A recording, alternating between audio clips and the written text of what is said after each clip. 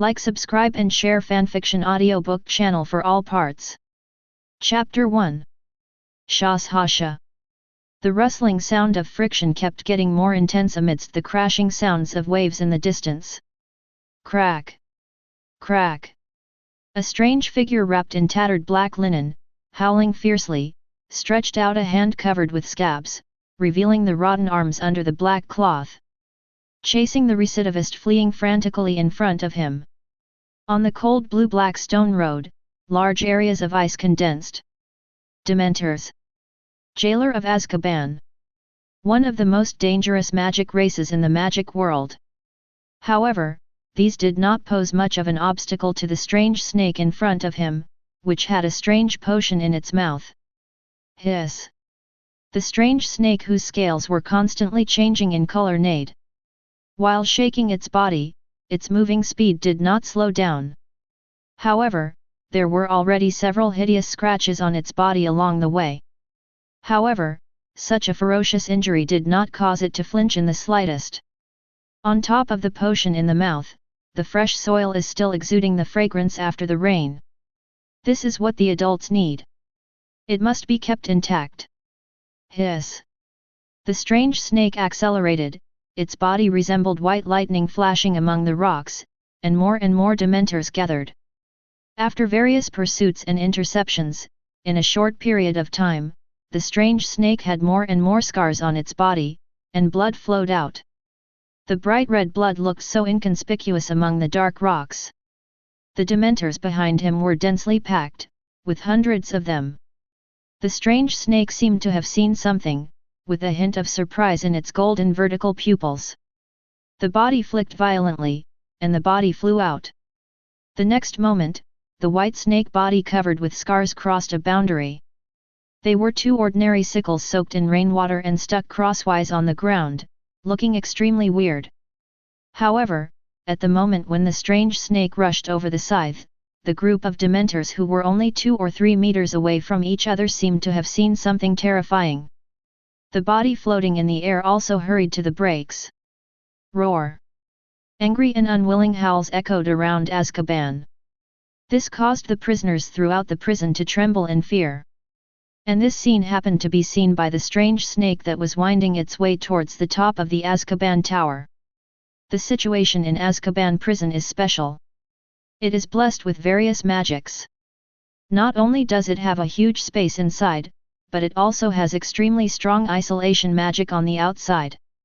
However, at this moment, this layer of isolation magic seemed to have no effect on the strange snake in front of him. While climbing up, through the window, I saw dark and damp cells, as well as the shivering, crazy prisoners in them, and the strange snake's eyes flashed pity and happiness. Shashasha. The body kept climbing up, and all kinds of crazy howls echoed in Azkaban. Let me out! I admit my mistake, I have already admitted my mistake. Damn the Ministry of Magic, the Great Death Eaters will make you pay a heavy price. You can't lock me in. I will definitely get out. Definitely.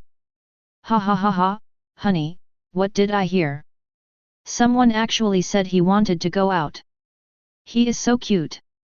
Dementors, what happened to those dementors? Damn it, who is stimulating those disgusting guys? Covered with blood and dirt, the rain was carrying a cold wind, it was biting cold, and the stone bed was as hard as iron. And the chain connected to the stone lock on the wall, completely binding the prisoner in the cell. That's not just a chain, it's also a tableware that dementors need to use when eating to prevent food from escaping. The strange snake didn't see this. It had been going back and forth like this at least 100 times over the years. The guests in these cells are no longer the same group of people as before. If we say that originally, it would have taken pity on these people and helped them bring back some fresh gadgets from outside. Now it is already numb. No matter what happens, as long as nothing happens to the adults, it doesn't matter to these people. On top of the potion in its mouth, the soil fell a little due to the fierce escape just now, and a scent of medicine began to spread, making the strange snake tense up instantly. The climbing speed couldn't help but become a little faster. The heavy rain washed away the Tower of Azkaban, and the prisoners and the surrounding Dementors were crying and howling. Combined with the pale thunder that came from time to time, the strange snake at this moment was like Prometheus stealing fire.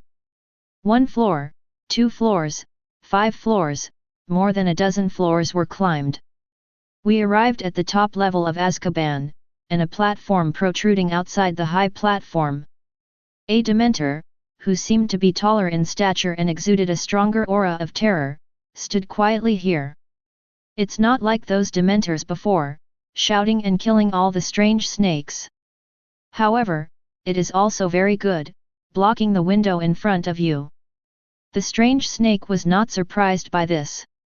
The flashing light in the golden vertical pupils showed that the injuries on his body would never be forgotten like this. Dementor. In the cold silence, the strange snake slowly opened its mouth.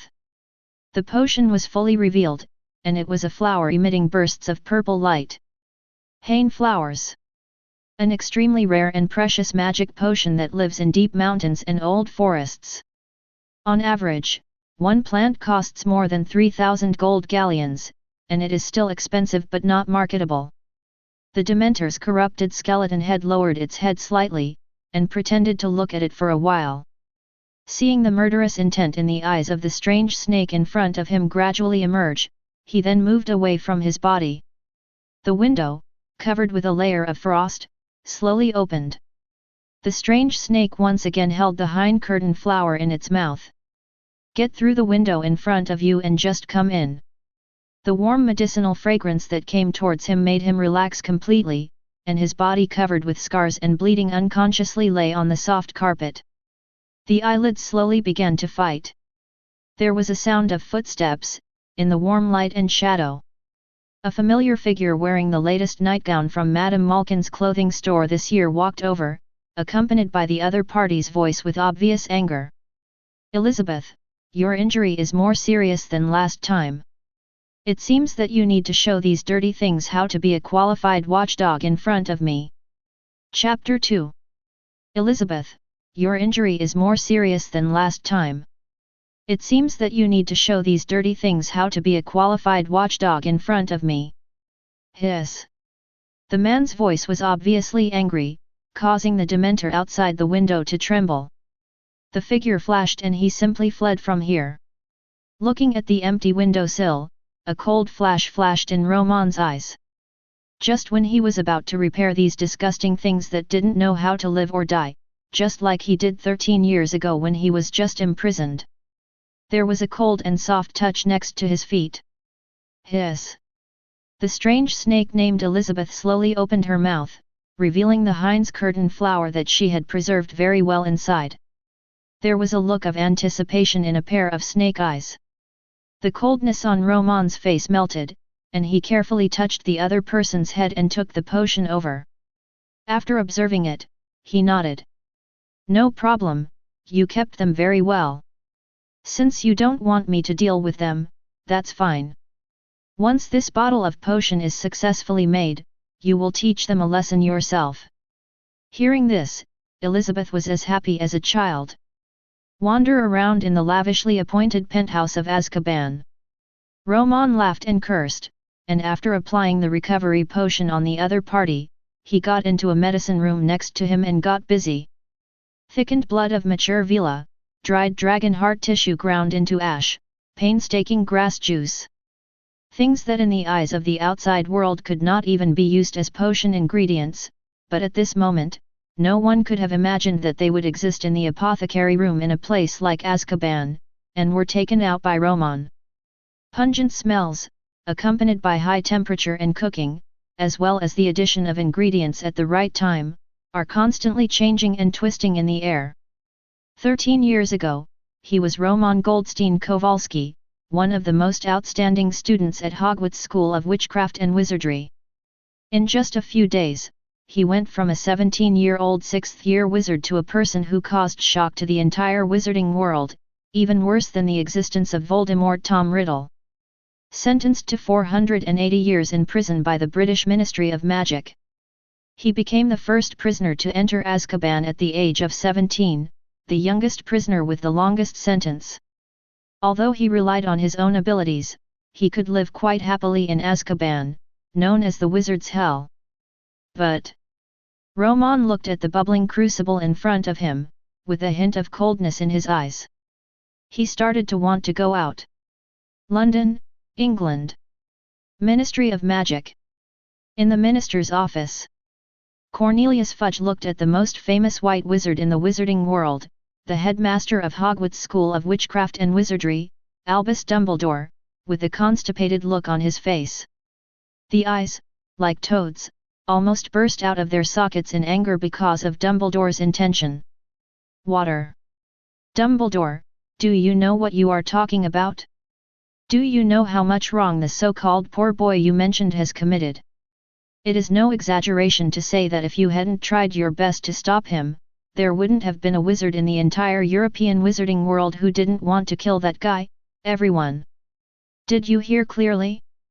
Everyone wanted to kill him back then. Fudge looked like he was roaring as if he had been greatly stimulated. Dumbledore seemed to have already expected this reaction. He stroked his beard, which shone with silver light under the light, and stared at the person in front of him. A pair of eyes that are calm but seem to be able to see through everything. I admit that the incident was too horrific. Not only did it affect a wide range of people, but its influence was extremely bad. Fudge thought Dumbledore had given up and was about to breathe a sigh of relief. But he was immediately choked by Dumbledore's next words. But, Mr. Minister, maybe others are qualified to say that about the child Romon. At least you, Connery Fudge, you might as well ask Merlin from the bottom of your heart. Were you really there in that disaster? Did you suffer any losses? Fudge's face was livid, but Dumbledore didn't give him any face. Without mercy, he directly removed the opponent's fig leaf. Fudge, that young lady from the Smith family didn't look down on you at all at that time. Fudge was furious. FK. Dumbledore, what are you talking about? We really love each other. The entire wizarding world knows it. However, the Minister of Magic, who was considered a big figure in the wizarding world, could not pose any threat at all in front of Dumbledore, the big boss. Waves of chuckles came from Dumbledore's mouth, with an inexplicable, calming sound that echoed in the office. Haha, don't get excited, Fudge. You know, I'm not here to quarrel. On the contrary, I'm helping you now. Let's not talk about how you got your position, but there is one thing that I think you can't deny.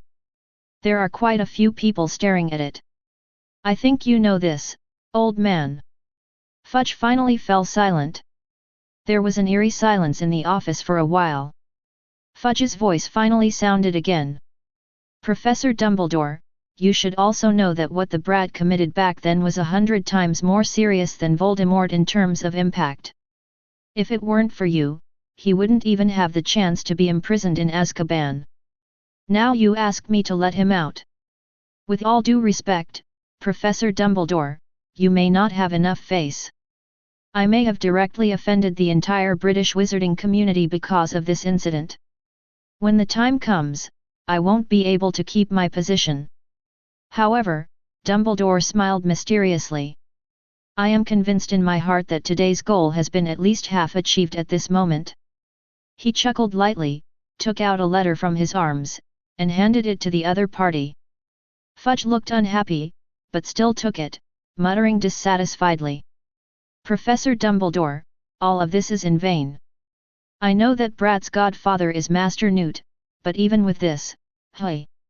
Fudge's eyes suddenly widened and he looked at the big red mark on the letterhead and the rigorously worded words at the beginning in disbelief. American Ministry of Magic. Chapter 3. Dear British Minister for Magic, Cornelius Fudge. We have been opposed to the outcome of your Ministry of Magic's treatment of our country's outstanding wizard Mr. Romon back then. But obviously, it is unfair for your country to make a fuss about this incident, which did not cause much actual damage. The shameless detention of Mr. Romon Goldstein Kowalski for 13 years is a serious provocation to the dignity of the United States Ministry of Magic, and we can no longer tolerate it. Here, On behalf of the United States Department of Magic, I would like to officially announce that this written submission represents our ultimatum. Immediately release Mr. Romon Goldstein Kowalski, a subordinate of the United States Ministry of Magic and the best potion master of this century, and be sure to ensure all his legal and reasonable activities in your jurisdiction. We were unable to receive a satisfactory reply within 7 days of the letter being delivered. I am sorry to inform you, Minister Connery, that you will be honored to add to your resume in office and set off the outstanding deeds of the war between the wizarding world between Britain and the United States. May Merlin's wisdom come to you. Donald. Understand. Waterfa? This is impossible. After reading the contents of the letter, a thin layer of sweat broke out on Fudge's forehead. His face was pale and his eyes were wide open, staring at Dumbledore in disbelief at the old god in front of him. Gritting teeth. This is absolutely impossible. That brat, no, even if you include the family behind him and Newt's commander. There is absolutely no way you can let the American Ministry of Magic stand up for them. This is impossible. Listening to the other party's hoarse roar, Dumbledore just shook his head gently. There was a hint of memory in his eyes, as if he was reminiscing about something in the past. Sigh. Fudge, you know that even I can't fake the letter markings of the American Ministry of Magic. They are even better at this than we are. To a certain extent, Fudge, you really don't understand what the child Romon actually represents. What you see in front of you is the fact. If you continue to imprison him, the United States Ministry of Magic will definitely go to war over it. Fudge. Holding the letter in his hand with a tangled expression, he paced back and forth in the office. Today Dumbledore really brought him a big problem that really put him in a dilemma. By releasing Romon, he will definitely offend the entire British wizarding community, and even the entire European wizarding community. But not releasing Romon, caused a war in the wizarding world during his tenure. Then he is even cooler. Finally, after walking around for who knows how many times, when even Dumbledore was about to finish the snacks on his desk, Fudge paused. Gritting his teeth, he stared at each other. Dumbledore, why, I need to know why the American wizarding community would send me such a strong threat to declare war for such a brat. I need to know the reason. Seeing that the situation is almost over. Dumbledore also smiled slightly, and under the gaze of the other party, he took out a crystal amethyst potion bottle the size of an egg from his arms. Placed in front of Fudge. Look at it, how beautiful it is. Even Severus has to praise it. It is the work of our Mr. Romon. From the notes he left at home, we know that the name of this potion is Merlin's second visit at midnight. Fudge. Fudge, who was still immersed in this beauty, couldn't help but twitch the corner of his mouth after hearing the name. After a long while, he gritted his teeth and squeezed out a sentence. It's indeed his style. But what effect does this potion have? Dumbledore smiled slightly, looked at the potion bottle, his eyes flickered, and murmured. Just like its name, the second chance Merlin gives to wizards. Fudge, how many squibs are there in the British wizarding world? When the word squib came out of Dumbledore's mouth, Fudge was stunned for a moment, and then his expression changed drastically. You mean? Dumbledore nodded, pointed at the potion bottle in front of him, and murmured. This potion can give squibs a second chance, allowing them to reignite a surge of magic and become a true wizard. Although a person only has one chance, but... Fudge, you must understand now why the United States will the magic world be so excited. Fudge nodded, took a breath, and then sat down on the chair weakly. The brain is a little blank. Just like the birth of the United States, the birth of the American wizarding world was naturally born out of Europe. Some pure-blood families who didn't get along well moved to the United States. It gradually developed to what it is today. In the American wizarding world, the number of squibs and wizard families is much higher than here. No wonder, if the formula and preparation method of this potion are obtained, the power of the entire American wizarding world will at least double. Dumbledore nodded. Fudge gritted his teeth and struggled for a long time before finally speaking again. I can let him be released from prison early, but... Dumbledore, one thing I want to make clear is that the United States Ministry of Magic calls it, let us ensure the safety of that brat Romon. Fudge shook his head, we can't do it. There are more people who want to kill him than there are Aurors in the British Ministry of Magic. And to put it bluntly, even our Aurors don't have no one who wants to kill him. Dumbledore coughed dryly and nodded. Don't worry, I will communicate this with the other side. You know, they are very realistic. They only want the formula of the potion. As for Romon's safety, I will make arrangements for him. Just as the two of them were rushing towards Azkaban from the British Ministry of Magic. Meanwhile, Azkaban. A bang sound, like the sound of a red wine cork being opened, came from the potion bottle in Romon's hand. In the dark pharmacy room, Romon and the strange snake Elizabeth at his feet were looking at the pharmacy bottles in front of them with fascination. It was like a white storm swirling in the potion bottle, crystal clear and shining slightly. Romon smelled the smell of the potion, and it was exactly the same as the situation simulated in his mind. Elizabeth, I think we really succeeded this time. Chapter 4. Elizabeth, I think we really succeeded this time. When he said this sentence, even Romon himself felt as absurd as falling into a dream. If what he is currently researching is known to the outside world, he will definitely add the titles of madman and idiot to his original notoriety. However, only Romon himself knows that the path he is taking is not wrong at all. It's just full of ups and downs. However, this is the path in life that he has truly determined after years of study and pursuit since his soul traveled to this wizarding world. Magical creatures evolve and transform. Life is short. Even the original Dark Lord Grindelwald, or today's Voldemort and Dumbledore, in Romon's eyes, are still small beings imprisoned in this world. Maybe at some levels, it exceeds that of ordinary people. But they themselves are still in the human category. And Romon. Now that he has come to this magical world, Romon will not be willing to accept it if he cannot aspire to the highest level. Hiss. Elizabeth rubbed Romon's feet excitedly, and the touch of the snake's body, which was as cold as white jade, brought Romon back to his senses. He lowered his body and touched the other person's head, with the same expectation in his eyes. Elizabeth, are you ready? Completely liberate the foundation of transformation over the years and become a unique advanced magical creature in the magical world. Elizabeth nodded excitedly. It can't wait any longer. Not only as an experimental subject, to verify the conjecture and research of the Master Romon. It is also a biological instinct to become stronger.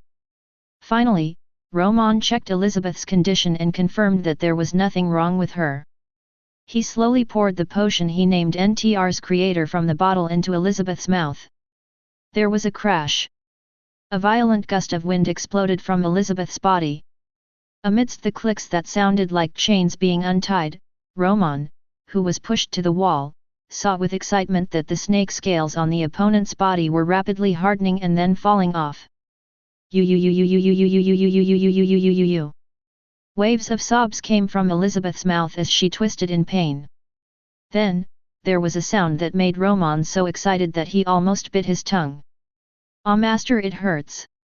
Ignoring the shameful nature of the words, when this distinctly female human voice came out of Elizabeth's mouth, Elizabeth froze in shock, even though she was in pain. I can speak now. Master, Romon was equally excited. However, when he saw Elizabeth, whose body was surging with energy and her snake body was rapidly expanding, his expression changed. He hurriedly waved his hand, and a burst of magic power surged out. There was a crash and the window was instantly broken open. "Quick! Elizabeth, get out quickly! This place cannot bear your next transformation." Elizabeth also came to her senses in an instant, and the next moment it turned into a white gust of wind, setting off a gust of wind in Romon's cell. In an instant, the howling wind sounded outside the window. When Romon came to the window a little embarrassed, he saw a scene that made him extremely excited. Roar! You bastards, I've been planning to tear you apart for a long time. At this moment, Elizabeth's body has actually expanded to 10 or 20 meters long, like a small train. The white snake scales all over its body had transformed, and a layer of pure white bird feathers had actually grown. When Romon saw it, a pair of wings spread out from behind with a clatter. And at the moment when Elizabeth looked at the swarming Dementors, she let out a roar. The situation suddenly changed. A terrifying gust of wind, carrying bursts of black and red thunder, suddenly erupted from her mouth. Instantly hit the dozen Dementors that rushed towards him. The sharp and shrill screams of the Dementors instantly rang out over Azkaban, alarming the other Dementors around them. It also instantly caused the wizard prisoners in the prison to look out in horror. Water shit? Who is this kind of magic wave? Who is attacking Azkaban? It's Voldemort! Our great demon lord is back! Ha ha ha, our master is here to save us! Oh my god, there are those damn Dementors everywhere! They are all converging over there! Who is it? Is it really Voldemort? Among those extremely vicious dark wizards, there were many people with powerful magic powers, but even they felt their souls trembling violently after feeling this powerful aura. In a cell on the 10th floor of Azkaban, a crazy-looking woman with an afro on her head showed surprise in her eyes after feeling the magical atmosphere outside the cell. It's my master who's back! It's Voldemort who's back! In another cell, a big black dog lay sleeping in the cell. After feeling the terrifying magical atmosphere outside the prison, the big black dog got up. A shocking thing happened. The big black dog slowly changed and turned into a human. Damn it, isn't Voldemort dead? Who else can have such a powerful magic wave and directly attack Azkaban? At the same time, Dumbledore and Fudge came to the vicinity of Azkaban's island through apparition. When they saw the situation on the island, their expressions changed instantly. Water shit! Someone is attacking Azkaban! Fudge's voice became shrill at this moment. And just when he was about to call the headquarters order. But he was stopped in time by Dumbledore. Don't panic, Fudge. Look, there are no traces of fighting here. It looks like a magical creature that accidentally entered. What kind of Dementors are there? You don't have to worry here. What we should pay more attention to now is Romon. Sir's safety, you know. Fudge glanced in shock at the huge thing stirring up the storm in the sky above Azkaban. Then he nodded. If there is no one to rob the prison, then he should be more concerned about the potion's genius who may bring him war. The two of them hurriedly entered the prison. There was filth and cold-smelling excrement everywhere, making both of them frown involuntarily. The dark wizards who had been kissed by Dementors recently were trembling like dead dogs. Fudge couldn't help but feel a little worried. Is that brat Romon going crazy after being tortured by Dementors? Chapter 5.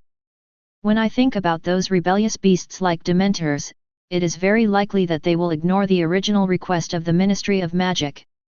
Use cruel methods on Romon who cannot be tortured. Fudge couldn't help but go up the stairs a little faster. Along the way, he directly filtered out the curses from some of the dark wizards who recognized his identity.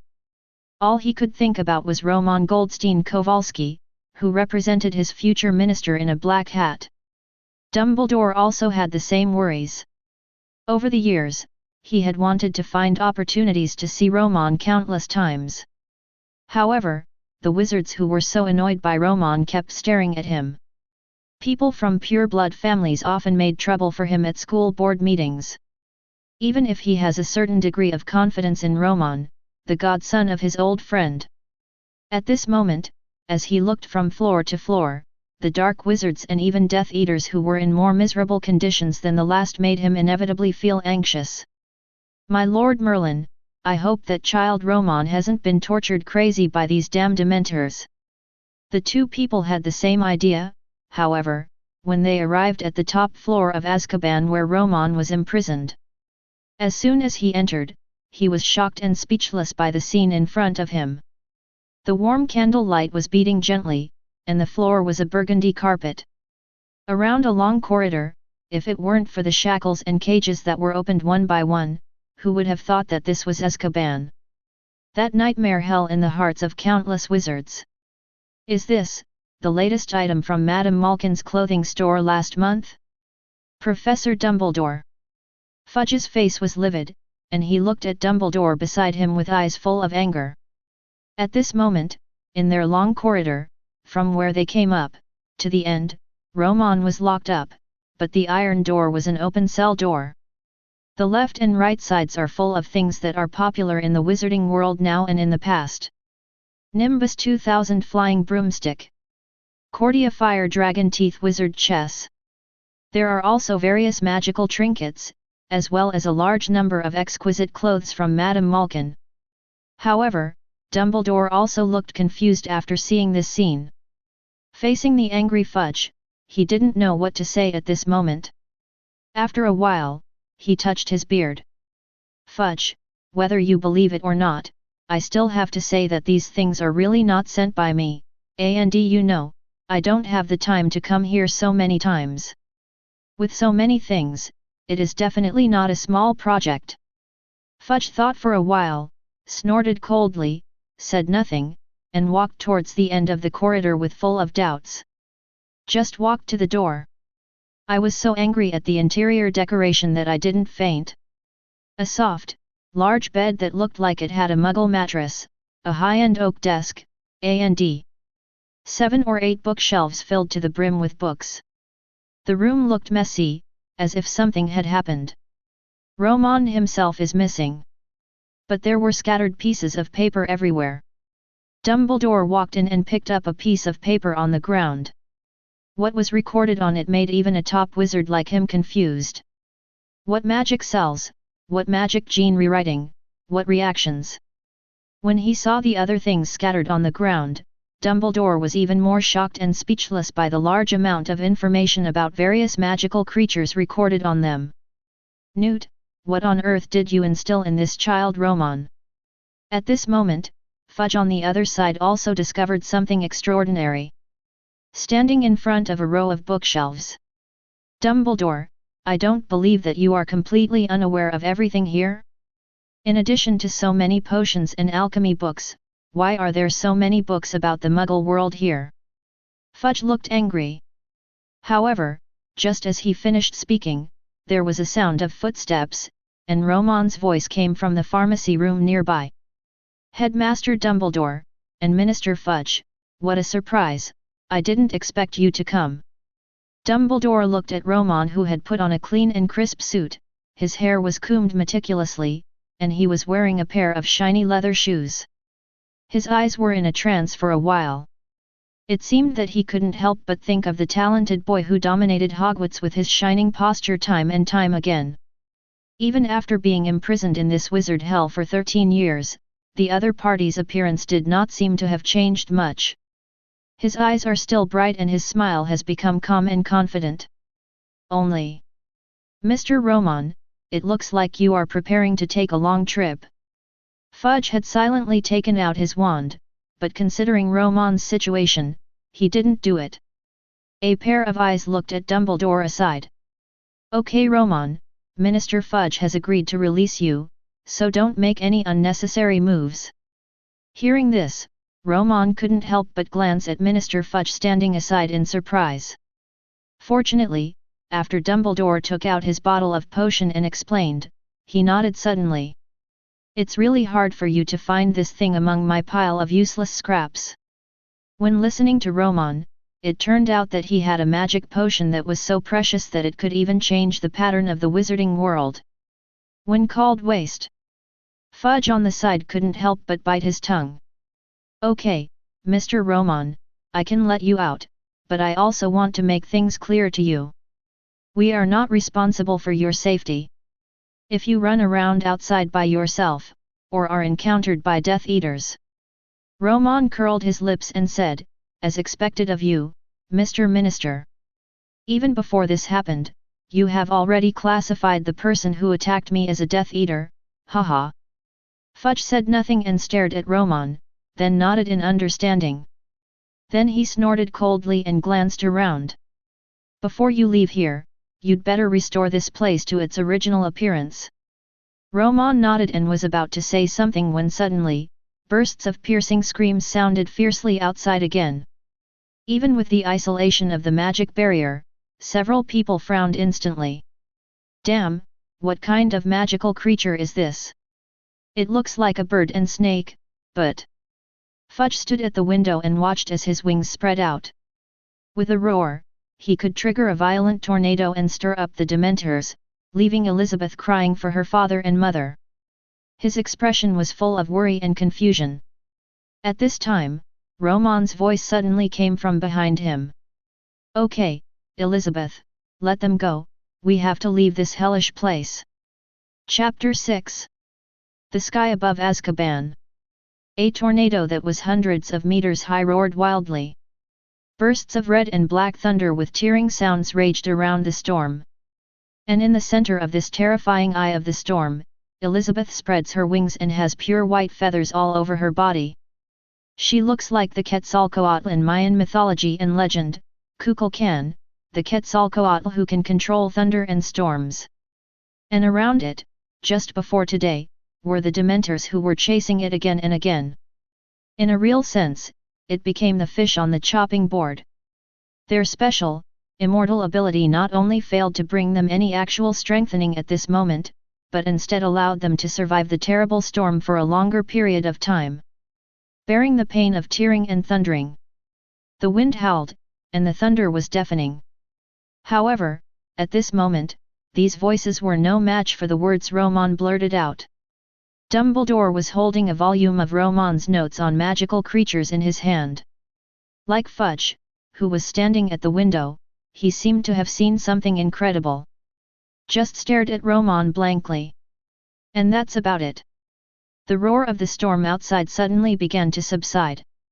Just when Fudge turned to look out the window was suddenly occupied by a huge and ferocious snake head. Those vertical pupils filled with ice coldness, as well as the chilling magic fluctuations emanating from his body. Even though Fudge was the Minister of Magic, the hand holding the wand started to tremble violently. Whoa, Walter! His face was pale, and while his body was trembling, he wanted to say something.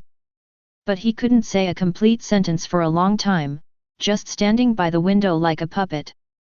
Dumbledore on the side was in a better situation, but even he couldn't help but take a deep breath when he looked at the huge and terrifying magical creature that looked like a bird and snake outside the window.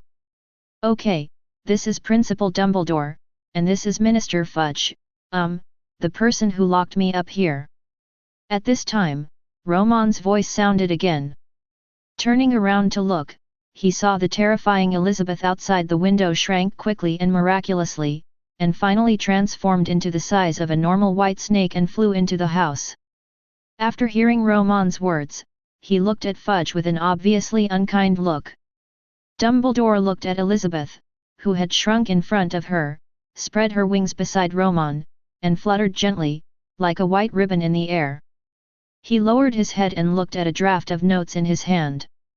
Conjectures about bird and snake magic genes and transformation magic factors.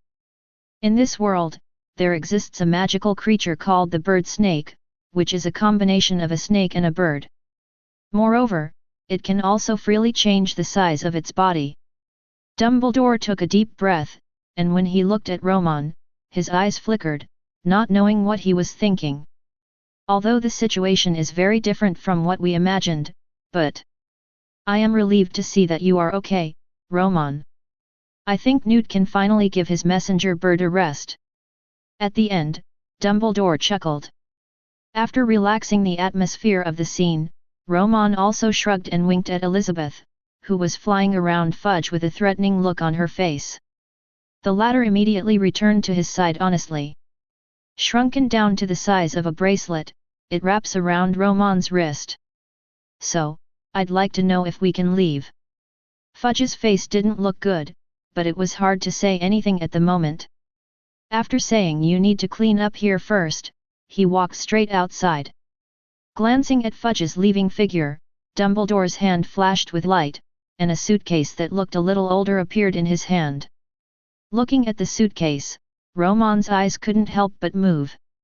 Haha, it can be seen that Newt cares about you very much, and 13 years of imprisonment not only did not make you depressed, but also allowed you to calm down and stick to your own path in a place like this. Romon, you will definitely be a great wizard with a great reputation in the future. Dumbledore looked solemn, and in his capacity, he said such words to a junior. It has fully demonstrated his importance and recognition of Romon. However, in response to this, Romon took the space-folding box from his godfather Newt's commander very naturally and curled his lips speechlessly. Headmaster Dumbledore, if you want to be famous, I think there is no one in the entire wizarding world who is more famous than I am now. Although I am imprisoned here, I have not cut off information exchanges with the outside world. Now, the name Romon Goldstein Kowalski, it is not an exaggeration to say that it is a household name, right? Romon paused, then seemed to think of something, and smiled to himself. The Death Eaters can be left alone for now, Romon must die, haha, what an interesting slogan. Dumbledore was speechless and walked out of Azkaban silently. After Romon packed up all his things, he also walked out of Azkaban as if for a walk. The sound of shiny leather shoes hitting the floor of Azkaban's prison immediately attracted the attention of the Death Eaters and wizards imprisoned around them. Damn, this guy, how could you be let out, Fudge? You damn BD! Ah! I'll kill you, Romon Goldstein Kowalski! I'll kill you! You killed my sister, you killed my sister! Among the prisoners who were as filthy as mad dogs, Romon silently came to a black dog. Taking off the hat on his head, Romon raised the corner of his mouth and looked at Sirius, who had released the animagus. Classmate Black, I really didn't expect that it would be 13 years since the trial of me by the god of spring, and it would be 13 years since we met again. What's even more incredible is that the young master of the Black family who followed classmate James Potter, turned out to be a prisoner. Hearing the familiar name from Romon's mouth, Sirius, who was obviously mentally disturbed by the Dementor's hospitality, grabbed the prison door in excitement. I didn't kill James. I didn't betray them. Romon raised his eyebrows and shrugged, when did I say that you betrayed them? Now it was Sirius' turn to be stunned. However, Romon had no intention of continuing the conversation and glanced at the prison not far away from Sirius, where another Black was being held. Haha, by some mistake, I made Lily and James Potter a success, but apart from them, I made a lot of people better. Upon hearing this, Sirius immediately felt as if his tail had been stepped on, and he looked furious. Frantically, he wanted to reach out and catch Romon. Damn it! I'm going to kill you! Romon Goldstein Kowalski! I'm definitely going to kill you! Ha ha ha ha! Chapter 7. Haha, after all, some people have even been neighbors here with me for 13 years, so some reluctance is inevitable. Seeing a man in a straight suit walking out of the gate of Azkaban, he was able to say such words shamelessly even in the face of abuse that could not be blocked by soundproofing magic. Fudge gritted his teeth but still didn't say anything. Looking at Dumbledore aside. Professor Dumbledore, I still say what I said. We have released him, but the British Ministry of Magic is not responsible for his safety. If the American Ministry of Magic is worried, it would be better to send him back as soon as possible. Dumbledore bowed slightly in thanks. However, just as the two were preparing to take Romon away from the island, amidst the bursts of crashing sounds, and as the air cooled down instantly, the heads of several people were instantly covered in darkness. As soon as he raised his head, Fudge's expression suddenly changed. He took out his wand from his arms, and a little white light lit up the tip of the wand. This is the performance of using the God-calling guard. What's going on? What are you going to do? This prisoner has been pardoned. Fudge shouted a warning.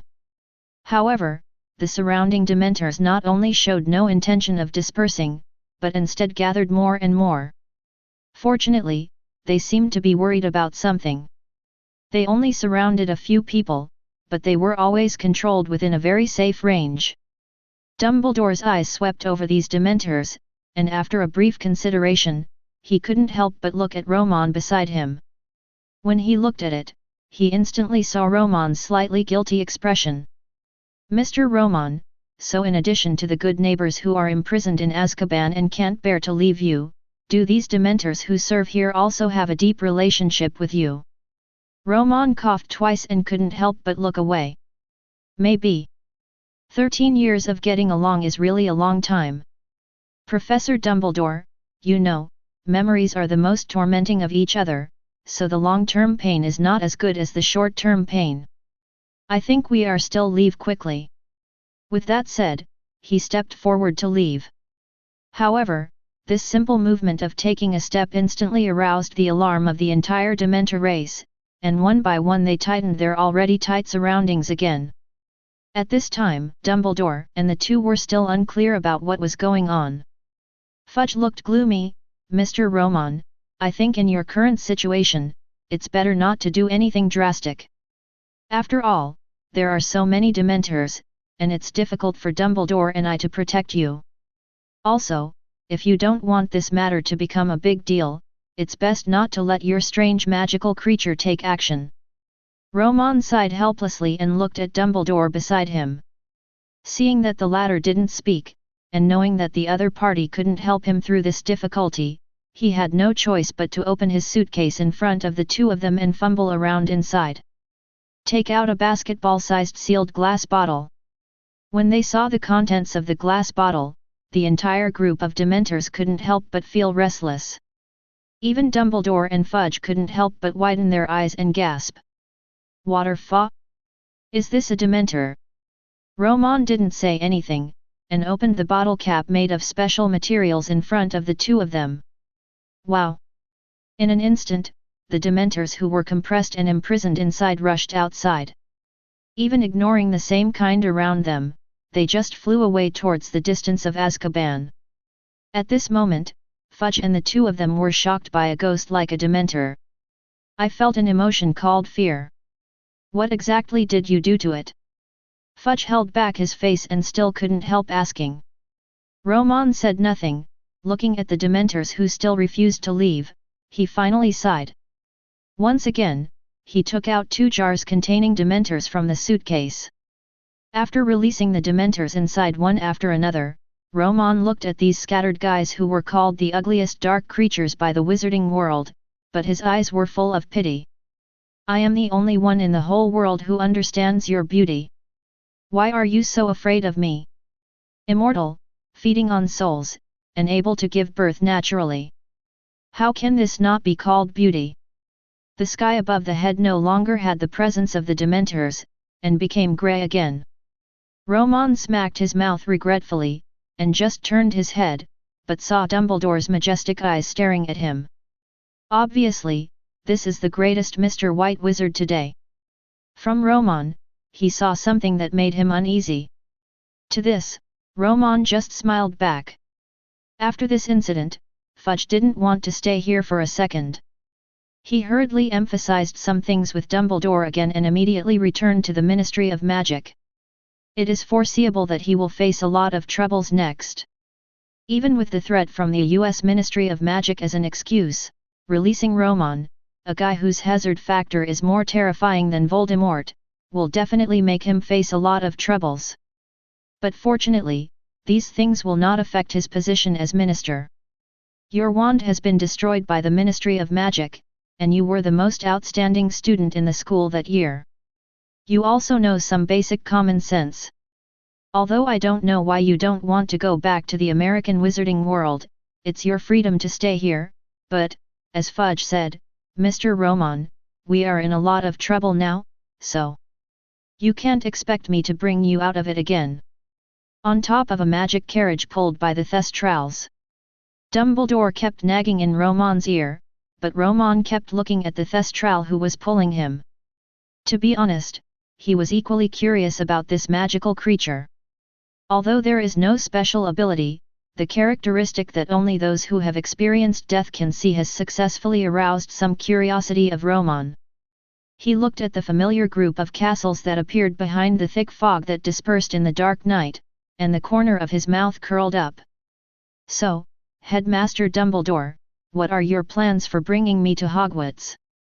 Dumbledore took a deep look at Romon, focused on Elizabeth on his wrist for a while, and said quietly, "For now, Hogwarts is definitely the safest place in the British wizarding world for you, and letting you stay in Hogwarts is also the meaning of your godfather and parents." Having said that, Dumbledore had a smile on his face, and held out a hand to Romon. "So, Mr. Romon, who is known as the best potions wizard in the American wizarding world, is willing to be my professor of potions at Hogwarts School of Witchcraft and Wizardry."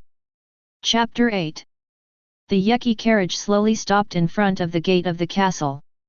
Looking at the several figures standing at the door, the corners of Romon's mouth could not help but curl up slightly, and he opened his arms happily towards one of them.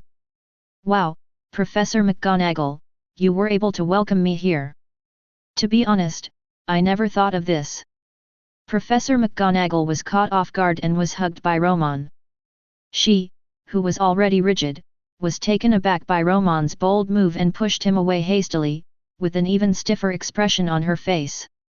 "Then I might really disappoint you, Mr. Romon. Actually, I am not waiting for you, but for Principal Dumbledore, who did not even consult us when we did such a big thing. Albus, you are too impulsive. How big of a mistake has Romon made? Don't you think? Do you know?" Romon's smile remained undiminished, and he was not annoyed by being scolded so much by the other party. He stood aside and watched the good show with his chest folded. While Dumbledore and Professor McGonagall were arguing about Romon's situation, Romon's eyes suddenly fixed on the few people at the door. His eyes flickered slightly, but when the latter noticed Romon's gaze, he instinctively lowered his head. "Classmate Severus, we were such good friends back then. Now that you have come to greet me, why do you have to lower your head again? This is really sad."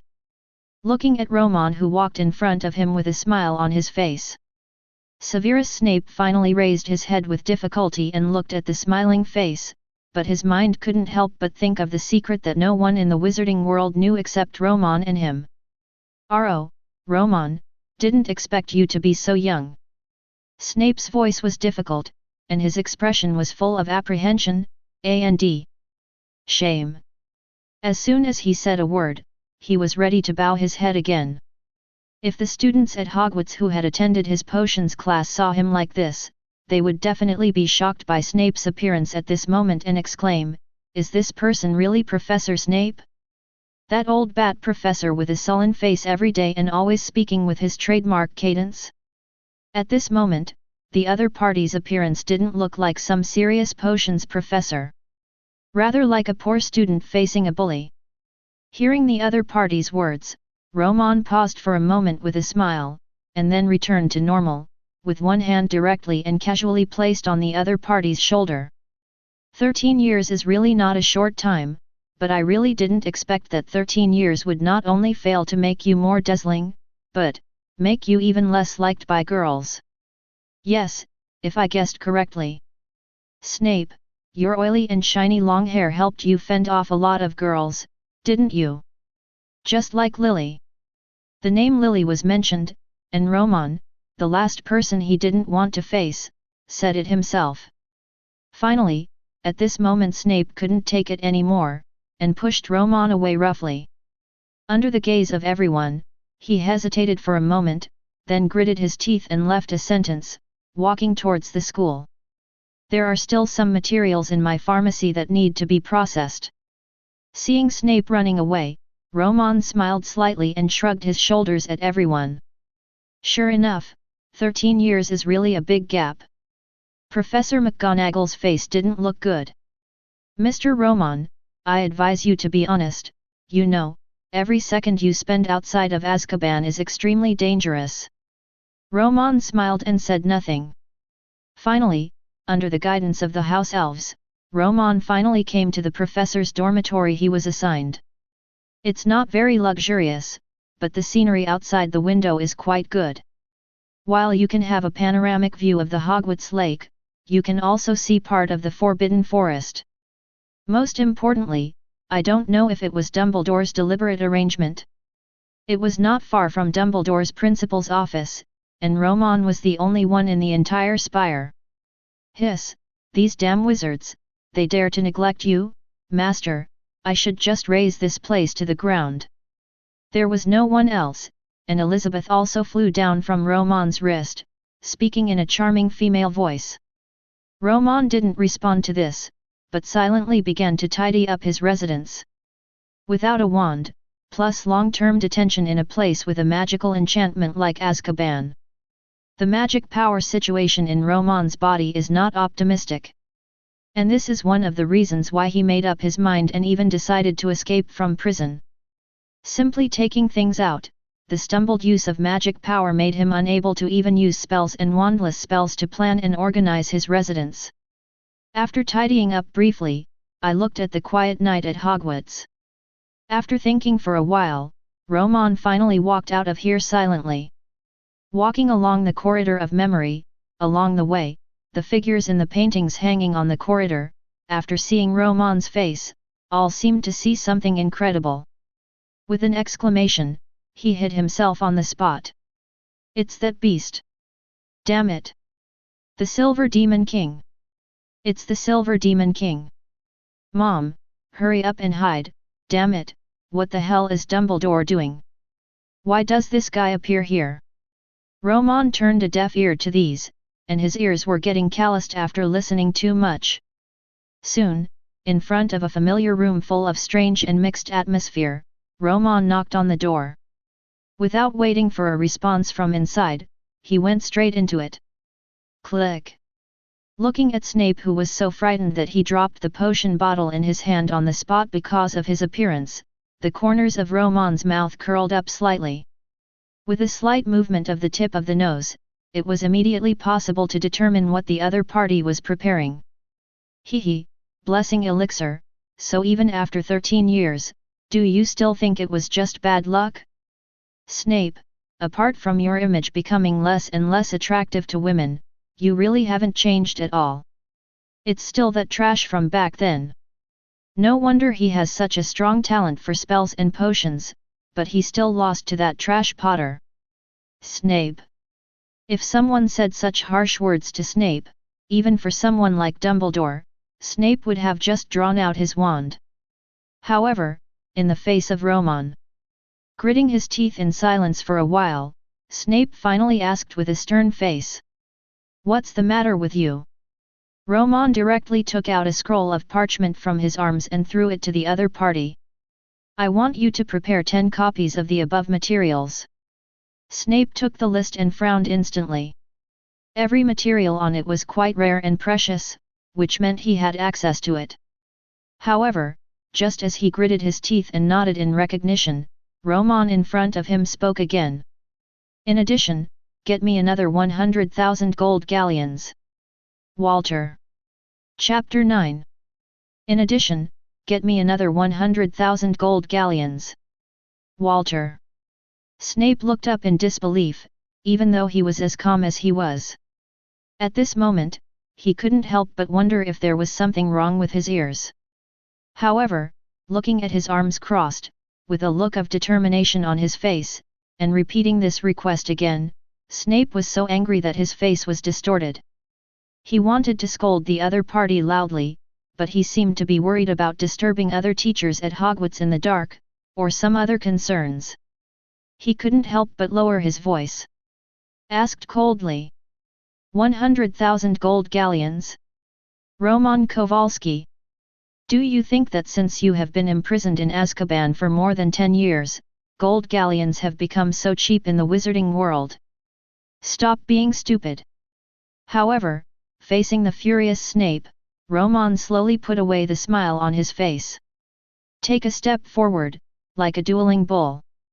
More than 10 years, you have the nerve to come up with this number.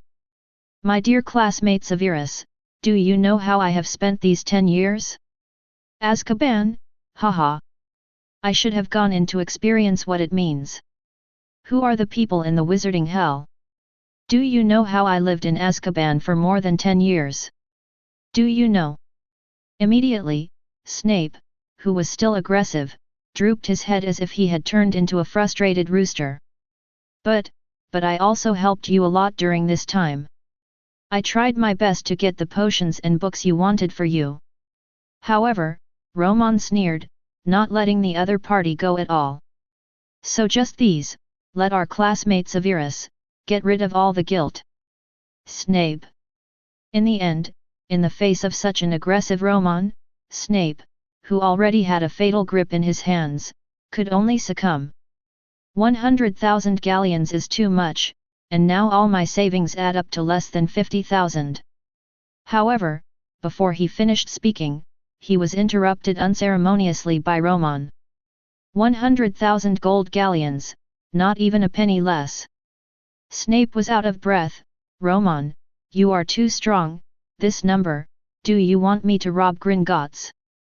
Romon narrowed his eyes slightly, and the curved corner of his mouth made Snape's heart twitch instinctively again. Snape, in 13 years, you have never found a way to come to me, but I know everything about you, such as you and our headmaster Dumbledore. What a sad love scene! Instantly, Snape's pupils shrank, and he looked at the determined Romon in front of him in disbelief. In his heart, he wanted to strongly deny that Romon knew his secret. However, Romon knew him too well, and he also knew the brightest star at Hogwarts. He is extremely disdainful of using bluff. Sure enough, the next moment, Romon sneered. Whether it's the Order of the Phoenix or the Death Eaters, you must have a way to get me this money easily. 3 days, I only give you 3 days, no matter what means you use. Seeing that the latter was silent, Romon's face slowly revealed the previous gentle smile. He took a step forward and patted the other party's tense shoulder. Relax, Snape, we were classmates before, and we will be colleagues in the future. By the way, as far as I know, just this year, Harry Potter, the savior who survived, will enroll in Hogwarts. Yeah, hee. Seeing the cold glint in Snape's eyes, it looked like he was being touched, but it instantly scratched Romon's itch. He really couldn't stop. 13 years of imprisonment eventually caused him to develop some abnormal problems. For example, like to be ABCH? Harry Potter, haha, if you had succeeded in that matter, I think this child's name should be Severus, right?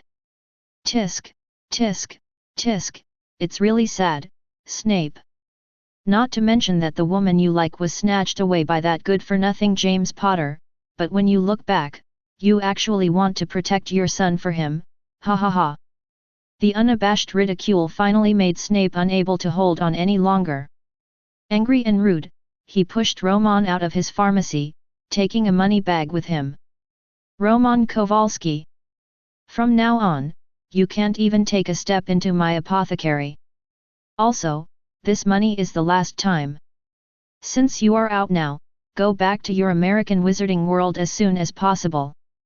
However, Romon chuckled and shook the money bag in his hand. He glanced left and right, and after making sure no one was there, he stepped forward slightly. He spoke coldly in a voice that only 2 people could hear. The voice was full of teasing and defiance.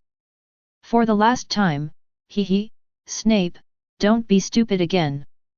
I'll eat what you did for the rest of my life. Romon didn't care what Snape's mood was that night. At least he was in a pretty good mood. He was full of energy and didn't feel sleepy at all. I spent the whole night wandering around the familiar Hogwarts castle, and early the next morning I received a list of materials personally delivered to my door by the Master of Suffering, Snape. Even though the other party left without saying a word, Romon didn't feel angry at all. Instead, he immediately impatiently organized a medicine table in the dormitory and started working on it. Calculating the time, the news that the big devil himself has emerged will probably spread in the wizarding world soon. Before that, Romon must solve the problem of solidification and drying up of his body's magic power as soon as possible. While Romon was rapidly calculating and sifting through thousands of potion formulas in his mind, the British wizarding world, as he expected, really exploded. Daily Prophet. Ho ho ho, it's such an exciting day. I'm always flying around the Ministry of Magic diligently, and sure enough I was able to capture the breaking news about those old things again. Rita Skeeter, a female reporter from the Daily Prophet who had just transformed from a beetle into a human being, immediately walked towards her workbench impatiently. As if summoned by something, a quill suddenly stood up on a piece of white paper. Is one step of compromise to save life, or to fall into hell? The foolish Minister of Magic Fudge believed in a declaration of war from the United States Ministry of Magic, and boldly released the devil who almost destroyed the entire British wizarding world. Will the disaster 13 years ago happen again? Chapter 10. The Leaky Cauldron. One of the entrances to the British wizarding world, the connection point is Diagon Alley of the wizarding world. As Muggle wizards, the first place that comes into contact with the wizarding world is the Leaky Cauldron, where the number of guests every day is extraordinary. Ordinary wandering wizards, dark wizards, and even some wizards from pure-blood families will also have a drink again. Noisy and dirty are the eternal themes here. However, today, as usual, the tavern, which was full of noise and laughter and clinking glasses, suddenly fell into dead silence because of a sharp and incredible roar. Damn it! The Silver Devil is out of prison. That old BD Cornelius Fudge, let him go. In an instant, everyone turned their heads blankly and looked towards the corner seats of the tavern. But I saw that there was a family of 3 sitting there at the moment. The man stood up with a shocked and angry face, leaning his body on the table, like an enraged lion, staring at the latest newspaper on the table. The Daily Prophet. Beside him, the woman looked aggrieved and held a big-headed child with obviously weird features. The child is dull, and the angle of his eyes is full of distortion. Obvious deformities. How could he do this? How could he do this? Cornelius Fudge. Brother, don't be so angry, Don't mention this damn name to me. Shut up. The woman's soft reassurance immediately seemed to add fuel to the fire, causing the man to roar even more frenziedly, and without knowing when, he directly took out his magic wand. I'm going to kill him. Cornelius Fudge, and that damn BD. Romon Goldstein Kowalski, the Silver Devil.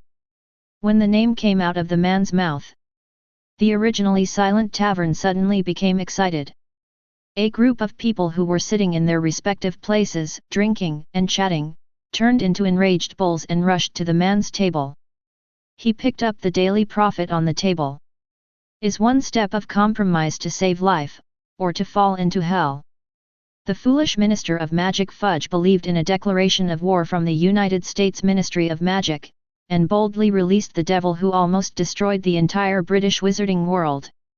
Will the disaster 13 years ago happen again? Not to mention Rita Skeeter's professionalism, but at least the other party's professional skills are serious.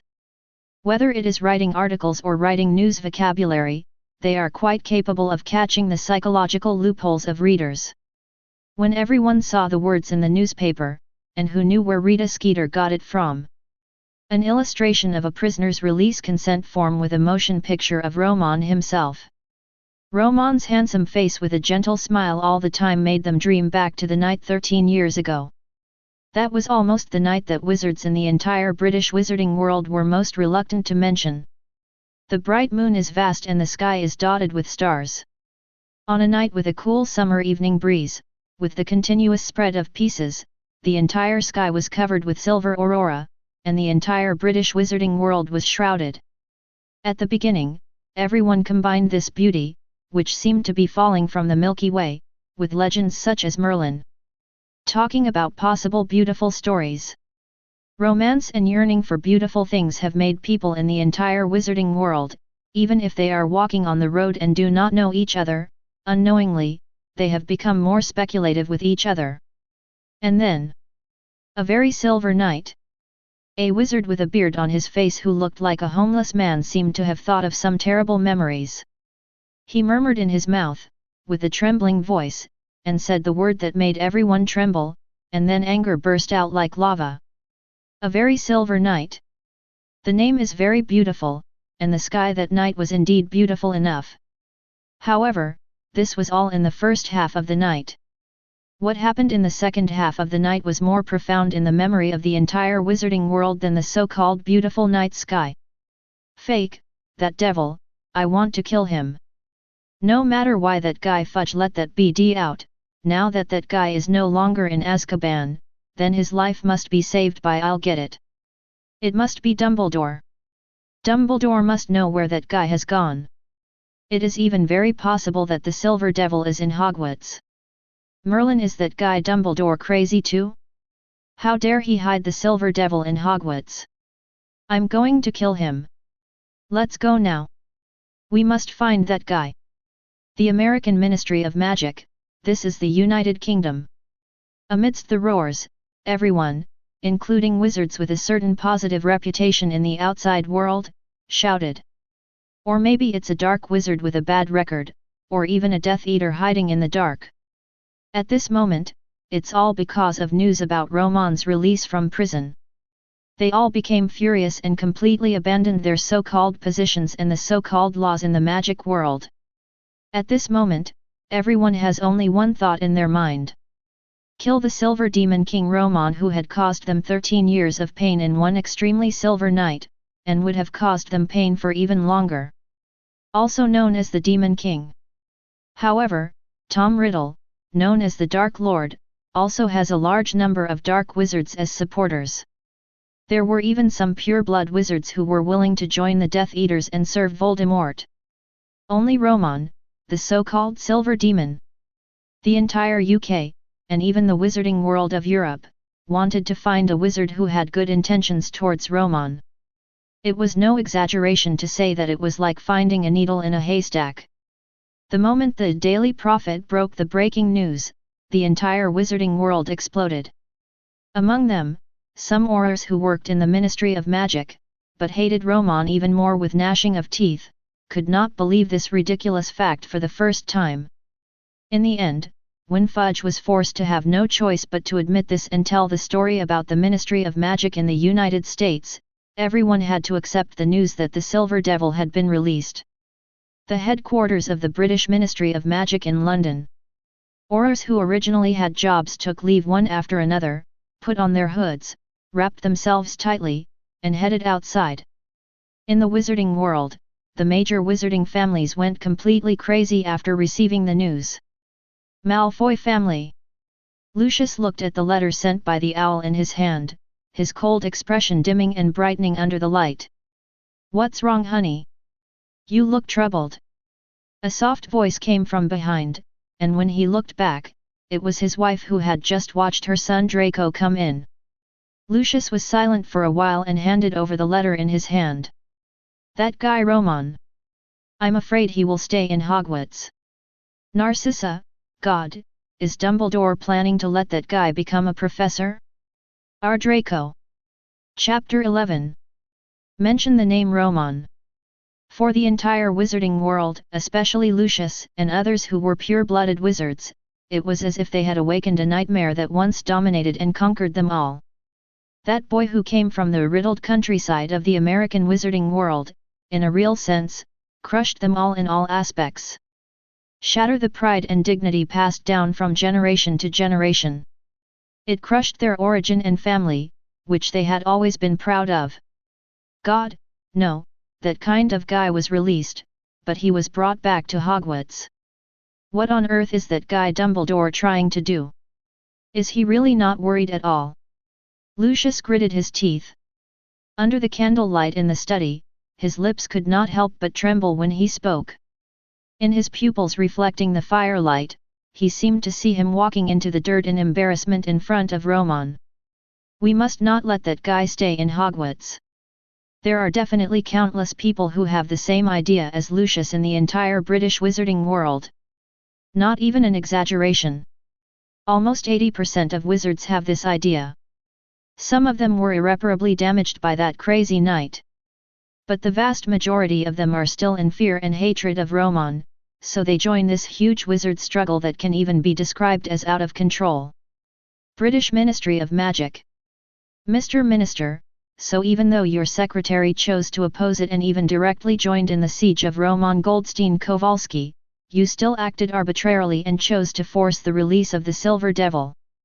Rita Skeeter, the gold medal reporter of the Daily Prophet, looked at Minister of Magic Fudge, who looked aggrieved and even had to prepare his own manuscript, with the ferocious light on his prey shining in his eyes.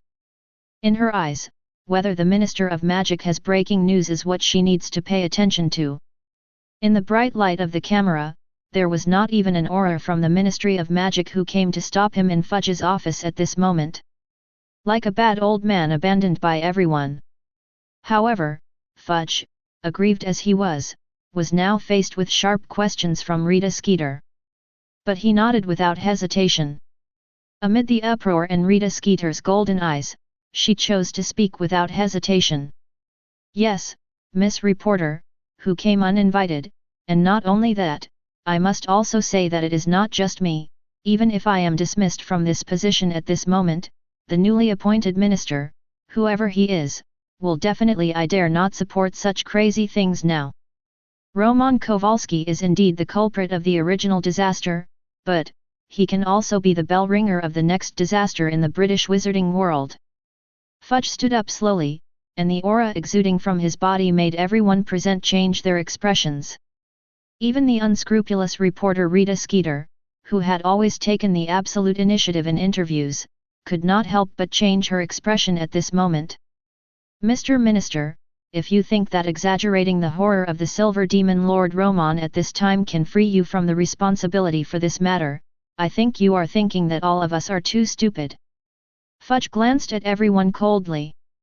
Then he took out a copy of the magic potion evaluation from the drawer. He just got it today and threw it away in front of everyone. Facing the aggressive looks from around him, he, who has always been criticized for being helped up by women, exudes a powerful aura. Shocked the whole audience. Yes, you are all the smartest people, especially our Miss Rita Skeeter. I have to say that I am very curious.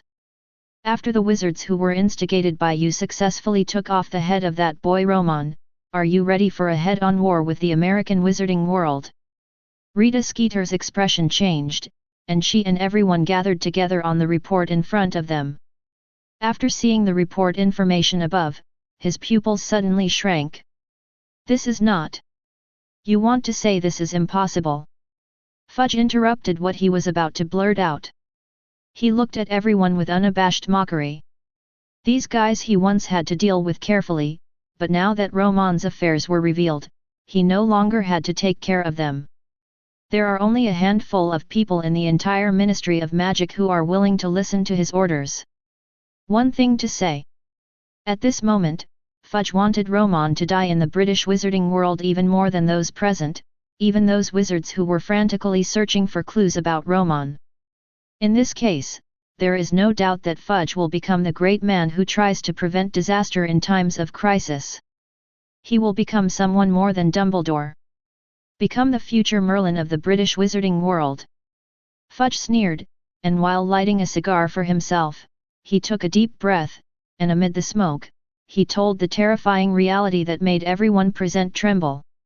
Unfortunately, this report is the result of having people from the Potion Development Department study it overnight. And more than a month ago, this report has been circulated among the major wizarding families in the American wizarding world. Romon Goldstein-Kowalski. In our British wizarding world, everyone wants to kill the Silver Devil, but in the American wizarding world, he is the reincarnation of Merlin. Boom! A huge explosion exploded in Romon's residence. The huge movement, even though it was isolated by a curse, immediately attracted the attention of the teachers at Hogwarts. However, after just a moment, even Dumbledore turned his head away. In the principal's office. Albus, are you really sure? I don't deny Romon's excellence. He was a legend in the school. Even now, those students in his class will never forget it, but he's really too dangerous. After a slight tremor, he ignored the grumbling portraits of curses on the wall of the principal's office. Professor McGonagall began to persuade again with a look of unwillingness. However, after Dumbledore felt that there was no danger to Romon, he lowered his head again. He only responded with a smile to Professor McGonagall's persuasion. "McGonagall, I understand your concerns, but I must reiterate that yes, Romon's joining Hogwarts is a fact that has been determined. Not only you, but also the school board of directors can't stop it." As he said that, he raised his hand. The words were so fierce that he even threatened to remove his school board notification letter. And at the same time, in the residence where Romon is located, Romon, who was obviously charred and slightly embarrassed, looked excitedly at the potion in his hand that seemed to have the Milky Way flowing through it. There was a bright golden light in his eyes, as if there were unknown words constantly flowing through them. "Elizabeth, you succeeded. 13 years of imprisonment will be completely ended at this moment." Chapter 12. Hiss, Master, I can feel that this is more pure and terrifying than the potions you prepared before. The power contained in it is like an unbreakable eye of the storm. Elizabeth wandered around Romon. A pair of snake pupils stared at Romon's hands, changing the light and shadow at that moment, like a potion containing a universe, full of human shock and admiration.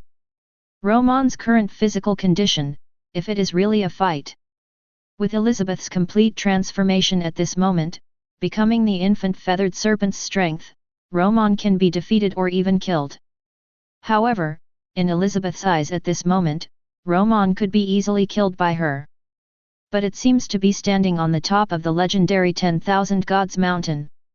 Master the original truth of the world. Master, you will definitely become a greater existence than Merlin, the god of magic. No.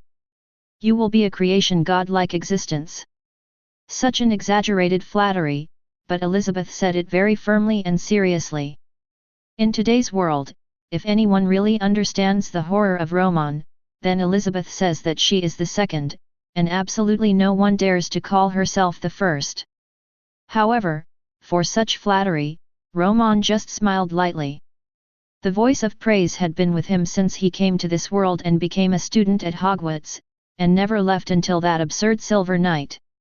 He is worshipped and revered by everyone, and is regarded as the existence of the future star. To be able to have such ability and accumulation today.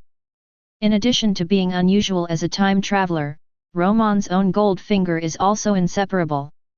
Romon's eyes with a holy golden light stared at the potion in front of him. The transformation factor is 0.872%. This ratio is really difficult to grasp. It took more than 10 years of research and matching of countless potions, plus 10 consecutive failures, to finally achieve this. A legendary alchemist like Nick Mailer will never be able to refine the ingredients of these potions to this level. Romon muttered to himself, speaking words that Elizabeth could not understand, but did not understand. And what she didn't know was, in Romon's eyes, this bottle of potion at this moment was completely unusual. Heart of all wisdom, even a Romon doesn't know how to get the gold finger. An existence similar to a super-intelligent brain. Not only can it provide Romon with super learning assistance ability, it can also make him feel like a god in terms of research and new field development. This is why, at such a young age, Romon could be regarded as a ruling demon king in Hogwarts at that time, and even among the younger generation of the British wizarding community. In the Defense Against Dark Arts class, all kinds of combat magic were basically learned in front of him once and twice, and later on, he could learn them from angles that no one could have imagined. Make preliminary improvements to it. In the boring history class of the wizarding world, the professor who was a monk striking the clock for a day, because he sat in the classroom, he felt like an enemy every day. As for the charm class and potion class, Romon is the nightmare of the professor. Glancing at the quiet forbidden forest night outside the window, the corners of Romon's mouth twitched slightly. He couldn't help but murmured in a low voice. Hogwarts, your devil, is back. This rare bottle of potion, officially named Rebirth by Romon, was poured into his mouth. As the potion was instantly activated in Romon's body, Romon instantly became a blue light source in the dark night, and the bones, meridians, and flesh of the body seemed to be seen through. However, in such a terrifying scene, Romon not only did not have the slightest fear. Instead, he suddenly began to chant, a chant full of sacred and religious feeling. With the echo of the wind caused by the whistling magic power, bursts of Sanskrit sounds instantly began to spread around the entire Hogwarts. Wow! The figures of Dumbledore and Professor McGonagall instantly appeared outside Romon's residence.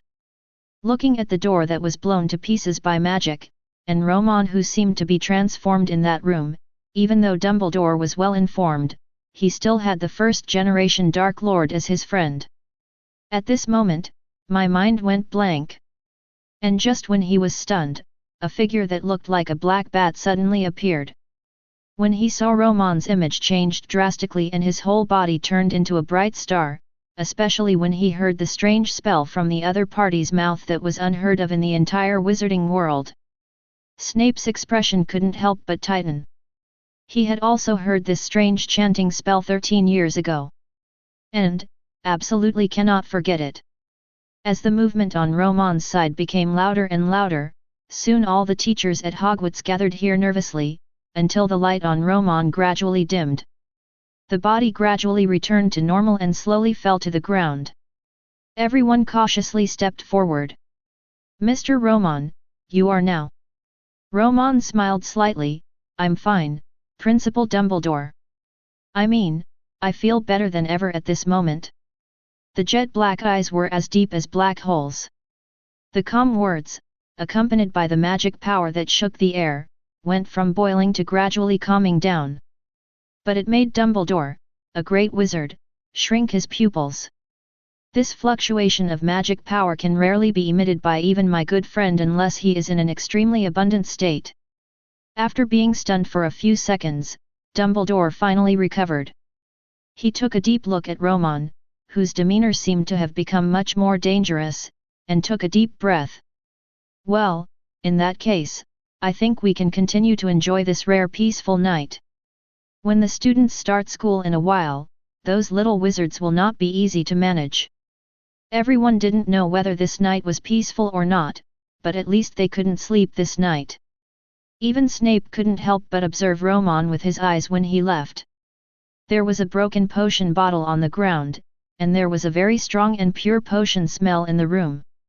However, even he, a master of potions, could not figure out whether this kind of breath matched the properties of the potions he had given Romon before. Is it something they can radiate? Or, can this kind of terrifying magic power fluctuation really be brought about by a bottle of magic potion? Just when everyone left and Dumbledore was about to leave, Romon suddenly called out to him. "Professor Dumbledore, you just said that the day for new students to start school is coming soon. I wonder, as a professor at Hogwarts, can I also join in the guidance of new students?" Dumbledore. Romon is smiling, very sincerely. However, thinking of the crazy wizards outside at this moment, Dumbledore had reason to believe that this boy definitely had some restless thoughts. Chapter 13. Thanks to the boss, Mrs. Dimitrescu, for the 1,000 point reward. Thank you. Except for the two of them, there is no one else here at this moment. Dumbledore also had no scruples. He stared deeply at the man in front of him, the godson of his old friend, the once proud son of heaven. However, unlike when he faced himself back then, where he was more or less uneasy and wary, Romon now only gave him a sense of calm. Just as if it is no longer possible for him to cause any life-level harm to him. "Romon, you should know very well what you are facing now. In fact, tonight, I have received strong protests from the school board, and they even want to remove me as the principal. So do you know how dangerous you are? This is the British wizarding world, not the United States. However, such heartfelt words were met with a sarcastic sneer from Romon. Pfft! The laughter seemed so abrupt in the silent night. Dumbledore narrowed his eyes slightly. As the greatest white wizard of this century, the pressure emanating from him did not have even the slightest impact on Romon at this moment. Professor Dumbledore, you are right, this is the British wizarding world, not the United States. But, what next? Romon spread his hands, and an emotion called unruliness that had never appeared in his eyes before made Dumbledore feel nervous. However, Romon did not give the other party a chance to be nagging at all. Glancing at the Hogwarts night outside the window, the corners of his mouth curled up slightly. This place really hasn't changed at all. It reminds me of when I first entered school. However, it seems that during the time I was imprisoned, someone appeared in the wizarding world. A great man. You say so, Professor Dumbledore. Looking at Romon's eyes full of strange smiles, Dumbledore naturally knew who the big shot in Romon's words was. The second-generation Dark Lord, Tom Riddle. Professor Dumbledore, I heard that Mr. Dark Lord is also a very good human wizard. You know, I like to deal with good people the most. Dumbledore's eyes flickered briefly, and then he snorted coldly. Romon, Voldemort is dead, this is a recognized fact. However, now that you have made your decision, I can't stop you anymore. I will arrange a new muggle for you, and you will be responsible for taking her to prepare for school. I think these things should be useful to you. No problem. Dumbledore said nothing and left the next moment. And just in the early morning of the next day, a document with some information written on it was delivered to Romon. Professor McGonagall's face was serious and full of warning. Nowadays, there are tens of thousands of people in the British wizarding community who want to kill you. Mr. Romon, the most important thing you should do at this time is to use your intelligence and leave the British wizarding community rationally. However, Romon was not interested at all. Looking at the name of the new student on the document in his hand, the corner of his mouth curled up. Finally, when he came to this world, he had already begun to prepare for this day.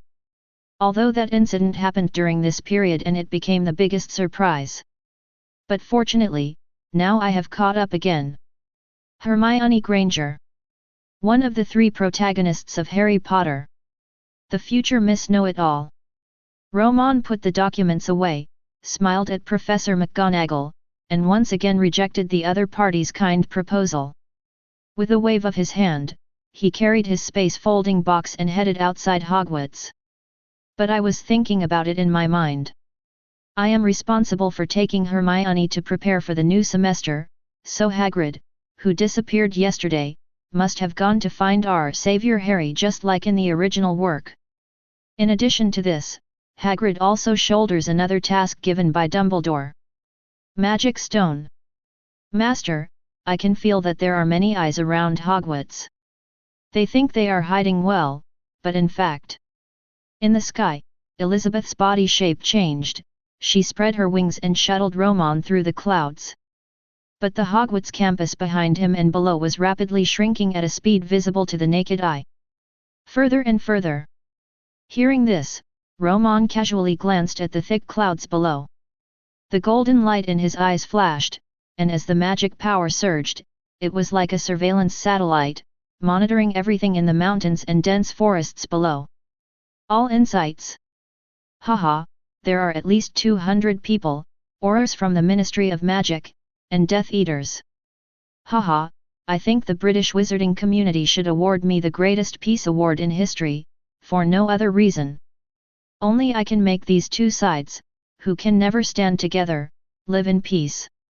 And while Romon was full of sarcastic whispers, in the dense forest outside Hogwarts, two groups of wizards wearing masks and tight black robes were gathering together. The atmosphere is a little weird. Whether it's the Aurors of the Ministry of Magic, or these Death Eaters running rampant in the underground world. Basically, when the two parties look at each other, they can roughly guess the identity of the other party. However, no one present did so. We are responsible for guarding the west side. As soon as that BD comes out of Hogwarts, we will send a signal as soon as possible. The first man, whose actual identity was the top Auror of the British Ministry of Magic, spoke first. In one sentence, the Death Eaters opposite looked at each other and nodded slowly. Then we are responsible for another intersection. One thing must be made clear. No matter who it is, if you find that guy, you must not kill him as soon as possible. The Auror nodded, the hatred and murderous intent in his eyes almost revealed in reality. Of course. It's so cheap to kill this kind of guy so easily. He doesn't even deserve to go to hell. However, they were completely unexpected. Even though they had made preparations to encircle the sky around Hogwarts, they were in front of Elizabeth, an existence that had been transformed by Romon and could already be called the Western Divine Beast. It is useless. While these guys were still gritting their teeth here, staring at the professors coming in and out of Hogwarts, gritting their teeth and telling the comrades around them about the tragic situation of being tricked by Romon. In the suburbs of London, England, in an ordinary house that is not too gorgeous. A few days ago, Hermione, who had retrieved the letters in her inbox at Mrs. Granger's request, finally received her Hogwarts admission notice. Hogwarts School of Witchcraft and Wizardry. Headmaster, Albus Dumbledore, Sir Merlin, First Class, Chief Wizard of the Wizengamot, President of the International Federation of Wizards. Dear Miss Granger. Chapter 14. Dear Miss Granger. We are pleased to inform you that you have been admitted to Hogwarts School of Witchcraft and Wizardry. Enclosed is a list of required books and equipment. Semester is set to start on September 1st. We will be waiting for your owl to hear from you by July 31 st. When the Grangers read the letters in their hands, they all looked in disbelief. Almost without hesitation, they attributed all this to a prank that they didn't know who the instigator was. Ha! Magic, if there really is magic in this world, then I am afraid that I, an old dentist, will be the first to be laid off. But this setting of Hogwarts School of Witchcraft and Wizardry is... it's kind of interesting. It looks like it was made by some rascal living nearby. Mr. Granger curled his lips, and casually tossed the letter aside. He got up and picked up his coat and was about to go out. Mrs. Granger, who was sitting on the sofa beside her, also shook her head helplessly. It was Hermione at the moment, lying expectantly by the window, looking out at the courtyard with fallen leaves. His eyes were full of anticipation. Magic, let alone a child, even an adult, who can refuse it? But this has a greater lethality for Hermione, who has a stronger desire for knowledge. A few days ago, when her parents didn't believe it, Hermione secretly wrote a reply to her letter in the middle of the night and gave it to the owl that had been staying by her window. After watching the owl cleverly pick up the letter, it flew away immediately. Hermione inevitably looked forward to the agreed day when Hogwarts would send freshman tutors. It will come, magic, if it doesn't exist, what else can explain the strange things that happened to me before? Just when Hermione was expecting and fantasizing about something. Suddenly, a sudden appearance. Even though she was distracted just now, Hermione still dared to absolutely believe that the handsome young man outside the window, wearing a crisp suit and dressed in a noble manner, must have appeared out of thin air. Ah! A sharp exclamation came from Hermione's mouth. Startled the Granger couple in the room. What happened? Mr. Granger walked quickly, but saw Hermione's face was horrified, pointing out the window with unconcealed surprise in her eyes. Before he could look outside, the doorbell suddenly rang. The doorbell jingled so hard that the Grangers didn't even react. Hermione, however, was already running towards the door like a squirrel that had found a pine cone. Open the door! A strange, medicinal smell flew into the house, and the young man standing at the door with a gentle smile immediately made Granger's family stand on the spot. Mr. Granger, Madam, this is our Miss Hermione Granger. It is an honor to meet you. Please allow me to introduce myself. Since Miss Granger responded to her letter and agreed to enroll in our Hogwarts School of Witchcraft and Wizardry, I, as the school's new student tutor, am responsible for Miss Granger's preparation before the start of school. Romon Goldstein Kowalski, my name is. The Grangers. Romon's appearance was too deceptive. It was as if the masculinity and beauty that a god in mythology should possess were gathered on his body, with a tall but not aggressive figure, coupled with a mysterious and noble temperament. As soon as he appeared, he immediately shocked several people in the room. And Hermione, a little girl, was instantly captured by this guy with beautiful flaxen hair and a tall and straight posture. I'm sorry, sir, did you just say, Hogwarts School of Witchcraft and Wizardry? Are you sure you are not making fun of us? If you are from an art school, I'm sorry, our Hermione. Mr. Granger was the first to react.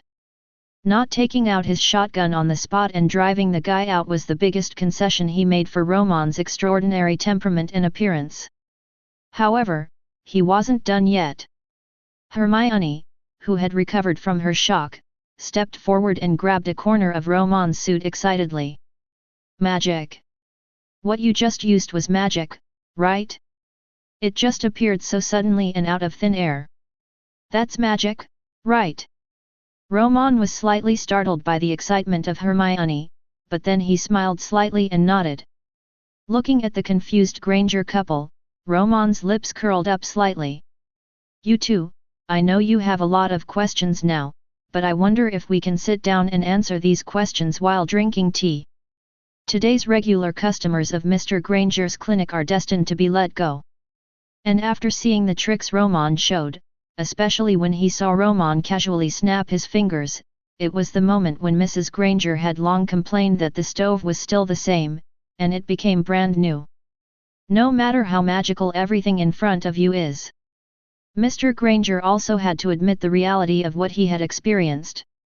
Looking at Romon, who was holding black tea and smiling.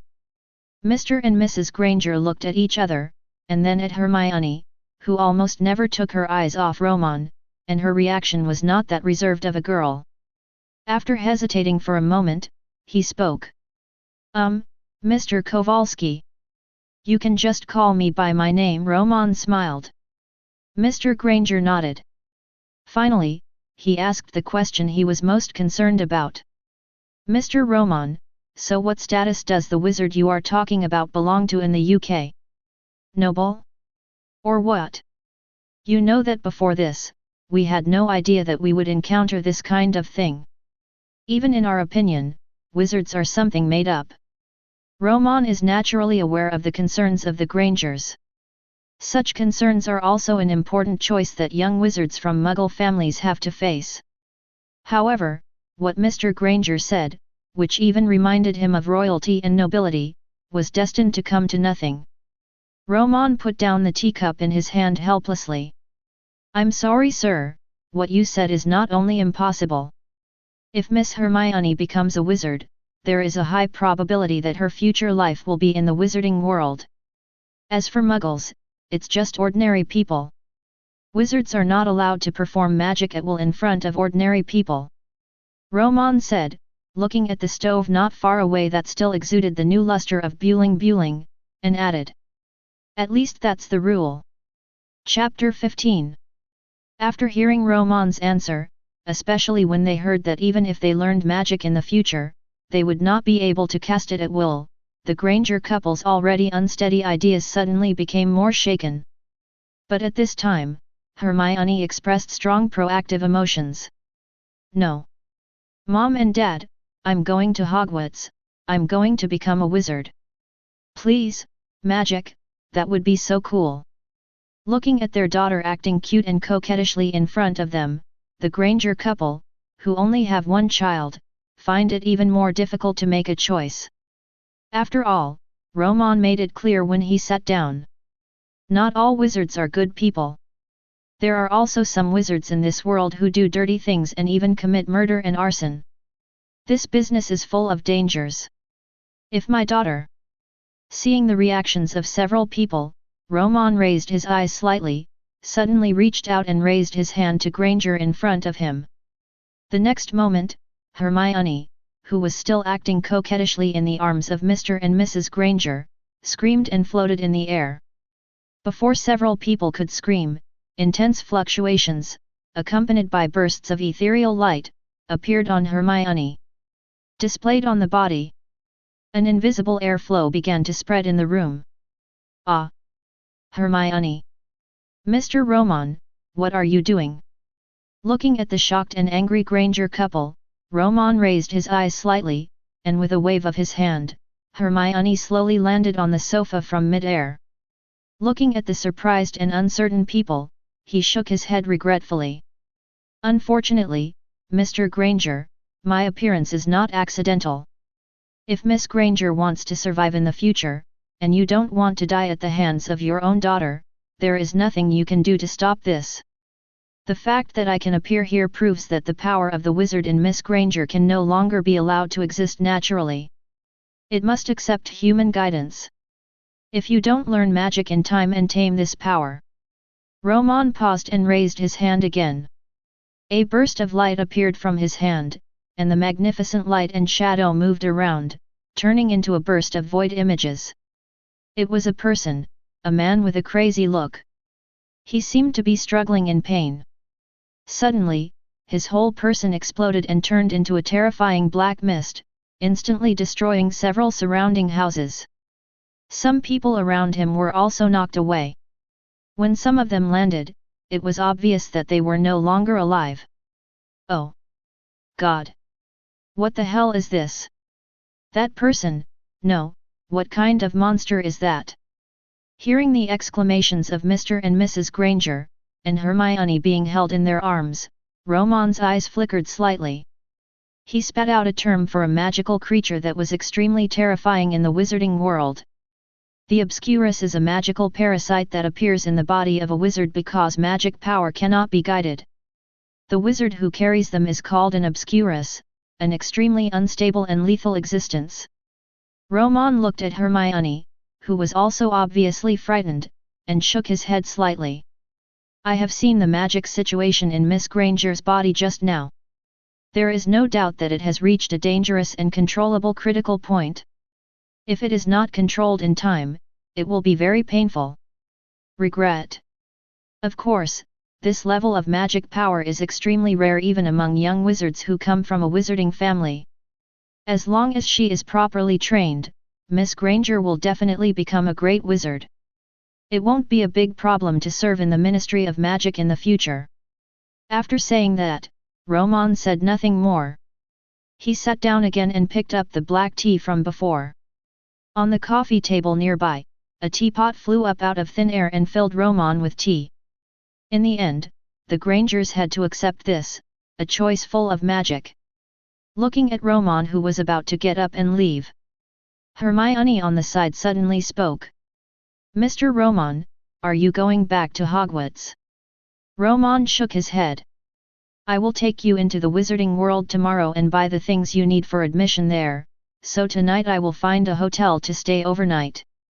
As soon as he finished speaking, for some unknown reason, Hermione suddenly moved forward and grabbed the corner of his clothes. Our house is very big, and there is one room. Mr. Romon, why don't you stay at our house tonight? As he said that, he couldn't help but look at his parents beside him. The Grangers looked at each other, thought about it, nodded, and extended the invitation. Yes, Mr. Romon, to be honest, I really have a lot of questions to ask now. Hermione is our only child after all. Mrs. Granger also immediately nodded to persuade her to stay. Mr. Romon, please stay at our house tonight. I just can't wait to try that magical stove.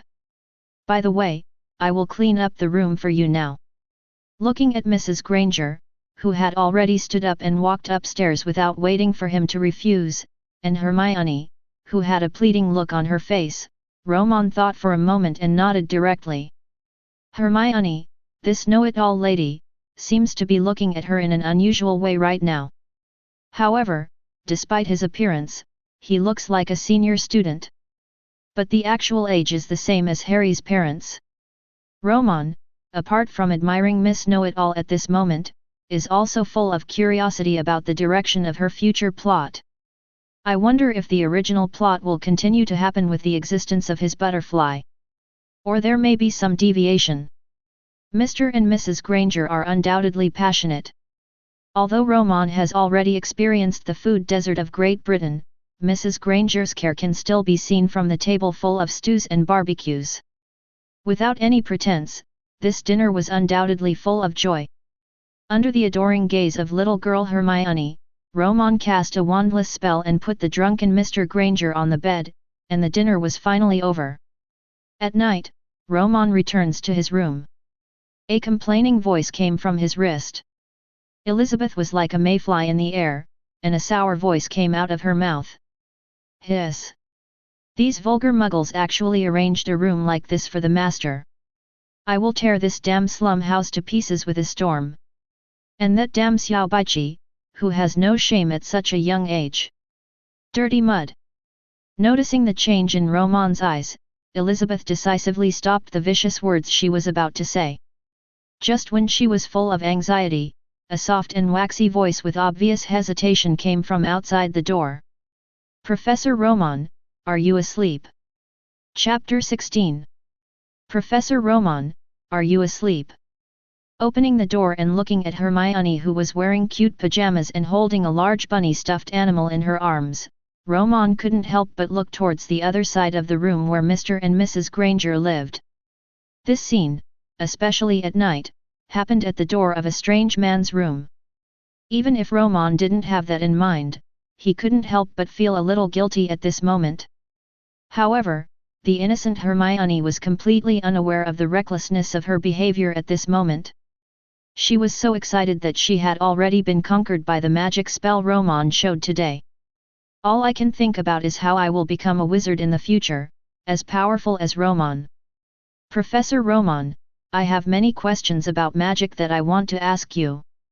Anyway, he was not sleepy, and the little girl was so energetic that she really didn't look like she was sleepy. Romon finally had to open the door to his room, taking the trouble to answer Miss Hermione's questions one after another.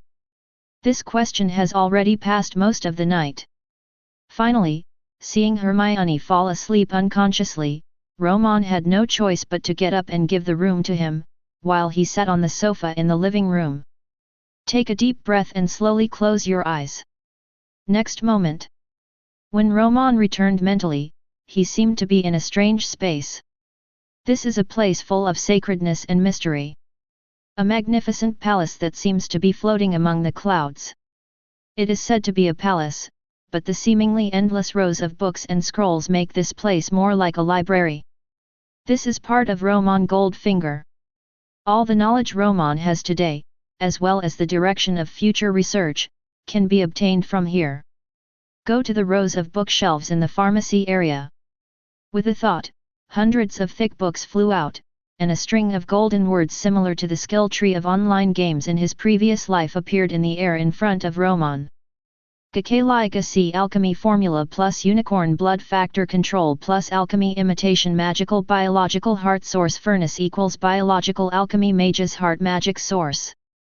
Wandwood Hundreds of Essences plus Detailed Explanation of Wand Core Source plus Research on 307 Kinds of Advanced Essence Materials of Magical Creatures equals Biological Alchemy Mage's Blood Magic Source. Romon looked at the several tree diagrams in front of him. 3 in total. The length itself is not too long, Mage's Heart and Mage's Blood. And just a few days ago, Romon used the bottle of top magic potion Rebirth to officially activate the completed original magic mark. For these 3 research results, the previous premises are not too many. However, only Romon himself knows that in order to get the above things done, he has worked hard for nearly 20 years. It can even be said that before entering Hogwarts School of Witchcraft and Wizardry, when he learned that his godfather was Newt Scamander, known as the Hufflepuff headmaster at the same time as Dumbledore and the first Dark Lord Grindelwald, Romon had already begun to fight for his own. In the future, efforts and plans have been launched. And now, his efforts have finally paid off. Except for the super magical creature, feathered serpent Elizabeth, who was created by him on his wrist. Romon's current body is his greatest masterpiece. Mage's heart, let his own magic power increase without the limitations and nodes of human existence, and he can grow himself wantonly. Blood of the mage greatly increases the fusion of the magic power in his body and the various tissues of the body, so that the magic power truly belongs to him, and there will be no loss of control.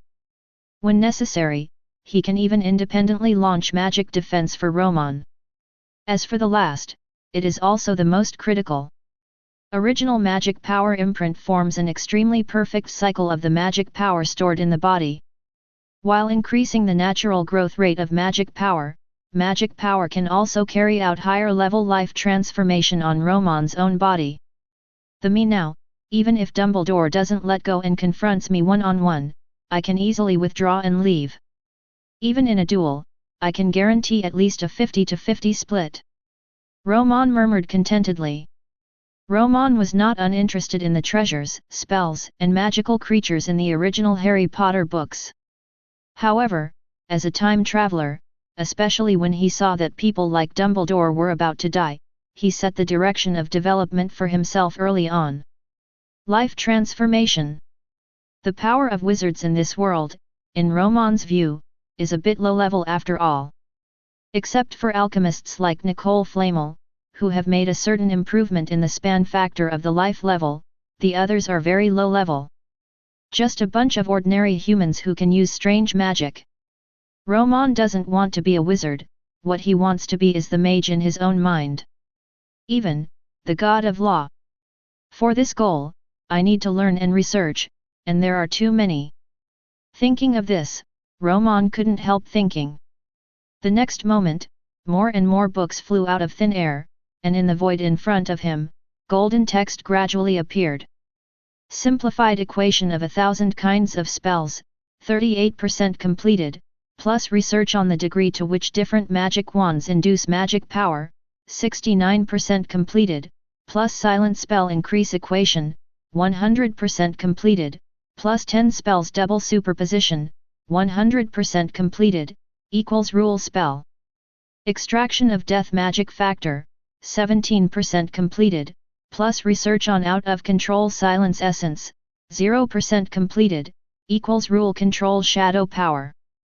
Advanced research on transfiguration curse, 85% completed, plus magic creature fusion, 12% completed, plus bialchemy mage spirit, 0% completed, equals avatar of high-level magic power. Early morning. The breakfast atmosphere at Grangers' house was, so to speak, full of embarrassment. Even the lively Hermione was blushing at the moment, biting the steamed bun with a face of shame, while eating mechanically, while carefully looking at Romon at the side. Thinking about what happened to me last night, this guest didn't have a good rest. Hermione couldn't help but feel even more ashamed, and at the same time, when her eyes looked at Romon who was eating elegantly, she couldn't help but become a little admiring. Well, Professor Romon, so gentle. At the same time, the forces around Hogwarts School of Witchcraft and Wizardry, who have been waiting for Romon to appear, finally couldn't sit still. Damn it! The Hogwarts board didn't find that guy. The Silver Lord is gone. Chapter 17. On the streets of London. Following closely behind Romon, who was wearing a well-made suit and had an outstanding temperament, he noticed that all the elegant ladies and ordinary ants looking at Romon on the roadside around him. At a young age, Hermione had an inexplicable sense of urgency that made her feel uncomfortable. While instinctively moving closer to Romon, asked his own question. Professor Romon, it says that first-year students need 3 wizard robes and a wand. Why don't I see your wand? Romon smiled lightly, as if he thought of something interesting, and waved his hand casually. I used to have a magic wand, but some interesting things happened during that period. Then she noticed that Hermione was looking at the tools and equipment requested by the wizarding world in the letter, and her frown became more and more severe, and she no longer kept it secret. In an alley opposite the leaky cauldron, Romon looked around, and after confirming that no one was there, he coughed dryly. Okay, next I will officially take you into the wizarding world, but before that, there is one thing I need to explain to you in advance. As he spoke, under Hermione's surprised and puzzled gaze, Romon's body suddenly twisted, and a dark light flashed behind him. Romon, who was originally handsome and tall, turned into a man who smelled of pungent potion. A middle-aged man with greasy hair and a gloomy face. The black bat-like robe was said to be worn on the other person's body, but Hermione felt more at the moment that it was growing on the other person's body. It was really, the oil production rate of this black robe seemed to be somewhat visible to the naked eye. Hermione, don't be nervous, this is a high-level transformation spell, and you have to remember what I look like now, Severus Snape, the potions teacher at Hogwarts School of Witchcraft and Wizardry, and one of the 4 major houses. Head of Slytherin, haha, a big shot. Hermione nodded in understanding, but spoke in confusion. So Professor Romon, why do you want to look like someone else? The little lowly's confused and innocent question made Romon scratch his head in embarrassment. Thinking of those British wizards who wanted to cut themselves into pieces. Romon ended up telling a white lie. Hermione, you have to know that sometimes fame is not necessarily a good thing. It is very tiring and requires a lot of unnecessary trouble. As he said this, he didn't give little Hermione a chance to think clearly. Pulling the other person along, he walked towards the Leaky Cauldron bar opposite. The moment the door was pushed open, the old wood mixed with the strange aroma of wine made Romon take a deep breath. Wow, it still has that familiar smell here. I seem to have seen mice scurrying around on the floor. However, when Romon opened his eyes, in addition to a group of gloomy-looking wizards, what caught the eye was that sloppy man who stood out from the crowd. Professor Snape, I thought you should be in the academy now, but I didn't expect Professor Dumbledore to send you out as well. Hagrid looked at Snape, who walked in with surprise, his eyes full of confusion. In fact, every year Hogwarts holds a special event to introduce young Muggle wizards to the wizarding world. A lot of work before the start of school is targeted at these Muggle families. Even people like Professor McGonagall in the school have certain guidance indicators for new students. However, this situation is a special case for Snape, an old bat. In fact, this guy, with that kind of temperament, really doesn't look like a good person. When a Muggle family sees another teacher coming to their door, they probably regard the other person as a liar, and they only need to use some small tricks and show a few simple spells. It can be settled easily. However, this situation is a big exception for Snape. Once when Snape came to visit, a pair of Muggle parents were so frightened that they called the police. Since then, Dumbledore has not arranged such a job for the other party. Snape heard this but ignored the other party. He looked at the 2 figures beside him, one large and one small. And these 2 people are not ordinary people. Savior, Harry Potter. And Quirrell, the defense against the dark arts professor at Hogwarts who has Voldemort in his body. Harry Potter. Romon only glanced at the Savior and then turned to look at Professor Quirrell, who was submissive and stammered. His eyes seemed to glance at the thick turban of the other party with deep meaning. Professor Quirrell, I didn't expect to see you here, but as the defense against the dark arts teacher at Hogwarts School of Witchcraft and Wizardry, this is not an easy job to deal with. I hope we can have a pleasant cooperation in the next year. To the sudden words of Snape in front of me, and the friendly hand extended. Quirrell was stunned for a second. However, Voldemort, who was inhabiting the other party's body, immediately felt a strong directed emotion. There is almost no doubt. Just an intuition convinced him that the strange Snape in front of him had discovered him. However, no matter what, as long as the other party does not target you or expose yourself in public. Voldemort could only keep quiet. Romon smiled slightly at Voldemort's reaction, took Hermione's little hand and walked towards the entrance of Diagon Alley behind the tavern. Merlin, what did I see? Could Snape laugh? Hagrid looked at Snape's leaving figure and murmured in shock. At the same time, Voldemort immediately sent a message to warn the somewhat complacent Professor Quirrell. Watch out for that guy, he's not a Snape at all. Find out who he is. His appearance is very likely and will affect the execution of our plan. Quirrell was startled for a moment. Yes, Master, I will do it as soon as possible. At the same time, who was that big tall guy just now? God, I've never seen anyone stronger than him. He looks like a giant. Hermione asked curiously. Her little hand was held by Ronald, and she ignored her at the moment. Romon smiled slightly. Walking to a wall, he tapped a few bricks with a finger. The next moment, a brand new world appeared in front of the two of them amidst Hermione's exclamation. Welcome to the Wizarding World, Diagon Alley, Hermione. From today on, not only are wizards with giant blood like Hagrid, you can even see giant dragons, if you are confident enough. Romon's eyes flickered and he murmured something like a sigh. Eternal life will also start from this moment, waving to you from afar. Chapter 18. Diagon Alley was crowded with people. This time is not just the day when new students are admitted to a magic school called Hogwarts. There is more than one magic school in this world.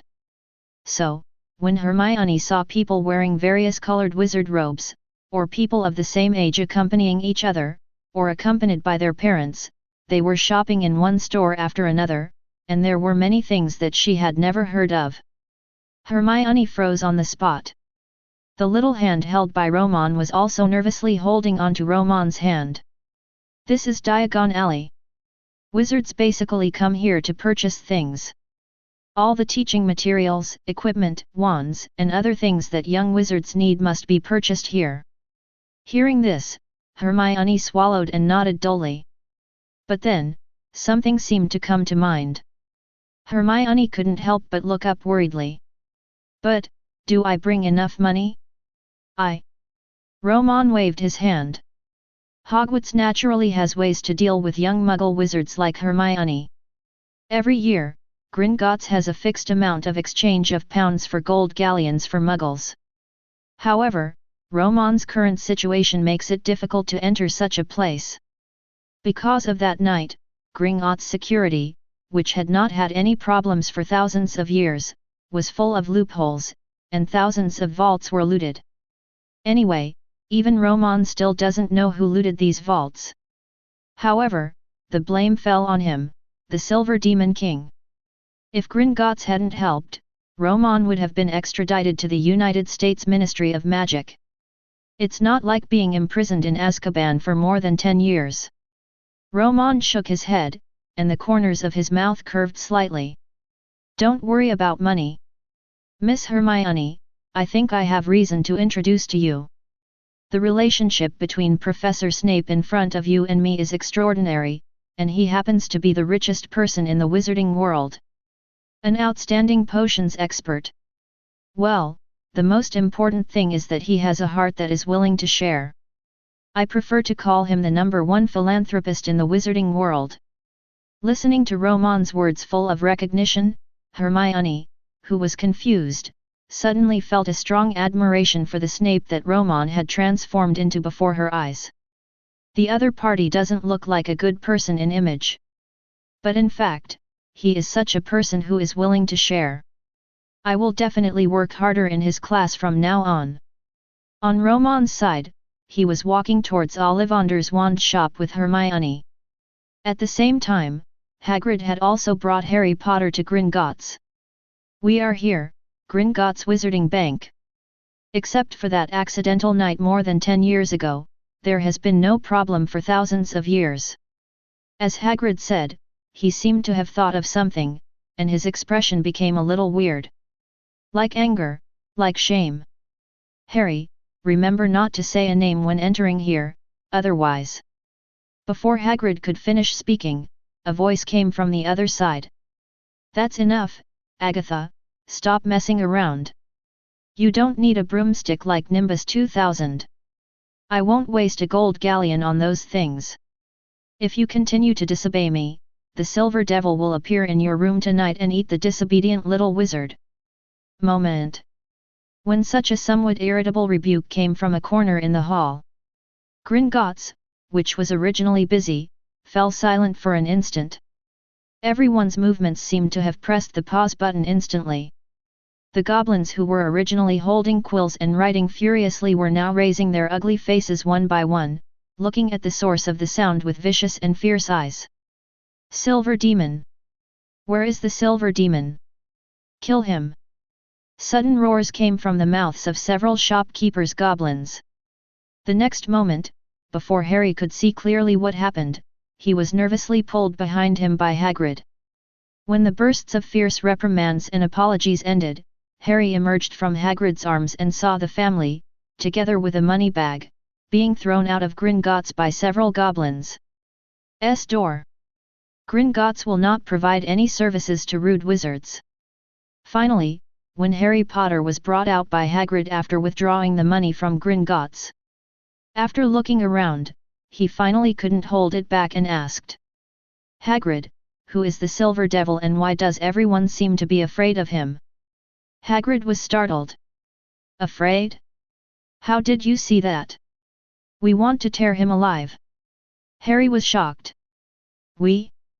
Hagrid, you mean, you also want to kill the Silver Demon?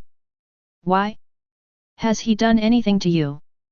Hagrid's expression froze, and anger rose in his eyes, but he was able to suppress it in an instant. Okay, stop talking about these unpleasant things. Next, we are going to buy the things you need for school. After finishing all this, I will send the things back to Hogwarts as soon as possible. Ollivander's Wand Shop. Hermione was trying out the appropriate wand one by one under Ollivander's guidance. Romon, who transformed into Snape, was scanning a shelf in the wand shop without leaving any trace. I have endured loneliness and devoted myself to research and study for more than 10 years. Add the buff of your own gold-fingered Dharma Temple. Today's Romon, in addition to his potion skills that are well known to the outside world and have deep experience, alchemy is also a skill of his that is not inferior to potions. And skills like alchemy wand circuit allow him to create a wand of his own without any hindrance. However, for him now, the ordinary wand has long been meaningless. On Romon's side, he took Hermione one after another to buy almost everything, and he also thoughtfully bought a lot of magical books for the future Miss Know-It-All, and was about to return. Romon's expression changed slightly.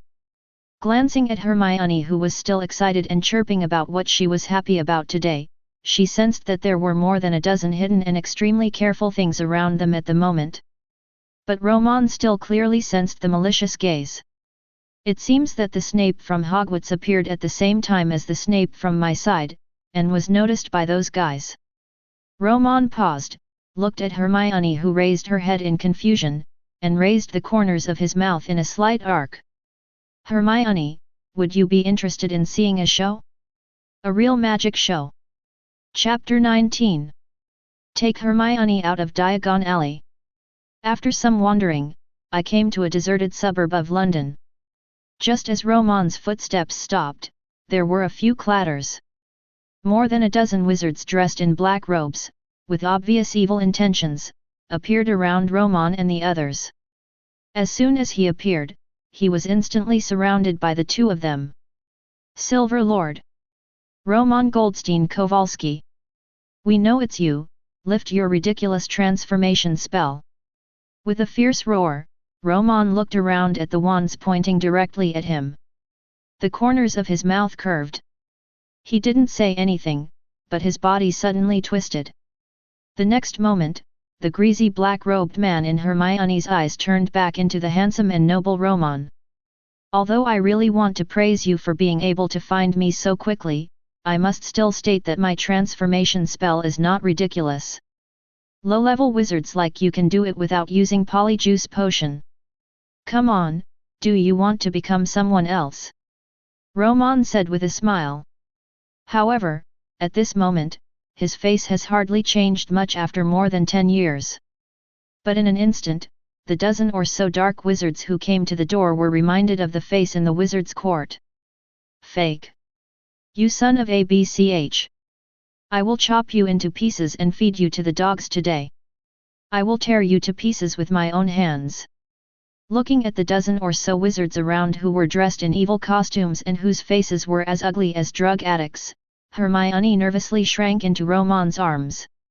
Facing the lights that lit up more than a dozen wands, I couldn't help but close my eyes in fear. Split into pieces. Collapse. All petrified. A series of magical rays of light instantly hit Romon.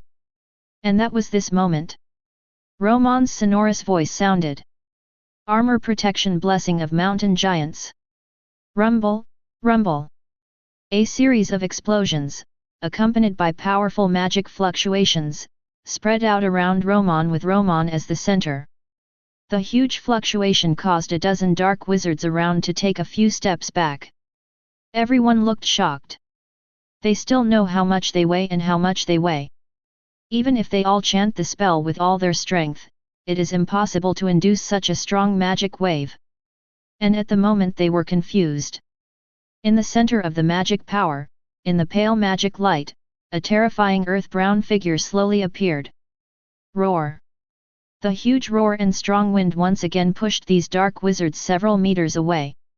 As soon as everyone looked up, the magic dissipated.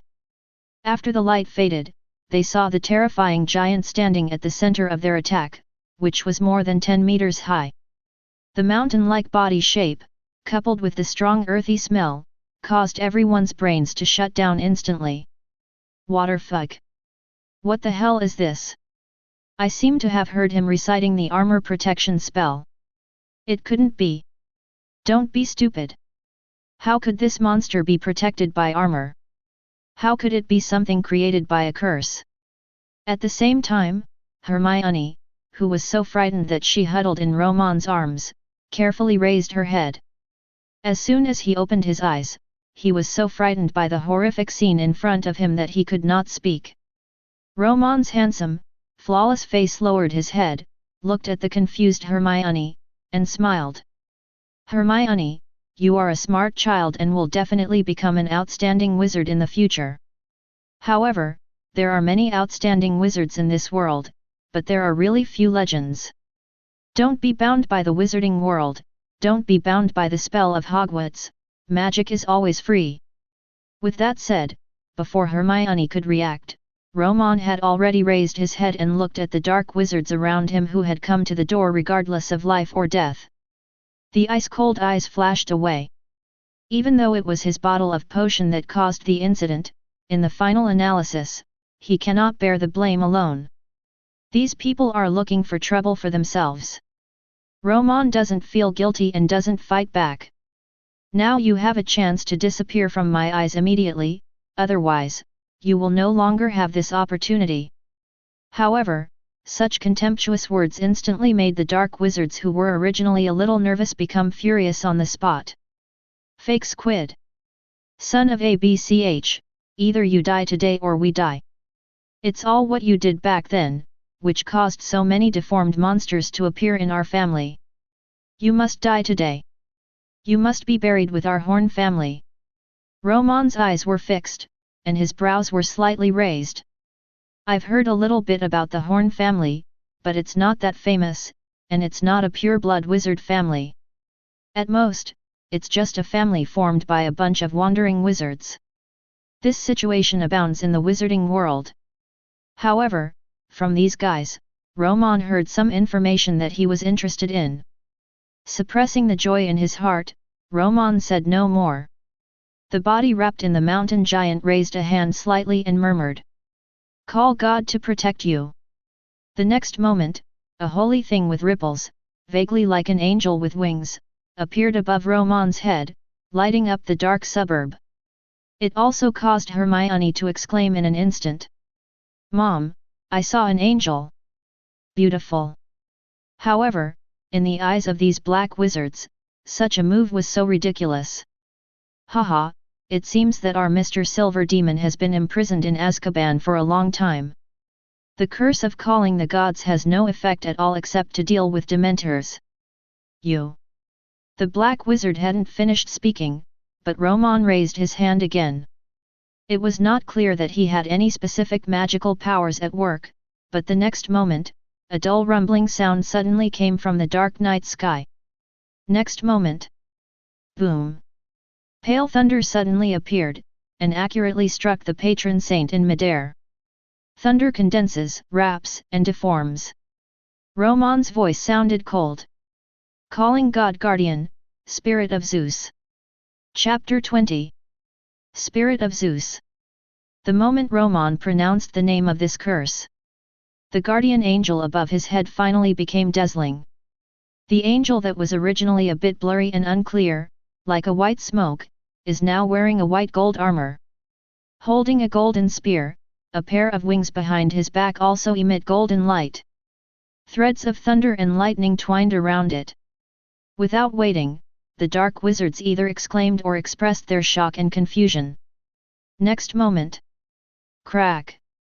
The Thunder Angel pointed his spear at one of them, and a bolt of thunder exploded on him in an instant. The terrifying power roared with waves of sound. Hermione screamed in horror, only to see that the dark wizard who had been hit by the thunder was already scorched black, and with billowing smoke, he flew up and fell into the weeds not far away. Movement was lost. Grey!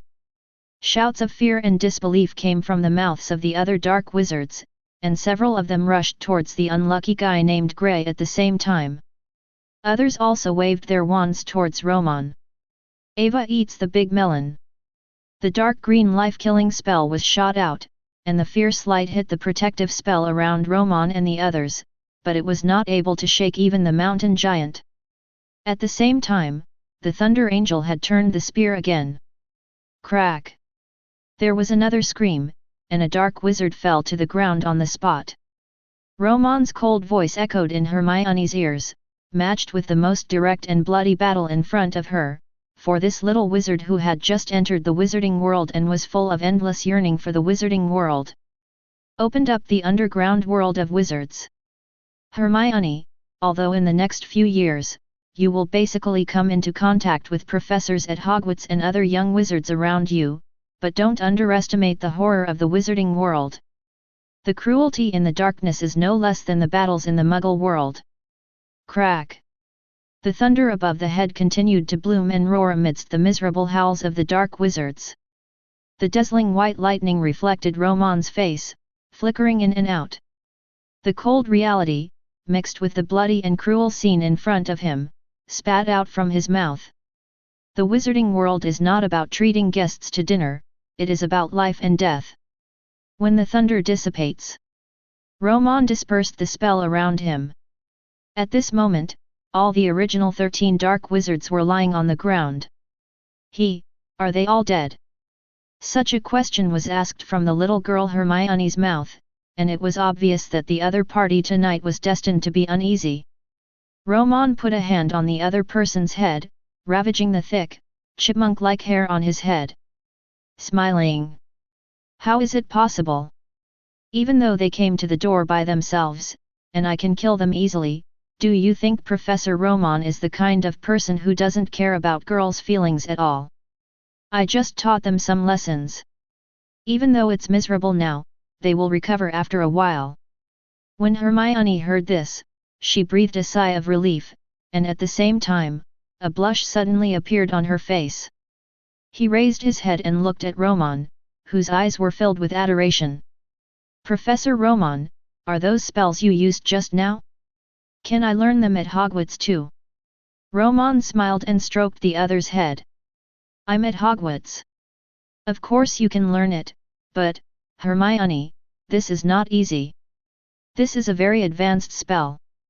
Hearing this, Hermione made a small pink fist without hesitation. I'm not afraid.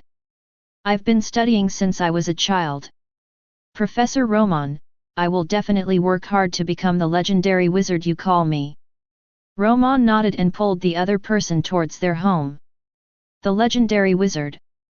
If it's Miss Know-It-All, it should be no problem, right? Romon was inexplicably looking forward to it. No doubt. Hermione couldn't calm down at all after returning from Diagon Alley. There is still some time before Hogwarts starts school on September 1st. At the invitation of Granger and his wife, Romon thought about it and stayed at Granger's house. Anyway, when he goes back to Hogwarts now, there will definitely be a lot of trouble waiting for him. Quiet night. Romon lay on the bed and waited for a long time. He sensed that Hermione was in the room, tirelessly holding a copy of the History of Hogwarts and reading it endlessly. Romon couldn't help but shook his head and murmured softly, "Go to sleep." A sleeping spell, silent and undetected by the Ministry of Magic, was released by Romon. In just a few breaths, the little lowly was already lying on the bed and sleeping gently. And at this moment, Romon's wrist. Elizabeth, who had not appeared yet, seemed to have been prepared. Flew out. Owner. Romon nodded, with a cold and indifferent look in his eyes. They all have the magic marks I set on them. Find them and bring back what I want, don't expose them. Immediately, Elizabeth took the lead. Dexterous as a ribbon fluttering in the air.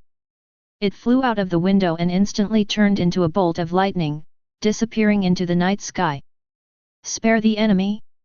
Sorry, Romon doesn't have this habit. If so, I can only say that this is called taking a long-term approach to catch big fish. In the British wizarding world, in a quiet valley manor. In the slightly desolate manor, more than a dozen black wizards appeared in a flash, and they all lay on the ground in confusion. He grimaced in pain. FK. Why has no one ever said that the Silver Devil is so strong?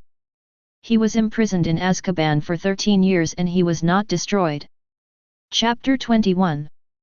13 years in Azkaban. To be honest, as dark wizards, they have at least dealt with Dementors. Although not everyone is unlucky enough to be kissed by that thing, they are also very aware of that disgusting undead magical creature. Let alone 13 years, let them stay together with that kind of thing. You can torture them for a year. Not to mention that Azkaban itself has various formations to suppress the magic power of dark wizards. 13 years of imprisonment, let alone any increase in strength. If you can still cast magic after coming out, you will be a top group of wizards. However, they could not figure out how Romon, a guy who was imprisoned in Azkaban when he was in the 6th grade at Hogwarts, could have such terrifying strength. Damn it, I've never heard of those strange spells. How can armor protect you so well? To hell with that armor protection thing. Except that boy has recited a spell for armor protection. Look at the appearance of that mountain giant. How can there be any effect of armor protection? Oh. Fake. It hurts me so much. That damn god-calling guard, hiss. The 13 dark wizards of the Horn family either cursed angrily or gasped, all made extremely uncomfortable by tonight's actions. If that kid hadn't been a young boy, he wouldn't have known how to eradicate it. I'm afraid they won't be able to come back today. And on their side, they helped each other stand up and walked towards the manor. More than a dozen house elves came up to welcome their master back. Either bring it to a wound, or bring a clean towel and water. Looking down at these people washing up. One of the house elves hesitated, but spoke carefully. Master, the life medicines for the little masters at home are not enough. Crack. It was like being stepped on suddenly. The boss of the Horn family, who had just sat down to let the elves around him give medicine, stood up instantly angrily. He waved his staff in his hand. The next moment, the talking house elf flew out on the spot. The screams frightened the surrounding house elves to tremble. Fack. Who cares about those monsters? Let them die. How could I, Johnny Horn, have such a dirty and evil offspring? How is it possible? The roar echoed in the manor, but what they didn't know at this moment was that it was above the sky. In the pitch-black night, a terrifying colossus, hidden in the dark clouds, had already arrived above their heads, bringing them a catastrophe. Boss, forget it, it's all caused by that damn Silver Demon King. If it wasn't for that extreme Silver Knight, how could we all be destroyed? Otherwise, we would have crushed all those damn evil bastards to death. Yes, Johnny, don't be angry. The first thing we have to do now is to tell others that the Silver Devil is not as easy to deal with as you think. Just when several other members of the Horn family spoke to persuade them. Suddenly, the wind in the air began to increase gradually. When everyone realized that something was wrong, a terrifying pitch-black tornado that pierced into the sky took shape. It encompasses the entire estate. A series of house elves were caught off guard and were swept away on the spot. His body was still in mid-air when he was hit by a sudden dark red thunder. Under the gaze of everyone on the spot, it turned into a handful of coke, and then dissipated in the air. Fuck! What the hell is going on? Quickly change shape. Withdraw. Someone is attacking us. Damn it, could it be the Silver Demon King? I can't control that much anymore, run. Just when several people were frightened and wanted to use apparition, the next moment, terrifying wind blades suddenly appeared. Several people who were already injured had no time to react. The next moment, they were all hanged on the spot with their eyes open. The flesh and blood scattered on the ground caused the house elves to roar in fear, but what they responded to was the dark red thunder that almost engulfed them. Wait until everything stops. When Elizabeth came to this devastated manor, both the dark wizards from the Horn family and the house elves had already disappeared. The wind blades cut their bodies, the thunder smashed them into pieces, and the powerful tornado rolled them everywhere. Ho ho ho, the capable Elizabeth, the master's favorite. Elizabeth hummed an off-key tune, powerful magic waves radiated out, and she found what Romon needed in an instant. In a dark basement, 4 children lying on the bed, their bodies exuding the smell of various strange medicines, barely able to be called human beings, came into view. Elizabeth spat out the snake letter. I found you, cutie.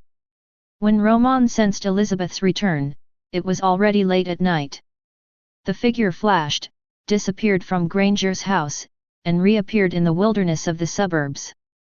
In a woods, Romon saw Elizabeth and the 4 deformed children she brought back, the products of the Silver Knight.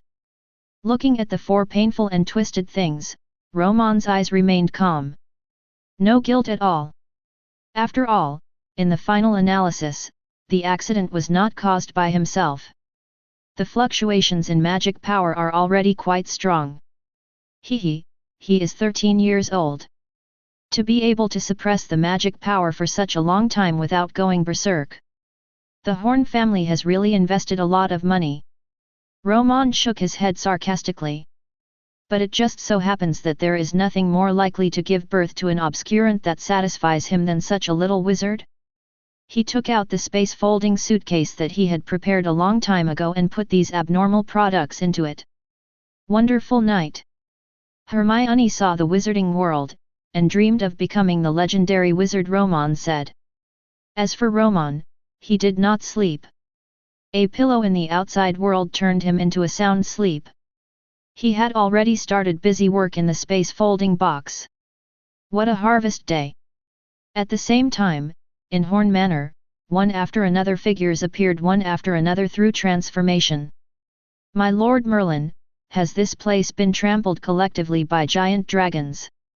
Chapter 22. Even if there was turmoil from here, the Ministry of Magic sensed something was wrong and ordered their nearest Auror to come. About an hour has passed. But when these Aurors arrived at the scene, they were still shocked and speechless by the scene before them. The former Horn Manor has been razed to the ground, leaving only a few ruins still standing with difficulty. Together with the rubble and ruins on the ground, it tells the fact that there once was a manor here. Small tornadoes are still here, like wandering souls, moving around in disorder. The gravel is rolled up, and the gravel falls again. Captain Frank, this is not like a battle between wizards, something that can be caused. Flack, the top Auror captain of the British Ministry of Magic, glared angrily at his subordinate who came to report. Isn't this nonsense? This is obviously a means to destroy a manor. Could it be caused by an ordinary wizard? Do you think everyone is a Dumbledore? Taking a deep breath, Frank calmed himself down. There have been too many things going on in the British wizarding world recently, one after another. First, the Silver Devil was released from prison, triggering a mad pursuit by almost all British wizards. Then came Hogwarts and Minister of Magic Fudge, the dead Silver Devil. I heard that the Ministry of Magic in the United States seems to be making some moves recently. Another big thing happened here today. The entire wizard family was wiped out. Even if it was just a small family, there were more than a dozen adult wizards, and they were all dark wizards with ruthless methods and even evil deeds. Such a force was wiped out in such a desperate way. Even though Frank, the Auror captain, had seen too many cruel things, he couldn't help but feel nervous at this moment. As he was talking, another figure suddenly appeared here. Mr. Minister. Seeing Fudge himself, even though Frank was dissatisfied with the other party's forceful release of the Silver Devil, at this moment, on the surface, he was not as rude as others. Say hello to your luggage respectfully. Fudge nodded and took a breath looking at the ruins in front of him. The small tornadoes that were still circling made him think of something for a moment, and he couldn't help but look to the side, Dumbledore, who arrived with him. Professor Dumbledore, what kind of spell do you think caused a scene like this? Such a large-scale, seemingly one-time destruction. There are only a handful of people in the entire wizarding world who can do it. Countable. Dumbledore glanced at the other person. One glance revealed a glimmer of information in this old fox's eyes. Obviously, the other party saw something. Just didn't say it clearly. But yes, this minister was also present when Romon was released from Azkaban. The one that Romon had at that time looked like it was caused by a magical creature like a bird or a snake. Isn't it very similar to everything in front of me? Think again of what happened to the Horn family on the Silver Night. The two old foxes exchanged glances calmly, briefly reaching some kind of consensus. Everyone saw Dumbledore nodding. But then he shook his head again. Indeed, what Mr. Minister said is indeed true. However, a person who can cast a spell of this level must either have an absolute alibi, or have already died, so. Personally, I can only consider the failure of alchemy for the time being. His remarks made everyone present frown. But Fudge nodded in agreement, and as the Minister of Magic, he directly set the tone for this matter. After exchanging a few words with the Aurors who were obviously dissatisfied with him, Fudge took Dumbledore and hurriedly left the scene. A secret corner. After confirming that no one was following him, Fudge finally couldn't bear it anymore. Dumbledore, you promised me that he must stay in Hogwarts, not even through that gate, or let him go back to the wizarding world of America immediately. Merlin, the Horn family is just a small and inconspicuous family, but how many other wizard families are there who want to kill that guy? Do you want him to destroy all these wizard families? Dumbledore was also in trouble at the moment and couldn't tell. Although he had thought that Romon would definitely be uneasy, he did not expect that the first thing he would do would be to destroy a small wizard family. Fortunately, no evidence was left behind in this matter, otherwise it would be really difficult to deal with. Mr. Minister, this matter was my negligence, but Romon has always been very careful in his work. You don't need to be so angry. You have seen the situation just now. Your subordinates are quite dissatisfied with you. Fudge stared and gritted his teeth. Isn't that thanks to your damn Hogwarts? I have to say, Professor Dumbledore, Hogwarts really deserves to be the most famous magic school in the wizarding world. It is really good at cultivating characters like Demon Kings.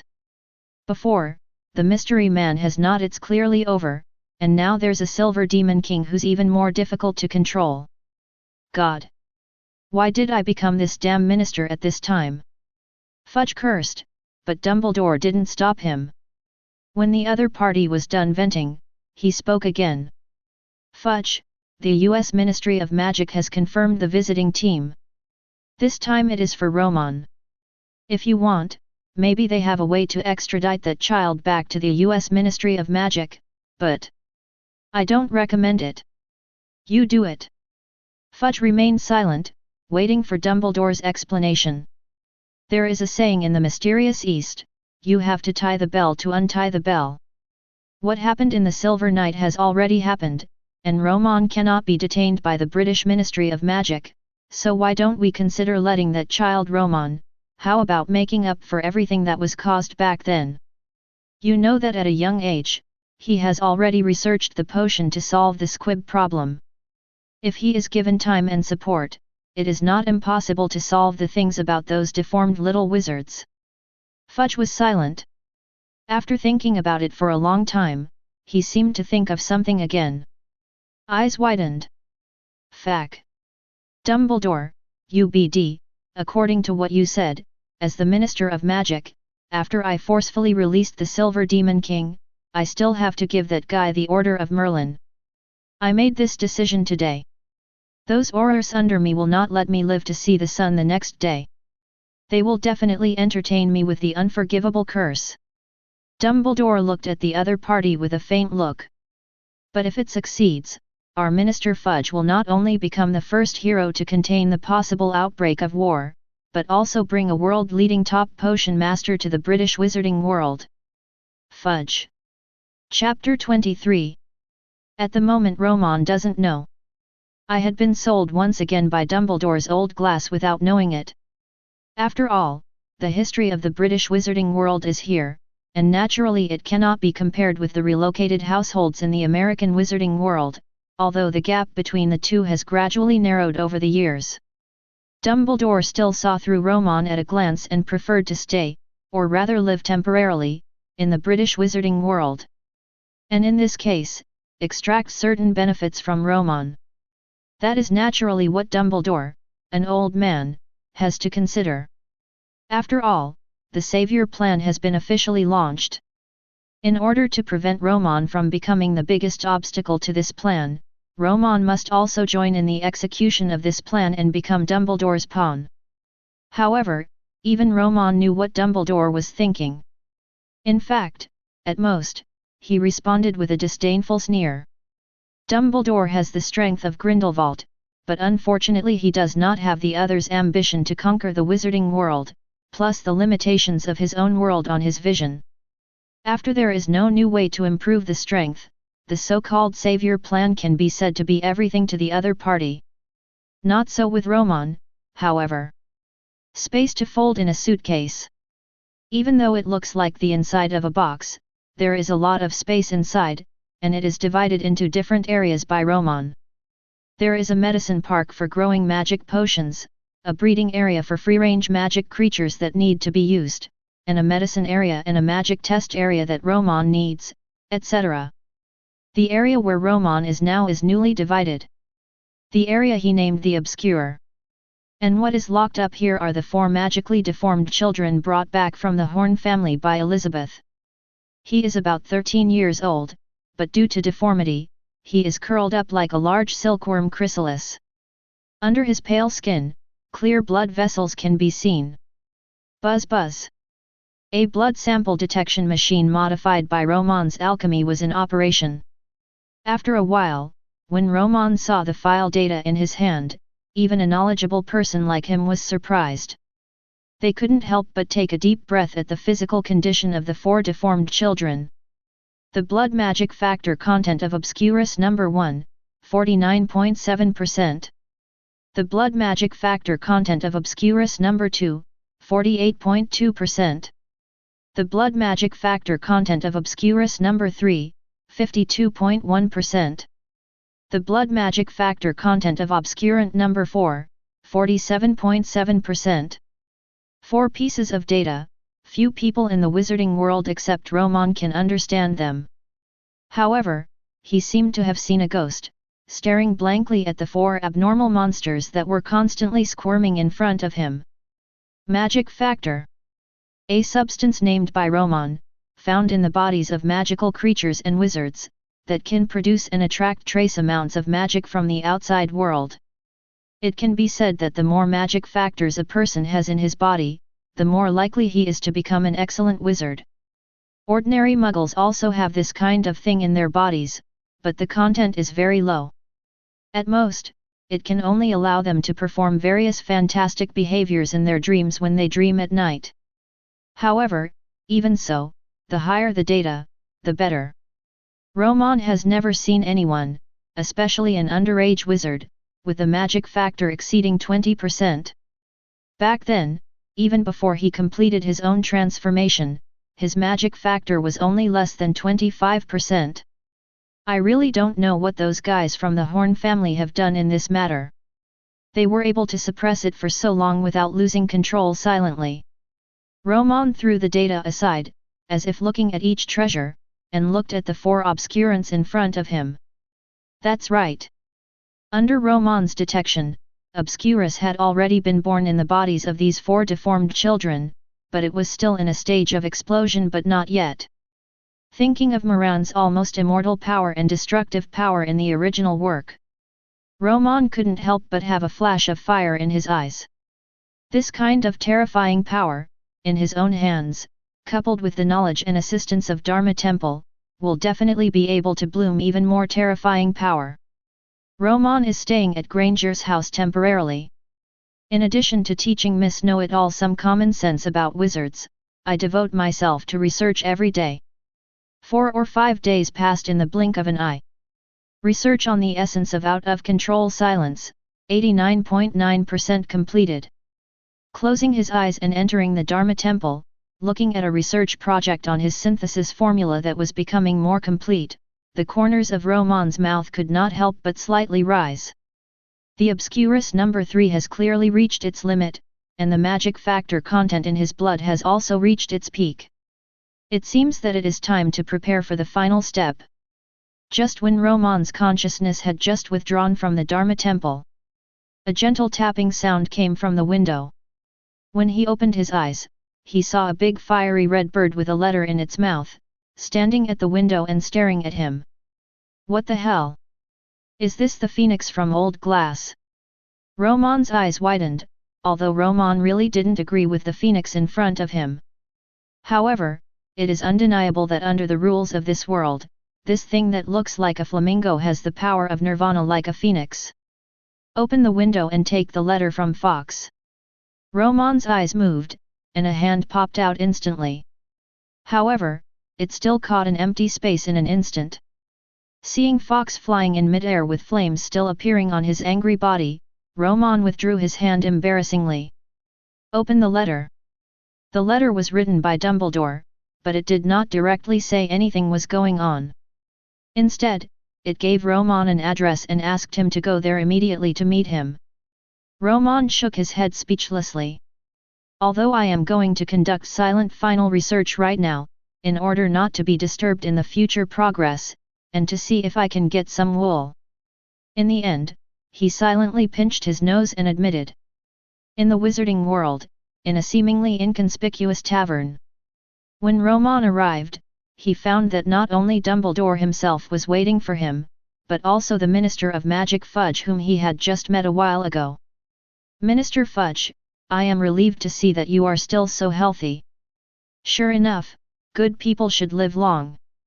Looking at Romon who was sitting across from them with a smile on his face, Fudge was so angry that he almost vomited blood. Hello, Uncle. Damn it, a rundown rogue from America. Although Romon was already scolding bloody in his heart, when Romon asked about today's events, Fudge still honestly stated his purpose.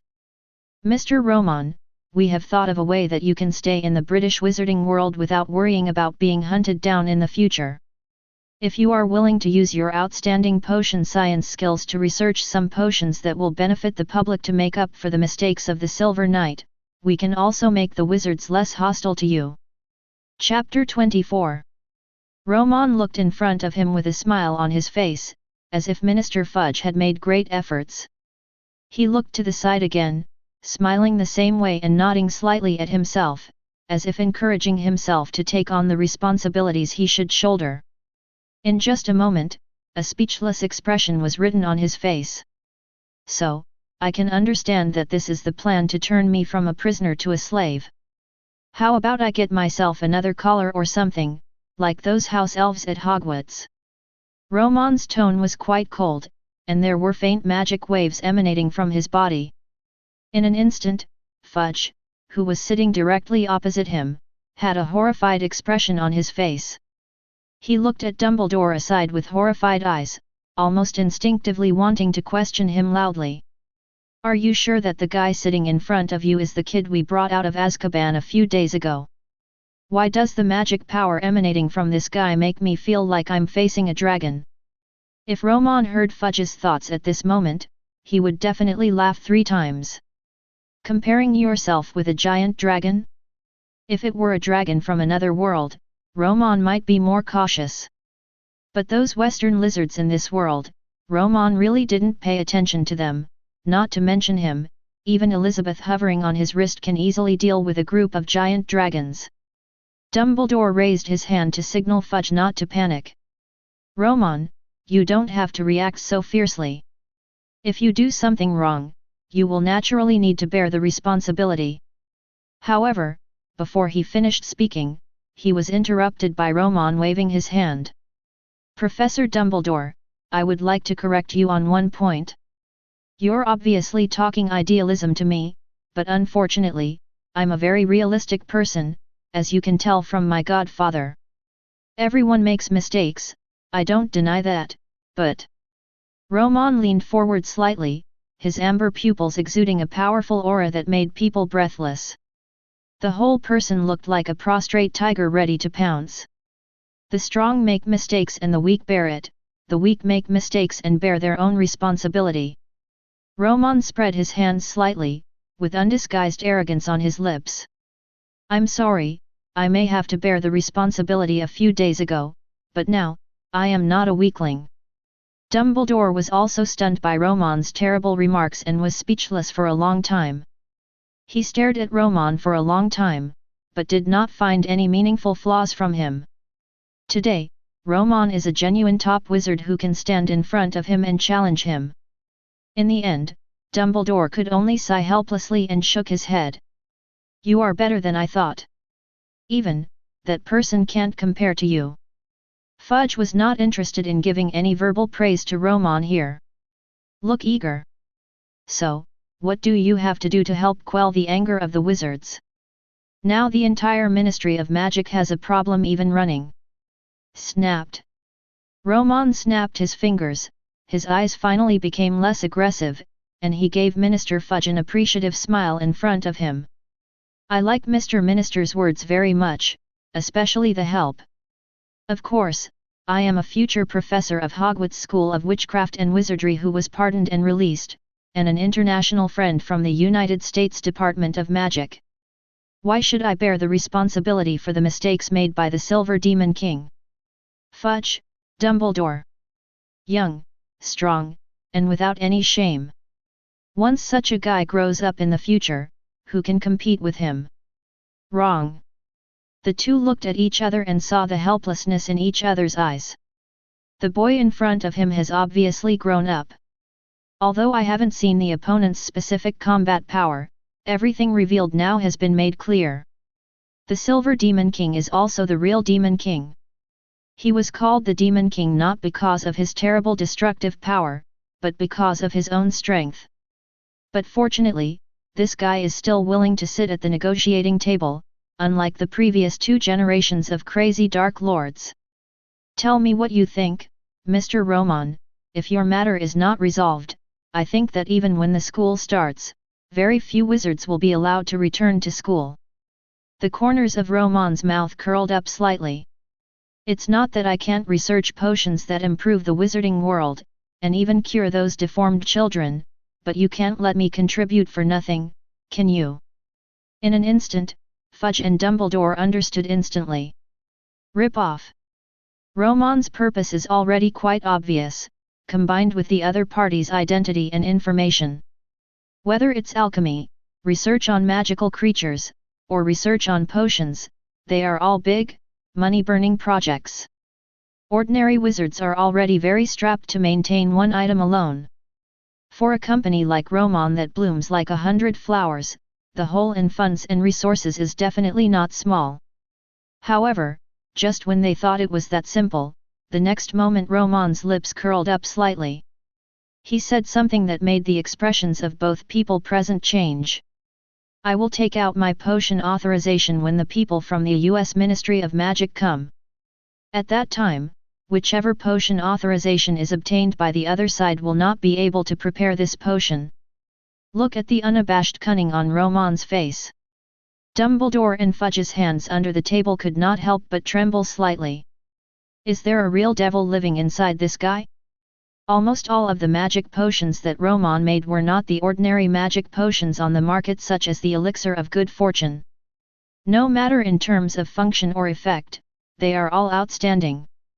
And if in this case, the United States Ministry of Magic is also brought in, it will still be incompatible between the two parties.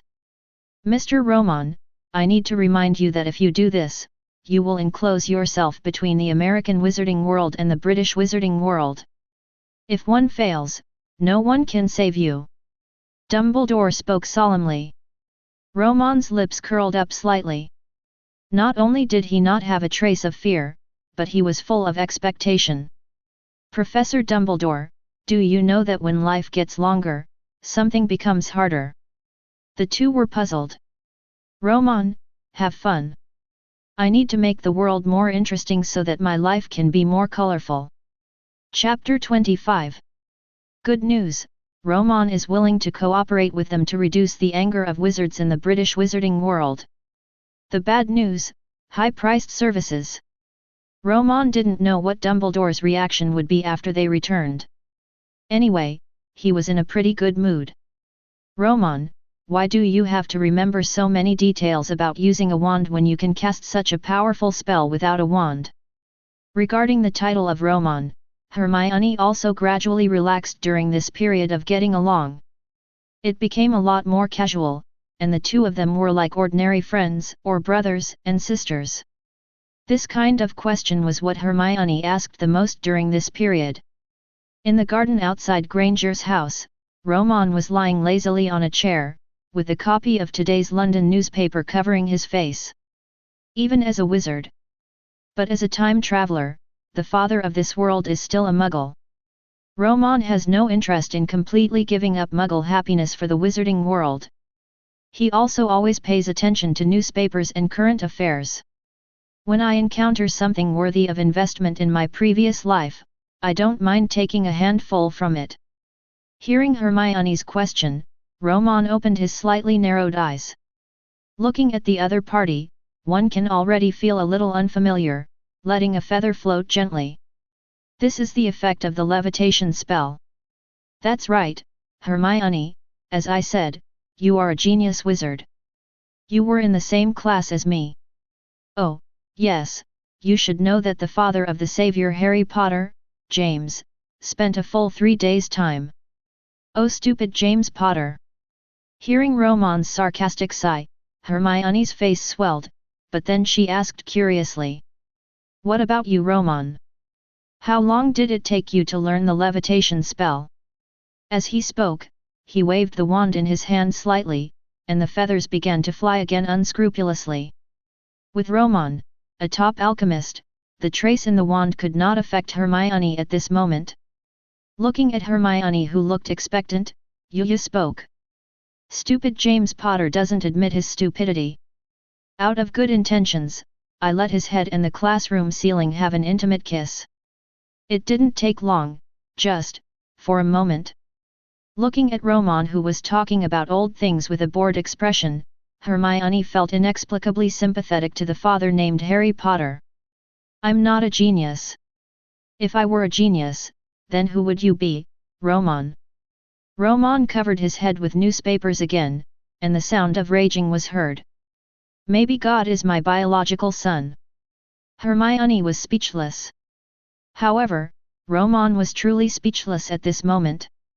"My mind is filled with what happened in the Obscurus area last night. There was no outbreak? Why wasn't there an outbreak? The magic factor has obviously been raised to the limit.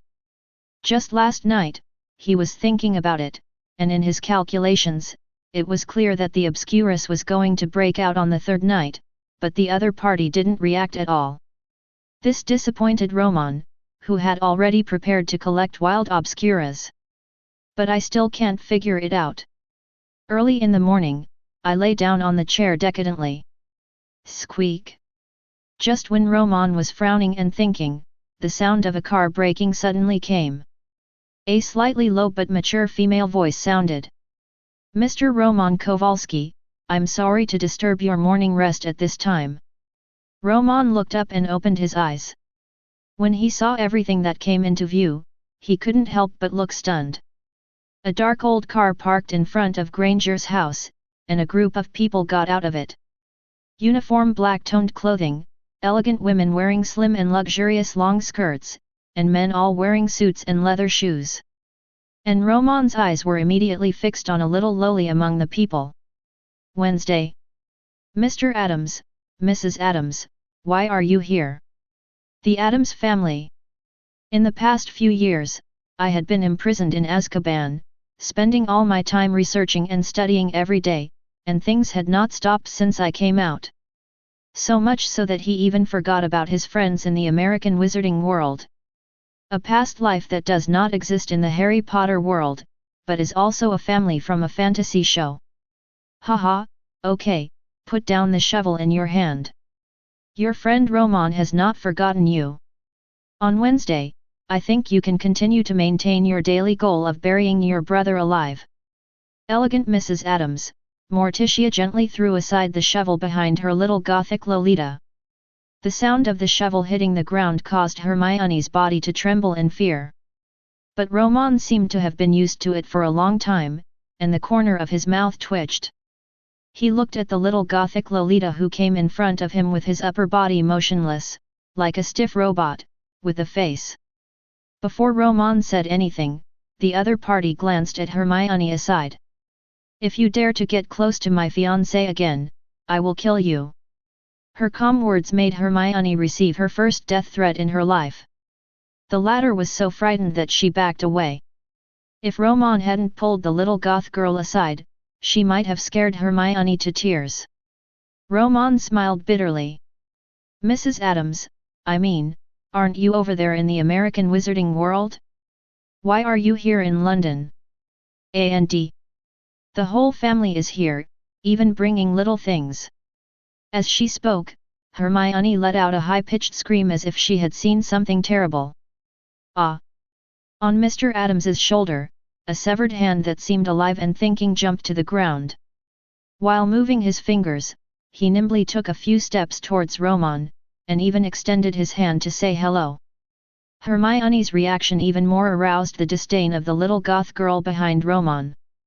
Well, it seems that I was overly worried.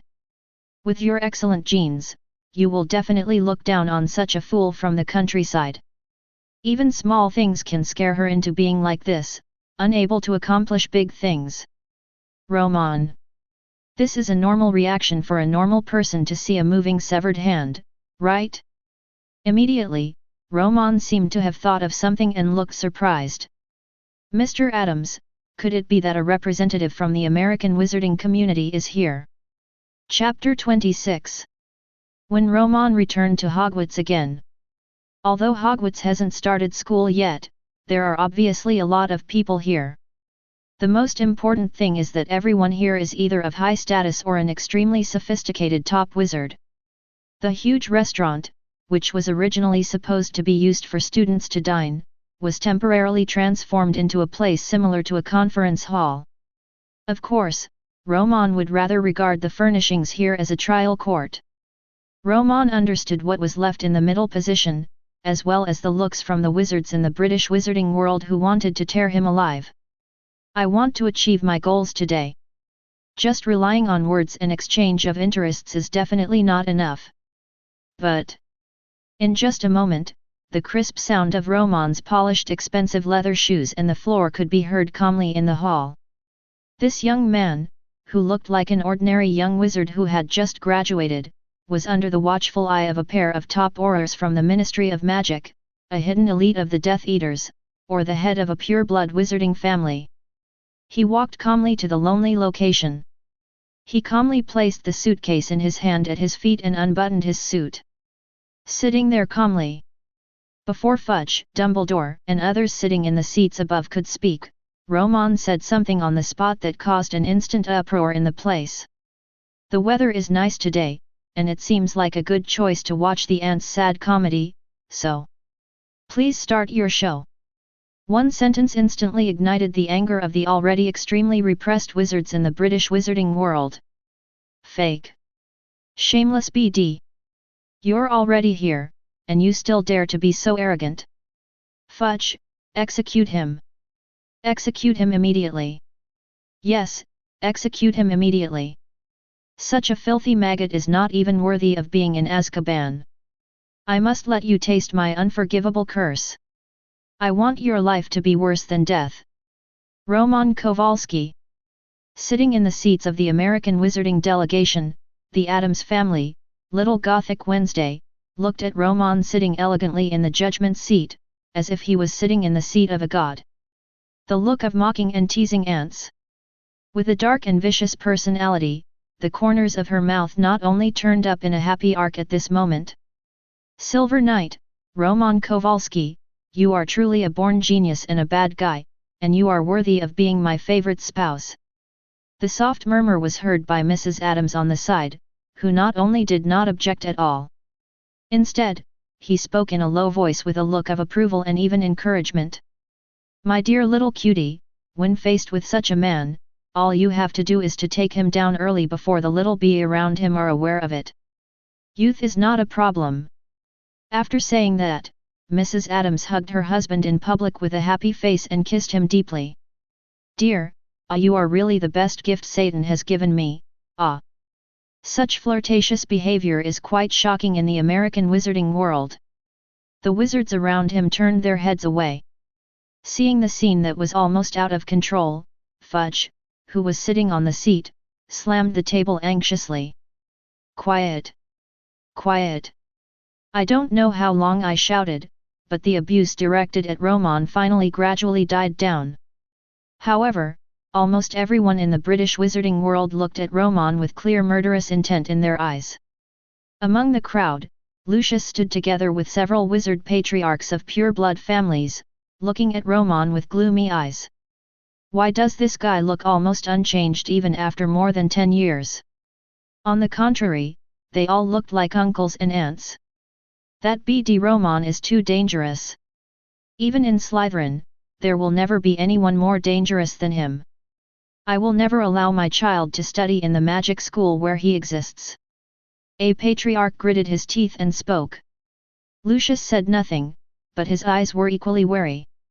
That was a warning against Romon, the former ruler of Hogwarts. This guy, during the 6 years he was in school, suppressed all their colleges by himself and could not hold his head high. Mr. Romon, please pay attention to your words and deeds. Although we have arranged for your personal protection here today, it does not mean that you can rub salt on other people's wounds at will. Fudge was talking about the situation, but he didn't dare to answer Romon's words for the next moment. Get to the point. Although Mr. Romon, you caused huge irreparable losses to the British wizarding world, the matter has been done, and now we can only try to make up for it. When Fudge asked Romon to take out a more effective potion and share it with the public to reduce his guilt. Although some people immediately protested at the scene, he shouted loudly that he didn't want the potion and wanted to execute the Silver Demon King. However, it is clear that a large number of people chose to remain silent. This phenomenon made Fudge, Dumbledore and others unprecedentedly happy. The extreme Silver Knight affected a wide range of people, but after all, only a small number of people suffered irreversible consequences. For example, the Weasleys present, after hearing Fudge's proposal, were very dissatisfied with Romon's intervention, which caused them to give birth to a young son without preparation, making the family's life even more difficult. However, what if there was a magical potion that was cheap and could benefit them? It's not that they can't let go of their grudges. After all, even now, the British wizarding world, even wizards all over the world, and the top potion masters have united, but they have not been able to crack the ridiculous potion of the Silver Knight. Even, at one point someone thought so. The source of the extreme Silver Knight is a bottle of potion, which is simply nonsense. Everyone cursed and hated Romon, the Silver Demon, but they had to admit it. In terms of potions, the other party said that he was second. It was really not easy for the entire wizarding world to find a first. However, just when most people were in such a mood and were ready to let go of their prejudices against Romon, Romon's words once again caused an uproar in the scene. I saw him shaking his head repeatedly after Fudge finished speaking, with a sarcastic smile on his face. It is undeniable that Minister Fudge is very sincere in your proposal. But unfortunately, I don't like your choice of words. Fudge was taken aback for a moment, his face flushed with embarrassment. Romon didn't give the other side face at all. I have a lot of potions, and as long as I have enough materials, I can make potions that increase lifespan without side effects, but, my potions will not be used for so-called compensation. I, the Silver Devil, Romon Kowalski, will not give any compensation to any ant. Want to buy potions from me for nothing? You might as well try to see if you can remove the head from my neck first. Chapter 27. Lucius Malfoy, F.K., this madman. Wednesday Addams, cool. Mr. and Mrs. Weasley, this damn, dirty BD has no human heart at all. Did Fudge get played by that woman too much at night? He actually let such a BD out. At the moment Romon said these words with obvious provocative meaning. The entire hall was engulfed in unprecedented fierce abuse. The terrifying sound waves made Fudge and the others feel overwhelmed. Even Dumbledore stopped him several times and signaled everyone to be quiet, but with little effect. On the other side, representatives of the American wizarding community became nervous when they saw the British wizards becoming increasingly angry. Under the look of the leader, a top Auror captain in a suit, he moved closer to Romon without leaving any trace. At the same time, some people were covering each other, and some people were secretly preparing to release magic spells such as armor protection at any time to help Romon withstand the sudden attack that he might suffer next. In fact, the British wizarding community here is indeed obviously out of control. Among them, in addition to some dark wizards, Jason Vincent, the patriarch of the Vincent family and one of the patriarchs of the pure-blood wizard family, reacted the most intensely. Ignoring the pull and stop of Lucius beside him, he walked through the crowded crowd and came to the front of the team regardless of his appearance. Blocked by the Aurors, he looked at Romon who was close at hand with a mocking smile on his face, and his eyes were splitting. That's the BD, that's the BD. Only on that extremely silver night would something like that happen to his wife and his brother. FAQ. Romon Kowalski. I challenge you to a duel. I'm going to have a wizard duel to the death with you. You little son of a BCH. If you dare to agree, I will kill you. Even Fudge and Dumbledore will never be able to protect you. A series of angry roars finally made Romon's eyes turn to him. I saw the other party finally getting up from the lonely seat. Wow, wow, wow, Senior Vincent, with your appearance now, if I hadn't seen your family's emblem, I wouldn't have recognized you. Where's your hair? The way you look now, is like a big peeled potato, well, a purebred potato. Jason Vincent's face turned red with anger, and he immediately took out his wand regardless of the obstruction of the Aurors around him. Damn BD, if you have the guts, come to the duel with me. I must let you damn Yankee know that without these two old bastards Fudge and Dumbledore, you are nothing. Jason was furious when he thought about his son, whose biological father only his family knew. The thought of killing Romon made him even more crazy. Even Lucius and several other pure-blood family patriarchs who were held back by the crowd were suddenly startled when they heard Jason's voice. If they had such a direct conflict with Dumbledore, the strongest white wizard, they might not have enough strength to deal with it. Without waiting for Dumbledore to say anything. This time it was the American wizards who came for Romon, and they were the first to become unable to sit still. The leading aura captain stopped directly in front of Romon, with sharp eyes warning the crazy Jason in front of him. "This gentleman, please pay attention to your behavior. The person you are facing, Mr. Roman Kowalski, is the 4-star potion chief of our U.S. Department of Magic, who enjoys the same level of treatment as the Minister of the U.S. Department of Magic. Every drop of spit you spit out now will become an unforgivable curse on other members of your family in the future." The stern warning was something no one expected. What surprised everyone present was even more. "Romon? This silver demon actually has the same identity as the United States Minister of Magic." This scene, let alone the wizards present, did not expect it. In fact, even Romon, Fudge, Dumbledore and others on the stage did not expect it. And this aura captain, also in front of everyone's astonished eyes, solemnly took out a document from the space folding pocket, which had a gold-plated dragon skin and a document of a ferocious thunderbird printed on it. Handed it to Romon. "Sir, originally in our plan, this document was to be handed over to you after the end of today, but the current situation, for your safety, please return to the United States with us Wizarding World. Please rest assured that we have a total of 100 elite aurors present. They all left suicide notes when they left the headquarters. Even if all of us lose our lives, we will definitely protect you, sir, and return safely." The sonorous and powerful voices, and the powerful aura exuded by these 100 American aurors as soon as they finished speaking, made the British wizards present secretly gasp. Elite? Must be elite. Regardless of the degree of concentration of magic power, or the sense of oppression emanating from one's own spirit.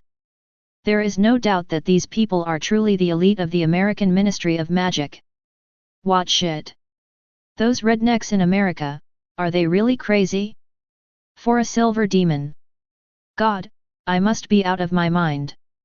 How could anyone be willing to take the lives of so many elites and give them such high treatment, just to compete for such scum? The low-pitched exclamations and various discussions made the scene chaotic in an instant. Fudge, who was sitting on the stage, finally realized that the situation was not good and hurriedly pulled Dumbledore aside. "Professor Dumbledore, did I hear you wrong just now? That person said, 4-star potion master? Is there such a position in the United States Ministry of Magic?"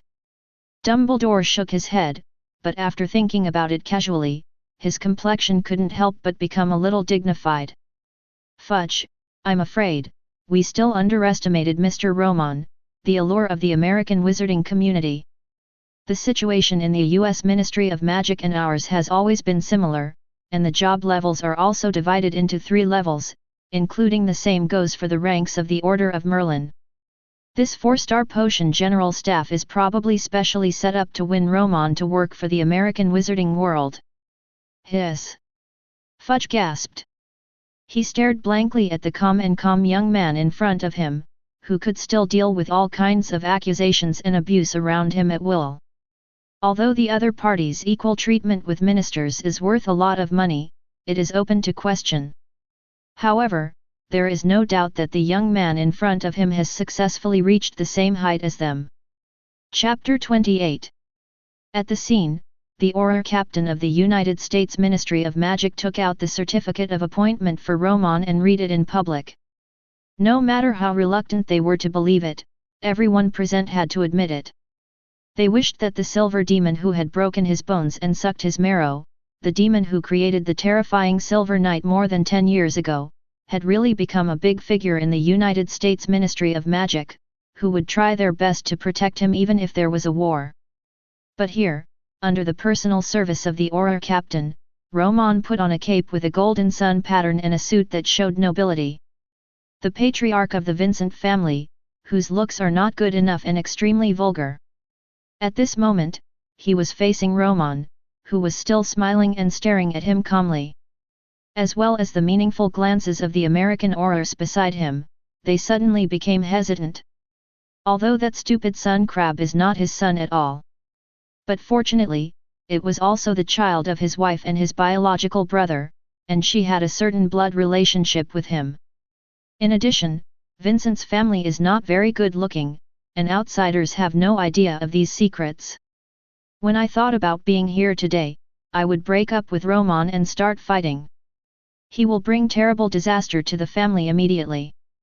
Senior Vincent, it seems that you were among the outstanding graduates of that Slytherin class. Wow, I'm really looking forward to it. Romon's words made Jason sweat instantly.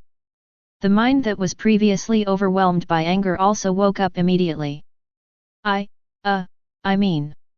Romon raised his eyebrows teasingly. Are you scared? You must be kidding, right? Senior Vincent, I was already in Azkaban when I was in 6th grade. You don't have the confidence to deal with me like this, right? Faced with Romon's sarcasm, as well as the eyes around him that seemed to penetrate him, Jason's face suddenly turned red, and just when he didn't know what to say, the voice of his friend Lucius came. Mr. Romon, I think I want to apologize to Jason. In fact, it's all my fault. This guy is really not good at drinking, he. Lucius smiled, trying to calm down. However, there was no smile on Romon's face. With his arms folded across his chest, there were so many American aurors standing around him, with calm faces, looking at each other as if they were clowns.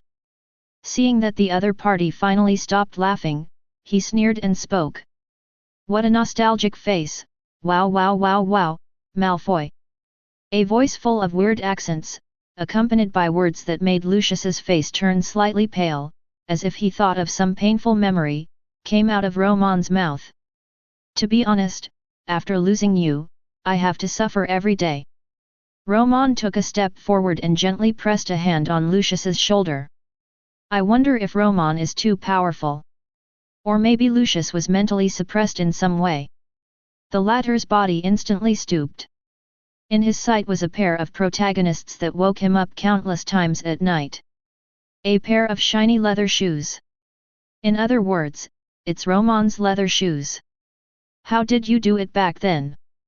The polished leather shoes were cleaner than the magic spell that made them look brand new. Lucius. That's enough. Romon. We are also alumni after all. A figure rushed out from behind the crowd and ripped Lucius away from Romon's hand. But it was Lucius's wife, Narcissa Malfoy. But at this moment, the people around him were shocked to find that the person from before was in the eyes of outsiders.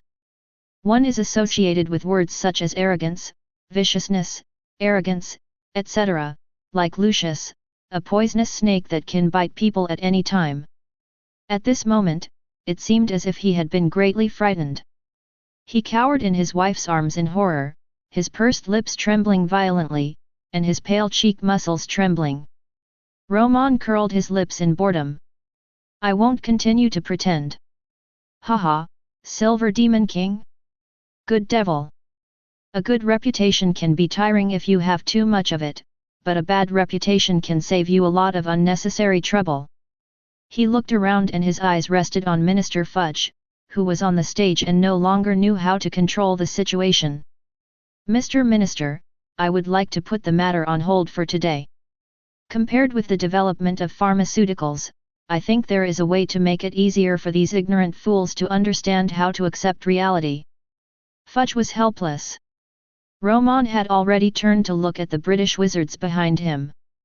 There were at least 1,000 people gathered here at this moment, but even so, it was only a fraction of the total number of victims who had actually endured the extreme Silver Night. Romon's eyes swept over everyone. The wizard family members who appeared in the plot all had obviously something wrong with their auras, and they should be Death Eaters who had sneaked in. There are also some shop owners in Diagon Alley, as well as individual wizards and the like. After seeing Romon's gaze, these people first looked back angrily, and then hurriedly turned their heads aside as if they had some concerns. One by one, their heads are like the blown wheat fields. As Romon's eyes swept across, they all swayed uneasily. Mrs. Weasley also felt that something was wrong in the atmosphere at this moment. The couple hid at the back of the crowd, but they knew exactly what was happening in front. What do you mean? What is this Romon going to do? Is he planning to let the Aurors in the United States take action against us? Arthur Weasley shook his head. This idea was crushed by him at the first opportunity. Based on their understanding of this junior, Romon is not such a fool. He wouldn't be unaware that those American Aurors would only be responsible for his safety and would not fight directly. Instead, he immediately took him and evacuated to the American wizarding world. As long as they don't hunt them down, Romon won't be able to use the power of the United States Ministry of Magic to take revenge on them. However, even after thinking this, the uneasy feeling in my heart became stronger and stronger. I, the Silver Devil, Romon Goldstein Kowalski. 7 days later, in the Hogwarts arena. Accept everyone's challenge. You can fight with me alone, you can fight with 2 of you, of course, you can also fight with 1,000 people, or 10,000 people together. Destroy or kill me, I'm waiting for you. Chapter 29. I, the Silver Devil, Romon Goldstein Kowalski. 7 days later, in the Hogwarts arena. Accept everyone's challenge.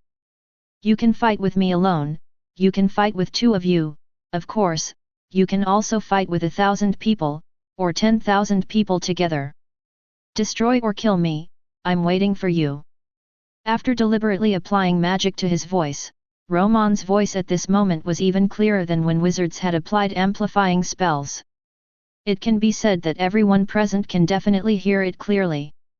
However, when Romon finished speaking, everyone present had dull expressions on their faces, with expressions of extreme disbelief. As if they heard something from the Arabian Nights, they just stared blankly at each other. After a brief silence, there was a burst of suppressed whispers or discussions. What shit? Benjamin, did you hear what that guy said? Merlin is here. I think I must have heard it wrong, God, I heard that guy from the Silver Demon King threatened to challenge us all.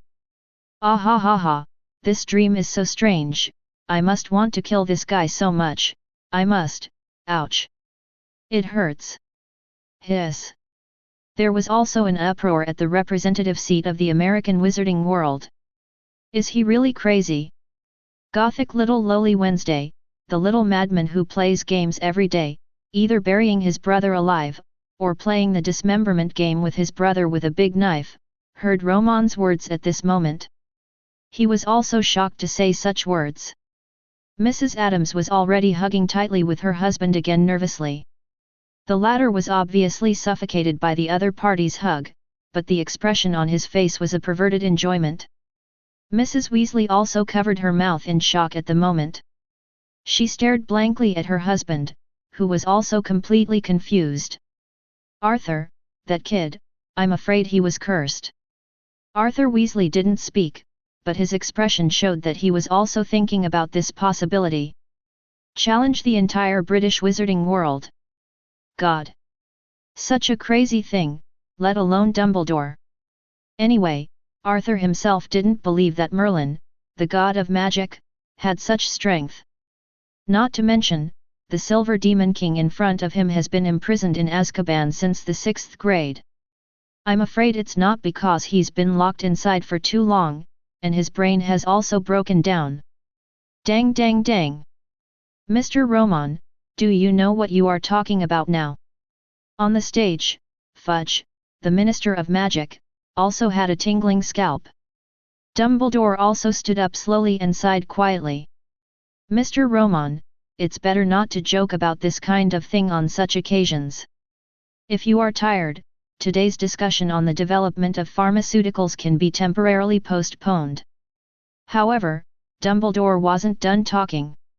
Professor Dumbledore, look at me now, do I look like I'm joking? Romon's eyes were cold, and the light of reason reflected in his pupils made the voices at the scene gradually become suppressed. Even the American Auror captain, Smith, whose expression changed wildly at this moment.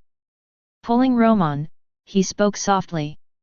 Mr. Romon, we understand that you are imprisoned, and there is resentment in your heart, but, the headquarters has not had any extra power in the recent period, which can cause large-scale conflicts with the British Ministry of Magic.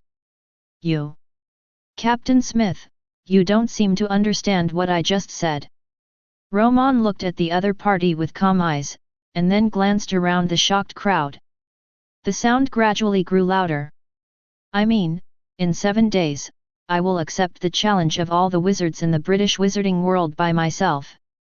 Whether it's a dark wizard or an aura from your Ministry of Magic, whether it's you yourself or your entire family of wizards. I am alone, waiting for you. All wizards. Romon left, leaving behind explosive news that could shock the entire British wizarding world, and even the wizarding communities of various countries. Back to London. The goth girl Wednesday also followed Romon with her mother's encouragement. As a result, Romon can no longer stay in the Granger family temporarily. However, fortunately, he has a lot of property in the Muggle world. On the outskirts of London, in an elegantly decorated manor. When Romon woke up and had breakfast in the morning, he received a copy of the Daily Prophet from the Wizarding World. The lead writer is still the chief reporter, Rita Skeeter. This annoying woman, the pungent writing given at the beginning of the article made Romon's eyebrows slightly raised. How? It must be terrible, but I have to say that the entire British wizarding world has been challenged by one person. Regardless of the outcome of this matter, the British wizarding world will be laughed at by the whole world. While talking on Wednesday, he was cutting the steak on the plate, with a cruel arc on the corner of his mouth, which made Romon think for a while that this girl put his brother on the table. Hee, whatever you want, but I really like the beginning of this newspaper. Wednesday glanced at it. The Daily Prophet. 13 years ago, the Silver Knight brought nightmares to the entire British wizarding world. 13 years later, the Silver Demon King tried to turn his terror into dark clouds and cover the entire British sky. Romon enjoys a peaceful breakfast, looking out the window at London's perennially rainy day. The corners of the mouth could not help but rise slightly. To be the devil cloud that hangs over the mind of every English wizard. Hee, what an interesting thing. Breakfast is over. Romon couldn't wait to enter his space-folding suitcase, when Wednesday, who came with him, saw the word deformed obscurant. The smile on his face became excited. They didn't care about the meaning of existence of these deformed lives at all. What are you doing? Romon kept waving his hands with a smile, setting up unbreakable spells around him, and at the same time brought the number 3 obscure, whose magic factor had reached its limit, into it. Looking at the strange body writhing restlessly, there was an excited smile on the corner of his mouth. Obtain the power that matches the identity of the Devil King. Chapter 30. Ho. Along with this, Romon set a series of restrictive spells on the entire space. These unique magic spells created under Romon's painstaking research have never been shown in this world. Look at these colorful restrictions surrounded by. The original internal space of the space-folding suitcase turned into a strange space like a galaxy in space. Wednesday, the goth girl standing next to Romon, suddenly lit up. Like Van Gogh's Starry Night, Romon, I love these spells of yours. Romon smiled slightly. This is also his pride. Thanks to some magical knowledge from other magical worlds provided by Goldfinger Magic Temple, Romon has mastered the use of magic, spell structure, and spell principles, etc. They are all much richer. Not only are the spells powerful and flexible. The magnificence of Wednesday's praise itself is unmatched by most of the magic spells in this world. The starry sky is already here, so it's time to invite our protagonist. I can already feel the surging dark energy, ha ha ha. As he said this, even Romon couldn't help laughing. Signaling Wednesday to step back. Romon's eyes looked at the deformed child on the table in front of him, who was slightly withdrawing.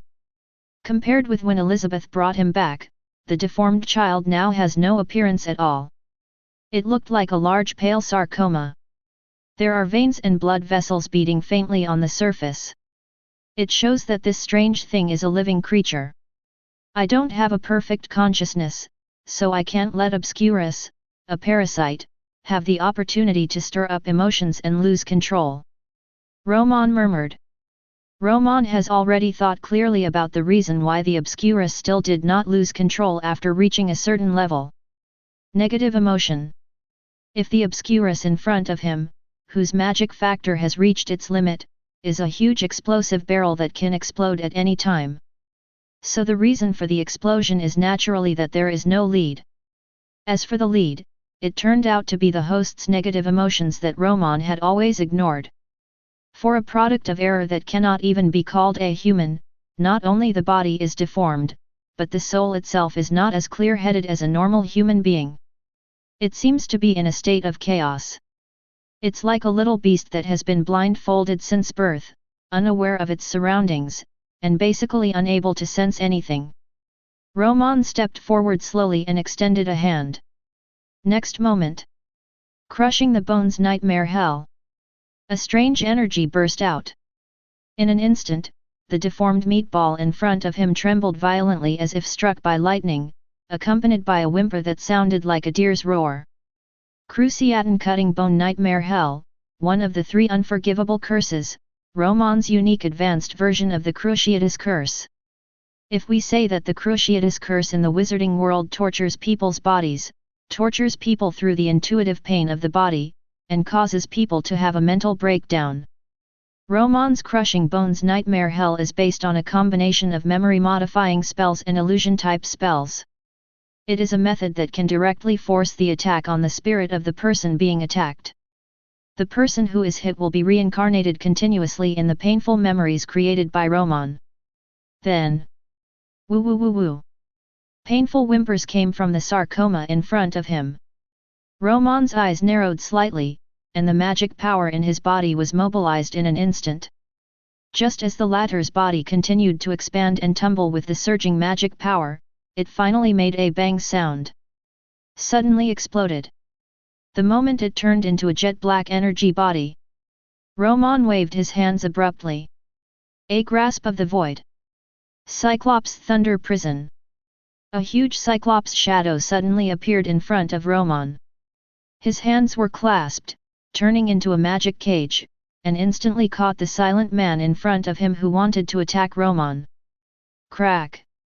Fierce thunder and lightning burst out from the Cyclops' eyes. The terrifying surge of magic power set off strong winds, causing the surrounding starry sky to flow like the Milky Way. He didn't have time to pay attention to lowly Wednesday, who was blown away behind him. Romon's hands were like a conductor in a concert hall, moving rapidly with a certain pattern.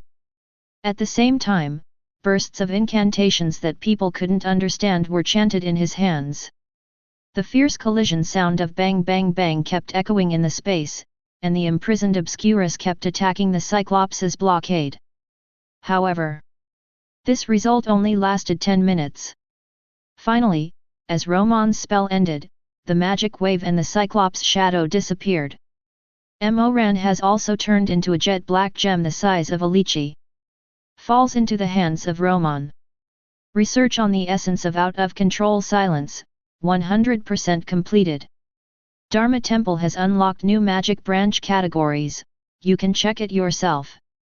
The moment the gem fell into his hands, a strange message was transmitted into Romon's mind, and the gold finger heart of all wisdom reacted. A bright smile of joy immediately appeared on the latter's face. It looks like you succeeded.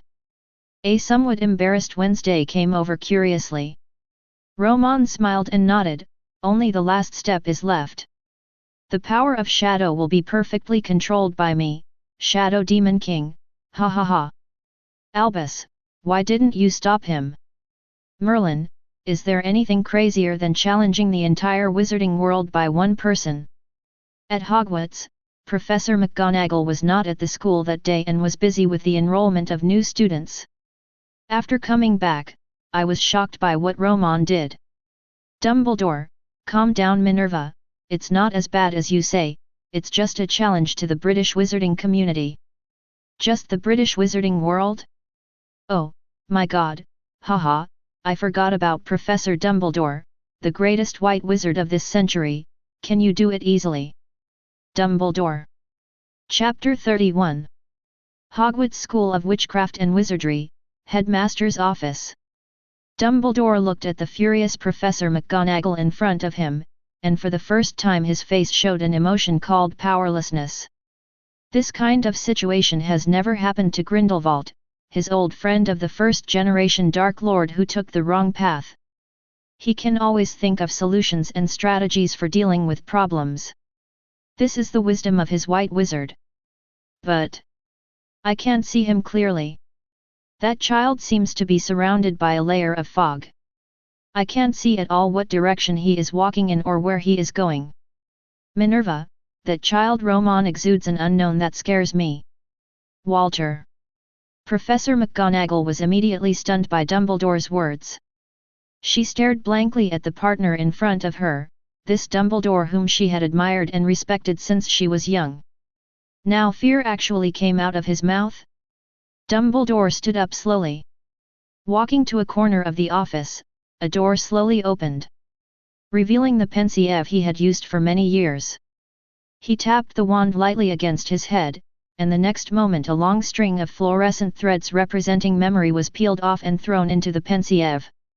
When Professor McGonagall walked over, what was playing in the pensieve was a scene from Romon's memory when he was still in school. From the 1st grade to the Silver Knight in the 6th grade. I haven't paid much special attention to this child, even though he is the godson of my old friend, but, obviously, this piece of gold is so bright that even if I don't deliberately understand it, I still understand it. Everything about him at school is clear. Dumbledore murmured melancholy. In a pensieve. Romon enters Hogwarts, first year. Mr. Kowalski, magic is a profound subject. It is impossible to master it in just a few days. Professor McGonagall, standing next to Dumbledore, looked slightly solemn. In this memory, the person who said such words to Romon was himself. At that time, Romon had a childish face, but he already had the handsome and courageous mold he has today. Professor McGonagall, please test me. However, if I pass your test, I hope you can teach me more advanced spells. As you wish, Mr. Kowalski, but don't expect me to let you go just because of your excellent grades. Romon is in the 2nd grade. Professor Flitwick, thank you for these charms books, but, can you give me some more difficult charms books? Flitwick was shocked. Walter? Have you learned all of these? Many of these are things that only 6th graders will use. Romon nodded and hesitated. Professor Flitwick, I heard that if there is a professor's guarantee, you can enter the restricted book area to select books to borrow. Romon is in 3rd grade. Christmas dinner restaurant. Dumbledore, in view of the unity and camaraderie shown by the students of Slytherin House this school year, the hard work and enterprising spirit in the classroom, and the positive efforts that everyone has made towards the sorting cup. I want to award 100 points to Slytherin Academy. Romon stood up instantly and waved to the stiff smiling classmates around him with a smile on his face, as if he was receiving some reward. The Slytherin students, however, lowered their heads even though they had clearly won the Academy Cup. It seems like everyone is suffering from some huge shame. Romon is in 4th grade. The then potions master ran to Dumbledore's office. Professor Dumbledore, you must think of a solution. Really, that child Romon is now completely beyond the scope of our teaching. The potions he is now exposed to and researching are more dangerous than the last. If we don't do it right, I'm afraid something terrible will be created. According to my wishes, Professor Dumbledore, please order that Romon be prohibited from entering the Forbidden Forest to conduct any collecting activities. Dumbledore, standing beside the pensieve, looked slightly sad. Obviously, what the potions professor said back then was really right. A bottle of Silver Knight potion that is so absurd and terrifying that no one can crack it even now has directly affected the entire British wizarding world. It turns out that this is what regret feels like. Dumbledore sighed. After that, things about Romon became more and more out of control in the pensieve.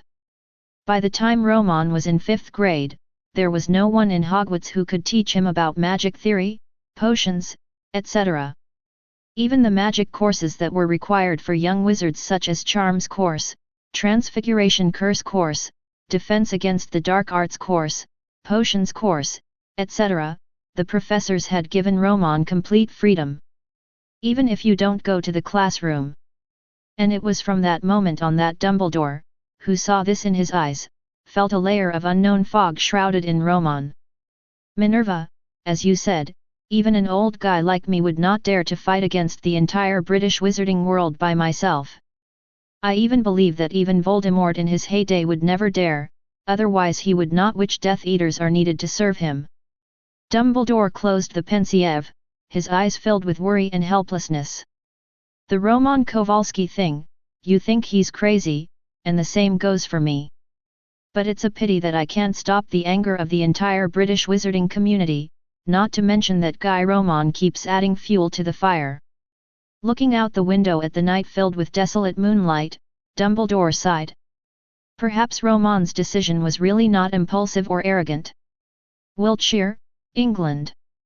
In Malfoy Manor. Since that day when he was publicly humiliated by Romon and returned to the manor, Lucius Malfoy gradually calmed down.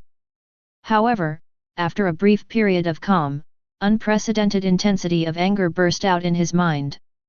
Just when the Daily Prophet sent this crazy challenge news to the streets and alleys of the entire British wizarding world, deep in the mountains and forests, and even to other wizarding circles in Europe. In Malfoy Manor, dozens of top wizards from different wizarding families, large and small, gathered here. Jason Vincent looked gloomy, he was also humiliated that day. As soon as he saw Lucius coming out, he couldn't wait to speak first. Lucius, do you have any ideas? Lucius took a deep breath and tried not to think of the nightmare scene of making a fool of himself a few days ago. However, no matter how he controlled it, the moment he spoke, everyone still felt the humiliation and anger in his heart at this moment. Gentlemen, we are all wizards born in Hogwarts, and basically all of us are Slytherins. I just want to say one thing. Our nightmare is back and he wants to continue to dominate and suppress us, and our descendants. What should we do? Chapter 32. What should we do? In a quiet garden of Malfoy Manor. There are cronies brought by these pure-blood wizard clan leaders around, and they are strictly controlling the surroundings, and they will never let what is planned here today spread out. In fact, before Romon came out, Voldemort's incident made their pure-blood families feel insecure by the Ministry of Magic. However, at present, the entire British wizarding world, whether it is the Aurors of the Ministry of Magic or the Death Eaters who follow Voldemort, have deliberately forgotten what happened before. Only Romon, the bold silver demon, was left in his eyes. What should we do? Of course we should take advantage of this opportunity and join forces to kill him. The first person to speak was Jason, the patriarch of the Vincent family who had been publicly humiliated by Romon before. As they looked at the other party's eyes wide open as he spoke, a cruel light gradually appeared in the eyes of everyone present. Although that guy is scary, his talent for potions is also scary.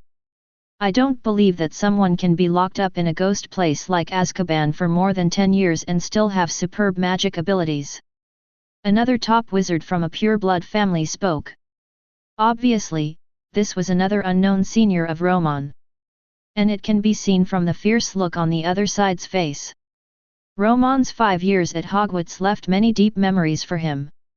That's right. Although that guy is obviously emitting magic power fluctuations, he is definitely not that strong. He is just relying on the protection of the United States Ministry of Magic. Haha, this guy is so bold this time that he dares to directly challenge our entire wizarding world. I want to see if the American wizarding community has any reason to protect him this time. Ha ha ha ha. Seeing that everyone basically reached a united front without any guidance from me, it was very easy. Lucius's gloomy face also softened slightly. Although in his heart, he was thinking the same thing as Jason. I think Romon's strength lies in his opponent's unreasonable magic potion refining. As a pure-blood family in the British wizarding world, they are undoubtedly the most powerful family in this circle, and they already know the reason why the American Ministry of Magic wants to protect Romon recently. It was for the potion formula called Merlin's second midnight appearance. However, now that Romon is committing suicide and actively provoking the entire British wizarding world, even if the United States wants to stop him, there is nothing he can do. Just in case, everyone, we must use all our strength in 7 days. After all, if such a living Roman Kowalski is left to run into the American wizarding world, it will be our doom. Everyone looked at each other with serious expressions, and nodded to each other. Master, do we really not want to interfere in Roman Kowalski's matter? Hogwarts, Professor Quirrell's residence. Quirrell took off his turban and asked carefully and flatteringly. No, absolutely don't take action, especially you, your mission is the magic stone. Everything except the magic stone has nothing to do with you. Roman Kowalski, he is not an easy character to deal with. Voldemort murmured weakly. When I think of the incident in the leaky cauldron where I was easily discovered by the other party, but was not exposed by the other party. Voldemort still had lingering fears. That guy, the magic power radiating from his body fluctuates. Not only was it weird, but it also made him feel a strong aura of death. In his current situation, it is no exaggeration to say that Romon can definitely crush himself to death with one finger. But why? Voldemort couldn't figure it out. He didn't seem to have any connection with the other party. If it was not necessary, he would trade his head as the Dark Lord for a reputation. For today's Romon, it should be more suitable. Unless... In an instant, Voldemort seemed to think of something, and suddenly the solemn clarity was swept away, and bursts of laughter mixed with the wind echoed in Professor Quirrell's residence. Silver Demon King, haha, I really look forward to seeing you next time. Rita Skeeter was completely aroused by this time. As the news practitioner with the lowest bottom line in the wizarding world, she is now no longer in charge of the Silver Demon Lord Romon or the Silver Knight. Even though I went crazy that night with 2 or 3 werewolves who I didn't know who they were. At this moment, all she could think about was the breaking news. The Daily Prophet originally had 1 copy every day, and sometimes there was even 1 copy every 2 days. The crazy surge has reached 2 copies a day. And the content on it is all about Romon, a crazy thing that has never happened before in the British wizarding world, or even in the history of wizards in the world. Malfoy and other 17 pure-blood wizarding families jointly announced that they will accept the challenge of the Silver Demon Lord Roman Kowalski in 7 days. Ministry of Magic of the Eagle Kingdom, Director Barty Crouch, Director of the Department of Magic Law Enforcement, announced that he will lead all the wizards in the department to accept the challenge of the Silver Demon King. It is reported that all members of the Auror Command will also directly participate in the battle this time. Grangers in Diagon Alley announced that they will form a joint team of goblins to accept the challenge of the Silver Demon King. According to relevant sources, Grangers may use the Guardian Dragon of the Vault to participate in the battle. At present, the U.S. Department of Magic has not yet responded to the challenge of the Silver Lord Roman Kowalski. According to the inference of Minister Cornelius Fudge of the U.S. Department of Magic, the U.S. Department of Magic should not be able to quickly come up with a response. The latest news in Nocturne Alley, a group of about 500 people, the Black Wizards who form the Demon Lord Hunting Group, announced that they will participate in the challenge of the Silver Demon King. The Department for the Regulation of Magical Creatures of the Ministry of Magic announced that on behalf of Life, the Centaurs announced their acceptance of the Silver Demon King's challenge. Rita Skeeter listened to the latest news gathered one by one, and her crazy laughter echoed in the office. Ha ha ha, Silver Demon King, thank you for your appearance. The Daily Prophet sends you a tribute of destruction. Oh! Romon, who had just walked out of the pharmacy, was about to say something when he suddenly couldn't help but sneeze. MMP, some reckless guy must have scolded me. It seems that I have to learn from Tom and add a curse to my name. Chapter 33. Looking at Romon coming out of the pharmacy. especially when he saw the medicine bottle in Romon's hand, which seemed to contain a strange black cloud. Wednesday's eyes suddenly brightened. Is this your new work? This power makes people uneasy, but they also make people want to get closer. Looking at Wednesday, the obsessed look on his face when he looked at the potion in his hand, the corners of Romon's mouth couldn't help but curl up slightly. It was obvious that Romon was greatly benefited from the compliment. Although she is a time traveler, this little girl, Wednesday, has indeed grown up with him since childhood. It is not an exaggeration to say that she is his childhood sweetheart. And the other party's venomous personality will show up inadvertently to everyone. Now he is completely conquered by this bottle of potion named Tyrant's Dark Crown by Romon. Came to a lounge. Romon adjusted his condition and opened his eyes again. Suddenly opened the cork of the medicine bottle in his hand. There is no proper drinking procedure. The medicine in the bottle looked like clouds, but was actually liquid. It seemed to have some kind of life. The moment the cork was opened, it suddenly rose and surged out. The next moment, it poured in from Romon's mouth and nose. Vomit. The unavoidable strong discomfort made Romon make a gagging sound, and made Wednesday, who was watching outside the confinement, nervous. However, fortunately, Romon researched the potion himself, and he knew very well what the other party's situation was. The awake brain quickly controls the magic power in the body and begins to operate on a specific route. Waves of magic ripples, with Romon as the center, quickly spread to the surroundings. The light in the room also seemed to be swallowed by some kind of power. It was clearly broad daylight, and the windows were open. The room was completely dark, and in the end, even Romon's figure disappeared into the darkness. Gudong. The oppressive and deadly atmosphere made Wednesday swallow nervously, but he had no choice but to wait outside quietly. However, she couldn't think of anything. This waiting was a full 5 or 6 days. For 5 or 6 days, in the manor where Romon lived, it was calm without any waves. However, the outside world, or the wizarding world, has already set off a storm. United States Department of Magic. Ms. Goldstein, please make your position clear. You are first the director of the Aura Operations Department of Armacusa, and secondly your sister and aunt. Listening to the angry roar of the boss, even though he has been running with all his strength during this time. This reality still made the Goldstein sisters powerless. Queenie Goldstein's legs went limp, and she sat down on the ground in despair, whimpering and then crying. Whoa, my Romon, that's my boy, he's so good, he. The fat man, but his body was full of famous brands, and the imposing man hurriedly knelt down to comfort him. Jacob Kowalski, Romon's father. He is now a well-known business tycoon in the American Muggle community. In recent years, his industry has involved media, real estate, automobile manufacturing, luxury goods, and other industries. His net worth is enough to make even the Commander-in-Chief of the United States deal with him with caution. However, at the United States Ministry of Magic at the moment, as a tycoon, he doesn't have much power to speak. Tina Goldstein sighed and looked at her boss again. However, the latter's complexion was even uglier, and he snorted coldly. This is the choice of that idiot. He wants to kidnap our entire American Ministry of Magic because he is a potion master.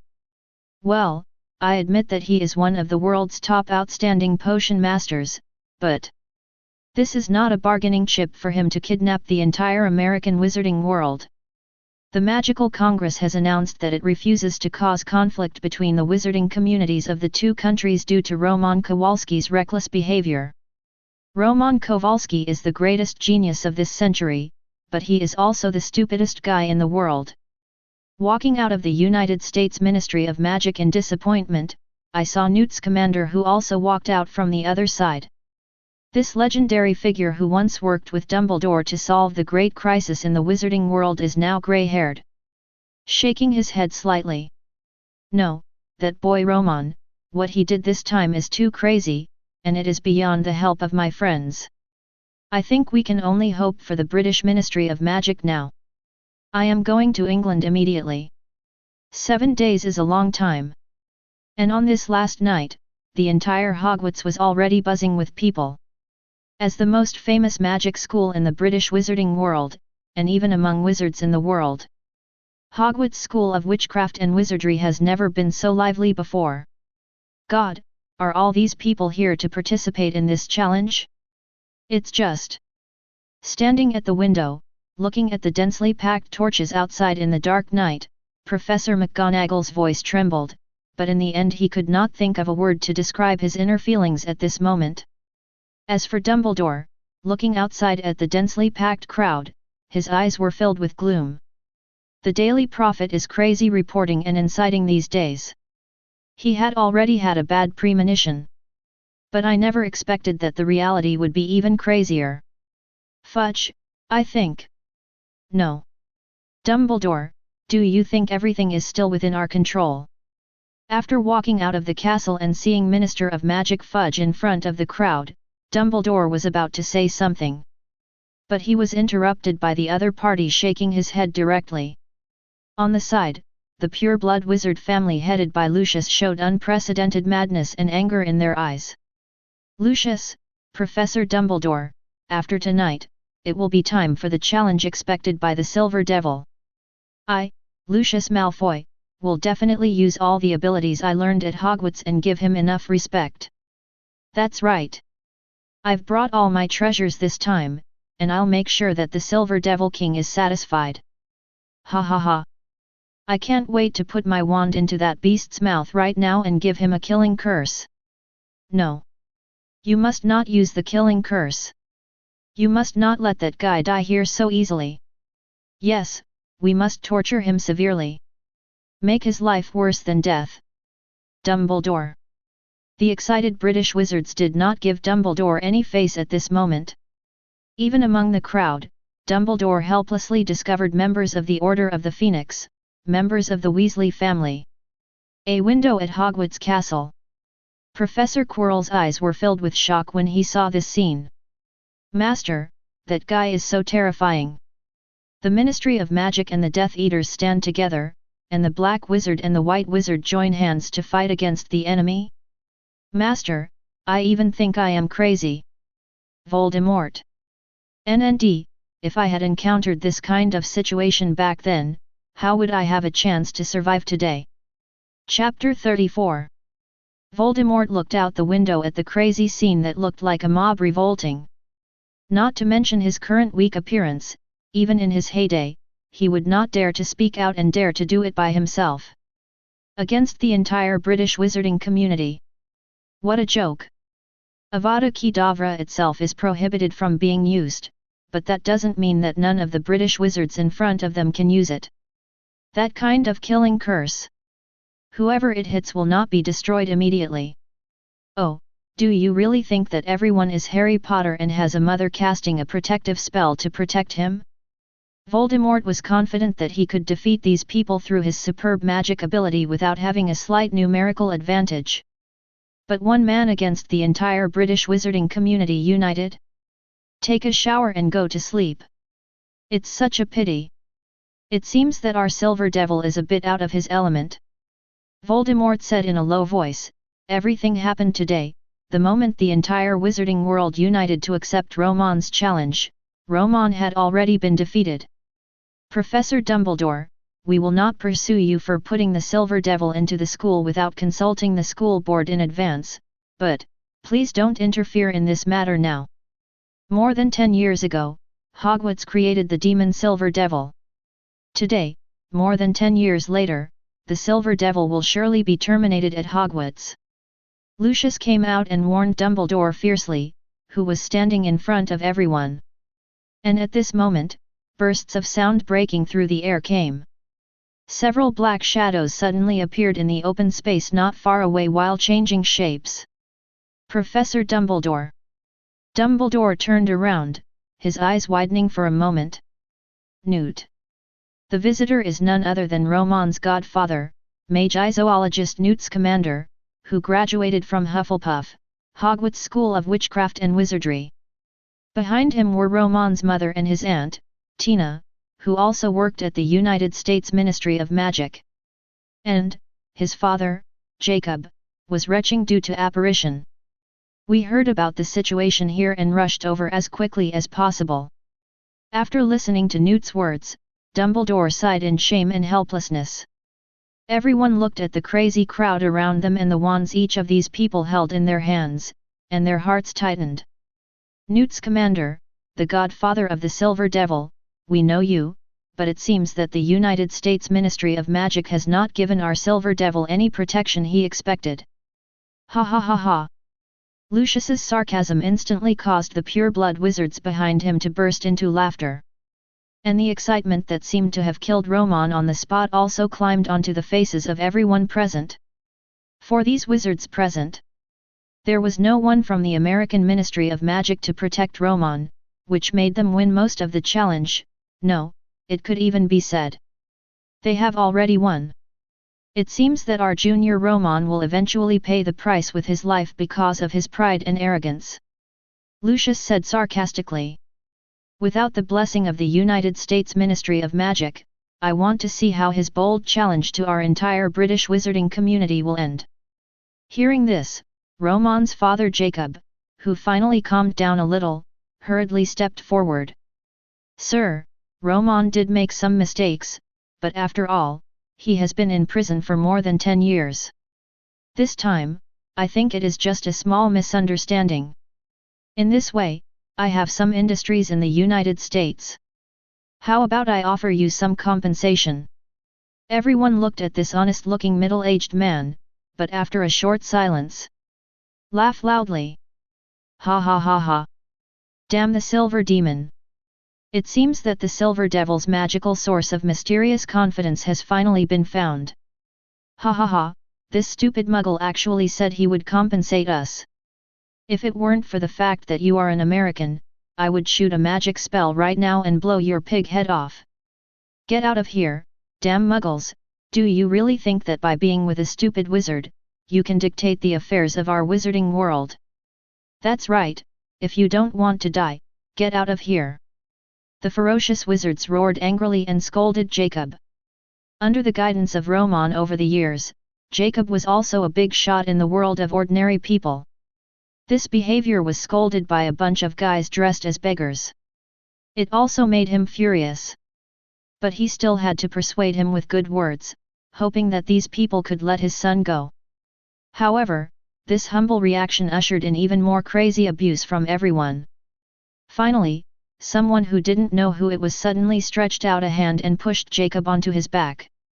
The somewhat bulky body rolled awkwardly on the ground, causing another burst of laughter. Ha ha ha, look at this stupid pig. The Silver Devil King's brain must have been inherited from this guy. Ha ha ha ha. Queenie Goldstein looked at these people angrily. If she hadn't been ordered to put down her wand when she entered the British wizarding world, she would have taken out her wand and cast a killing curse on these guys. Amidst the wild laughter, Lucius raised his nose high. In his hand is his snake-headed cane that is always at hand. There is no need to struggle in vain. At the moment of dawn, this will be the burial place of Roman Kowalski, if the anger of the British wizarding community can leave his bones. The ruthless words destroyed the psychological defense of relatives like Romon. Seeing the painful expressions of Romon's parents, Lucius instantly felt as if his soul was about to fly up. He gritted his teeth and raised his head, looking at the sky that was gradually turning fish-belly white. I can't wait to take revenge on myself for the years I was bullied by Romon today. Holding the wand in one hand, he suddenly turned his head. Coldly questioned Dumbledore and others in front of him. Silver Demon King, where are you now? Chapter 35. Where did the Silver Demon go? In the spacious arena of Hogwarts School of Witchcraft and Wizardry. The sky is getting brighter and brighter, and the rising sun can be faintly seen on the distant horizon. Lucius once again asked this question dissatisfied. Being stared at by pairs of eyes full of warning, Dumbledore sat in the audience seat and shook his head very simply. Mr. Malfoy, I'm afraid you need to ask Mr. Romon himself. You also know that Romon has not returned to Hogwarts since this announcement was made 7 days ago. Humph. Dumbledore, it's best that you didn't hide that guy secretly, otherwise, we wouldn't mind letting our greatest white wizard of this century try to bear the wrath of the entire British wizarding world. The arena at Hogwarts is large, but even so, it is completely insufficient to accommodate such a large number of British wizards. And with the sky between bright, the night is completely gone. The centaurs in the Forbidden Forest and the goblins from Gringotts also appeared here one after another. Among the noisy voices, there were questions everywhere asking why Romon hadn't appeared yet. On the stands, the aurors from the United States Ministry of Magic were also here, but I don't know if they were ordered by the United States Ministry of Magic to show up. But there is obviously no wand on the body. Obviously, he will not interfere in today's affairs.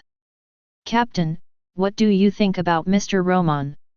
He obviously has a bright future. Oh my god, a 4-star potion master. Before he appeared, the Ministry of Magic had a 3-star potion master rating at most. I don't understand, but since the higher UPS have given up on Mr. Romon, we are just happy and free. However, those pure-blood wizard families are in trouble. The squibs at home are completely hopeless. Humph, that's much better than being a gunman for this stupid brat. Kid? Ha ha ha, don't look at his appearance, he is already in his 20s and almost 30 years old. The wizards were discussing, but Captain Smith, the leader, frowned. For some reason, the expression of Romon, who was closest to him that day, in his mind did not seem to mean that he wanted to use the power of the United States Ministry of Magic. However, looking at the densely packed scene in front of me, there were at least nearly 30,000 wizards. Smith finally shook his head.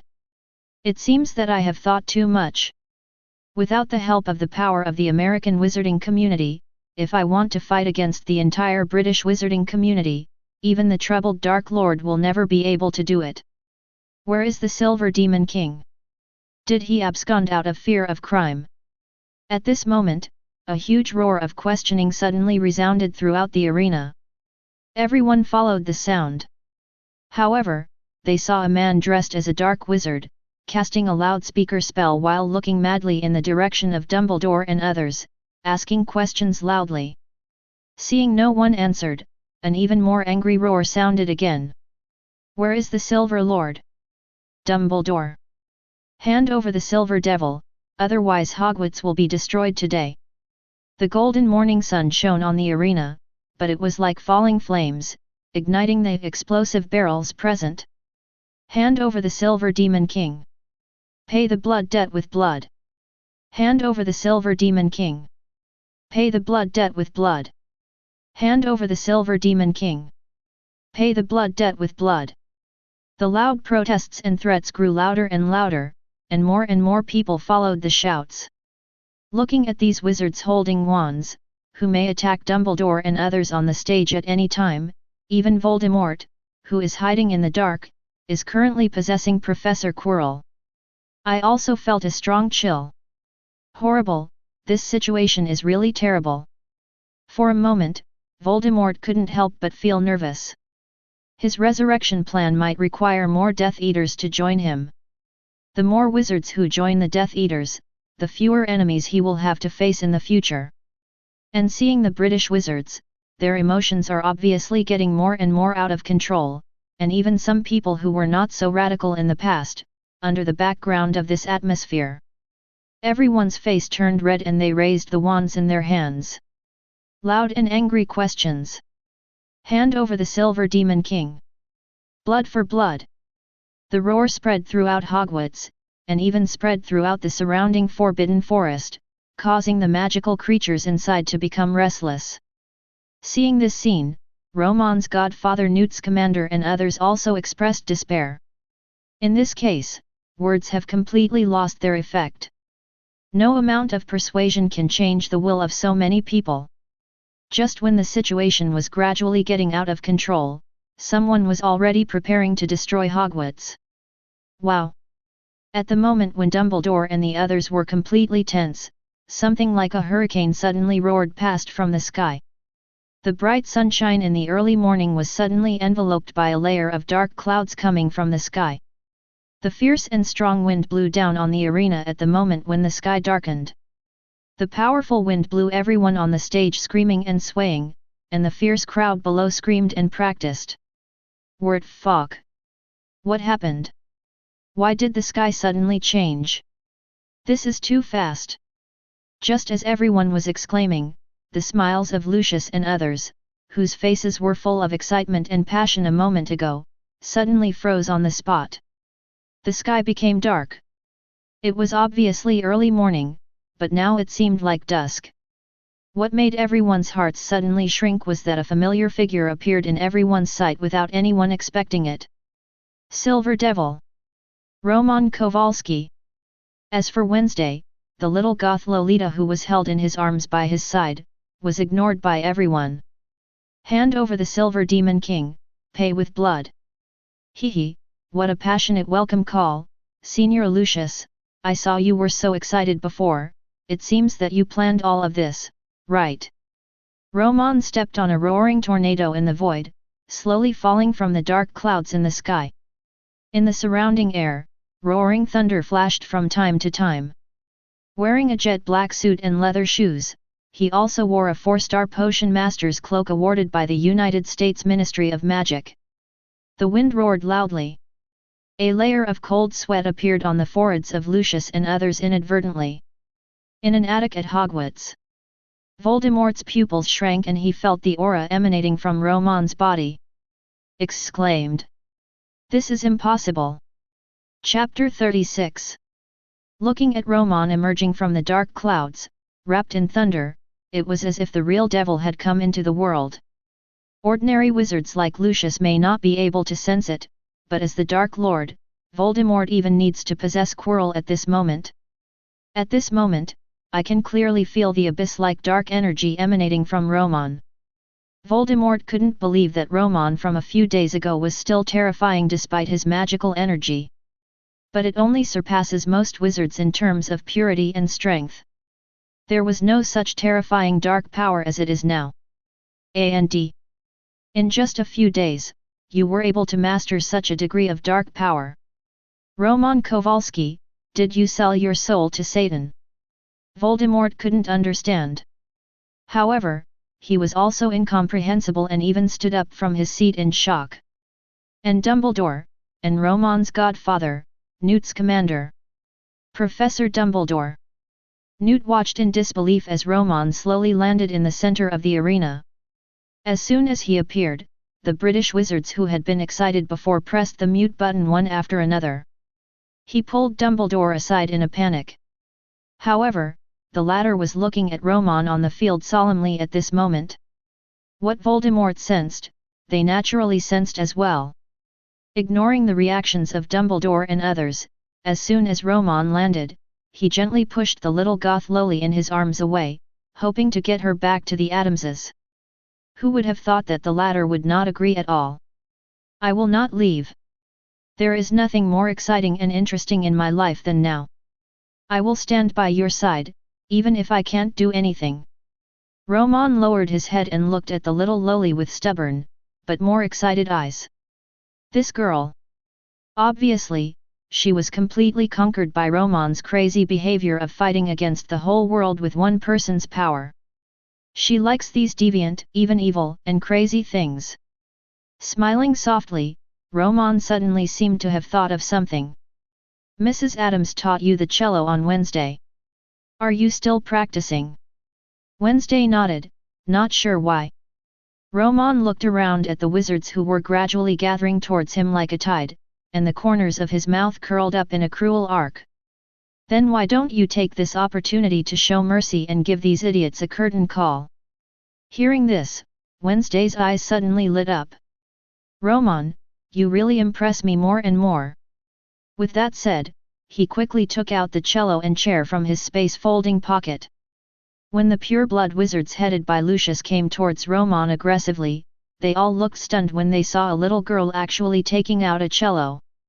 Roman Kowalski, this is a duel arena. Do you expect to use this little girl from the American wizarding world to stop us? Romon smiled coldly. But at this time, the sound of the cello suddenly sounded. The dull tone, accompanied by the passionate melody, instantly made everyone present feel a suffocating feeling caused by the oppression of darkness, and it also made Romon instantly energetic. Slowly raising one hand, like a conductor of music, while swinging it irregularly. His eyes were full of teasing and sarcasm as he looked at the guys in front of him, who had been his losers since then. Stop you? Hee hee, Malfoy, it seems that even after so many years, you really haven't improved at all except your shoeshine skills. I'm just letting people add a little color to a boring thing. Wednesday Vignon, who was strumming the cello excitedly, raised his eyes painted with black eyeshadow, and looked directly at the people in front of him, full of the same contempt and provocation as Romon at the moment. The small talk is over, don't waste any more time, please me, stupid wizards. The extreme contempt and provocation instantly made the eyes of the pure-blood wizards present who had been bullied by Romon turn red. Jason Vincent, who was standing behind Lucius and blocked by his body, took the lead. Avada Kedavra! The dark green evil energy burst out instantly, and the dim arena was full of weirdness and violence. At the same time that the death curse was being shot, the other pure-blood wizards also raised their hands. With a heart-breaking voice, as if he was swearing revenge, he screamed out his own curse. Cruciate! Fuchsia! All petrified. The colorful spell struck Romon instantly, and the dazzling light caused people on the stage to scream in surprise. However, in the field, the magical energy was getting closer and closer.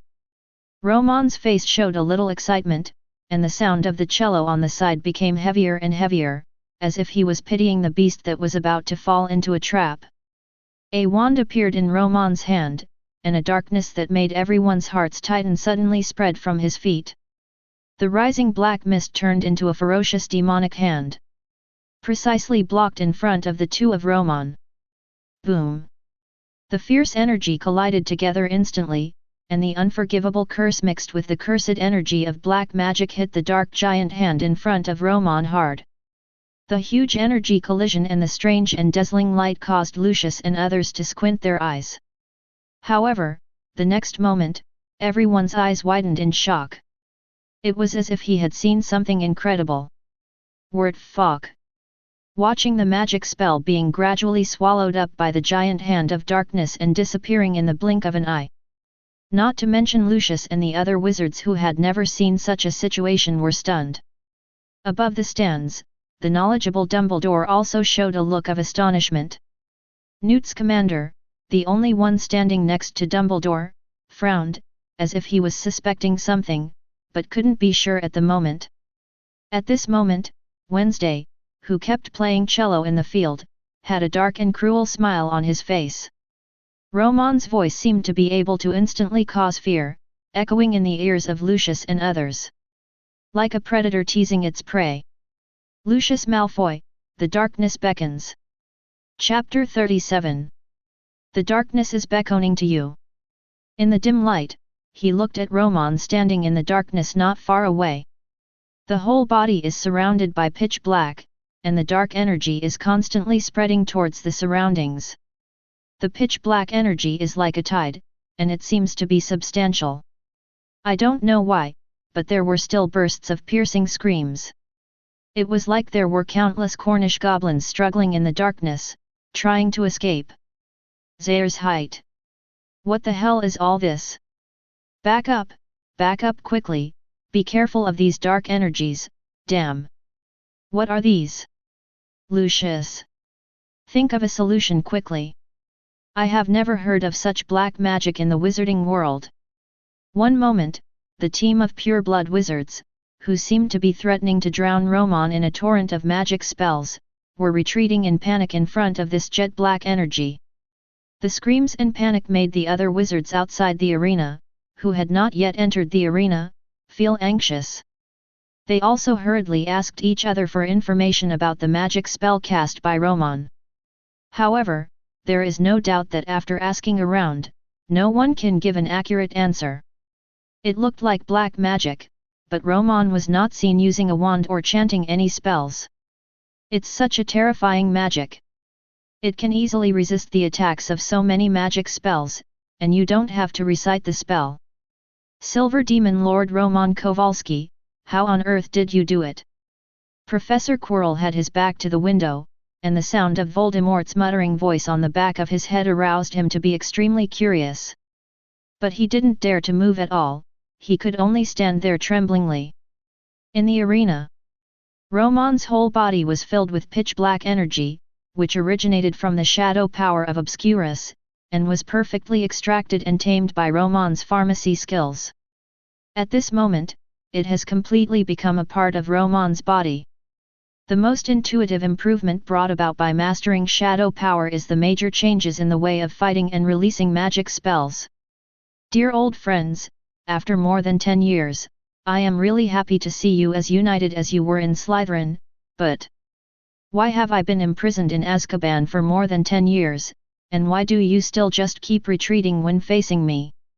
Time seems to have not taught you that there is no use in retreating. Romon said, and then raised his hand. Amidst the exclamations of Lucius and others, the black tide that was originally spreading on the ground suddenly seemed to be called upon by something. With a crash, it instantly turned into a huge wave of dark shadows more than 10 meters high, roaring toward these people. Stop retreating! There are so many of us who will never lose to him. Everyone, follow me to attack. Lucius's expression was frantic with a hint of panic that could not be concealed. In his mind, the psychological shadow that Romon had caused him in the past was like an inner demon, crazily devouring his calmness and reason at this moment. Work together to interrupt his spell casting. Amidst the hysterical roars, hundreds of pure-blood wizards gritted their teeth, flashed, and immediately used disapparition. In the blink of an eye, he quickly arrived on all sides of the arena and surrounded Romon. When facing the huge black wave that seemed to be connected to the dark clouds in the sky, even though my heart was full of anxiety, I still showed the fighting qualities that elite wizards should have at this moment. Terrible magic fluctuations triggered a fierce storm. The people around the entire arena lowered their waists under pressure. Lucius stood in a corner, looking at Romon from afar. Seeing the joking smile on the latter's face, his chest seemed to be burning with fire. Everyone in position. Wand escape. Along with hundreds of elite pure-blood wizards, they arrived at each position on the edge of the arena, facing the surging waves, as if they were carrying a magic spell that ignored the wails of the innocent souls. Everyone suddenly chanted curses and roared. Finite. All curses are over. All of a sudden, there seemed to be a golden light on the ground, and blazing flames instantly burst out from the cracks in the ground formed around the arena. The flames were dazzling, like the flame of hope under the dim clouds, and the British wizards, who were already a little shaken because of Romon's power, breathed a sigh of relief. Boom! Under the powerful impact of magic, the flames eroded towards the central package. However, the power of shadow surrounded by it was like a ferocious beast, roaring and driving it back again and again. In a place where no one could see, Lucius and others, who were maintaining the all curses are ending, were half kneeling on the ground, with their wands inserted into the ground. Their expressions were accompanied by the impact of magic again and again. Getting increasingly ugly. Fake. Is this guy really still a human? Is this terrible attack really a curse? The muscles in Lucius's face continued to twitch. The magic power in his body accompanied the constant confrontation between the two sides in the field, and also followed the crazy collision and vibration in his body, causing a sharp pain to be felt in his internal organs. There was also a faint fishy taste in the throat. Boom, boom, boom, boom. The two sides collided again and again, but Romon's side clearly began to withdraw its strength. Until finally, amid everyone's surprised cheers, they gradually stopped. The power of shadow began to shrink towards the center under the siege of the flames. Ha ha ha! That BD can't hold on anymore. Mr. Malfoy and the others are indeed the best Slytherins. Teach this guy a lesson. Boring, I thought we needed to play, but I didn't expect that just a pure blood could defeat this guy. However, the British wizards around the stands were happy to communicate, and even taunted them one after another. Dumbledore, and Voldemort, who was hiding in the dark, all looked tense. In their perception, it seemed that something extremely terrifying was about to appear. From underground. In the field, when Lucius and others sensed Romon's retreat, their tense hearts relaxed a little. However, before a relaxed smile appeared on their faces, the next moment. Boom! Roar! A roar that caused the entire Hogwarts to tremble suddenly emerged from the arena. The power of the shrunken shadow suddenly exploded, and everyone was even more stunned, as if they had seen a ghost, but it was the terrifying tentacles that were hundreds of meters long that appeared in the field. That terrifying monster formed entirely by the power of shadow. Romon and little lowly Wednesday stood towering over this terrifying monster. Welcome to enjoy, the art of my shadow, Kraken's Abyss Table. Chapter 38. Welcome to enjoy, the art of my shadow, Kraken's Abyss Table. Looking at the scene, under the shadow of the dark clouds, the terrifying monster with more than a dozen black tentacles hundreds of meters long, waving its teeth and claws, looked like an octopus or a sea monster. Everyone present was shocked. Even Dumbledore was standing there with his reading glasses in one hand and his mouth open. Even he, who is known as the best white wizard of this century, cannot believe it. Can the scene in front of me be attributed to the level of a curse? Master, Master, what happened, outside, Zershit? What kind of monster is this? This terrifying movement at a window in the attic of Hogwarts finally made Professor Quirrell unable to bear it any longer, regardless of the fact that his master was behind his head. As soon as he turned around, he was instantly caught by the terrifying monster that occupied almost the entire arena in the arena outside the window. He was so scared that he sat down on the ground. Damn it! You loser, stand up and turn around. At this critical moment, how did that guy Silver Devil do this? Turn around! However, Professor Quirrell, who was slumped on the ground, looked at everything outside the window with fear on his face and trembling pupils. At this moment, the body is completely out of control. I wanted to stand up, but I couldn't do it after crawling for a long time. Merlin, what kind of monster is this? And those who had similar reactions to Professor Quirrell were the British wizards in the arena. At this moment, they no longer had the confidence and excitement they had a second ago. One by one, they watched the tentacles waving and stirring in the sky, flying over their heads. The powerful fear has caused them to lose control of their bodies at this moment. The buzzing sound of the cello still echoed in the scene. Like a devil's concerto, this huge weird guy has an indescribable black elegance. Above the stands, Mr. Adams, who was holding Mrs. Adams, was completely stunned at this moment. God, Morticia, look at our baby girl, she's on top of that scary big guy. Mrs. Adams looked happy. Oh, my little cutie, I feel relieved to see that her life can be so interesting. Mr. and Mrs. Weasley, who happened to be standing nearby. Oh my God, what kind of freaks are these guys in the American wizarding world? Your daughter is on top of that big monster. Instead of worrying about any danger, are you happy for her? Arthur, no, we absolutely cannot fight this guy. We will not participate in this challenge. I don't want my children to lose their parents. Mrs. Weasley pulled her husband in fear and trembled. The latter was also nodding his head at this moment. It wasn't that they weren't brave enough, it was just that everything they saw in front of them seemed completely beyond what wizards of their level could handle. And it was just as they were talking. There was also a shocking reversal in an instant. Lucius and others, who were trying hard to maintain the spell, only felt a turmoil coming from the ground. Next moment. Ah! A scream suddenly came from the edge of the arena. The familiar voice made Lucius's expression change drastically. The moment he raised his head, he saw a familiar figure suddenly flying out from above their heads.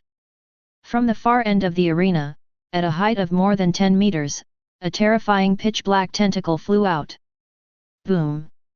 Jason Vincent didn't even make a second scream, and the next moment he slammed into the stands beside him. On the stone stands, a shocking pothole was exposed. And Jason was lying in it dripping with blood. His hands and feet were twisted in a strange posture, and he didn't move at all. Farkey! Just when Lucius cursed and wanted to think of a countermeasure, another panicked scream came from above his head. Lucius! Save me! Remus! Lucius' expression changed drastically. But he saw a friend from a pure-blooded family, entangled tightly by a tentacle, struggling in midair while waving his wand, shouting for help. However, the next moment... Boom! The ground seemed to have been hit by a giant. The dim smoke dissipated, and the tentacles let go of the figure, but the latter was already lying on the ground, motionless. Rams! Roman Kowalski! I'm going to kill you! Lucius went completely crazy. However, Romon, who was standing high above the sky, had a cruel smile on the corner of his mouth, and fiddled with a finger casually.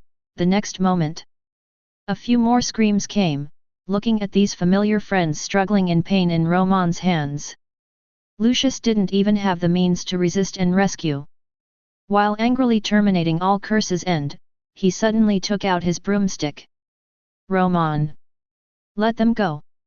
The angry roar echoed in the arena, but what responded to him was Romon's operation that caused everyone present to exclaim again and again. Let them go? Of course it's no problem. Looking at the leather shoes that made me very satisfied in the past, as you wish, Senior Lucius. Lucius, who was a little relaxed one moment, was startled when he saw the cold and playful eyes in Romon's eyes the next moment when he spoke. No. Boom. The ground trembled, and looking at the figures below who didn't know whether they were alive or dead, Lucius' face gradually paled, and he stared blankly at Romon, who showed no guilt at all. Incredible! You killed them! Romon shrugged and smiled. You can kill me too. Lucius's heart began to twitch violently, and he watched helplessly as hundreds of people on his side were beaten to pieces by Romon in an instant, and they were not sure whether they were alive or dead. The huge sense of disparity made his inner demons finally uncontrollable and took over his brain. The unbearable and cruel memories flooded into my brain. Baby Malfoy, you can't even shine your shoes. It seems I need to teach you to become a useful person. Romon's smile more than 10 years ago, and the smile he had now when he brutally crushed their group. Nothing has changed. Chapter 39. Kraken. A legendary giant sea monster in Norse mythology. It is said to live near the coasts of Norway and Greenland. It usually lies on the bottom of the deep sea, occasionally rising to the surface and even attacking passing ships and preying on large marine animals such as whales. It symbolizes a twisted and entangled creature. And the shadow curse that Romon named after this initial research also shows how shocking the curse itself is on the visual level. Like a hellish monster emerging from the ground. With this setting, the pressure and intimidation provided by Romon, the Demon King, are instantly fully charged. Romon! It's time to stop. Dumbledore looked at the wizards lying on the floor in the arena with a solemn expression. However, Romon didn't care about him at all. Where did this go? I finally succeeded in taming this powerful shadow power. If I didn't take this opportunity to test its strength, wouldn't I be sorry for these lovely British wizards who came all the way to gather here? However, when Romon looked at the surrounding British wizards, although they did not participate in the battle, they had become extremely embarrassed due to the fluctuations of the battle. The people who had shouted at him before to kill him seemed to have turned into quails. One by one they lowered their heads. So, who will come next? Or, you can come together. Romon's voice spread.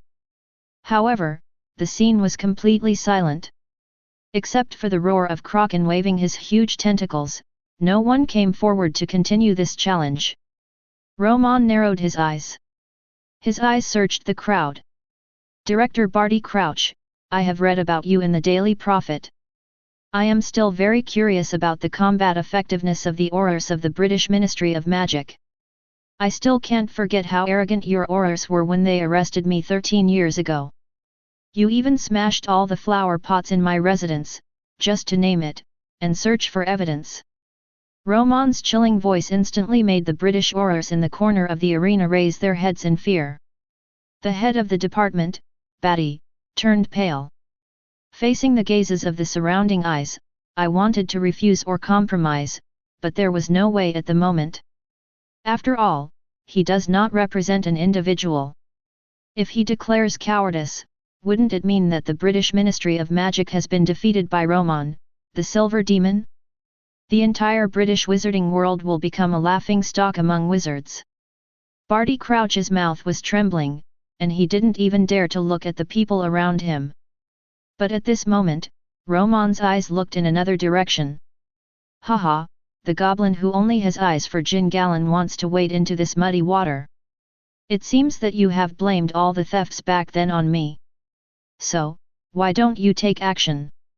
Dirty misshapen little man. The vulgar curse that the goblins hated the most was now coming from Romon's mouth.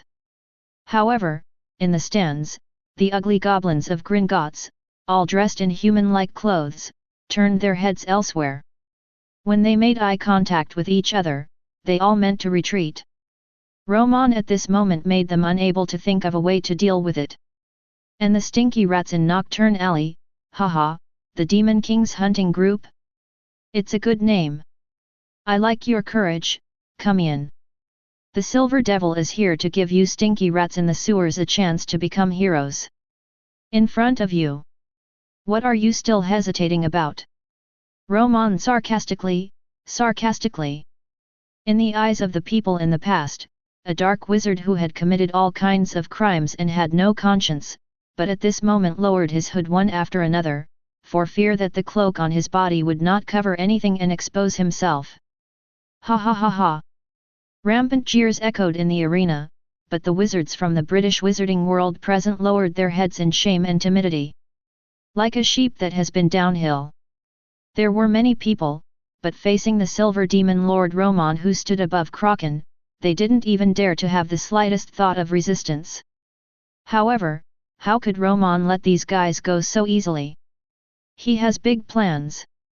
He was also very interested in the potion development plan proposed by Dumbledore and Fudge. Whether it is the research of magic, or the research of potions and magical creatures, it requires a lot of resources and investment, and it has reached the point where Romon is now. Every planned research content means the consumption of tens of thousands of gold galleons every day. He needs gold galleons and a large supply of resources such as potions that may come from the wizarding world of other countries. However, as a subordinate of the British Ministry of Magic or the American Ministry of Magic, Romon was absolutely unwilling to work for others. However, this huge wealth is not backed by strong force. It will definitely attract a lot of coveting. Therefore, today's challenge to the British wizarding world, Romon will never allow it to end hastily in this manner. Dumbledore looked at the silent scene and breathed a sigh of relief. Although the outcome was something they never expected, fortunately, these wizards in the UK also calmed down. Mr. Romon, Just when he was about to speak and persuade Romon, today's joke in the British wizarding world would end. Romon slowly took out a bottle of potion from his pocket, which glowed brightly in the dim environment. The brilliant silver light, like an aurora, instantly made Dumbledore's pupils shrink. And Snape, who was standing beside him, even lost his composure, sitting down on his seat, trembling violently as if he saw something extremely terrifying. Romon! What are you going to do? Dumbledore growled loudly, looking flustered. And those British wizards raised their heads cautiously after hearing the movement. The moment they saw the thing in Romon's hand, everyone's facial expressions instantly lost control. Damn it! No! Crazy man, he actually produced another bottle of that damn potion. Quick, run! I can't run away. That bottle of stuff is enough to spread throughout the UK. Romon shook the bottle in his hand slightly, looking at the silver aurora swaying inside. Everyone couldn't help but tense up and swallowed in panic. Romon smiled evilly. Raise your wand. Challenge me. Or I'll let you relive that night 13 years ago. Chapter 40. Raise your wand. Challenge me. Or I'll let you relive that night 13 years ago. All the British wizards were shocked. I couldn't believe what my ears were hearing at this moment. This guy is simply a lunatic. The aurors from the United States Ministry of Magic were also so shocked by what they saw and heard today that they no longer knew what to say. Especially Smith, who is the captain of the auror, was staring blankly at Romon above the monster's head, if it weren't for the fact that he was still wearing the potion master's cloak given by the United States Ministry of Magic. At this moment, he had to wonder whether his eyes and ears, everything he saw and heard, were all hallucinations. Is this still the gentle and elegant Mr. Romon? At that age, he was able to develop the magic spell to this extent? As the auror captain of the United States Ministry of Magic, Smith was able to be entrusted with the task of taking charge of Romon's side, so one can imagine his excellent abilities. However, he could not in any way connect the Romon of a few days ago with the Romon of this moment who was stepping on a giant creature. Silver Demon Romon Kowalski, what kind of demon? This is obviously an evil god. Looking at the lifelike and terrifying octopus Kraken, Smith couldn't help but feel pity in his eyes when he looked at the British wizards around him. You said that since things have already happened and more than 10 years have passed, you must hold on to them. And they gathered here with such a big fanfare. Now today is considered a huge embarrassment. Romon, there is no point in continuing. Don't make the same mistake again and again. Dumbledore persuaded anxiously, and beside him, Romon's godfather, Newt's commander, also hurriedly spoke. Romon. UBD, the British wizarding community has already let you go. Hurry up and return to the United States with us. Hear the advice of his godfather and parents. Although Romon understood them, he shook his head and refused without hesitation. Uncle Newt, Mom, and Dad, I have to do this today. I have a purpose for continuing this challenge. You don't need to persuade me anymore, and you don't have to worry. Just relying on these rotten fish and rotten shrimps, and the rotten and uninnovative level of spells in the British wizarding world, I will not be in any danger today. Such contemptuous words caused the British wizards present to clench their fists. Except for Romon, no one has dared to completely deny the level of British wizards since ancient times. For a moment, everyone looked at each other, and some people had silently pulled out their wands. I'm counting to 3. If you haven't shown a level of wizardry that satisfies me, today the British sky will be enveloped by the silver aurora again. You. Avada eats a big melon. Before Romon finished speaking, the next moment, a hysterical roar sounded. Amid the sound of piercing the air, Lucius, who was riding a broom, rushed towards Romon with an angry look on his face. The energy of the dark green killing curse blasted towards Romon's face. The next moment he was blocked by the power of shadow. After a failed blow, Lucius immediately turned the direction of the flying broom. Hula! A terrifying tentacle of Kraken whizzed past the moment the opponent turned around. The huge wind caused Lucius to sway in the air. Ha ha ha, Lucius, I'm starting to admire you. Romon smiled, but the latter responded to him with another merciless black magic. Seeing that someone actually launched the attack first, the surrounding British wizards looked at each other after a brief moment of astonishment. British Auror. When Barty Crouch saw this scene, his eyes suddenly turned cold. He shouted and took out his wand. Behind him, a group of aurors from the British Ministry of Magic seemed to be inspired by something, or they seemed to be coerced by the Silver Night potion in Romon's hand. One after another, they either rushed towards the arena, or took out their own broomsticks and joined Lucius's queue. In an instant, thousands of wizards joined the battle, and the sound of intensive magic spells was fired continuously in the arena. The sound of broke through the air. A series of bright rays of magic light rushed towards Romon. However, they were blocked outside by the huge kraken. Seeing this scene, more and more wizards couldn't help but join in. Even the Weasleys and other members of the Order of the Phoenix gritted their teeth and rushed into the arena with their wands. The combined curse all curses are ended, which was previously deployed by Lucius and destroyed by Romon, was once again released with the participation of these wizards. Finite. All curses are over. Seeing the flames rise again and wrap around himself, Romon's face also showed a look of joy and excitement. Wednesday, watch, from this moment on, I will completely become a darkness in the hearts of British wizards that cannot be erased for life. Boom! The terrifying power of shadow exploded again. A dozen wizards riding brooms, trying to find a gap and kill Romon directly above Kraken, felt a sudden whistling sound above their heads. Next moment, a dozen people, even with their brooms, flew out of the field at extremely high speeds without even having a chance to scream. Dumbledore's expression changed and he took action hurriedly. Shock reduction and speed stop. We had just rescued a dozen unlucky guys who had fainted, and the next moment there was another burst of screams from the field. More than a dozen figures were thrown away in embarrassment by the power of a shadow. Dumbledore, this guy is provoking our entire British wizarding community. Why don't you take action? Barty Crouch and thousands of wizards joined forces to maintain all curses are ended and continued to suppress Romon's shadow power.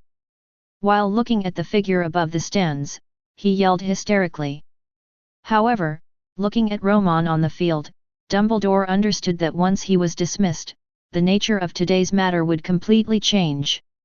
In other words, if even he was defeated by Romon, the British wizarding community can never stand up in front of the world again.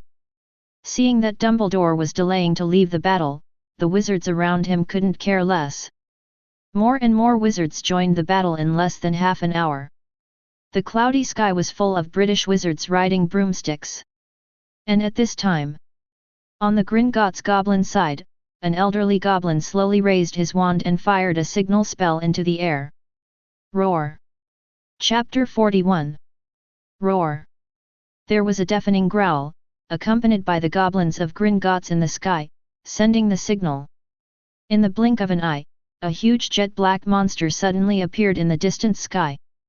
The huge wingspan, combined with the body shape that is particularly obvious even under the dim sky, instantly caused the wizards in the audience to scream again and again. It's a dragon! Gringotts actually sent a full-grown dragon. With the dragon flapping its wings, the terrifying wind and waves, and the sparks emitting from the ferocious dragon's mouth from time to time, some discerning people instantly recognized the identity of the dragon. It's an adult Norwegian spiny back. My god, Gringotts is hiding such a big thing. And even Romon turned his eyes to the sky for the first time, and the eyes of the giant dragon that got bigger and bigger in his sight flashed away. Silver Lord Romon Kowalski. On top of the stands, a Gringotts elf, accompanied by the appearance of the Norwegian spiny-back dragon, seemed to have reassembled the self-confidence that had been shattered by Romon. With his ugly head raised high, he looked like he was sure of winning. Hand over the evil potion in your hand immediately, and swear in the name of Merlin to leave the British wizarding world immediately and never come back. We will let you go. Romon standing above Kraken's head was surrounded by exploding spell energy, as if standing in the center of a hail of bullets. However, after hearing the elf's words, Romon was instantly shocked on the spot. Walter! He pointed at the sky with a dazed face, and he had already swooped towards this side. He was talking about the flaming Norwegian Spinosaurus, with a dazed look on his face. Do you think that I need to surrender like you just because of this ugly guy who almost tarnishes the term dragon? What kind of magic does it have that can give you such great courage? However, Romon was unusually calm. Romon's parents were frightened. Oh! God, Romon! Watch out! FAQ, I must make you damn British guys pay the price. I will form the most powerful military company and bury you all with artillery. Romon's parents, Jacob, were so angry that they swore on the spot that they would use the military weapons of the Muggle world to massacre the Wizarding world. On the side, Newt's commander also looked horrified. Norwegian Spinosaurus is very dangerous, and the scales of adult Norwegian Spinosaurus are extremely resistant to spells. Romon, hurry up and stop. However, at this moment, Newt was also concerned and confused. As his godson of a magi zoologist, Romon knew as much about these magical animals, especially dragons, as he did. Don't look at Romon talking about looking down on the dragons in the Harry Potter world, but in fact, these large lizards are still very dangerous. Just like what Newt said, take the adult Norwegian Spinosaurus in front of us as an example. The magic attack resistance can reach 80% of terror. In other words, if an attack spell is cast and no critical point is hit, the actual damage suffered by the opponent will only be 20% of the damage that the spell can cause. Cooperate with the opponent's poisonous fangs and the fire-breathing ability of itself as a fire dragon. The adult Norwegian Spinosaurus is not as rubbish as in the movies. But Elizabeth, I'll leave this guy to you. Remember, it will be a very important source of potion materials in the future. Don't kill me. Under the confused gaze of little goth Lowly Wednesday, Romon said something softly to the position of her wrist. Next moment. Call out. Dumbledore just covered his head weakly. With a sharp roar and a terrifying thunderstorm unfolding, Elizabeth's terrifying Quetzalcoatl body appeared in front of everyone. What the hell is this? The Gringotts goblin, who was full of confidence just a moment ago, saw Elizabeth. The ugly blue-black face began to turn slightly white. The monster-like hands could not help but tremble slightly. Roar! The Norwegian Spinosaurus swooped down, and a ball of blazing flames spurted out instantly. However, the flames on its side were spitting out very quickly, but the speed on Elizabeth's side was even faster. There was a crash sound. A hurricane formed by the storm spewed out from Elizabeth's bloody mouth, and hit the flame just right. The terrible hurricane blew the flames back in an instant, under the astonished gaze of the people around. The Norwegian Spinosaurus, which originally appeared with a full tyranny index, instantly turned into a fiery red ball of light in mid-air. Roar! Painful wails, accompanied by hurricanes hitting each other at the same time, roared out from the mouth of this Norwegian Spinosaurus. However, Elizabeth obviously would not let him go. Romon's request was to capture him alive, but he didn't say to what extent he would be beaten. Crack, click, click! Terrifying thunder rolled up from the dark clouds, striking downwards one after another. Every time the terrible thunder fell, the ground trembled. Is this a magical creature?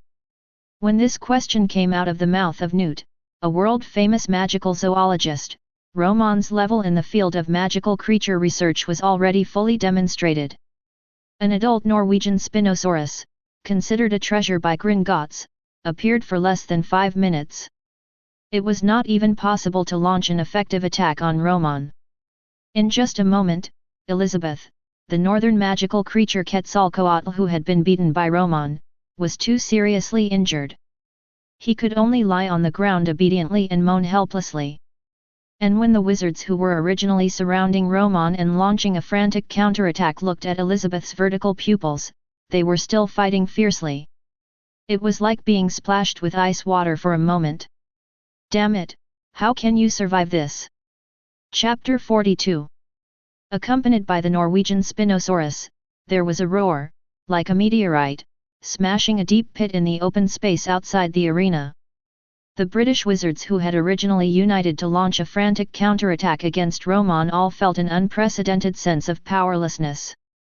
The Weasleys originally took the initiative to provide cover for several Ministry of Magic Aurors who jointly cast All Curses Are Ended, helping to withstand the swarming shadow forces around them to prevent Romon from breaking the formation again. However, the terrifying extent of the shadow power exerted by Romon can only be experienced personally. Only then can we understand the horror in it. It often seems like a very ordinary attack, but the Weasleys need to mobilize their whole body's magic power to resist, and they can barely resist it. However, as time went by, this situation finally caused the two of them to begin to suffer from excessive physical strength. Arthur, I can't hold on any longer. Hurry up and rotate people, we won't be able to hold on any longer. God! The two of them started shouting. However, the wizard, who had not been waiting for his turn for a long time, turned around and was shocked to find out. I don't know when, but at this moment, there is not much power behind me to fight. Those staggering around were either people who had been retreated due to severe consumption of magic power, or simply wizards who had been seriously injured and were receiving emergency treatment. The two of them looked towards the duel arena again. It didn't matter at first glance, he had just been helping the few Aurors around him to resist the invasion and interference of the power of shadow. They didn't pay attention to the situation on the field. After all, there were 3,000 to 4,000 wizards fighting together, and there was no need for them to join the most dangerous fighting atmosphere. However, the display was like a loud slap in the face, hitting both of them hard. Looking up, the open space in the arena was filled with wizards lying one after another, unable to even climb up. Director Crouch! Arthur Weasley suddenly exclaimed. Looking in the direction of his gaze, I saw Barty Crouch, the director of the Department of Magical Law Enforcement of the Ministry of Magic, who was respected by everyone, holding an injured Auror with one hand, and kept during the attack of the terrifying tentacles, cast Disapparate. Damn it! Arthur Weasley cursed lowly, instantly cast Disapparation, and rushed into it. The figure had just appeared next to Barty. Before he could say anything, an invisible pressure suddenly made his body freeze on the spot. Boom! A tentacle swept over at this moment, and Arthur Weasley had no time to dodge and was instantly swept away. No! When Mrs. Weasley saw this scene, she felt like the sky was falling. She didn't know where the strength came from, and she rushed towards the field crazily. Boom! Seeing the terrifying tentacles suddenly striking from above her head, Mrs. Weasley closed her eyes in despair. At this moment, a figure suddenly appeared in front of her. Romon Kowalski! That's enough! Stop it! The loud sound seemed to have a powerful effect, causing the surrounding shadow power to tremble.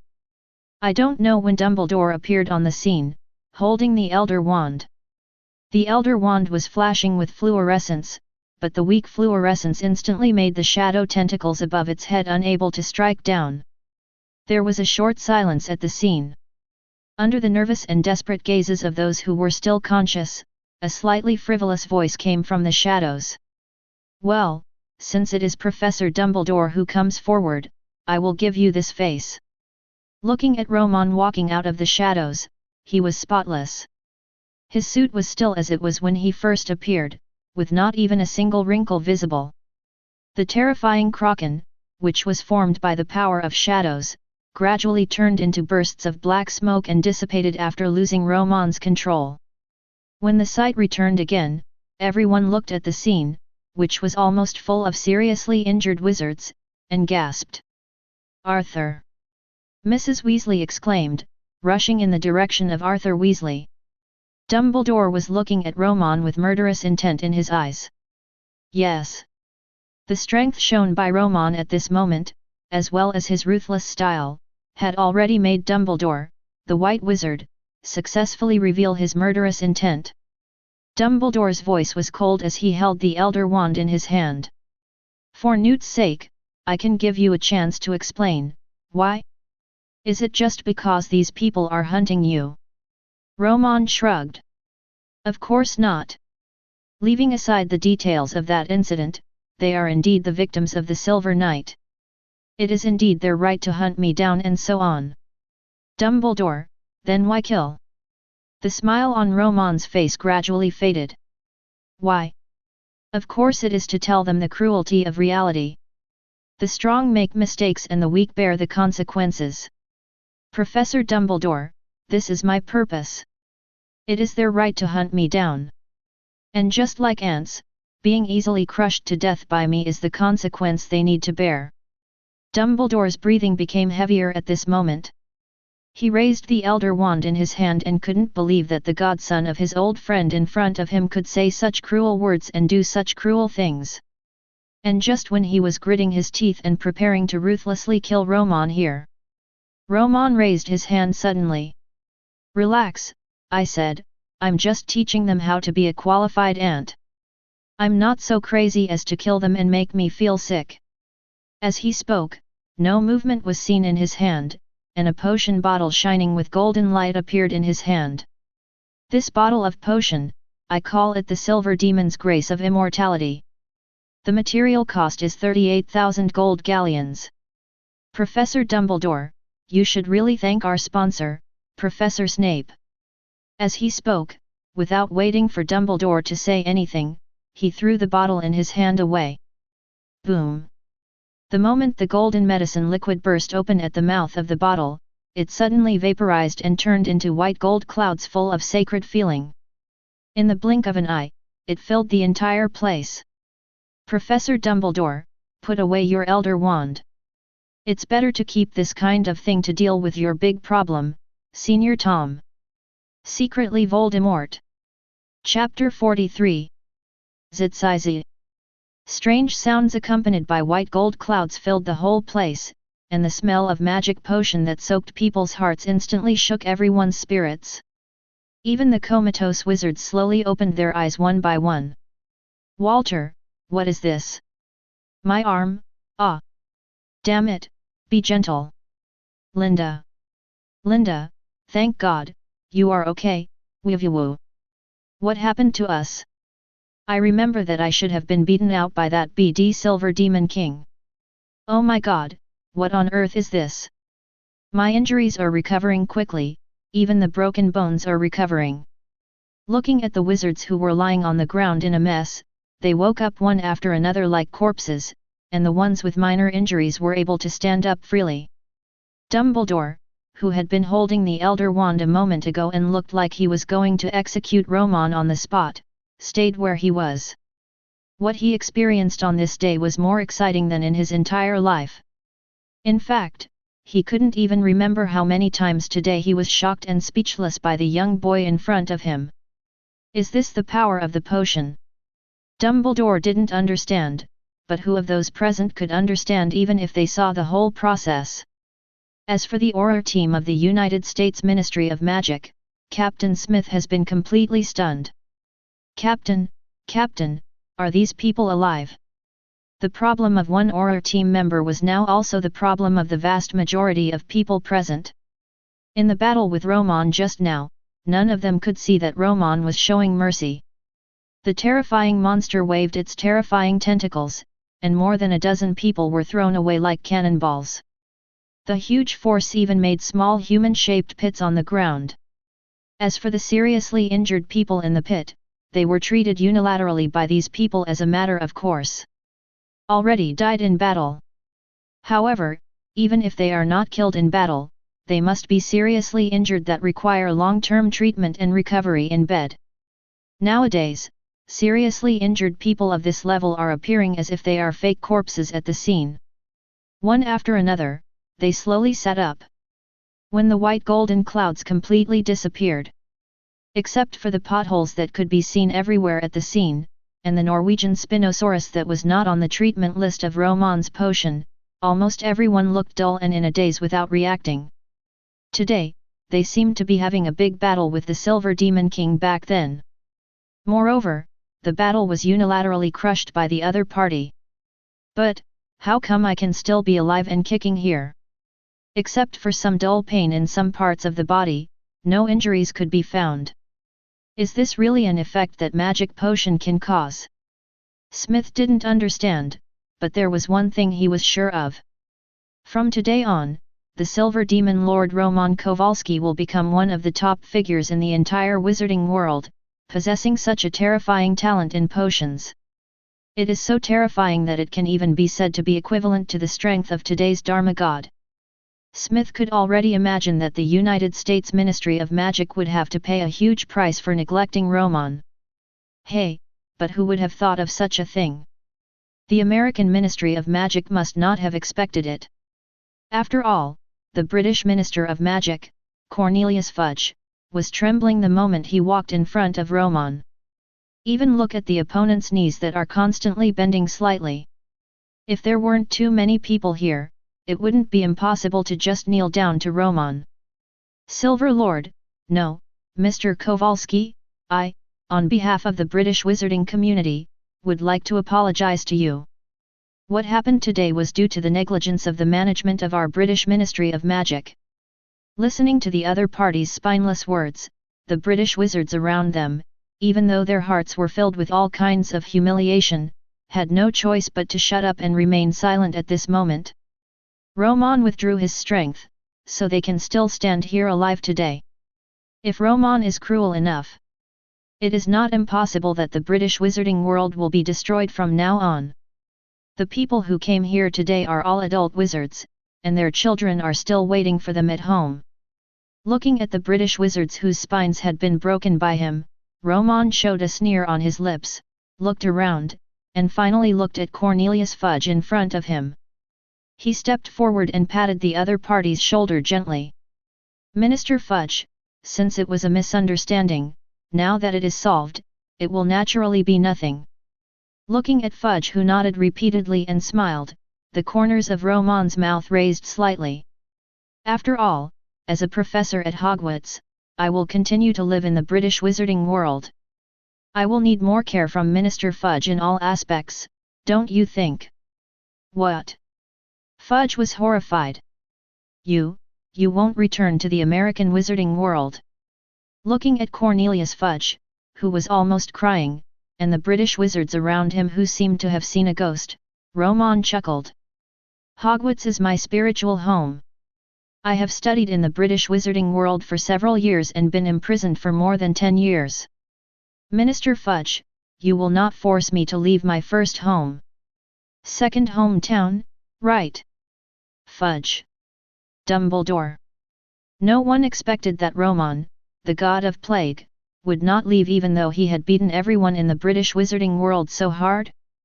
Everyone felt like their heads were instantly shrouded in a dark cloud. Some families with children studying at Hogwarts immediately decided to transfer their children to other schools. After all, if the Silver Devil suddenly went crazy, even if Dumbledore was present, he might not be able to save their child. Lucius, who was struggling to support each other with several other pure-blood wizards, and stood behind the crowd, when he heard that Romon was going to stay at Hogwarts, he immediately decided to let his son Draco go elsewhere. Magic school. However, Romon seemed to know what these people were thinking. Calm words, due to a thunder in the dark night, exploded in everyone's ears. If I knew that there was a little wizard who didn't come to school as a professor, I wouldn't mind a home visit. After all, I'm a very conscientious person. Looking at the smile on Romon's face, everyone felt for a moment that the nightmare was not over yet. On the contrary, the real nightmare has just begun. Chapter 44. The Silver Demon Lord Romon Kowalski almost destroyed the entire British wizarding world, defeated all challengers, and now he is still studying at Hogwarts School of Witchcraft and Wizardry. There is simply no news more exciting than this news. Hogwarts School of Witchcraft and Wizardry, Arena. When Romon received a bottle of top-notch healing potion, he instantly escaped from his identity as a murderer and became a demon king with terrifying power that could destroy the entire British wizarding world. Just as the farce here ended, the injured wizards on the ground groaned and stood up. The Daily Prophet reporter Rita Skeeter, who had been watching the whole process, was walking quickly on the path leaving Hogwarts, mumbling excitedly to herself. His body was shaking with excitement. This time the Daily Prophet will definitely sell out. However, just when Rita Skeeter imagined that the Daily Prophet would become the top newspaper in the hearts of wizards in Europe and even the entire world, figures that she had never expected stood in front of her. Miss Rita Skeeter, it looks like you must have prepared a lot of press releases, haha, a heaven-sent day that will make you tremble with excitement, right? The speaker was Lucius Malfoy, who had been ravaged by Romon in the gladiatorial arena before. His clothes were already dirty and his elegant long golden hair was stained with dirt and sweat. By his side, Barty Crouch, Director of the Department of Magical Law Enforcement of the Ministry of Magic, Dumbledore, the Headmaster of Hogwarts, Fudge, the Minister of Magic, the Goblins of Gringotts. Looking at these big figures in the British wizarding world holding wands, Rita Skeeter's pupils suddenly shrank. The smile also froze in place. The Goblins of Gringotts are not in such a good mood to waste time with this stupid woman. The adult Norwegian spiny back that Gringotts spent a lot of effort to cultivate is still in the hands of that BD Silver Devil. He didn't even plan to return it. If a word that might give away what happened at Hogwarts today were revealed to us at Gringotts, appeared in your newspaper. Rita Skeeter, you're going to lose more than just your job. Minister of Magic Cornelius Fudge also stepped forward. Some time ago, when I was betrayed and separated from my relatives, I still vividly remember the scene when the woman in front of me led someone to break into my office and forcibly interviewed me. Nowadays, there was no emotion or anger on Fudge's face, but the words he spoke made the latter instantly shiver. Miss Rita Skeeter, today we all suffered a big loss with the Silver Devil, and those families with little wizards at home still need to continue to send their children to Hogwarts. If those children knew what the Silver Devil did today, do you know what the consequences would be? No one will dare to go to Hogwarts. When the Silver Devil becomes angry, none of us will be able to bear it, so. Fudge gently adjusted the opponent's collar with his hands, but his calm voice revealed an obvious threat. Your life, no, the life of your entire family, is all in your writing. What you write may be news, or it may be the epitaph of your family in the future. Plop sound. Rita Skeeter was so frightened that she sat on the ground. Barty Crouch was also disgraced today. He who always paid attention to notarization in law had to consider practical issues at this moment. Rita Skeeter, our aurors will be monitoring your daily profit. Regarding today's events, you'd better think of a suitable news and fool the young wizards who are about to enter school. Otherwise, the daily profit will end today. Looking at Rita Skeeter, who nodded repeatedly, everyone looked at each other in warning again, and then disappeared one after another. In the Hogwarts arena, Snape picked up the potion bottle on the ground and sniffed it gently. However, there was not even a single trace of the potion left in it for him. Professor McGonagall, who was called by Dumbledore to restore the scene, was even more numb when he saw the devastated arena that seemed to have been baptized by the Muggle fire. God, has Roman Kowalski grown to this point? Merlin. She no longer knew what to say. The former Romon was a super genius in the eyes of her vice principal. From the first year of admission to the aftermath, the powerful talent shown, even her vice principal couldn't help being a little jealous. However, she couldn't understand how Romon did it. This is simply art. Yes, I remembered, that boy Romon, when he was in school, often chanted that sentence, magic is art, it is the art of free power, he did it, oh my god. The short Professor Flitwick kept observing the place where Romon released Kraken's abyss table. His excited chatter immediately attracted a warning look from Professor McGonagall. Professor Flitwick, I have reason to believe that it all started when you guaranteed him to study in the restricted area. After that man, we at Hogwarts have cultivated another Demon King. No, it's a more terrifying Demon King. Snape, who was carefully putting away the potion bottles, answered. The scariest thing is that Voldemort is not in Hogwarts, but the Silver Devil is. Everyone was silent. Working with a Demon King who could destroy the entire British wizarding world? My god, just hearing about this thing is full of absurdity and incredible. Malfoy Manor, Wiltshire, England. When Romon easily defeated the entire British wizarding community, the actual time was only noon. However, when Lucius returned to the manor with his wife, it was already dusk. Before the little wizards in the entire wizarding world didn't know about it, their parents had already negotiated with the Ministry of Magic to come up with a white lie. "Father, Mother, you are back. How is the Silver Demon King? Is he imprisoned in Azkaban by us again?" "Oh, yes, he may be executed." Draco rushed out excitedly. The gleam of admiration in his son's eyes made Lucius' old face blush. He couldn't help but feel a dull pain at the injured spot where he fell from the broomstick.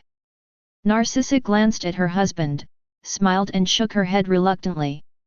"Dear, the Silver Devil has realized his mistake. The Ministry of Magic is tolerant.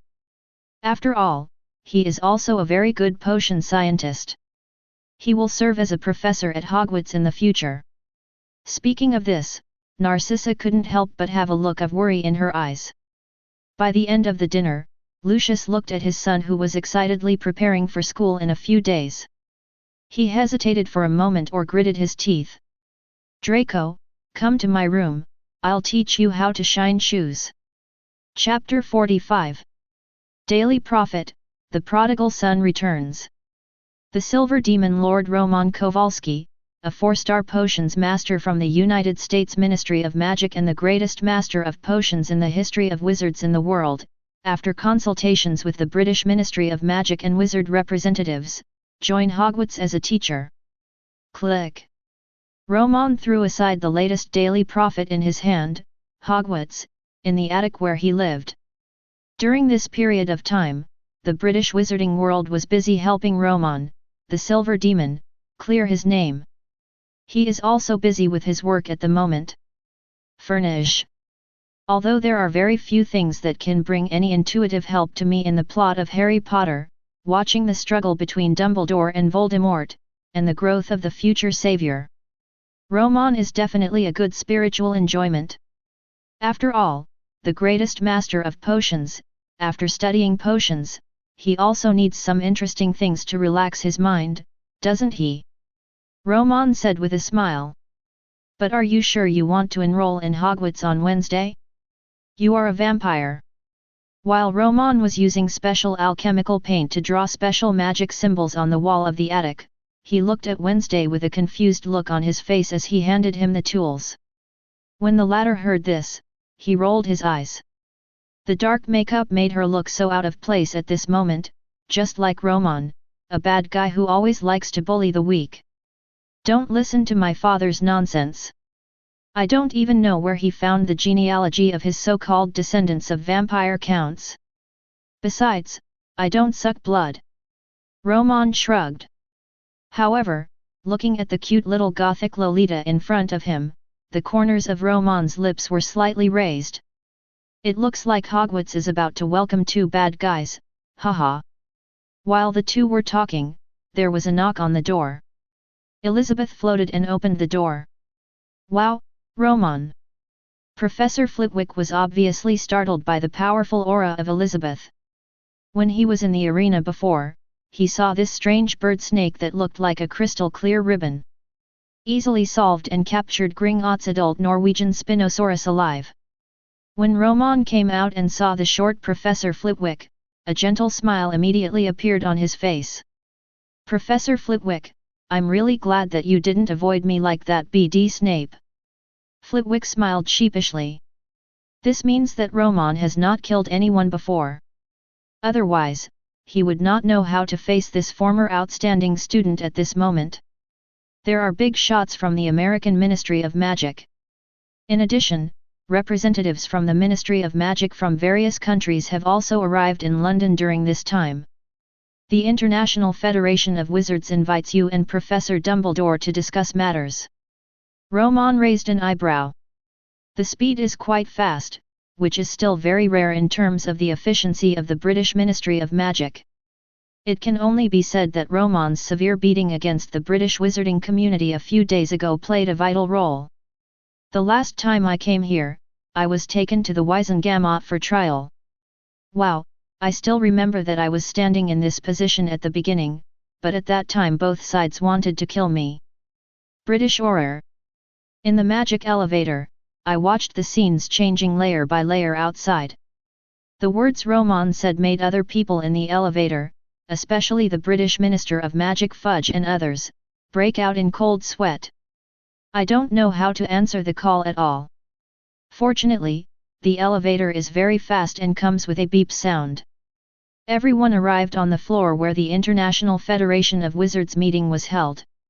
As soon as Romon stepped out of the elevator, he was immediately greeted by a pair of shocked and curious eyes. I saw that there are already quite a few wizard representatives here who are dressed in distinctive clothes and obviously come from different countries. These people have also known about what happened in the British wizarding world during this period of time. It was the young man in front of him who single-handedly overturned the joint attack of the entire British wizarding community. And still while keeping his hand. Mr. Kowalski, Elsasment, representative of the German Ministry of Magic, nice to meet you. A good-looking wizard quickly stepped forward and took the initiative to shake Romon's hand with a look of reverence. This seems to be a signal. Hello Mr. Kowalski, I am the representative of the Ministry of Magic of Andorra. Representative of the French Ministry of Magic, Mr. Kowalski, our minister sincerely invites you. If you have time, you are welcome to visit the French Ministry of Magic. I am a representative of the Italian Ministry of Magic. Nice to meet you Mr. Kowalski. In the blink of an eye, Romon was surrounded by representatives from the Ministry of Magic of various countries. These big figures in the eyes of ordinary wizards in the past are now like Romon's little fans, surrounded by one after another, so that Dumbledore, who is known as the greatest white wizard of this century. They were all pushed aside. This almost star-chasing pursuit made Romon readily accept it after a brief moment of astonishment. This situation is easy to figure out, and there is no doubt that this is exactly the effect you need. An upright and powerful wizard like Dumbledore can be respected by others. However, like Romon, powerful and ruthless wizards are easier to obey. Take now for example. At the meeting, when Romon, in front of hundreds of representatives from the Ministry of Magic of various countries, stated that he was going to set up an organization, unilaterally produce and operate independently, and only accepted cooperation with the Ministry of Magic of various countries. In the past, it would have been opposed and rejected by representatives from various countries for arbitrary reasons such as the dignity of the Ministry of Magic, the rules of the wizarding world, etc. But at this moment, Cornelius Fudge, the Minister of Magic of the United Kingdom who attended in person, was the first to raise his hand. The British Ministry of Magic agrees with Mr. Romon to establish a free magic organization, the Truth Society, and is willing to cooperate with the Truth Society in the future to develop various magic potions and component research projects. Subsequently, the French Ministry of Magic agrees that if Mr. Romon has any material and personnel needs, our French Ministry of Magic is willing to help, which is also what our minister means. The German Ministry of Magic agrees. The Bulgarian Ministry of Magic agrees. The Norwegian Ministry of Magic agrees. Chapter 46. Time flies, and in the blink of an eye it's the day when Hogwarts officially opens. However, compared with the situation at the beginning of the previous school year, on this year's Hogwarts train, all grades, including the young wizards who are about to enter school this year, were discussing the recent major events intensely and nervously. At this moment, in a compartment, Savior Harry's sumptuous magical snacks successfully turned Ronald, who had just met him for the first time, into a little chatterbox. I saw the other party holding an ugly mouse in his arms. With a mouth full of snacks, he was telling Harry Potter the recent events in the wizarding world. Do you know? Silver Demon King, I think you must have heard of this name. He is a very dangerous guy. It is said that in order to capture him, the Ministry of Magic not only dispatched a large number of Aurors, but even pure-blood wizards. The whole family was mobilized. By the way, my father also participated in the arrest of the Silver Demon King. Harry Potter was confused. He had heard the name of the Silver Demon Lord from Hagrid before, but when the other party mentioned the name, his expression was obviously weird.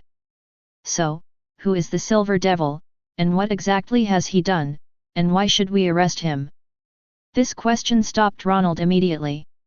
Regarding the events of the Silver Night, even the wizards who had experienced that nightmarish night were silent about it. To this day, the entire wizarding world hates and even hates the Silver Devil, and there are endless evil legends about the Silver Devil.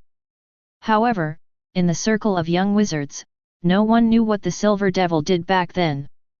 Just when Ronald was speechless, thinking about how to continue his bragging career, Harry, however, stared blankly at a card in his hand. That's the bonus card inside the chocolate frog. Silver Lord, Romon Kowalski. Ronald glanced at it. Above the card was the familiar photo from the Ministry of Magic's arrest of Romon. The young look of Romon being escorted in embarrassment surprised Harry Potter. Don't look at it. Silver Devil's cards are the most common in this series. I don't know how many of them I have lost. Not only do they not look good, they are also very common. Ronald said casually, and then seemed to remember something. He glanced at the door and saw no one. Then he moved closer to Harry with a mysterious face. Harry, there's one thing you definitely don't know. Walter. Ronald took a deep breath, with anxiety in his eyes. The Silver Devil is in Hogwarts this year. It's even possible that we can see him tonight. Harry was surprised, but didn't you say that he was taken to prison? Did he escape? Ronald shook his head. I don't know, but it is said that because the Silver Devil joined Hogwarts as a professor, this year's Hogwarts will have an assessment for the new students. If they fail the assessment, they will not be able to enroll. But to be honest, I really don't want to go to Hogwarts when the Silver Devil is there. I've heard since I was a child, that he was caught because of cannibalism. Walter. Harry turned pale with fright. Eat human. Can such a person become a professor at Hogwarts? Why didn't Hagrid tell himself? And just when the two of them were frightening themselves, there was a sound of pushing the door, and Hermione appeared here just like in the original book. Did you see a toad? Neville just lost it. However, before the two of them could answer, Hermione's eyes suddenly lit up. It was like seeing something new and strange. Professor Romon? The card in your hand, is that Professor Romon? How come you have his card? Hearing this, Ronald and Harry both looked tense. Walter? Do you know the Silver Devil? Hermione was confused, blinking her eyes with a confused look on her face. What Silver Devil? I mean Professor Romon, Romon Kowalski. Isn't that him on the card in your hand? Professor Romon led me to do the purchasing work before I entered school. He taught me a lot of Walter. However, Hermione's behavior of talking endlessly about Romon's advantages fell into Harry's ears, and it felt like hearing some epic ghost story. The Silver Devil took you to Diagon Alley? And also taught you magic. Why didn't he eat you? Ronald exclaimed loudly, his body couldn't help shrinking behind him, as if he was seeing a ghost when he saw Hermione. However, the two people's reactions immediately aroused Hermione's dissatisfaction. Shut up! What are you talking about cannibalism? Professor Romon is such an excellent and good person, why do you want to slander him? Ronald was ready to curse. Silver Devil? Good guy. Was this Muggle cursed by the Silver Lord? Or is it that the Muggle world has a fairy tale about the Silver Devil that is different from the Wizarding world? Just when a few people were about to quarrel, there was another sound of footsteps, and several figures stood at the door of the box. I really want to hear someone talking about the Silver Demon King? Well, although everyone is talking, but, your voices are really loud. Draco walked forward with a smile, but just as he finished speaking, he suddenly noticed Harry Potter sitting in the corner. Wow, it seems that another rumor is true. Harry Potter, are you going to enroll in Hogwarts this year? I am Draco Malfoy. Harry Potter nodded, he was getting used to this kind of recognition. Draco looked at Hermione beside him.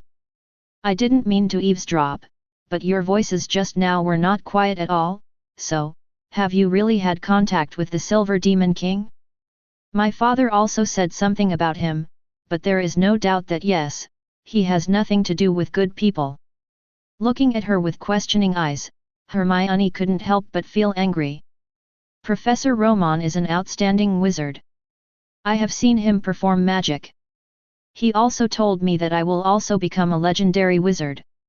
As soon as he finished speaking, a burst of harsh ridicule suddenly erupted from the carriage. "Ha ha ha, what is this, recognition from the Silver Demon King? This muggle must have been cursed by the Silver Devil." Draco scoffed and took a step forward, eyes dissatisfied. "I don't care whether what you say is true or false, but there is one thing. After entering Hogwarts, it is best not to say nonsense in front of us that the Silver Devil is a good person. That guy should continue to be imprisoned in Azkaban. If it weren't for him, why would we need the entrance exam this year?" Chapter 47. That guy should continue to be imprisoned in Azkaban. If it weren't for him, why would we need the entrance exam this year? Draco snorted with dissatisfaction. However, Ronald on the side opened his eyes in surprise. "Walter? Is there really an entrance examination? Is that what your parents said?" Draco glanced at Ronald. The aura of poverty combined with the iconic red hair. Draco recognized the identity of the other party at a glance. They were also from a pure-blood wizarding family, but they were the Weasley family, a disgrace to pure-blood wizards. "Humph, my father is one of the members of the Hogwarts School Board." "Of course this is true, but it doesn't matter. With my father's personal teachings, I can already polish my leather shoes very clean." However, Draco just raised his head proudly. The next moment, the followers Goyle and Crabbe opened their eyes in surprise. "Walter? Shoe shine. Why did my father say that this year's Hogwarts entrance examination is to clean the floor? He forced me to learn the magic spell to clean the floor. He even asked me to learn the Muggle world's floor cleaning method. What about cleaning the floor? My mother told me I was tested for cleaning the owl's house." Everyone at the scene was stunned. Even Hermione couldn't help but forget the slander these people had just made about Romon, and looked at Harry Potter and Ronald standing aside with blank expressions. "Entrance examination? No one has told me about this, and it wasn't mentioned in Principal Dumbledore's letter." Harry also shook his head blankly. Ronald on the side pursed his lips and looked confused. "Hogwarts didn't say that, but my mother told me the same thing. However, they told me that the entrance exam is to catch fish in the Hogwarts lake." Draco shook his head dissatisfied. He laughed out loud. "Why catch fish? I think they are worried that you won't have enough to eat at Hogwarts." "Haha, poor Weasley, Hogwarts has a special restaurant, and there are special house elves responsible for cooking. My father is a member of the school board. He has already told me that there are many places in Hogwarts where the floors need to be strictly clean, otherwise dangerous institutions will be triggered. Therefore, the content of this year's assessment is shoe polishing. Not only to protect newly admitted wizards from triggering the mechanism, but also to develop good personal habits." With that said, Draco raised his head proudly again, completely unaware of the strange expression on Hermione's face. As a know-it-all, she spent a lot of time reading the books Romon gave him during the first semester of school. Although she was still far from finished reading it, she knew some of the things about Hogwarts Castle. It is true that there are institutions in some places. However, there is really no trigger for stains on leather shoes.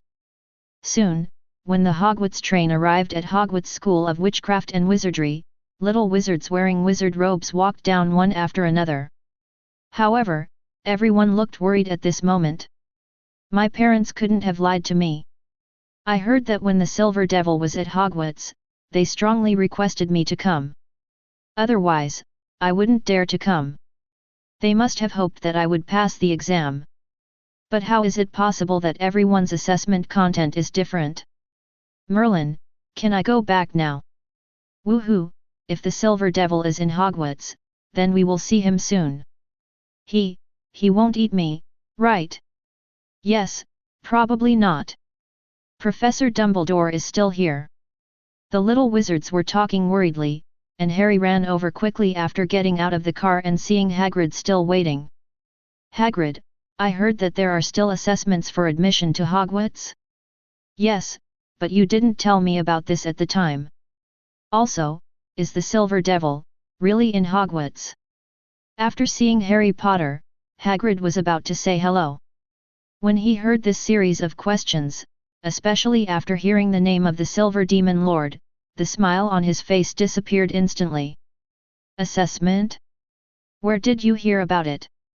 After hearing what Harry Potter said about the assessment content that Draco and others' parents told them, Hagrid's already ugly expression became even more gloomy. Damn the Silver Devil, he is really going to poison the next generation of wizards again. Cursing softly, Hagrid suddenly saw the puzzled looks of Harry Potter and Ronald beside him. Then he realized that he had said the wrong thing. He coughed twice and had no intention of explaining to the others, and hurriedly called for everyone to board the boat. Along the way, Hagrid's expression became increasingly weird as he listened to the vague discussions and quarrels coming from other boats. Like anger, but also like pity and sympathy for someone. Until all the wizards arrived on the other side, disembarked and walked towards the Hogwarts castle. Hagrid looked at Draco, who was still arguing with the little wizards around him about the test content is shoe polishing, and couldn't help but feel a little dazed for a moment. Poor Malfoy, what happened to Lucius? Will this little Malfoy have to go through it again? At this moment, even when facing the Slytherin Malfoy who usually looked down on him, Hagrid couldn't help but sympathize. Pansy, it's impossible to make tea or something, and it's some oriental green tea. You can't even find that kind of thing in Hogwarts. Black tea might be possible. It's impossible for my mother to lie to me, Draco. The content of the assessment must be tea making. My mother said that making tea can cultivate one's character. That's what the East says. It's good for learning magic. Your mother must be lying to you. Draco was arguing with a girl who also came from a pure-blood wizarding family. The latter has short black hair, thin eyebrows, and good-looking appearance, but his temperament always gives people a mean look. Everyone's arguments were interrupted in time with the appearance of Professor McGonagall. McGonagall looked at the little wizards in front of him and couldn't help but take a deep breath. Even though he tried his best to maintain restraint, he couldn't control his brain. I remember that time more than 10 years ago. At that time, Roman Kowalski was just like these little wizards. From here on, he was officially brought into Hogwarts. But now, Roman Kowalski, who seemed to have been blessed by God, was already sitting behind the door behind her. His identity has undergone earth-shaking changes compared to before. In a while, when you pass through this door and enter the restaurant, you will begin to be arranged for the sorting ceremony. But these are not what I want to talk about. More than 10 years ago, there was a person just like you, standing here, waiting for the ceremony to begin. Branch. However, I hope that there will not be a second person like that among the young wizards who come to Hogwarts in the future. Otherwise, we're going to have a huge headache. Chapter 48. After an opening that left Harry Potter and others confused, Professor McGonagall collected his thoughts, took a deep breath, and finally led these little wizards into the door of the restaurant. As soon as I walked into the hall, a burst of sounds that seemed to be surrounded by dense mosquitoes immediately entered the ears. Harry Potter and others only saw the senior wizards present. Except for a few who turned their heads and glanced at them, all of them without exception either lowered their heads and faced the empty table in front of them. He whispered something to the people around him. Or they frequently looked in the direction of the professors in front. It seems that there is something there that attracts them. Hey, it's Professor Romon. Is it true that Professor Romon also teaches magic at Hogwarts? Hermione's surprised voice caused Professor McGonagall, who was leading the way, to turn his head slightly. And Harry and other young wizards who were about to enter school immediately looked in the direction Hermione was looking at. But at this moment, they saw a figure that made all the young wizards who had been influenced by the Silver Devil's fairy tales instantly feel their hair standing on end, sitting next to Dumbledore with a smile on his face. Behind the other party, there was a girl wearing a jet black dress and dark makeup. Next to the girl, there was a silver snake that could fly in mid-air. Silver Demon! It's Silver Demon! The terrified and deliberately suppressed cry caused the little wizards to feel uneasy. Dumbledore, who was still sitting in front of the stage, cleared his throat, and his calm admonition echoed in the hall. Quiet!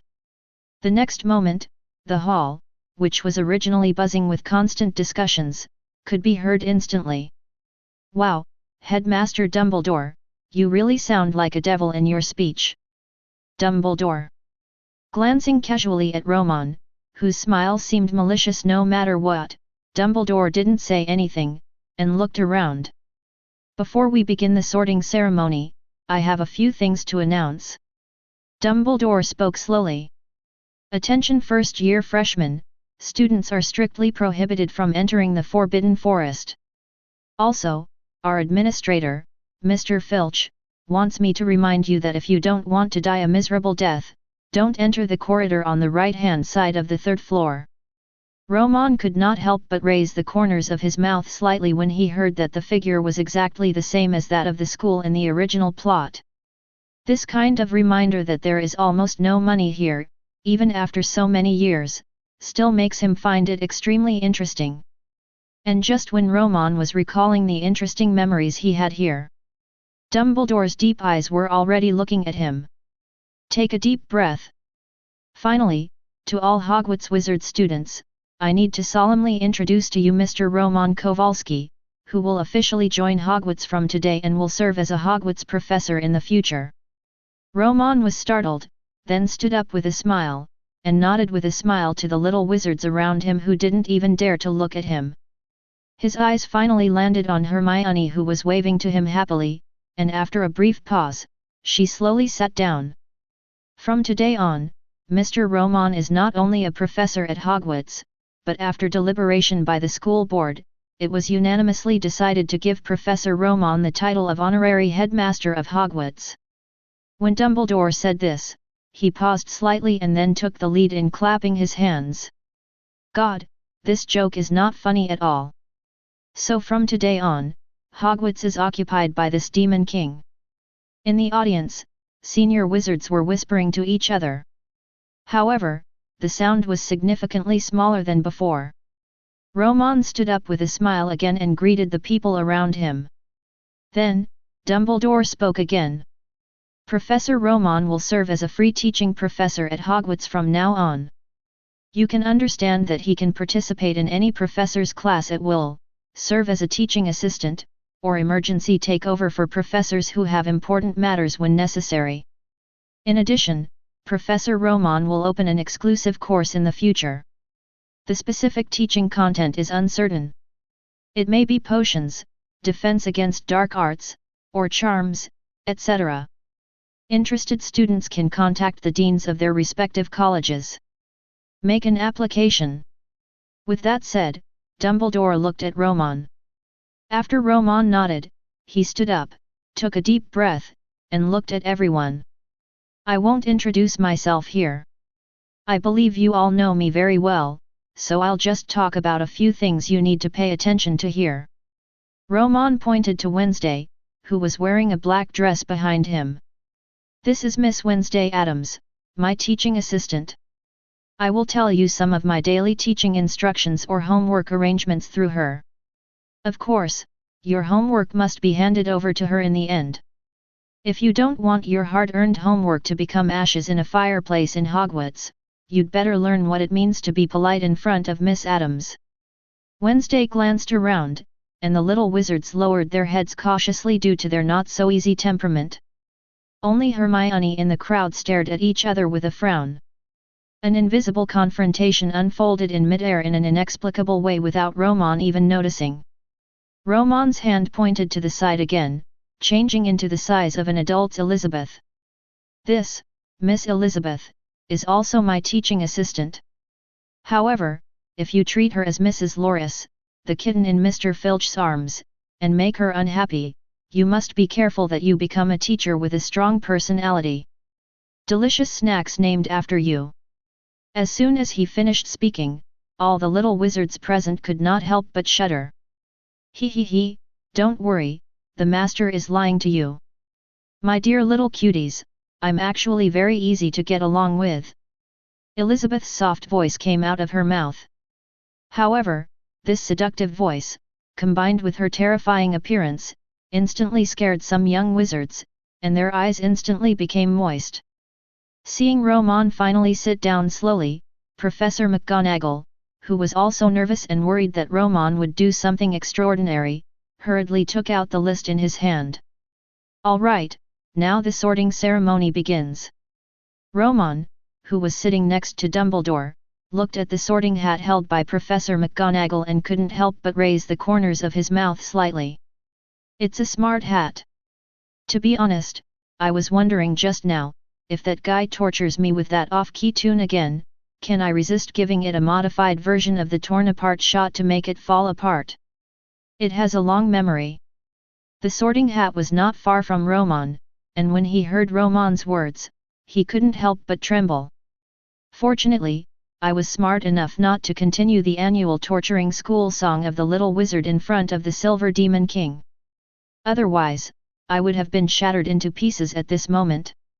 The most important thing is, if Romon makes a move, Dumbledore probably wouldn't be able to stop it in time.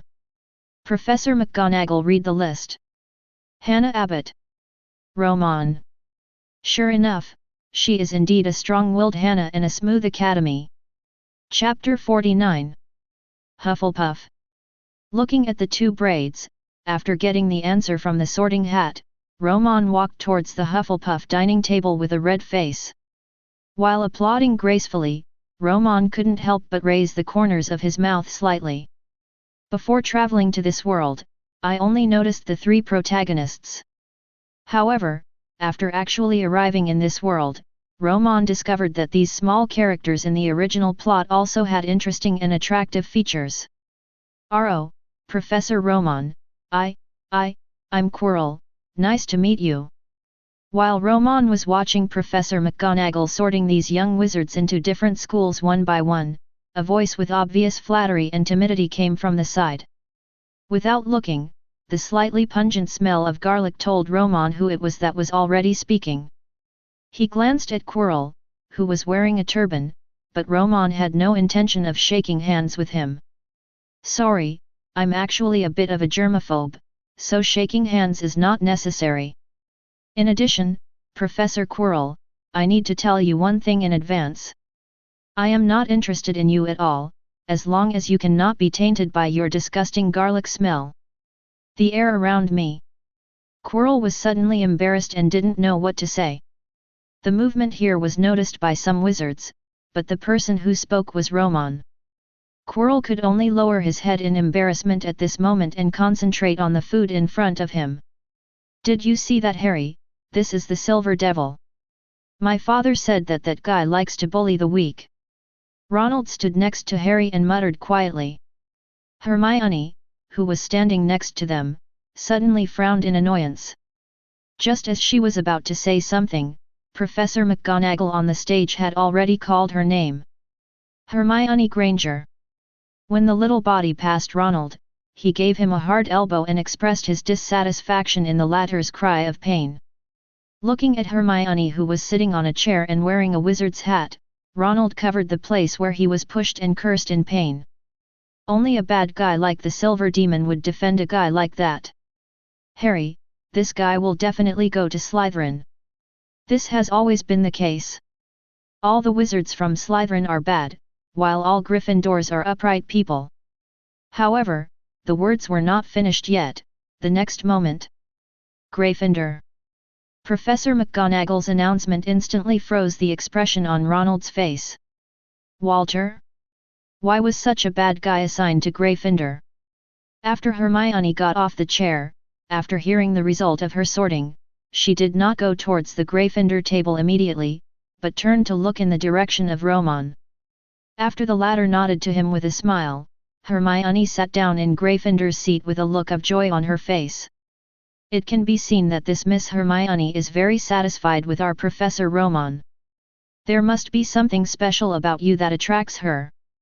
Dumbledore suddenly said to Romon with a smile. Looking at the other party's eyes that were shining with strange light, Romon immediately knew that this old guy was planning something again. Savior Harry Potter's plan to pave the way, Romon really has no interest at all. In fact, Romon really sneered at Dumbledore's behavior of not wanting to become stronger and then defeat Voldemort, but instead placing his hopes on Harry Potter. Yes, I am indeed more interested in this smart muggle lady than James Potter's idiot son.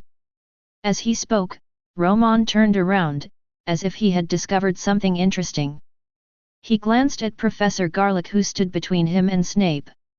The latter immediately timidly held his plate and hid aside. Regardless of his arrogant behavior at the moment, he was once again seen by the little wizards at the scene. Romon sat next to Snape with a playful expression. The latter was still staring straight at Harry Potter, who was about to be sorted, but did not notice Romon's approach. Look at his eyes, he looks so much like classmate Lily. Snape nodded, then finally reflected. In an instant, it was as if he had been greatly frightened.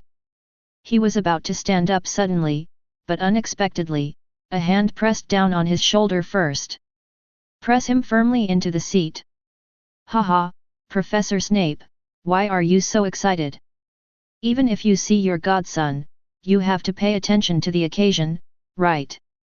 Romon smiled, a laugh that made Snape's body feel hairy. What on earth are you going to do? He's just a kid. Snape warned through gritted teeth in a voice that only the two of them could hear. However, Romon raised his eyebrows. That's a touching expression, Professor Snape. However, there seems to be something wrong with the way our classmate Harry looks at you now. Professor Snape, your godson, doesn't seem to like you very much. Hearing this, Snape turned his head. But he happened to face Harry Potter, who was covering the stinging scar on his forehead with one hand and staring at him with confusion and suspicion. Ignore what Snape and our savior think for the moment. Soon, with the last little wizard, the sorting was completed. The sorting ceremony was officially over. Looking at the little wizards sitting in their respective sorting seats just like in the original novel, Romon couldn't help but raise the corners of his mouth slightly. But at this moment, Ronald and others were still wondering about another thing. So, when will the entrance examination be held? We seem to have officially completed the branching. Harry didn't know, but the know-it-all lady beside him sneered, shook her head and said nothing. Eating from his own plate. At the Slytherin table, Draco and others were also confused. Draco grabbed his own space-folding pocket with one hand. Inside was a brush and the like that his father had bought specially for him to use for polishing leather shoes. Around him, Goyle, Crabbe and others were in a similar situation. In other words, the little wizards who entered Slytherin this year already have pockets full of things. Does the branch assessment take place after we have dinner? Draco couldn't understand, and he couldn't help but wonder, was there really such a thing as an assessment? But when he thought of his father's seriousness and meticulousness in teaching him, Draco couldn't help but shook his head. How could he doubt his father? Sudden. Pansy, look, what the Silver Devil is drinking now seems to be Oriental green tea. Hearing this, Pansy, who was also struggling with her tea-making skills and when to start the assessment, suddenly turned her head.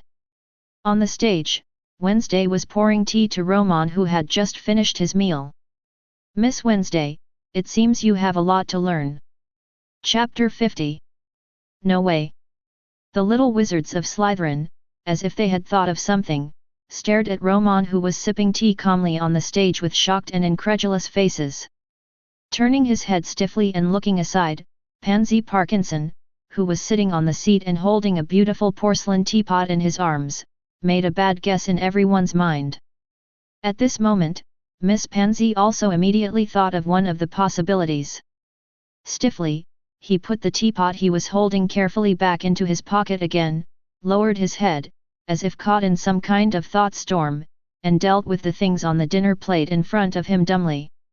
On the other hand, Draco and the others looked at each other in astonishment at this moment. An emotion called shame began to spread before each other. Merlin, this is absolutely impossible, my father. Draco frowned, but he couldn't help recalling the details of his father teaching him to shine shoes in his mind over and over again.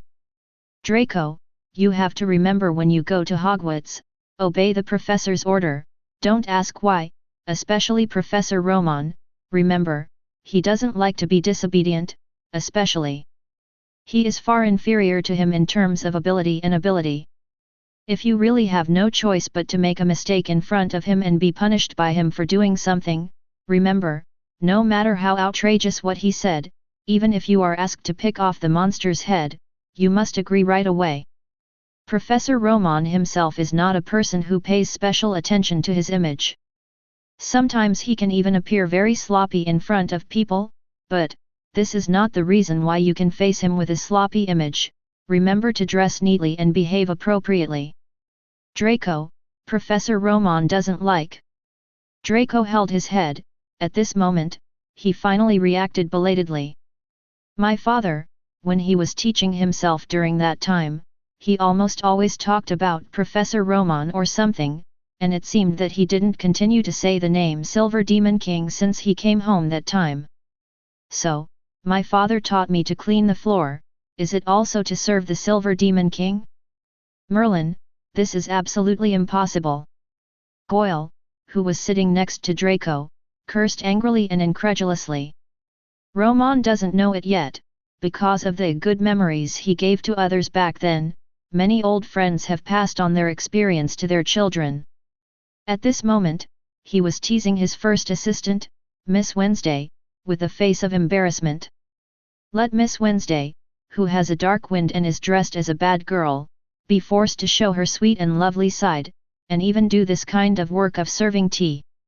It has to be said that Romon actually somewhat recognized the evaluation of Lucius and his fellows back then. This guy is a born bad seed. And in the dining room, when everyone was enjoying the dinner with the sound of the wind, there was a sudden gust of wind. Grey and white figures flew out one by one from under the table, on the wall, and even on the ceiling. Oh ho ho ho, the smell of fresh little wizards, Hogwarts welcomes you. Come and take a look, there are more little girls in Ravenclaw this year than in previous years. Hello, smart girls. Ah. Senior students have long been accustomed to these sudden ghosts. Except for some new little wizards who were startled by the ghosts that suddenly appeared from under the table, basically no one had any big reaction. They greeted each other as if they were meeting old friends. Suddenly, at the Gryffindor table, a ghost was waving a sword and scaring the young wizard. As if sensing something, the movements of his hands suddenly stopped. Looking back towards the direction of Dumbledore and the others, I felt a familiar scent. Aha! Roman Kowalski, little guy, we haven't seen each other for many years. Back then, you wandered around the castle every night, and you added a lot of fun to me. Seeing the bloody Baron flying in front of him, Romon paused slightly while holding the teacup. Although there is still a smile on his face, but the look in his eyes at this moment was definitely not friendly. If there is anyone in this world who dares to seek trouble for himself so recklessly, it must be this ghost in front of him. Ghost? Bloody Barrow. When I was still at Hogwarts, this guy often caused trouble for me when I was exploring the castle.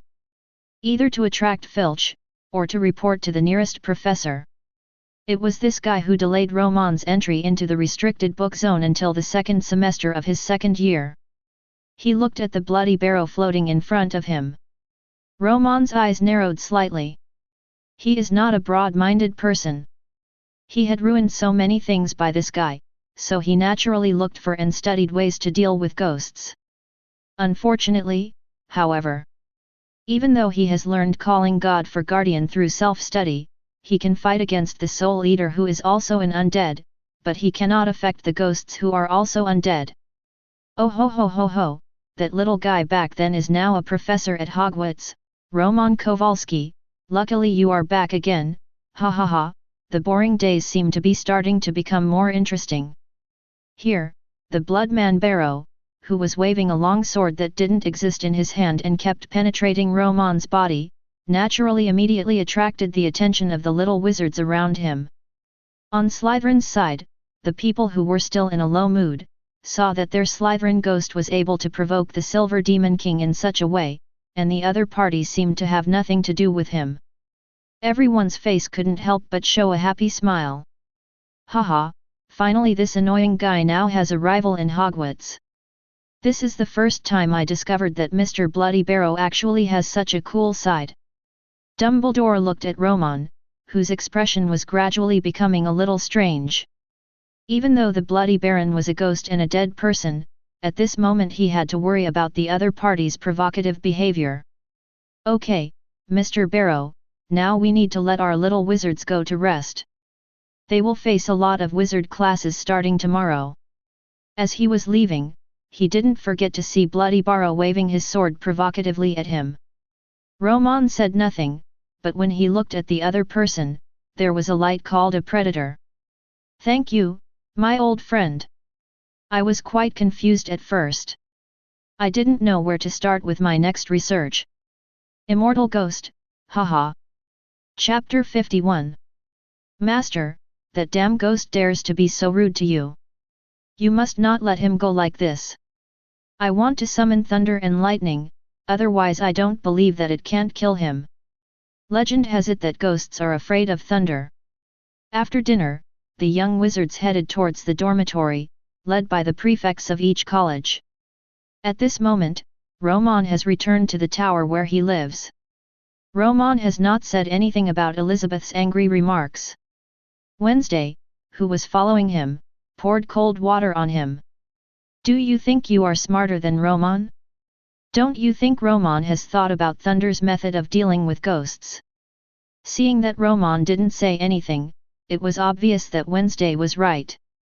However, the appearance of this girl with whom the master had a difficult relationship made Elizabeth furious, and her soft voice became violent and sharp at this moment. Shut up, you little BCH. Then I will burn the entire Hogwarts to the ground and let that old man Dumbledore drive away all those damn ghosts. On Wednesday, however, he did not back down and snorted coldly. Then the master who helped him became the Silver Demon King in the eyes of the wizarding world again. Fake. Then I am much better than you, a maid who can't even do magic and can only serve tea and pour water. A cold murderous intent suddenly appeared in Wednesday's black eyes. At this moment, a calm voice interrupted the quarrel between the two. Enough. Romon paused for a moment and looked back at the tense situation. His eyes were calm and there was no emotion in his voice. However, they all felt that there was no doubt about it. Arguing is the most meaningless thing in the world. Finding problems and solving them is what we need to face. Back at his residence, Romon's current physical condition does not require much rest. In front of them on Wednesday, he started his busy business. Although these ghosts in Hogwarts are indeed undead with real soul states, they are still different from the ordinary ghosts encountered in the outside world. Romon waved his hands. After his transformation, in the residence with a spacious internal folding space, text symbols suddenly appeared in mid-air. The magical text and picture information are constantly changing in the void, just like the holographic projection screen in a science fiction movie, in the blink of an eye. Romon has already sorted out most of the research and work that needs to be done next. Whether it's Bloody Barrow or Nearly Headless Nick, they were all wizards during their lifetimes, and they were still powerful wizards. In addition, they had strong psychological fluctuations when they died, and the special nature of their environment. It's what makes them special ghosts. As Romon said this, he couldn't help but think of Cuthbert Binns, the professor of history of magic who still teaches at Hogwarts even today, who is a very powerful ghost. He looked back and looked confused, not knowing what he wanted to express. Romon's eyes shone with a cold light of reason. Before we want to find a way to kill the ghosts of Hogwarts, the first thing we need to do is to understand what death is. Walter. Meanwhile, in Dumbledore's headmaster's office. Albus, I always felt that Romon was a little strange today, especially at the end of dinner. I have a very strong intuition that Mr. Barrow must have really annoyed him. Professor McGonagall said worriedly. As the person closest to Romon at the time, Dumbledore naturally felt Romon's suppressed anger at that time. Although, like Professor McGonagall, Romon has already thought that Romon will secretly prepare revenge for this incident. However, Dumbledore still had a good smile on his face. Minerva, relax, Barrow is a ghost after all, and he is still a ghost bound to Hogwarts. As long as Hogwarts is not destroyed, even if he is seriously injured by Romon, he can recover quickly. Dumbledore said with a smile. He believed that Romon would definitely attack the Blood Man Barrow, but he wanted to kill him. I'm sorry, even he, the White Wizard, couldn't kill the Blood Man Barrow who had become a ghost. At most, it can severely injure the opponent, causing the opponent to hide in a dark corner of the academy for a period of time and recover slowly. Compared to this, Minerva Romon did not take action directly today, or in other words, did not break up with us because of this matter, but it made me relax a little. It seems that he has no intention of targeting us. At least it seems that for Harry's training plan, we don't have to worry about any interference he will cause us. McGonagall looked at Dumbledore speechlessly, who didn't care about the Bloody Barrow at all, even though she knew that what the other party said was indeed to the point. However, there are too many incredible things that happened to Romon. What if he found a way to kill the Hogwarts ghost?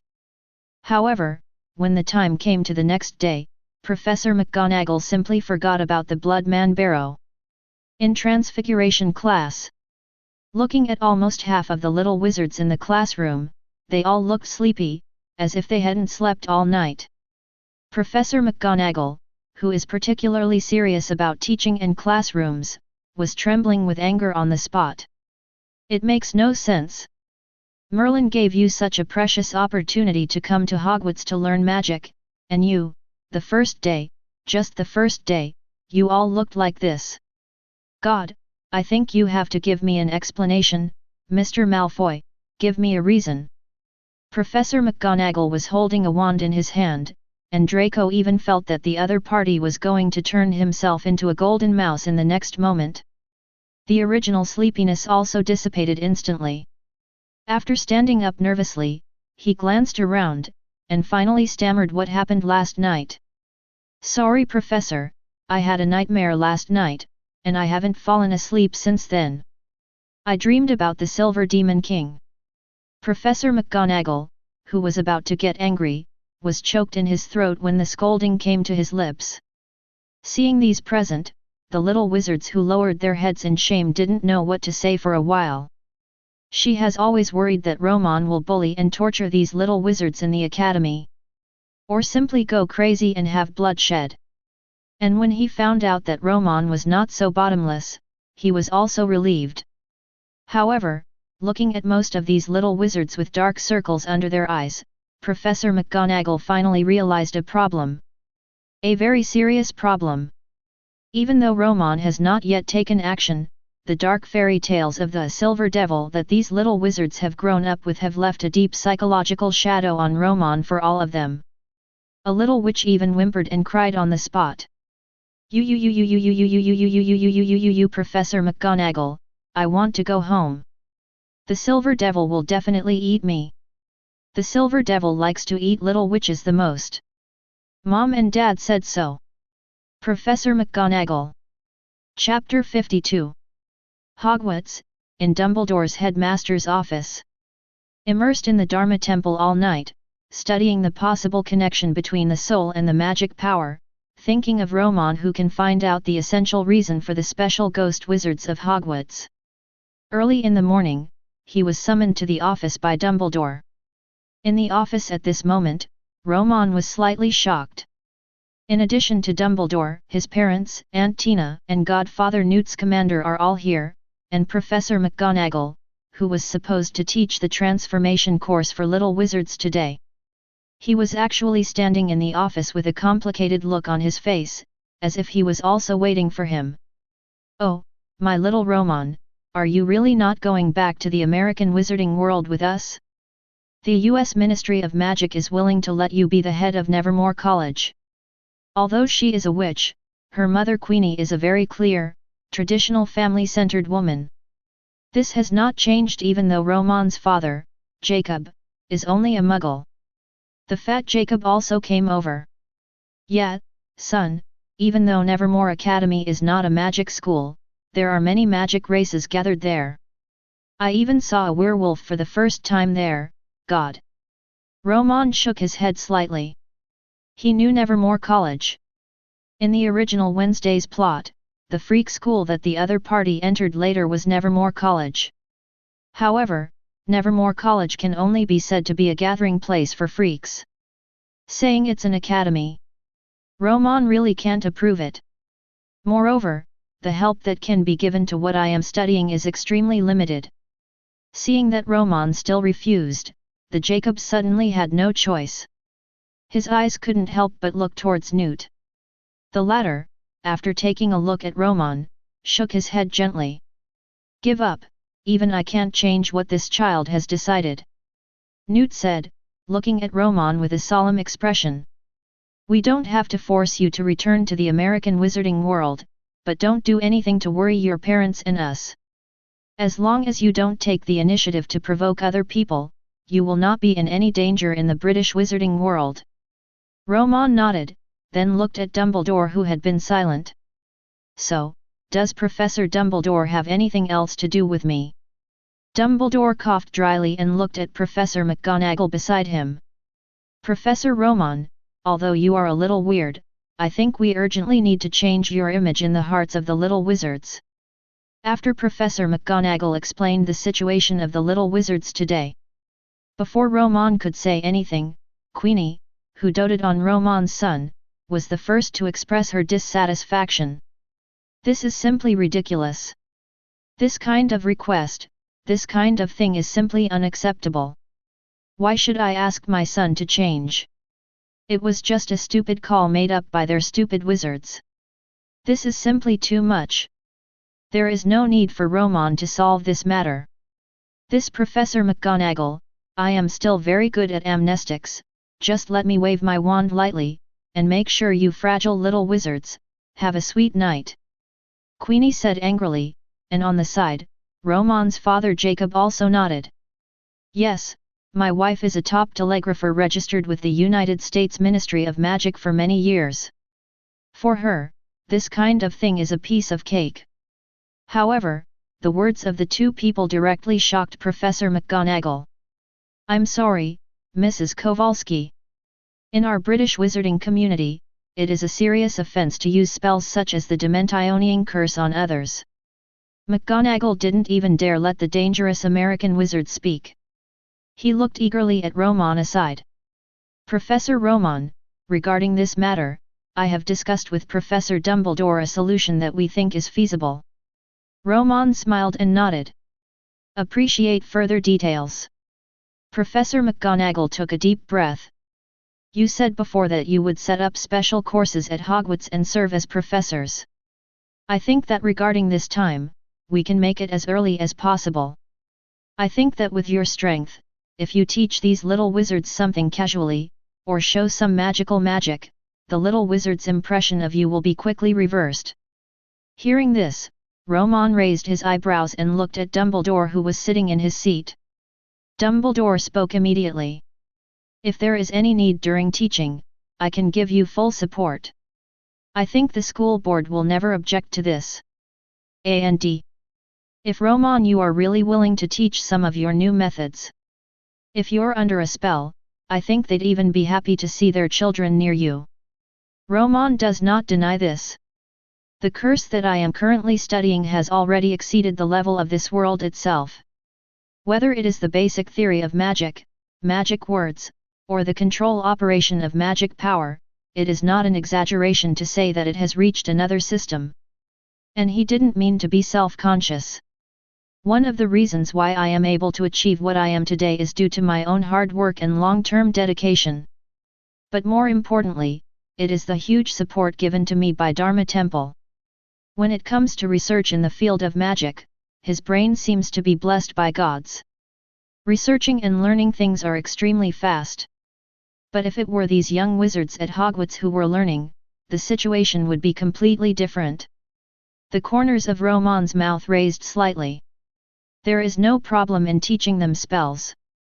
I can even teach them how to prepare potions and alchemy, but... Principal Dumbledore, I have a lot of rules. Dumbledore nodded. Of course, everyone has their own rules. I think the school board will give you enough respect for this. Of course, the premises as long as no one is killed. Romon naturally had no problem with this, and countless interesting things suddenly came to his mind.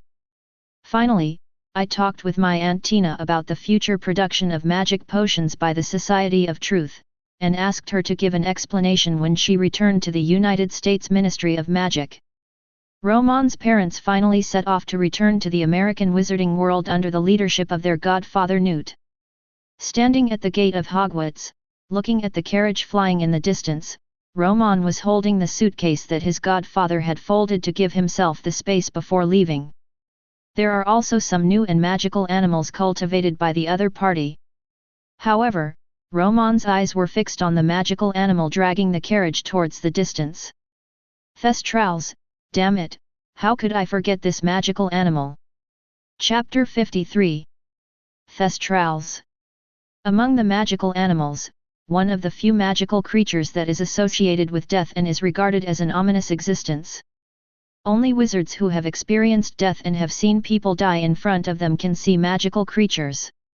The moment Romon saw the other person, he immediately thought of the ghost problem he was studying. Death is such an invisible and intangible strange existence, how can we study it? Romon has never had a clear clue. Originally, I planned to start from the level of the soul. But now, there is no doubt that compared to the research on the soul level, Romon is not yet sophisticated in the field of magical creatures. It is said that Romon is the second in the world, and absolutely no one can be called the first in the world. Even his godfather, the world-renowned mage zoologist, Newt Scamander, is definitely not as good as he is today. Professor Romon, regarding the teaching matter, please come up with a method as soon as possible. It is best to attract these little wizards to actively sign up for learning. In this regard, I think you can work more closely with Professor McGonagall and Professor Flitwick. Let's talk, they are already seniors. Watching Dumbledore urging himself on, Romon naturally knew what the other party meant. In terms of research and improvement of curses, even Dumbledore must be inferior to him to a certain extent. And if Harry Potter could learn something truly powerful from himself, it will also be easier to deal with Voldemort in the future. Romon smiled, with a hint of sinisterness and schadenfreude that Dumbledore couldn't see. At this time, he was completely sure that Dumbledore didn't know exactly where Voldemort was. Professor Quirrell's hiding place is also really good. However, with my own participation, the next thing will definitely become a lot more interesting. Haha, of course there is no problem with this. However, before that, I need Principal Dumbledore to use your power as the principal. I need to carve out a large open space near the Forbidden Forest to use as my teaching venue. Romon's efficiency is frighteningly fast. Just when Dumbledore and the others completed the relevant procedures for Romon, and easily completed the registration declaration with the Ministry of Magic. On the side of the Ministry of Magic and the Hogwarts Board of Trustees, when the relevant approval documents were sent to Romon by Owl that night, it was early the next morning. On some important bulletin boards throughout Hogwarts, bulletins were posted one after another. Look, Merlin is here, the Silver Demon King actually wants to offer courses. Oh, sure enough, the Advanced Theory course of Black Magic, the Structure of Magical Creatures, and the Blood course of Wizards? What kind of evil things are these? Nick, who was almost frowning, was floating, with a surprised and exaggerated expression on his face. Beside him, the little wizards who had just walked out of the restaurant also saw the announcement. Hogwarts School of Witchcraft and Wizardry Demon King Advanced Class. Lecturer Professor Romon Goldstein-Kowalski, President of the Society of Truth, 13 years Senior Prisoner of Azkaban, Silver Devil, 4-star Potion Master of the United States Ministry of Magic, Honorary Headmaster of Hogwarts. Dear Wizards and Wizards of Hogwarts, in view of Professor Dumbledore's repeated invitations and the joint request of the school board, from today on, the Hogwarts Demon Lord Advanced Class is officially established. This Demon King Advanced Class has no entry threshold.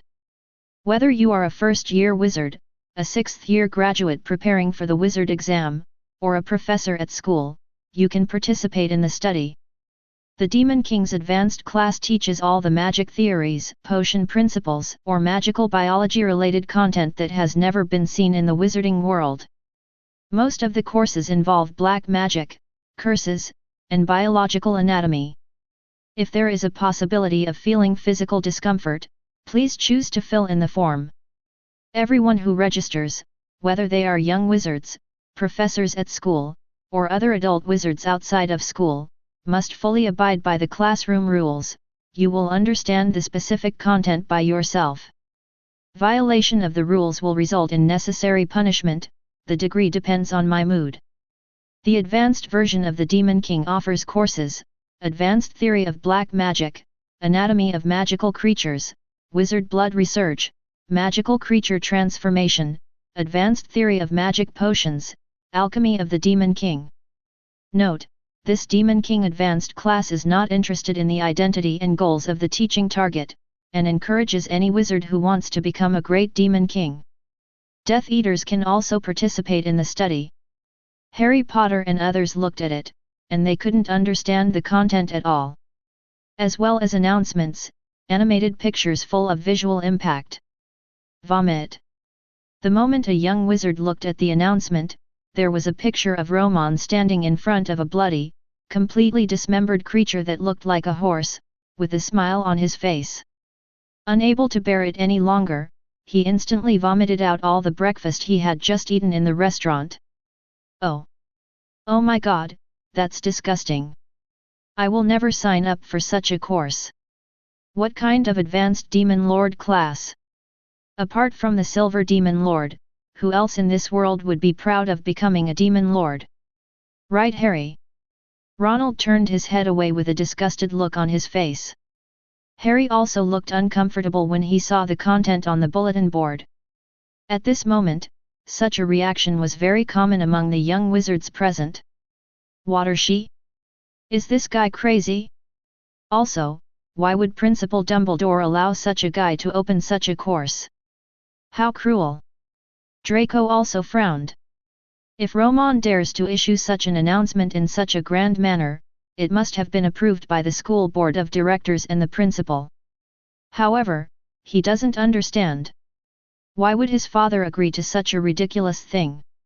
However, Hermione, who had also had breakfast and was preparing to go to class with a thick book in her arms, happened to be here. Seeing this scene, she immediately expressed her dissatisfaction. This is science. Why do you think it's cruel?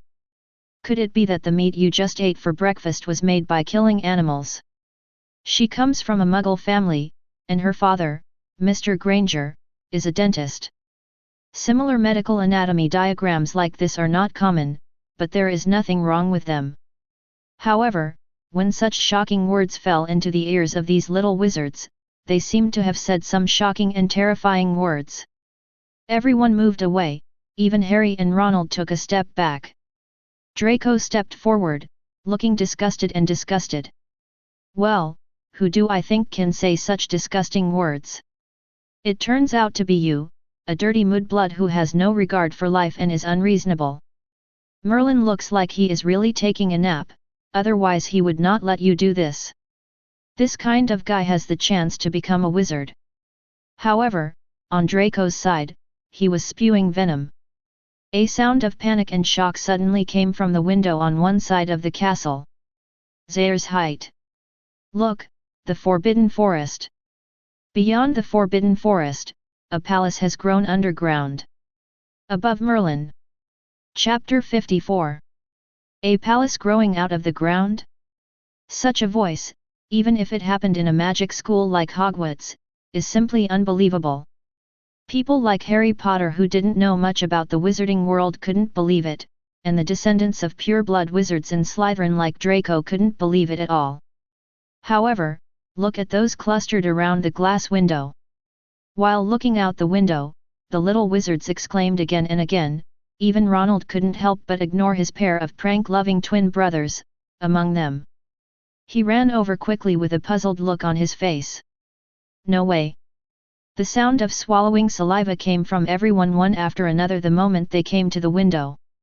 Everyone's brains have completely lost the ability to think at the moment they saw the scene outside the window and felt the intense trembling of the floor under their feet. Through the window, I saw a place close to the Forbidden Forest. On a huge open space, a figure opened its hands. Above the left hand is a dark green light that makes people feel extremely disturbed, and the right hand is a creepy black shadow. While the ground trembled, accompanied by the rolling of earth and rocks, like an earth dragon turning over, huge buildings that were completely different from the Hogwarts buildings began to gather and stand tall. Merlin, sir. On the outskirts of the Forbidden Forest, Dumbledore and other Hogwarts professors rushed here immediately when they heard that Romon was going to build a palace of his own with bare hands. Then, there was the scene in front of me. Professor Flitwick's small body was trembling with fright at the sight of the gigantic prototype of the palace that had risen in the blink of an eye, and he didn't know what to say. The wand in his hand fell to the ground, and he didn't even notice it. God, is this really what the Transfiguration curse can cause? Professor McGonagall was also a little unsteady at the moment, and Professor Clowney, who was in charge of divination, trembling and supporting each other, was able to barely stand on the spot. However, that pale face, and that big mouth. But it has already made them lose their image as the top wizards of Hogwarts. Crack, click, the sound of trees breaking, accompanied by the sound of earth and rocks collapsing, echoed throughout Hogwarts, causing the magical creatures in the entire Forbidden Forest to tremble.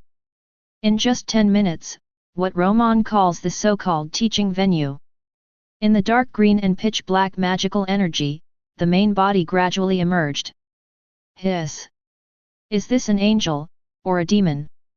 Mrs. Hooch, who was in charge of the flying lessons, screamed.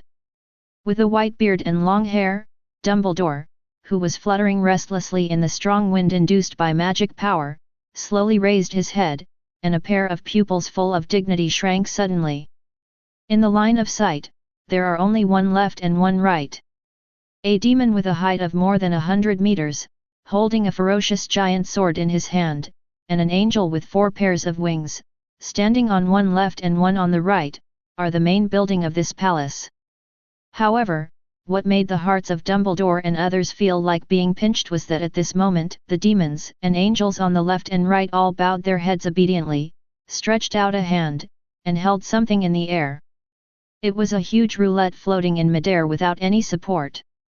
In the hollowed-out roulette, the azure blue magic power converges into a bright sun, and a huge golden gear rotates inside. A sense of icy majesty of truth rushed over. Such a miraculous scene was seen by the professors and students of the whole Hogwarts. They saw that without the support of the flying broom, they flew into the void with the support of dark magic power.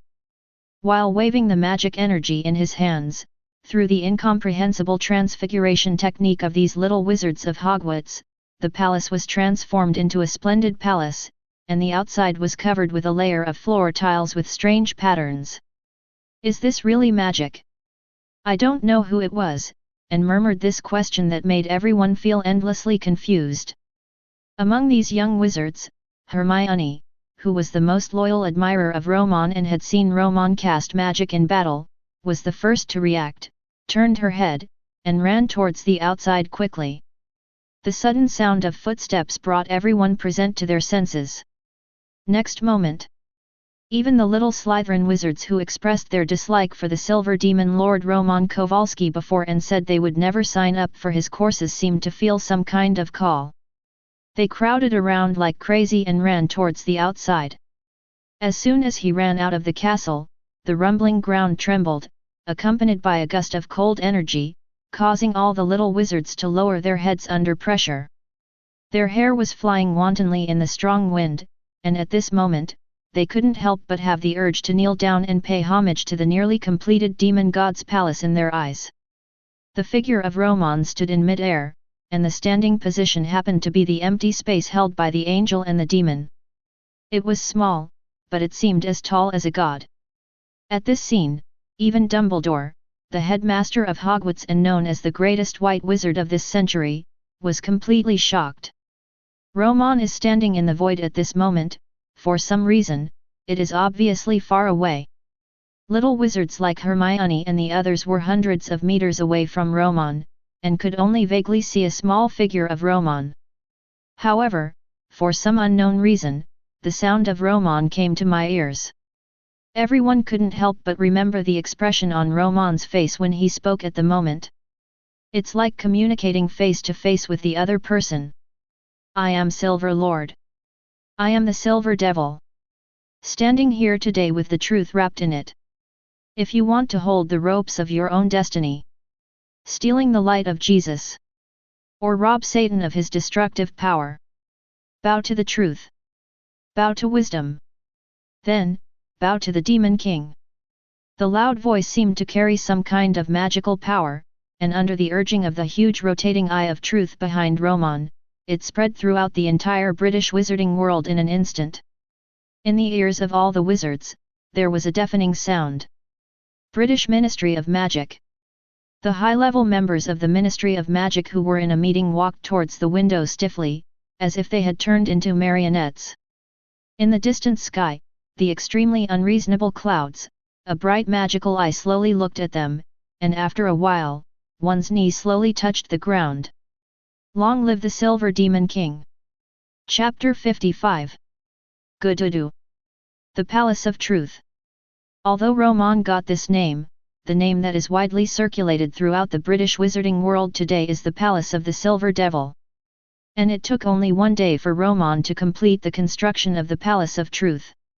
Under the influence of his full power explosion, which even required a period of weakness, he didn't even need to do anything about the daily profit, just to prepare himself, the Silver Demon King, to teach. It spread throughout the British wizarding world. The sound of magic potion cooking, accompanied by bursts of strange medicinal fragrance, spread on the top floor of the Palace of Truth at this moment. Since this place was built, Romon simply moved out of the tower where he originally lived. The heart of the Thestral. Feeling that the more than 70 kinds of mixed magic potions in the medicine pot in front of him were almost boiled, Romon waved his hand, and the next moment a dark magic surged, and a big black hand emerged, dragging a bloody potion. Heart. Slowly came to the top of the medicine pot. With a plop sound, the complete and fresh heart fell into the medicine pot. And now at Romon's feet, a skinny horse with a pair of strange bat wings was falling to the ground weakly, its body having lost its dew-life fluctuations. Thestrals, a magical creature regarded as evil and ominous by wizards, have extremely high flying speed and attack power. Another reason why they are famous is that the core of the Elder Wand, one of the Deathly Hallows, is made of the tail hair of this magical creature. But it's a pity that Romon has long lost his need and interest in things like magic wands. A casual wave. The next moment, a deep dark passage suddenly opened above the floor. Yeki's body also fell into it instantly, and as the black hole disappeared and closed, it completely disappeared. Just as Romon was carefully looking at the latest potion that Wu Chi-san had researched, a burst of footsteps came. Wednesday, with some difficulty, piled stacks of documents on the long black and gold table beside him. The Gothic makeup is full of expressions of lovelessness at this moment. Dear Professor Romon, as you wish, basically the entire British wizarding world has heard the news that you are going to start a class, and nearly 4,000 people have signed up, and these are just outside of Hogwarts. Wizard. Are you sure you want to teach your powerful magic to these people? You know, there are definitely many people who come to take your class who want to tear you into pieces. Romon smiled slightly. There was no trace of concern on his face. This was something that Wednesday could not understand. In other words, there were absolutely few people in the entire wizarding world who could understand his thoughts. Even behind his back, there were probably a lot of people who called him a fool. Glancing at the table, it was 3 to 4 meters high, but it was just a registration form sent by wizards outside Hogwarts. The smile on Romon's face became stronger and stronger. Now, a certain great white wizard is very distressed? Dumbledore's office. In front of the pensieve. Dumbledore's body was swaying slightly tiredly, and he sat back in his office chair. Through the window behind him, he could clearly see the terrifying aura that was exuding, which was 100 meters high, as if the entire Hogwarts magic the Palace of Truth ruled by the school. An unprecedented feeling of powerlessness and regret spread in my heart. Out of control. Things got completely out of control. Originally, he only wanted to let Romon open a course at Hogwarts or something, so that the members of the Order of the Phoenix under his command, or Harry Potter and others who were part of the future plan, could gain more power. However, he never thought of it. Romon, the Silver Demon King, really has no trace of Loki in his style of doing things. It had only been a few days since the group last overturned the entire British wizarding world. People's terrifying memories of the Silver Devil have not even had time to fade away. The terrifying Eye of Truth, created by unknown magic principles, has already overlooked the entire British wizarding world.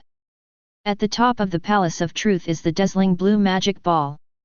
Like an eye in the sky, Dumbledore has discovered that throughout the UK, any wizard with a certain level of strength can look up into the sky and see the existence of this eye.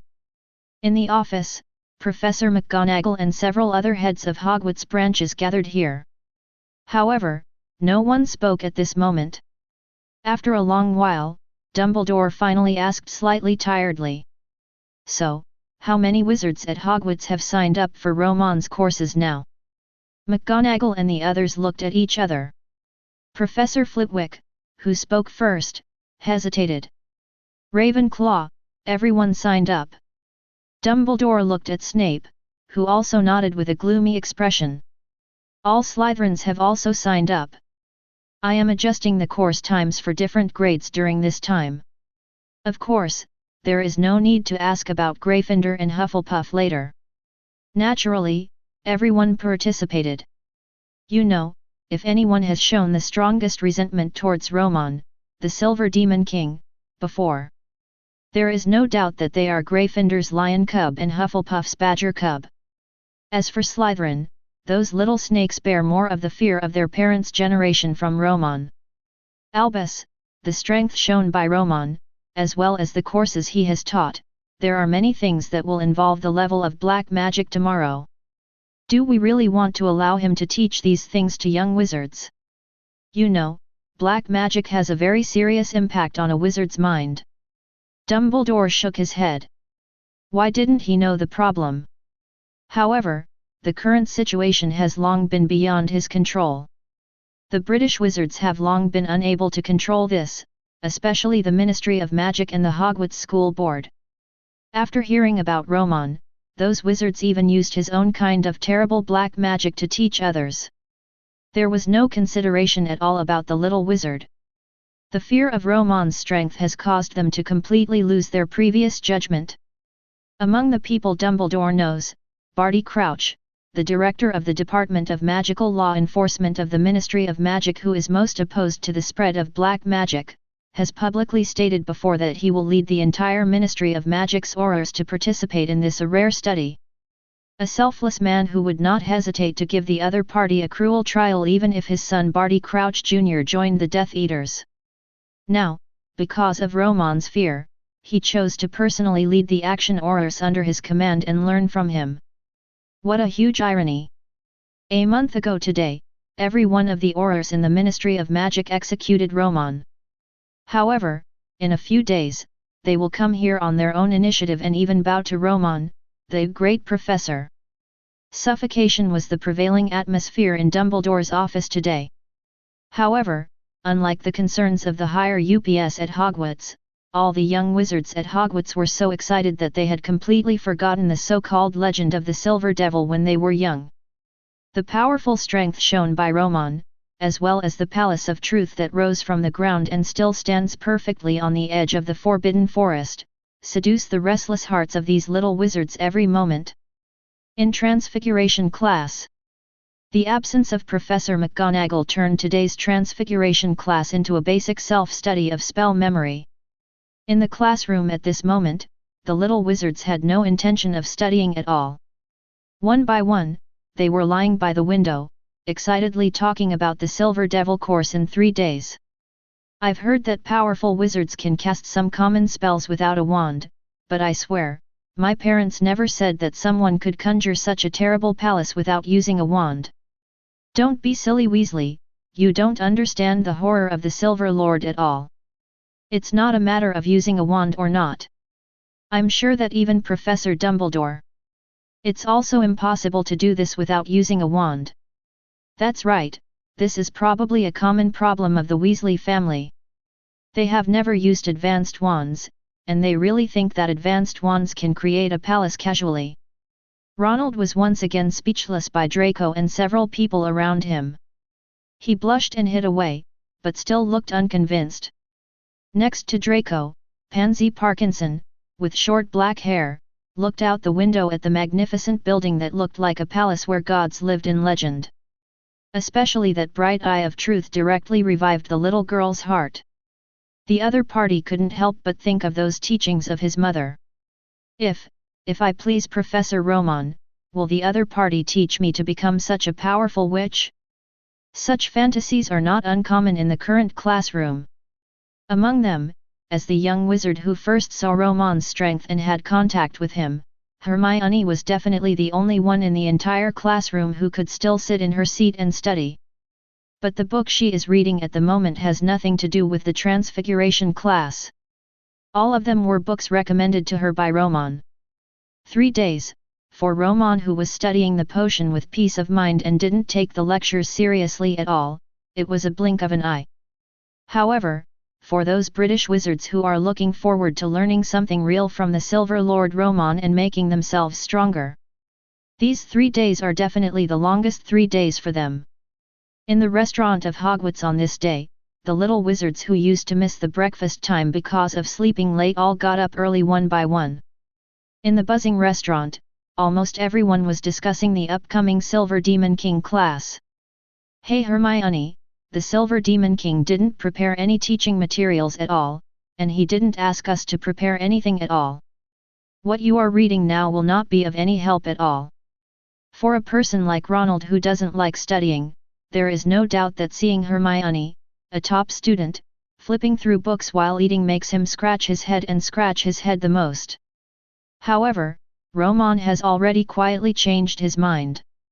Hermione, who only wanted to become a legendary witch, had no intention of talking to her at all. In this regard, as someone who had been with Ronald for a long time, Harry was also very unfortunate to be left out by Hermione. There is no longer the inseparability in the original plot. After the meal, the little wizards soon came to the magnificent and mysterious Palace of Truth. Father. As soon as Draco came here, he was pleasantly surprised to find that his own. One of the members of the school board, his father Lucius, was also there. Just as he was about to step forward and say something, he was warned by a stern look from the other party and stood still. Then I was surprised to find that not only my father, but also the parents of my 2 attendants, as well as some familiar uncles and aunts from pure-blood wizard families, even some old men whom I have never seen before are gathered here. Lucius stepped over and looked at his excited son, but he immediately looked at the clothes on the other person's body. The clothes are very clean, which is due to Draco's good living habits. However, when Lucius noticed the leather shoes on the other person's feet, his face instantly darkened. Damn it, Draco, you have completely forgotten everything I taught you. If I hadn't come today, I'm afraid I would have received a letter from Hogwarts right away, saying that you tossed in the Scottish cannibal pile. Draco's expression changed. Just as he was about to explain something, Lucius knelt down and polished his son's shoes himself in front of everyone. Goyle, damn it, wipe the oil stains off your face, you are just looking for death. Pansy, come here and let me smell your scent. Yes, you are very obedient.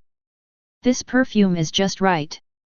Seeing these little Slytherin wizards being treated by their own adults in front of everyone, they began to sort out their images on the spot. Their nervous looks attracted a group of little wizards around them. Teacher, I don't know why. Among them, people like Harry Potter who have no parents are the most embarrassed and confused. Harry Potter, if you don't want to be thrown out of the window like garbage in the middle of class, you'd better tidy up your clothes now. Please pay attention to you. Your color, your legendary reputation, is not a good thing in front of the master of this palace. The gloomy voice and the almost iconic cadence made Harry Potter tense up instantly. Snape. The potions teacher who made him feel the most fearful and intimidated, the other party's targeting in class has always made him feel very confused and hurt.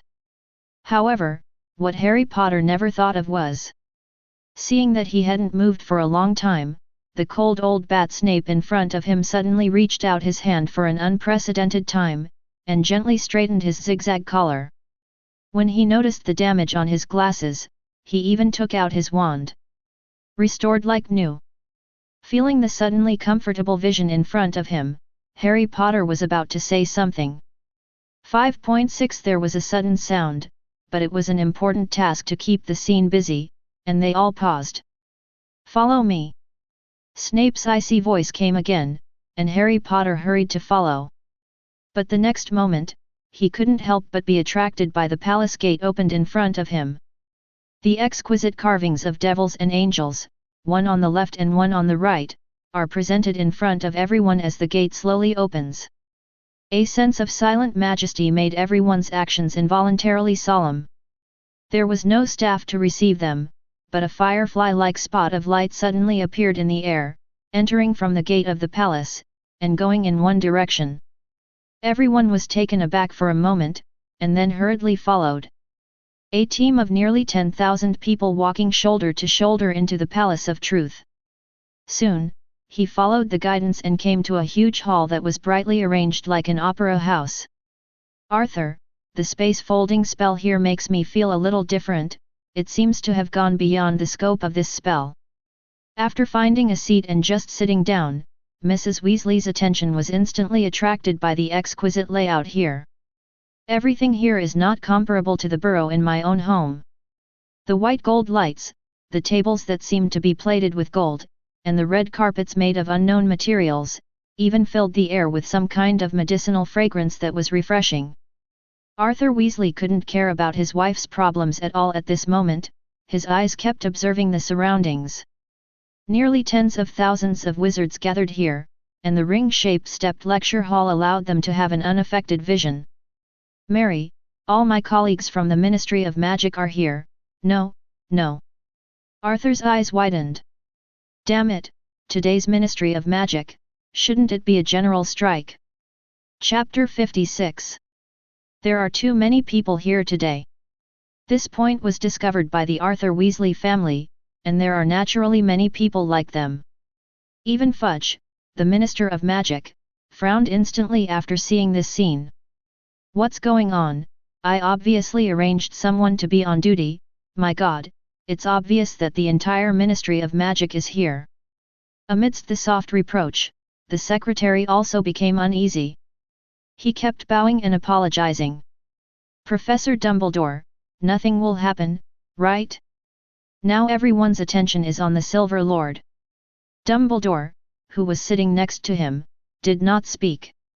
However, there was a hint of uneasiness in his expression. Fortunately, he thought that he had already had such things taken out from Gringotts.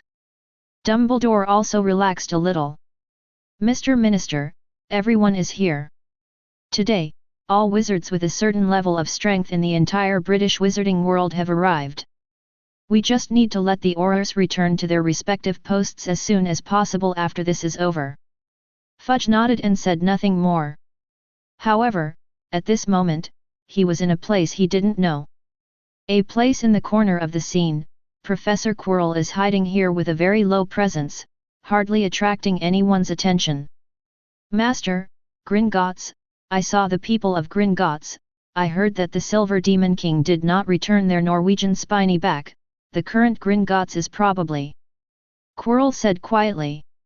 And Voldemort, who was hiding in his body, was equally excited to discover this at this moment. Just when he was wondering if he should let Quirrell get out of here now and go to Gringotts to steal the Philosopher's Stone he needed. Boom sound. It was as if a gust of wind suddenly burst open the door on one side of the hall. Romon was wearing a 4-star potion master's cloak, like a lion patrolling his territory. Suddenly broke in. The familiar look on his face when he was stared at, as if the other party's signature haughty expression when he was studying at Hogwarts, made all the Slytherins present feel their hearts tighten. Walking to the podium, Romon looked around. Suddenly, in the direction he looked in, all the wizards stood up nervously from their seats, bowing to him one by one to show respect. Or they took off their hats obediently, and bowed to salute one after another. The gentleman's etiquette has reached the extreme, just like the nobles of Europe in the last century, one by one managed their expressions and demeanor to the extreme. It was as if a month ago, at Hogwarts, the people waving their wands at Romon in the gladiatorial arena, chanting curses crazily, and clamoring to kill him, had absolutely nothing to do with them at the scene now. Why does this way of appearing always make me feel extremely familiar? Ronald, who was sitting next to Hermione, murmured quietly. Hermione, on the other hand, was already sitting upright, looking at Romon on the stage seriously. At such a young age, the obsession in her eyes had become quite intense. No one paid any attention to Ronald, who couldn't help but pout, and then looked in Harry's direction. Poor Harry! What serious illness did Snape suffer from today? Could it be that he was destined by someone? At this moment, it was not far from their side, close to Slytherin's position. Harry was like a quail, sitting shivering in his seat, looking nervous, like a criminal suspect at a court trial, with his chest raised and his head raised. On his left was the headmaster of Slytherin, Snape Severus. On the other side of him, Draco was staring at him strangely with a strange look. Does it make you feel uncomfortable sitting in our Slytherin area? Looking at your sitting posture, I don't know how many ants are biting your butt. Harry didn't know how to answer. Fortunately, as soon as Draco finished speaking, a hand from behind hit him hard on the head. Draco, shut your mouth, take out your paper and pen, and you have to write down every word that Professor Romon said next, and don't waste such expensive opportunities and time in life on stupid on Potter. Harry Potter. He always felt that Draco's father, Lucius, had a deeper meaning in his mockery of him. Fortunately, at this time, Romon, who was standing on the podium, finally spoke slowly under the expectant eyes of everyone. A lot of familiar faces, some are getting older, and some are getting older, but the only thing that remains the same is your unchanging strength. 13 years, when I see you again everyone.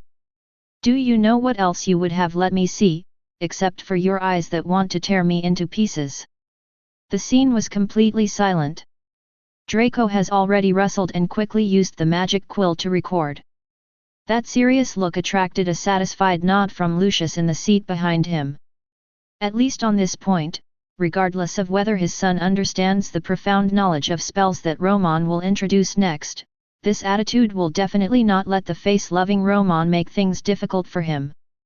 On the stage, Romon's face slowly showed a strong look of contempt. Books, piles of dusty piles, wrapped in layers of cobwebs, full of rotten smell, and almost repeated to make people crazy rotten books. You all seem to be soaked in that strange-smelling patina. Lucius took a deep breath. This damned sense of familiarity surged into his mind again, this extreme contempt, as if they were all a pile of useless garbage, was forcefully rolled back from his memory once again. It's just that they and the entire Slytherin students were unconvinced more than 10 years ago. Then they were lying on the ground, their eyes were occupied by Romon's shiny leather shoes, and they heard these words. Now, they're already available here. This change in posture made them not only not feel a trace of humiliation from Romon's disdainful abuse, but even at this moment, there was a kind of morbid satisfaction. Jason Vincent, who was sitting next to Lucius, even leaned back with a relaxed expression.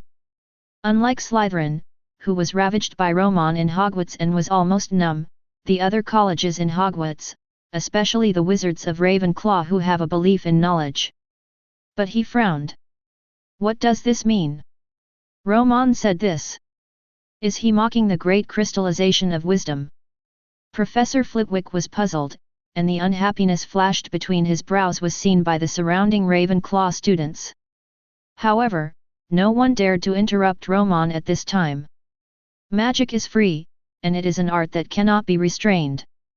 Even if you use them to fight the bloodiest battle, what exists between the surge of magic power and the chanting of spells must be art. Unprecedented words, from Romon's mouth. However, how many years have passed since the creation of the 3 unforgivable curses? Those of you who were present could be scared to pee on the spot when you heard the name of the Dark Lord, but what did the Dark Lord do? Do they have any magical inventions worthy of recognition? Is there any powerful exclusive black magic in Grindelwald? Or did Tom Riddle create a dark magic powerful enough to destroy the entire wizarding world? At the scene, on the side of Slytherin who was originally relatively calm, the complexions of Lucius and the others changed instantly, and the bodies that had just relaxed suddenly tensed up. Romon was able to say that person's name in public, with an almost undisguised contemptuous tone. Moreover, not only the second-generation Dark Lord Voldemort, but even the first-generation Dark Lord Grindelwald has become what he calls a clown-like character. Dumbledore's hand under the table clenched angrily. As a good friend of Grindelwald, it would be false for Dumbledore not to be angry at this moment, even if Dumbledore is well-mannered, when someone points his nose and says that his friend is a deceitful piece of trash. And Professor Quirrell, who was hiding in the corner at the moment, was so frightened that he shrank into a ball nervously. Within him, Voldemort was silent.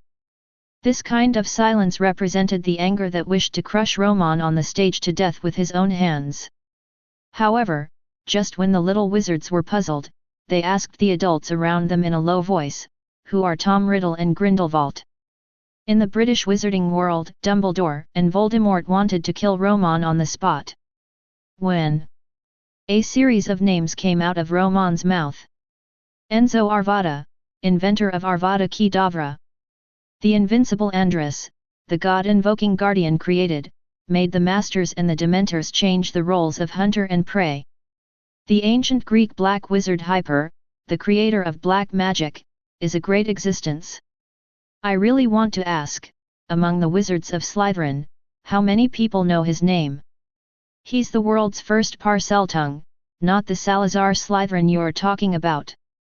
Why are these powerful wizards who invented truly terrifying spells forgotten by you, and each of you can only rely on the talent given by the so-called Merlin to master these black magics, but you can make you all look like you have met Satan?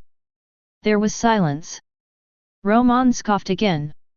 For hundreds of years, the weapons of the Muggle world have changed from swords, guns, and spears to today's strong ships and cannons. Even the Muggles you despise the most can already fly in the sky, and our great wizard Mister, where are they? They will still get old, sick, and die. They still need to wave their wands when they're fighting. Even the Dark Lord who frightened you out of your wits can only be like a stutterer, chanting the killing curse that existed hundreds of years ago. Avada gnawed a big melon. Romon pursed his mouth, and stretched out a hand in a comical way, with the pinky finger up. As if holding a magic wand in his hand, he was releasing Avada Kedavra, and in an instant, many black wizards on the scene broke their defenses one after another. Looking at the aggrieved and ashamed faces of everyone present, the corners of Romon's mouth curled up slightly. Just as he was about to say something, he suddenly seemed to see something. Eyes twinkling. The next moment, the whole person didn't see any movement, and turned into a cloud of black smoke and disappeared in an instant. What a pair of enchanting eyes, this dark green, like the light of the death curse that killed his mother. Professor Snape, maybe you don't know, I am also very good at alchemy. Why don't you let me help you make Harry Potter's eyes into a pair of pendants? The sudden sound rang in his ears, which instantly made Snape's hair stand on end. It also startled the Malfoy family sitting nearby. Wow! Jason and others who had been bullied by Romon. The Slytherin wizards all immediately sat upright. On his forehead, a large amount of sweat began to seep and slide down. However, Romon was not even interested in talking to them. He stared at Snape in front of him with a playful expression, his pupils shrinking violently. Under the horrified gaze of the other party, a hand gently placed on the side of Harry Potter's eyebrows. On the two fingers, jet black magic power fluctuated, instantly making everyone around them breathe tight. It can be seen that as the legendary potion master in the British wizarding world and the Dean of Slytherin, our Professor Snape has no interest in what I have to say. On the contrary, the eyes seem to be more attractive. Snape looked at the evil smile on Romon's face, and his expression suddenly changed. No. Ah. My eyes. My eyes. Looking at the shrinking dark green pupils in Romon's hand, and the horrified Harry Potter crying loudly on the side, the entire scene was instantly in an uproar. Professor Romon, what on earth did you do? You. Beside Dumbledore, Fudge stood up with a changed expression and was about to say something. But he saw Romon's hand in midair, squeezing the opponent gently. The next moment, the latter was shocked to find that he could not open his mouth. Dumbledore's 650 or so expressions on the side changed, and he hurriedly cast a spell to relieve the other party's embarrassment. However, he was shocked to find that the released spell curse stopped unexpectedly. No effect at all.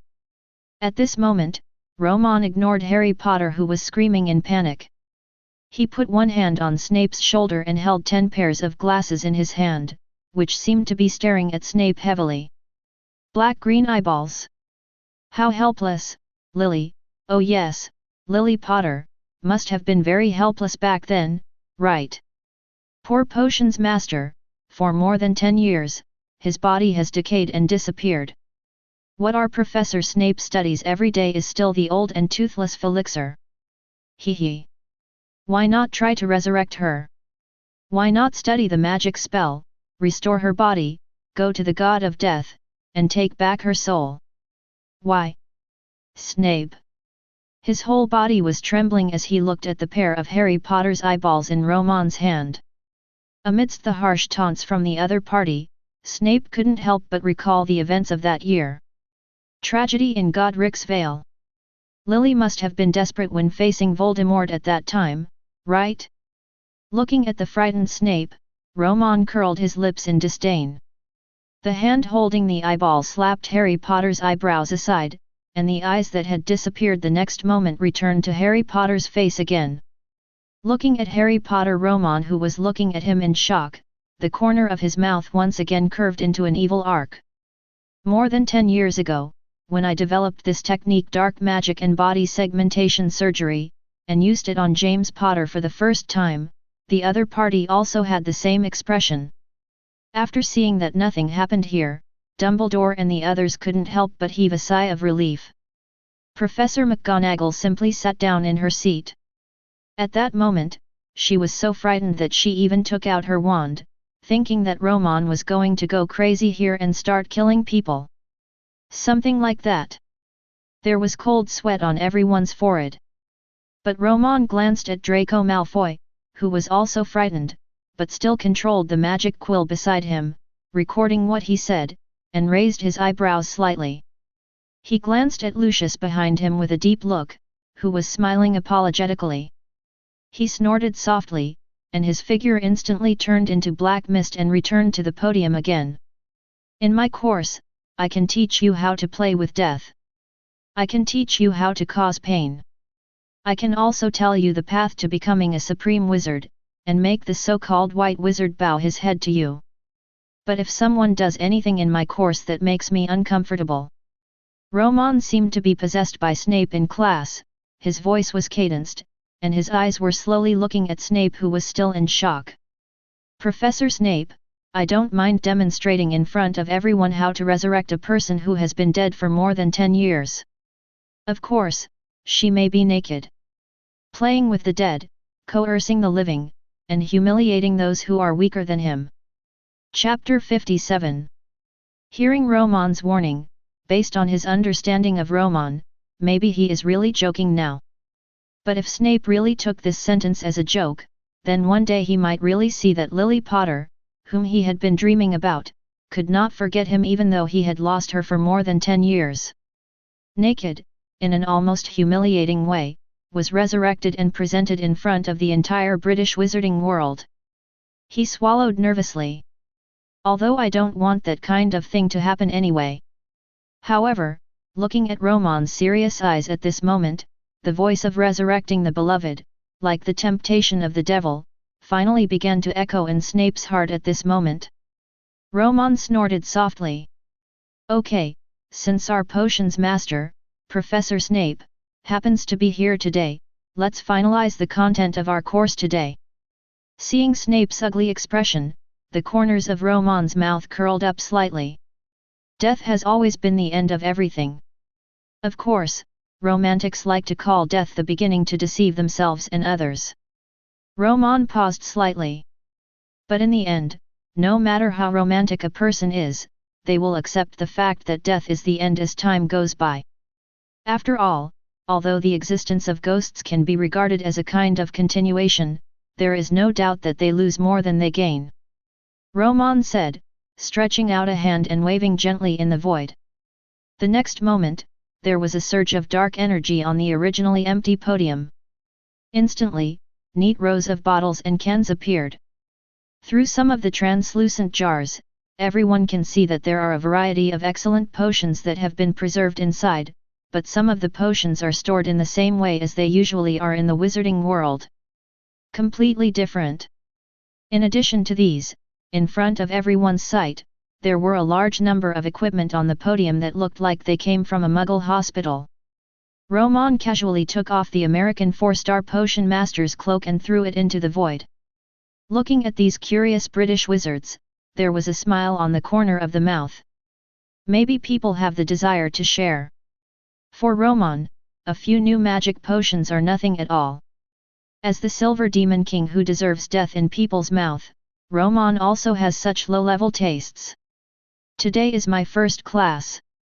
In this case, I think it is very necessary to give you a gift. As he said that, a small test tube-like medicine bottle filled with blue liquid suddenly appeared in Romon's hand. Seeing the magic potion taken out by Romon, everyone was shocked at first, and then sat up straight. Even Professor McGonagall, who was originally dissatisfied with Romon's behavior just now, couldn't help but adjust his reading glasses, his eyes full of curiosity. This potion is a gadget, just my second-year work at Hogwarts. Second-grade work? Everyone was stunned, and then some people's faces suddenly became less interested. However, at this moment, people in Slytherin College became nervous. Draco, write it down quickly. You must write down every word Romon says next. On the side, Jason Vincent also slapped his son Crabbe on the head. Damn it, where are your paper and pen? I sent you to Hogwarts, and you didn't even bring a pen and paper to class. Pansy Parkinson looked at Crabbe and the others who had received a lesson. Just as a gloating smile appeared on his lips, the next moment, his mother's stern voice came out in rare circumstances. Came from around me. Pansy, don't worry about the things you don't want to do and listen carefully. Oh my God, you will never imagine how outstanding Professor Romon was when he was in the second grade. Looking at his mother, Romon, staring at the podium with a look of obsession. Pansy couldn't help but look at her father, who was sitting not far away. Jealousy, hatred, disgust, and nothing. This is the expression on his father's face at this moment. Amidst the rustling sounds, some wizards who saw Slytherin's reaction also followed suit. On the podium, just when everyone was expecting Romon to introduce the potion in his hand, Romon's gaze suddenly and again looked in Snape's direction full of jokes. Speaking of which, Professor Snape also talked about the formula of the potion in my hand in his first class a few days ago. Snape and everyone were stunned, and Harry Potter, who was huddled together in fear and had no intention of recording anything in class, couldn't help but look at Snape at the side. I definitely still remember the other party's first class. On the podium, Romon coughed slightly. Then he imitated Snape's melodious tone and spoke slowly. Professor Snape, tell me, what will happen if narcissus root powder is added to mugwort liquid? A very simple question, and it was indeed the content of my class a few days ago. Although he didn't know where Romon got the information, Snape spoke immediately. Narcissus root mixed with mugwort makes a powerful hypnotic. Romon smiled and nodded, as if he had expected the other party to answer this way.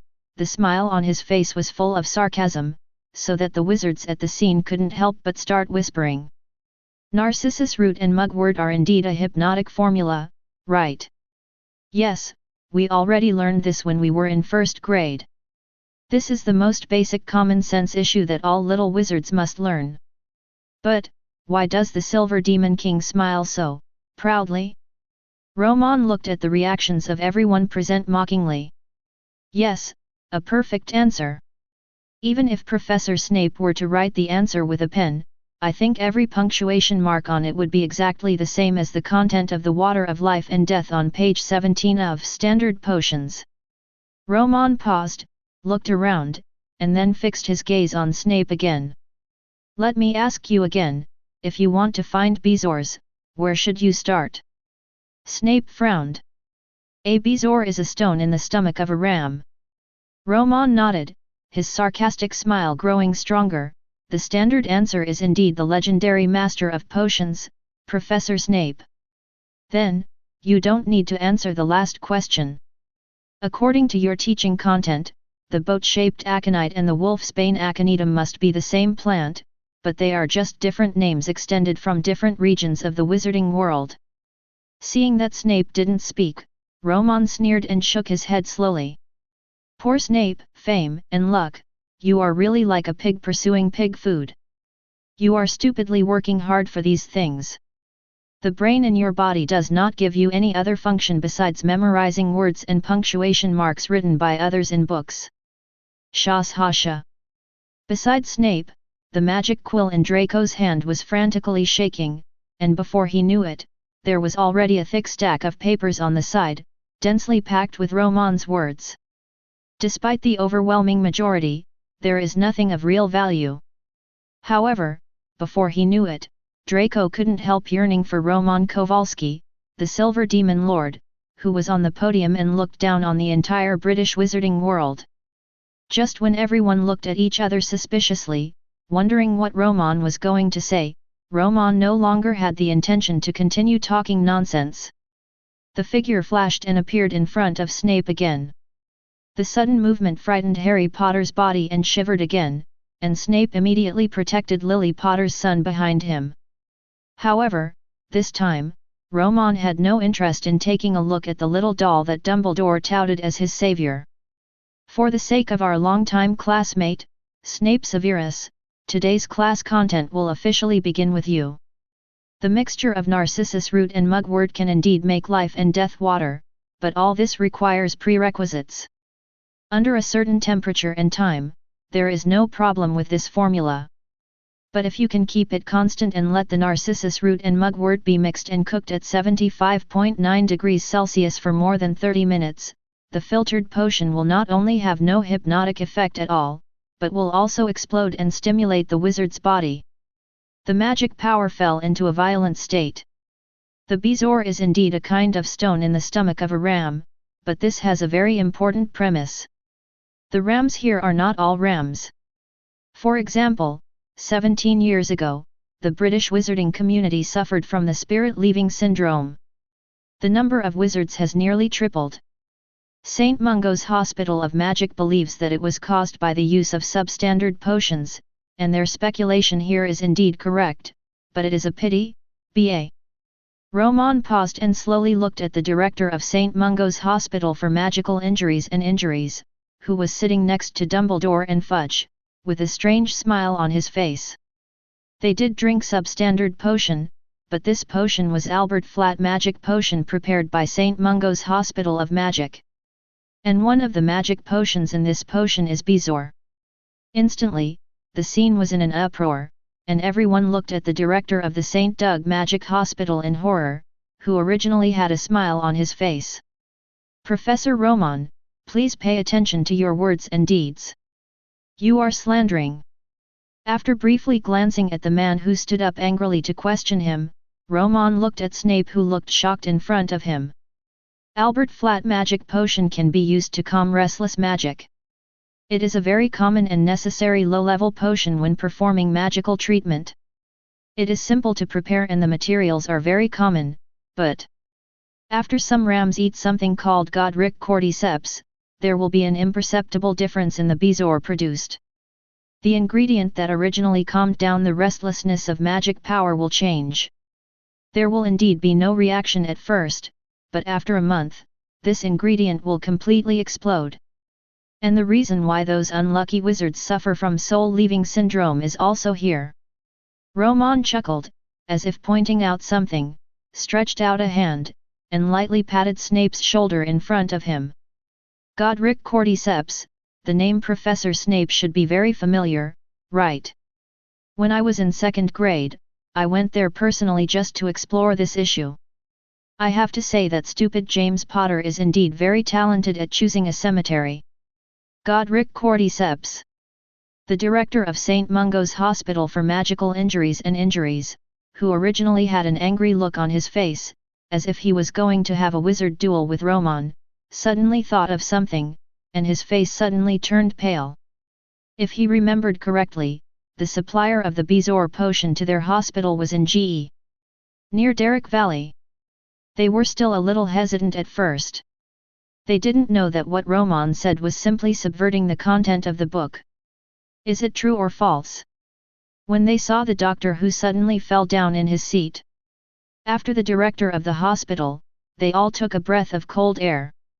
Rita Skeeter, who was sitting near the corner of the scene, felt as if she had discovered some huge treasure.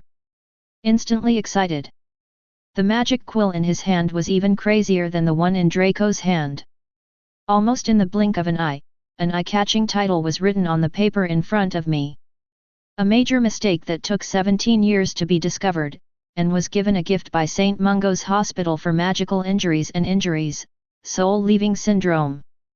Ignoring Rita Skeeter's excitement for the time being, Romon finally snorted. Once again, the magical medicine aconite broke everyone's perception. The names wolfsbane aconitum and boat-shaped aconitum originate from different places, and the origin of the different names is also because they were originally used to configure two kinds of important materials for potions with different medicinal properties. Of course, this kind of medicine is not commonly used, and many people don't even know about these things, but Professor Snape, if I remember correctly, you were obviously very serious in the class of our History of Magic professor, Cuthbert Binns, but why didn't you know anything about it? What about this? Snape's heart twitched again. History of Magic. Everyone thought that Romon might have found this subversive clue from the restricted book section of Hogwarts, or from an unknown corner of the library. But when they heard with their own ears that Romon actually knew this from Cuthbert Binns, whose lectures seemed to have a hypnotic spell, they couldn't help but be stunned. However, the surprise Romon gave everyone was obviously more than that. Looking at the stunned Snape, Romon chuckled. Professor Snape, I'm afraid you don't know that I have a magic potion that can emergency cure the lives of people hit by the death curse. One of the raw materials. W. Water. Now, even Dumbledore was no longer calm. Why is Avada Kedavra called the unforgivable curse? Isn't it because, good Zhao Zhao, it has the effect that the opponent who hits it will die? That kind of curse that directly kills the soul. Now Romon actually said that he actually has an emergency treatment method. Professor Romon, do you really have a cure for Avada Kedavra? Romon looked at Dumbledore, who had a dull look on his face, and smiled slightly, but he didn't mean to explain. However, it was precisely this attitude that instantly made people who knew Romon confirm this matter. Especially at this moment, Snape's eyes were red instantly. When the Godric Valley incident occurred, Romon had already been imprisoned in Azkaban because of himself. If the other party was present at the time, perhaps. At this moment, Romon did not use any magic spells on Snape. However, this heartbreaking pain made Snape unable to breathe. Poor classmate Lily, Snape, 1 hour. As long as I was outside at that time, I had 1 hour of treatment time to save our classmate Lily. Instead of letting her gradually turn into a cold corpse. Snape. With a plop, Snape sat down weakly on the chair and turned to look at Harry Potter's eyes that looked exactly like her mother's. Lily, scared. Seeing Snape sinking into endless regret and pain, a flash of schadenfreude flashed in Romon's eyes. Although he did not receive any Dementor's kiss in Azkaban, he did endure 13 years of imprisonment. Snape is responsible for all of this. Looking at the dull eyes around him looking at him, the smile on Romon's face slowly disappeared. So, I have said so much, why haven't you written it down yet? Chapter 58. The sound of rustling the tip of the pen sounded in the splendid lecture hall. Among them, even Dumbledore and Professor Quirrell, who was possessed by Voldemort, were acting like little wizards at this moment, carefully recording what Romon told them. Of course, they were not interested in Romon's gossip about Snape's personal grudges. However, just because they are not interested does not mean that others are not interested. Did you all hear that? Professor Snape seems to have some kind of relationship with Harry's mother. Oh my god, no wonder he was so targeted at Harry during potions class. Ronald, who had a big mouth, was pretending to record something in his hand while speaking quietly and excitedly to Hermione beside him. Although Hermione had no interest in talking to him at the moment, Ronald didn't mind at all. Seeing that the other party was still talking endlessly about his speculations about the gossip back then. Even in the end, he lowered his voice and said the ridiculous statement Snape killed Harry's mother because of love and hatred. This kind of words immediately made Hermione angry on the spot. Shut up! If you are very curious about other people's sad things, and you know that this thing can make you feel unprecedented pleasure, why don't you just ask Harry? Haven't you always claimed to be his best friend? I think your good friend Harry wouldn't mind showing you his bloody scars, right? Hermione's voice was not quiet, and everyone around her was recording things seriously. As soon as he opened his mouth, he immediately attracted everyone's attention. Ronald's face turned red instantly, and even the expressions of the Weasleys beside him were filled with embarrassment. Romon was also preparing something with his head down. The idea suddenly occurred to him just now. However, while he was still thinking about how to deal with it, Miss Hermione's voice came into his ears. Looking up at the Weasley family who were blushing with embarrassment, and Miss Hermione who was looking angry at the side, Romon immediately knew what had just happened. Haha, Weasley. That family was called a shameful family of pure-blood wizards. To be honest, when he first joined Hogwarts, Romon also didn't understand the paranoid ideas of the pure-blood wizard family. Arthur Weasley just lives a cowardly life and likes to communicate with muggles. This should be nothing. But as the contact lasted for a long time, Romon had to admit that sometimes Lucius and his gang really needed to be dealt with, but when it came to the issue of the Weasley family, Romon unexpectedly reached some kind of recognition with them. This family is indeed a disgrace to pure-blood wizards. No, even Romon believes that they are not worthy of being regarded as wizards at all. It is not an exaggeration to say that they are a shame to the wizarding world. Whether it is Arthur Weasley or Molly Weasley, they can be said to be the top wizards in the wizarding world in terms of strength. Otherwise, Dumbledore would not be interested in joining the Order of the Phoenix. However, this character that Dumbledore admired was also the one that Romon despised the most. He clearly has good strength and talent. When Arthur Weasley was still in the 5th and 6th grade of Gryffindor, Romon, who had just entered school, had already heard from him the idea of transforming Muggle cars into magical props. Romon even kindly gave the other party suggestions at the beginning. Establish an organization similar to the Flywheel Company in the wizarding world, specializing in selling such magically modified cars. But, maybe the mud just can't hold up the wall. Or maybe Arthur Weasley is just a prodigal who only has good alchemy talent but doesn't like fame and fortune. The Weasley family obviously has considerable strength and capital, but until now, they have to worry about 1 or 2 galleons every month. Sorry, Professor Romon, we go out. Molly Weasley smiled stiffly and wanted to explain something. However, the next moment, Romon's cold voice shocked everyone at the scene. The Weasley family was also shocked on the spot. They did not expect that Romon's temper was so bad. Molly Weasley wanted to say something else, but at this time, Arthur Weasley had already seen the impatience in Romon's eyes. Although I am extremely curious about what Romon is going to talk about next. At this moment, for the safety of his family, he had to stand up obediently, pull his children and walk towards the outside of the Palace of Truth.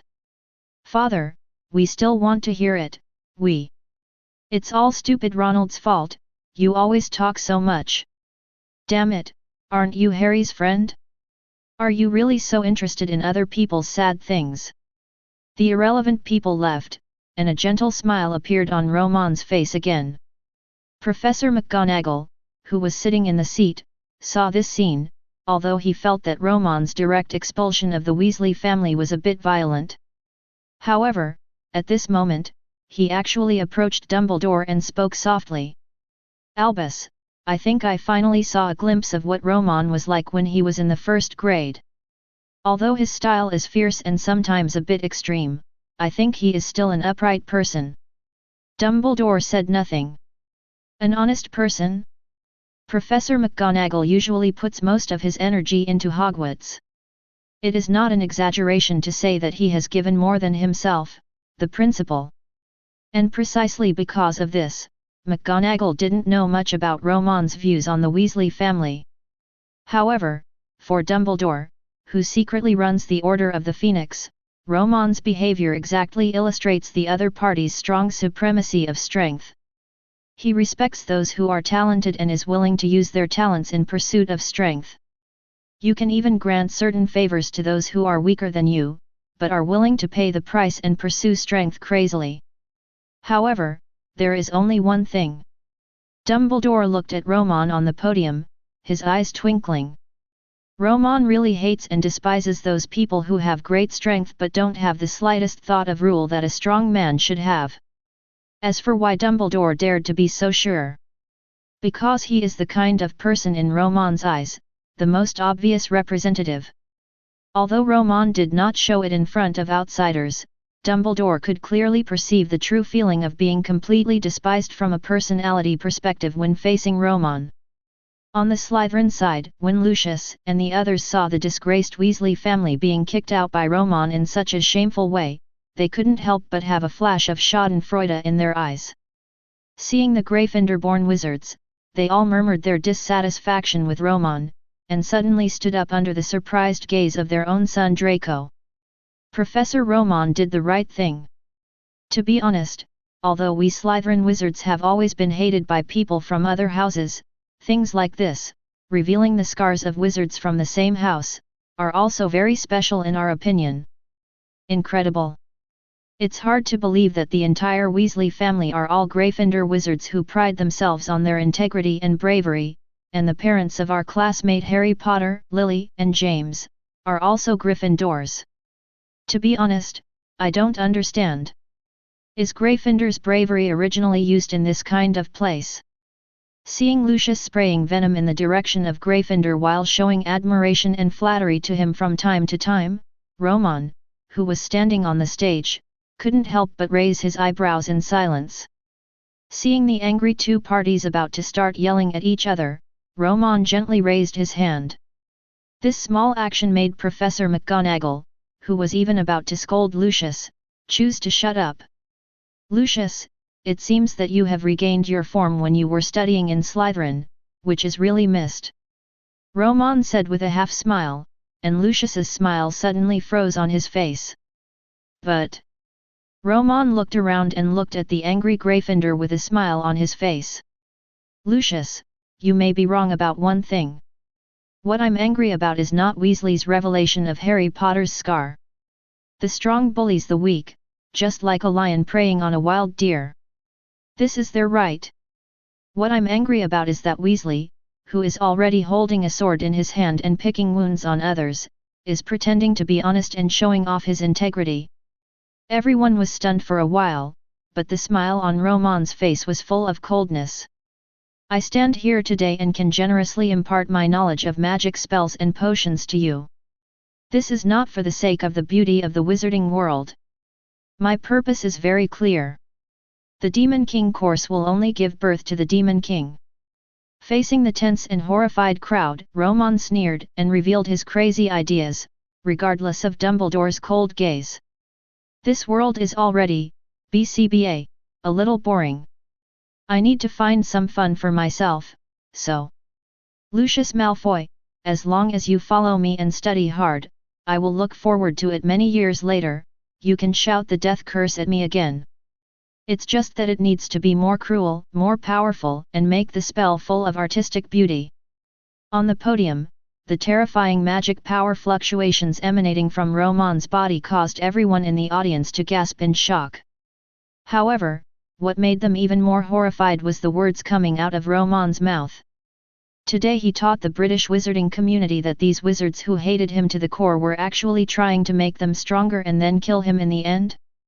In the corner, Professor Quirrell's body swayed, and after a while, he slumped down in the chair helplessly. He murmured words like crazy. And inside his body, Voldemort was also unusually silent at this moment. At this moment, he suddenly felt that he, the second-generation Dark Lord, had the so-called idea of exposing the wizarding world and then becoming the ruling class of the world. In front of this guy Romon, there is simply a great vision to make the world a better place. He is the leader of the development of the world, and Romon is the real Dark Lord. A lunatic who created terrifying power, spread it, and then let the power of destruction explode completely. In order to gain supreme power for himself, he even made the weak wizarding world cruel and dangerous at all costs, trained a group of predators against himself, and spurred himself to become a. Ignoring everyone present who was completely stunned, Romon suddenly smiled evilly and made a move. The next moment, a small black energy turbine suddenly appeared in front of him, and sheets of paper with printed words poured out of it. Then, as if it had wings, it flew to the table in front of all the wizards. Just now, I thought of well, it's an interesting game for now. Dumbledore picked up the paper on the table, and his pupils shrank suddenly after seeing the words on it. The Demon King's Cup. Most of you are wizards born in Hogwarts, or have Hogwarts wizards in your family, and you all know about the Hogwarts Academy Cup, so I don't think there is much need to explain this thing now. I will release course tasks during each class, and those who can complete them well will get Demon King points. Romon spoke slowly, but everyone couldn't listen to the content behind it. Everyone stared blankly at the list in their hands. Silver Devil's elemental magic. You can release and control the power of elements such as fire, thunder, water, and wind to build a special magic structure and form a powerful attack method, which can move mountains and seas to the greatest extent. Silver Demon Lord's Beast Pen Transformation Science. You can steal the abilities and contracts of magical creatures, and perform advanced transformations on your familiars. At the top level, you can potentially create magical beasts like the legendary gods. Silver Demon King's Rebellious Potion Science. The magic power increases permanently, the lifespan increases permanently, the appearance is eternal, and the power of transforming the wizard's bloodline creates the body of a true god. Silver Demon Kings rules alchemy, artifact forging, life creation, improving various magic props, and creating a glorious industry that can last for several generations. Gudong. The sound of swallowing saliva echoed in the lecture hall at this moment. The young wizards couldn't help but think of the magnificent palace they were in now, created by Romon with his bare hands and without a wand, using magical means that they could not imagine and understand a few days ago. He couldn't help but imagine that the godlike figure that day looked like himself. Draco's hands were trembling with excitement. However, his father, who was always calm and elegant when Romon was not present, seemed to be suffering from Parkinson's disease at this moment. Even more violent than his trembling. Merlin is on top, no. Merlin is right in front of you. Silver, His Majesty the Silver Demon King. A stumbling sound came from a corner. Romon turned his head to look, eyes flickering slightly. But they saw Professor Quirrell, holding the table with one hand at this moment, letting his somewhat limp body stand up, raising one hand tremblingly, and shouted a title that Romon had not expected in a stuttering and somewhat deformed voice. His Majesty the Silver Demon King?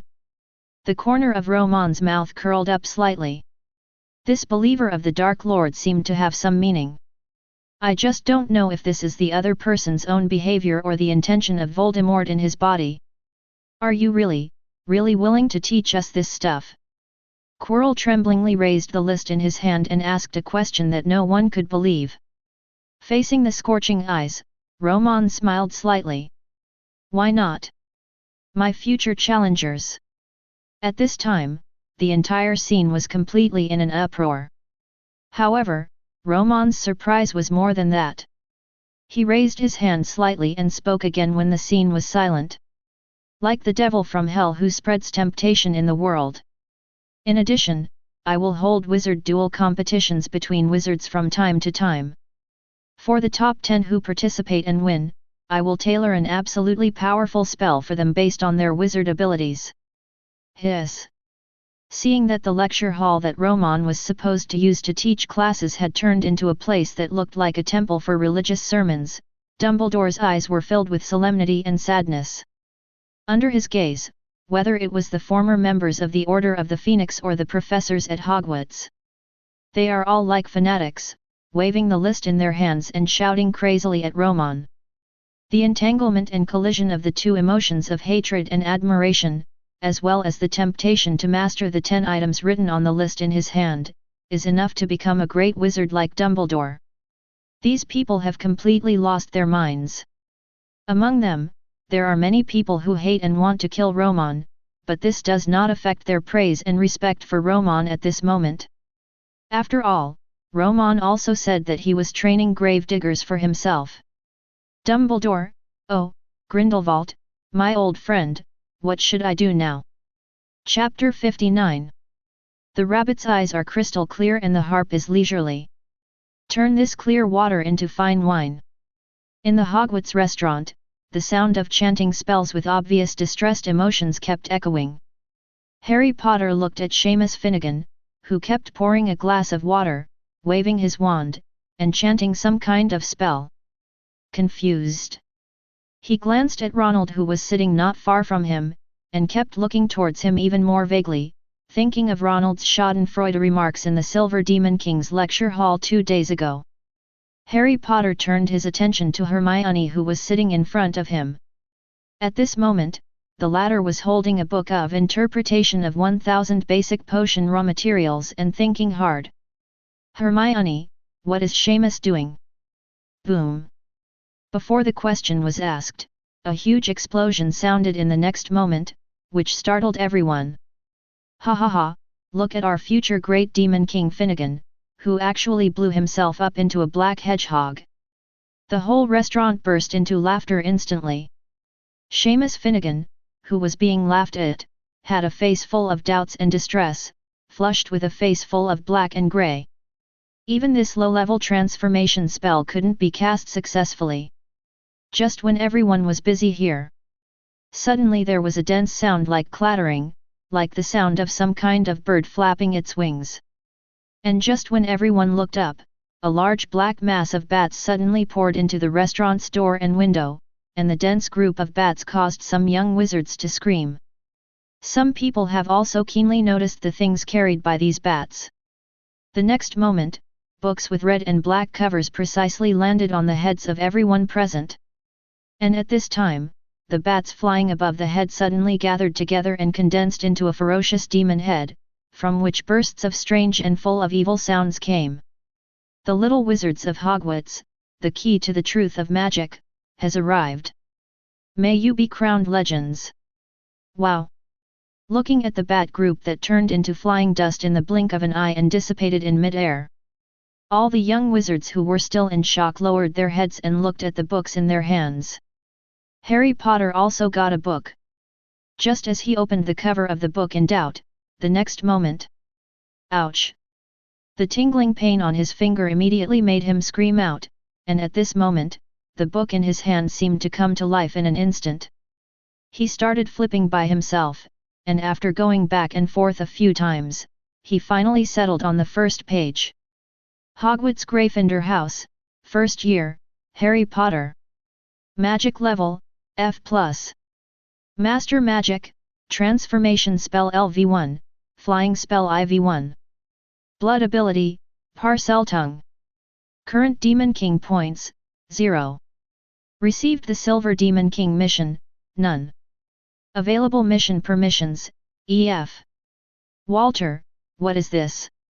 Hogwarts, Headmaster's Office. Looking at a red and black book with bronzing patterns in his hand, and the personal information about himself from the first page, Dumbledore raised his head and looked at Romon with a gentle smile on his face again. There was already a hint of horror in his eyes. How did you do it? Romon smiled slightly, his expression full of relaxation, as if what he did was really just eating and drinking. Shrugged. Professor Dumbledore, you know that my mother is a very capable telepathizer. I think I have inherited her talent in this regard, plus I borrowed the Hogwarts Book of Admission. And some small alchemical methods. I call this thing Wizard's Book. Of course, I think in the future more people may prefer to call it the Book of the Demon King or something like that. Romon said easily, looking at the Collector's Book of Wizards in Dumbledore's hand that had been activated by the other party. The smile on his face became stronger and stronger. The specific manufacturing method of this thing is of course not as simple as he said. But things like magic and alchemy are all about one rule. It's not difficult for those who know how to do it, but it's difficult for those who don't know how to do it. As the creator of the Wizard's Book, Romon is naturally very clear about its own alchemical principles, and the result is that the production of this thing consumes almost all of Romon's money. It consumed a lot of magic power in his body. The consumption was so huge that he had always wanted to start rapid operations on the Silent Mage's Heart and Original Magic Mark. He independently worked hard to restore and enhance the magic power in Romon's body. That's not what I want to ask, Romon Kowalski, you know what I want to ask you, what exactly do you want to do? With only 2 people in the office, Dumbledore had no intention of playing casually with Romon. Looking at Dumbledore who slowly stood up from his seat in front of him. Feeling the terrifying aura emanating from the other party. Romon's eyes were always calm. Professor Dumbledore, can't you see? I'm helping the wizarding world advance rapidly the way it should. Dumbledore was furious. But do you know that if you do this, the entire wizarding world will bleed into a river of blood? He just glanced at it. In his Wizard's Book, Romon gave open mission content and rewards, which made him shudder instantly. Available Mission Authority, SF. S-Level Mission, the First Generation Dark Lord, capture and bring the First Generation Dark Lord Grindelwald alive to the Palace of Truth and hand it over to the Silver Devil. Reward, S-Level Magic Source Potion Tyrant's Dark Crown. S-Level Mission, Nick Melly, capture and bring Alchemy Master Nick Melly alive to the Palace of Truth and hand it over to the Silver Devil. Reward, S-Level Magic Potion Death's Shadow Dead Spot. S-Level Mission, Top Magical Creature Specimens.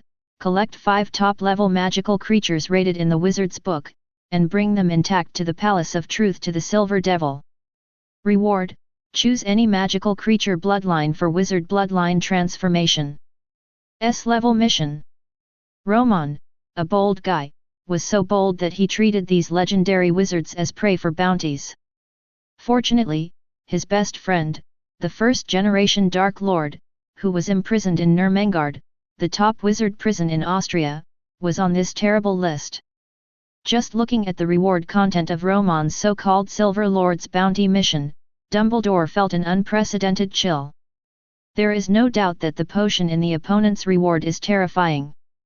There will definitely be a large number of wizards who are willing to take risks. Looking at Dumbledore, who was staring at him as if he was seeing an evil ghost, Romon smiled and waved his hand. He opened his mouth to comfort the other person with a joking look on his face.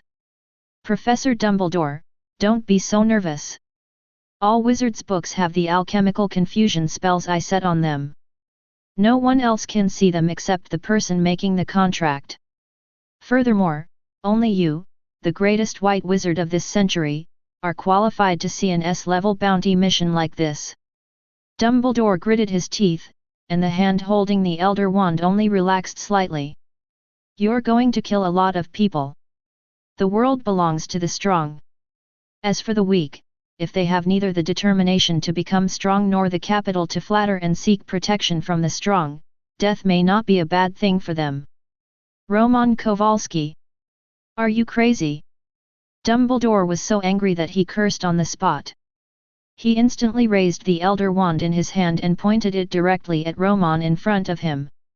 The dark green light bloomed and exuded the magical fluctuations of Romon's familiar death curse. Stop your harmful tricks immediately, otherwise, I can only say sorry to Newt and your parents. Dumbledore's eyes were filled with the killing intent needed to release the curse. The number of times this kind of expression has appeared on him, a white wizard, can only be counted on one's fingers. However, it has only been a few months since Romon was released from prison. Dumbledore didn't know how many times he had the idea of killing the other person. It's a pity that Romon now dares to do such an act that is almost provoking Dumbledore, and he also dares to find him with the wizard's book in a swagger. Naturally, he no longer regards the other party as a threat to himself. Smiling lightly, he took a step forward. The center of the brow rested on the tip of the opponent's Elder Wand. Do it! www. Dumbledore's face twitched, and the murderous intent in his eyes made him waver instantly after meeting Romon's cold, unyielding eyes. Feeling the power from the Elder Wand, Romon's head kept approaching him. A voice in his heart kept urging him, asking him to immediately use the greatest malice to burst out his most powerful death curse, before the entire wizarding world was turned upside down by this devil. End the opponent here early. However, with stronger reason, when he and Romon in front of him looked at each other, he easily suppressed this terrifying voice of temptation. You can't do anything. The current Silver Demon King has surpassed you in strength. Moreover, do you really think that the death curse can kill the other party? If it cannot be killed, then the other party's character will definitely take crazy revenge. Call. The tip of the staff left the center of his eyebrows, and Romon's forward body staggered slightly. A chuckle came out of his mouth. Haha, Professor Dumbledore, you are afraid. What are you afraid of? Are you worried that if you can't kill me, I will release the mission of Mr. Grindelwald to all those who have the hand of a wizard? Dumbledore. There was a long silence, indicating that his concerns were answered by Romon. Romon gently adjusted the collar of his suit without any wrinkles. When he raised his head and stood upright again, he looked at Dumbledore with a look down at him that made him extremely uncomfortable. Please give me flowers, 0. Like a noble, looking down at a knight trying to compete for privileges by waving the banner of justice. The first batch of wizard books will only be limited to Hogwarts for the time being. Looking at Dumbledore, who looked slightly relieved, as if he was sighing that everything was still under control, the corners of Romon's mouth slightly raised.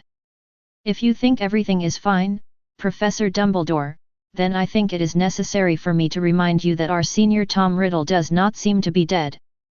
Now it is very likely that he is here. In your Hogwarts. Looking at Dumbledore, whose expression instantly darkened, the smile on Romon's face showed no sign of restraint. You said, if the Eye of Truth assesses Senior Tom Riddle's strength to be as S-level as yours, I wonder if he will set up those bounty tasks for me. Are you interested?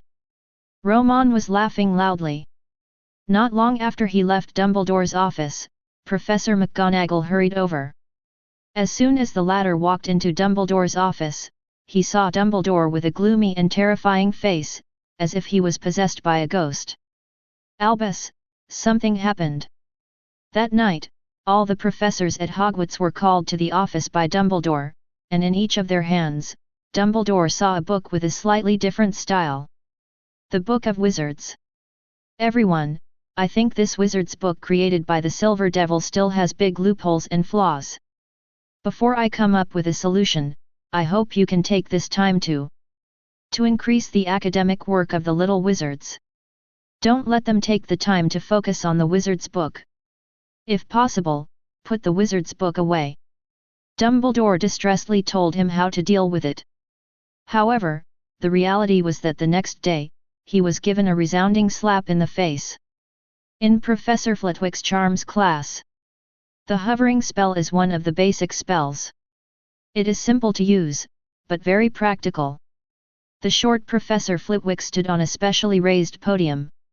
Even though I have personally taught wizards for countless generations, every time I face these young wizards, I still teach them this low-level magic spell. He still showed very good professional qualities. However, everything that happened today was because of what Romon, the Silver Demon King, had done, which made Professor Flitwick a little at a loss. Looking at these little wizards in front of them, they are either listless and waving their wands casually, or they have their heads lowered as if they are reading the books in front of them, but in fact they have no idea what they are thinking of writing. Wizard. Professor Flitwick also found it unprecedentedly difficult. Everyone, wave your wand with me and do this. Seeing everyone's slow reaction and obvious lack of intention, Flitwick suddenly thought of the reason and Professor Dumbledore's instructions. He also really wanted to get these little wizards to take their minds back. Even at the beginning of the class, he had already banned the wizard's book from appearing in his class.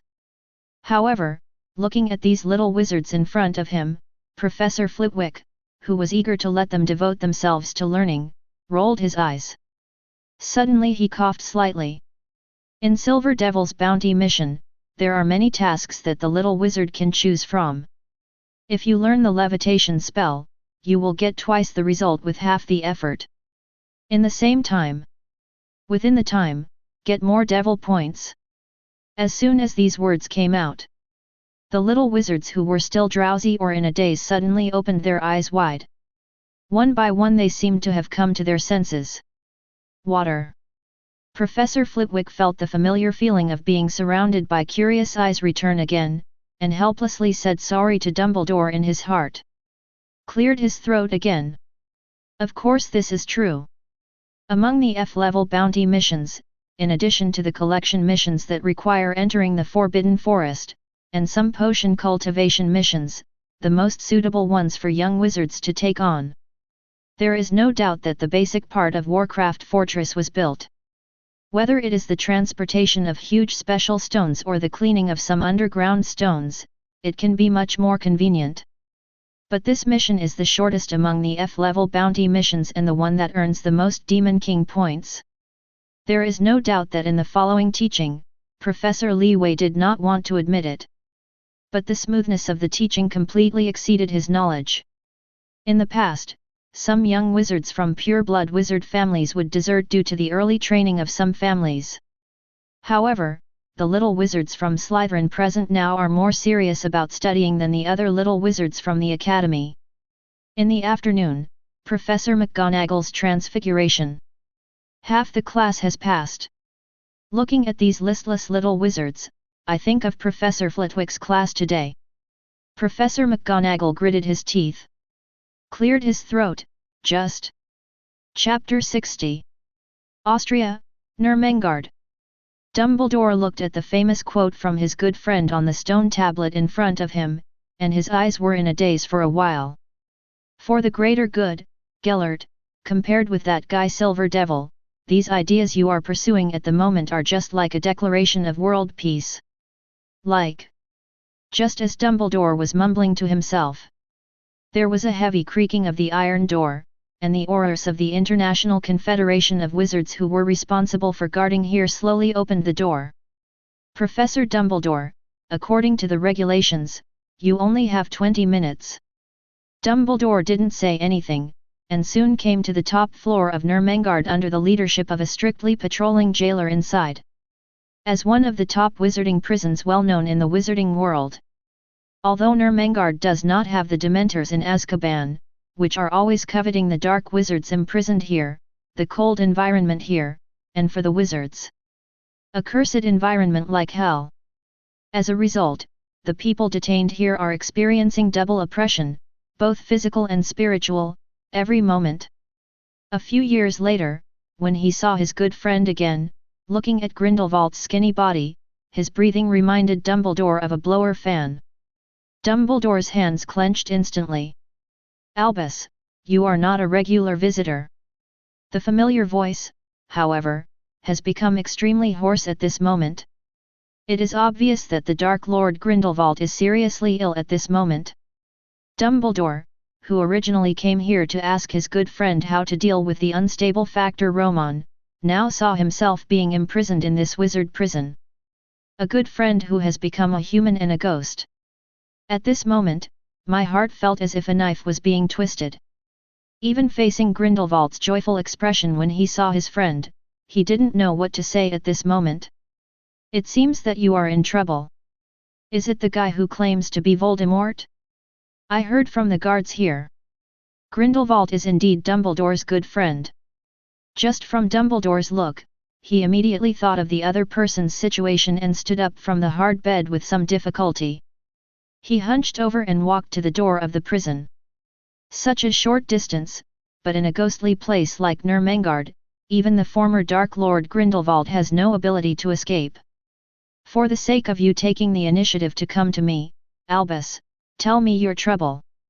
Although I may not be able to help you at this moment, I can at least make you feel better. The greatest white wizard in the world can't not a good title to shoulder. Dumbledore. Resisting the urge to cry, he took a few deep breaths to calm himself down.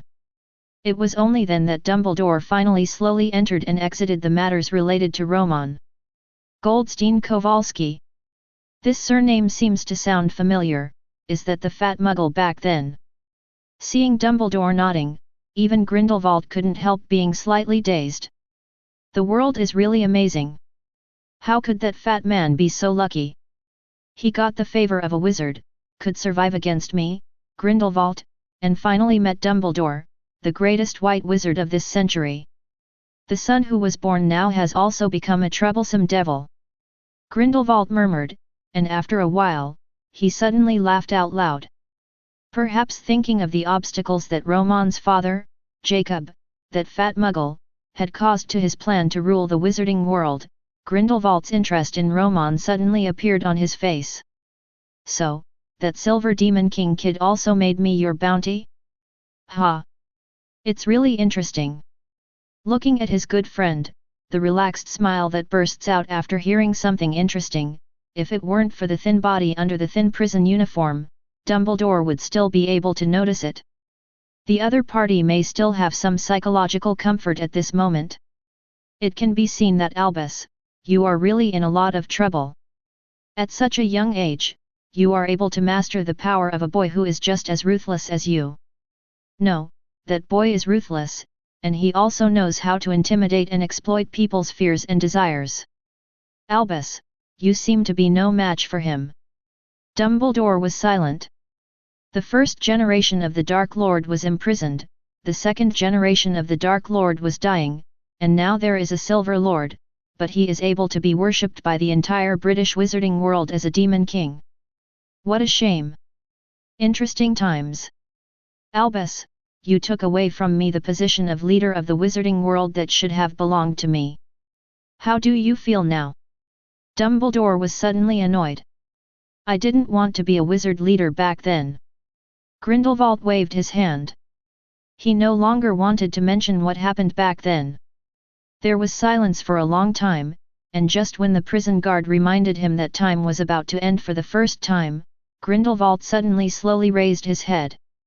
Dumbledore, you said back then that I appeared because I was needed by the dangerous era. I think that compared to my era, the current era of the Silver Demon King is more dangerous. You need to be in some places where you can't make concessions. Some concessions have been made. Dumbledore left. In the top floor prison of Nermengard. Looking at the heavy dark clouds that could not be seen outside, Grindelwald's murmur was covered by the thunder amidst the intense coughing.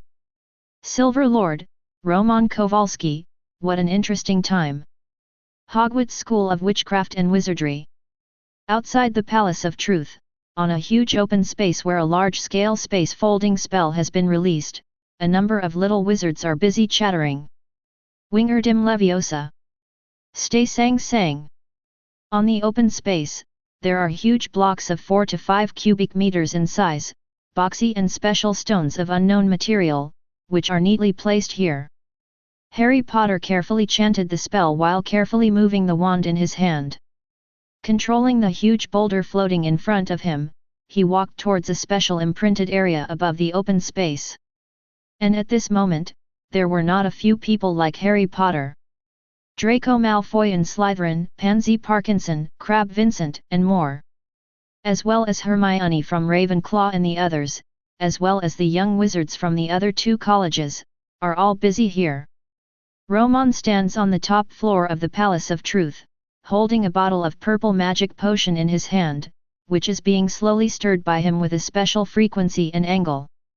Hiss, Master, your decision is undoubtedly absolutely correct, but I don't understand. Even if I don't use these little wizards, I can completely build the Warcraft fortress you want. It's just moving some stones. Where do you need to teach these little wizards any spells? Your spells are so precious, how can you take them out so easily? Elizabeth floated beside Romon, looking through the window at the figures of wizards who looked like little ants below, and her words revealed deep confusion.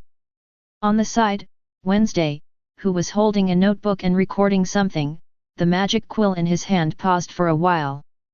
Elizabeth asked a question she was equally puzzled about. Romon smiled faintly, looking through the window at the busy little wizards outside. In a pair of pupils, the light of the pale golden text flashes non-stop. However, the knowledge content in the Dharma Temple in his mind is rapidly increasing at an unprecedented growth rate. The completion degree of each keyword with special meaning is also rising steadily. Research on the degree of magic induced by different wands, 79% completed and growing. Research on the specificity of the operation of Parcel Tongue Blood magic power, 12% completed, growing. Conjecture about the wizarding bloodline of the Malfoy family, 59% completed, growing. Advanced Floating Curse the Curse of the Sky, 44% completed, growing. Today is only the first day that the little wizards have officially received their F-class missions. However, the precious data Romon has harvested in his mind at this moment is something he could not collect for several years when he was imprisoned in Azkaban. Exist. In just a short while, some of the simple keywords Dharma Temple already showed the words 100% completed. Along with it, there was a large amount of unfamiliar information, which was quickly loaded in Romon's mind. This kind of spiritual sublimation experience made the shaking of the potion in Romon's hand become more freehand and pleasant. While answering the 2 people's doubts, there was also a light tune in his mouth. 2 beautiful ladies, you should know. Although I will not kill people easily, I am still the Silver Demon King, not a philanthropist. What these little wizards are doing is far more significant to me than their death, and it's just some improved low-level spells, even if they are taught to them. It's not an easy thing for them to really learn. As Romon spoke, the shaking movement of the potion bottle in his hand suddenly stopped. The sunlight shining through the window showed that the potion in the bottle had changed from purple to a grey-white chaotic color. A look of excitement flashed in his eyes. Today is indeed a very good day for harvesting. After many days of research and preparation, and even several nights of continuous fighting, Romon, who never stopped for a moment, finally completed the preparation of a new bottle of potion at this moment. "Master, let me try it first." Elizabeth looked at Romon getting ready to come up and sighed, and calmed down a bit.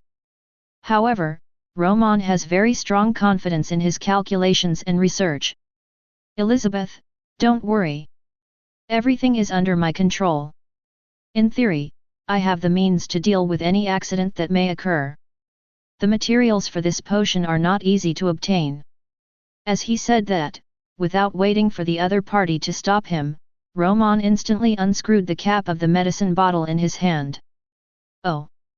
A sound like an oxygen cylinder leaking sounded from the moment the medicine bottle was opened. The next moment, a thick dark grey cloud gushed out from it. As if with life, it turned into a vague human form. Instantly enter Romon's body from Romon's mouth and nose and other places as the entrance. "Hiss, isn't the potion you researched, Romon, not used for drinking?"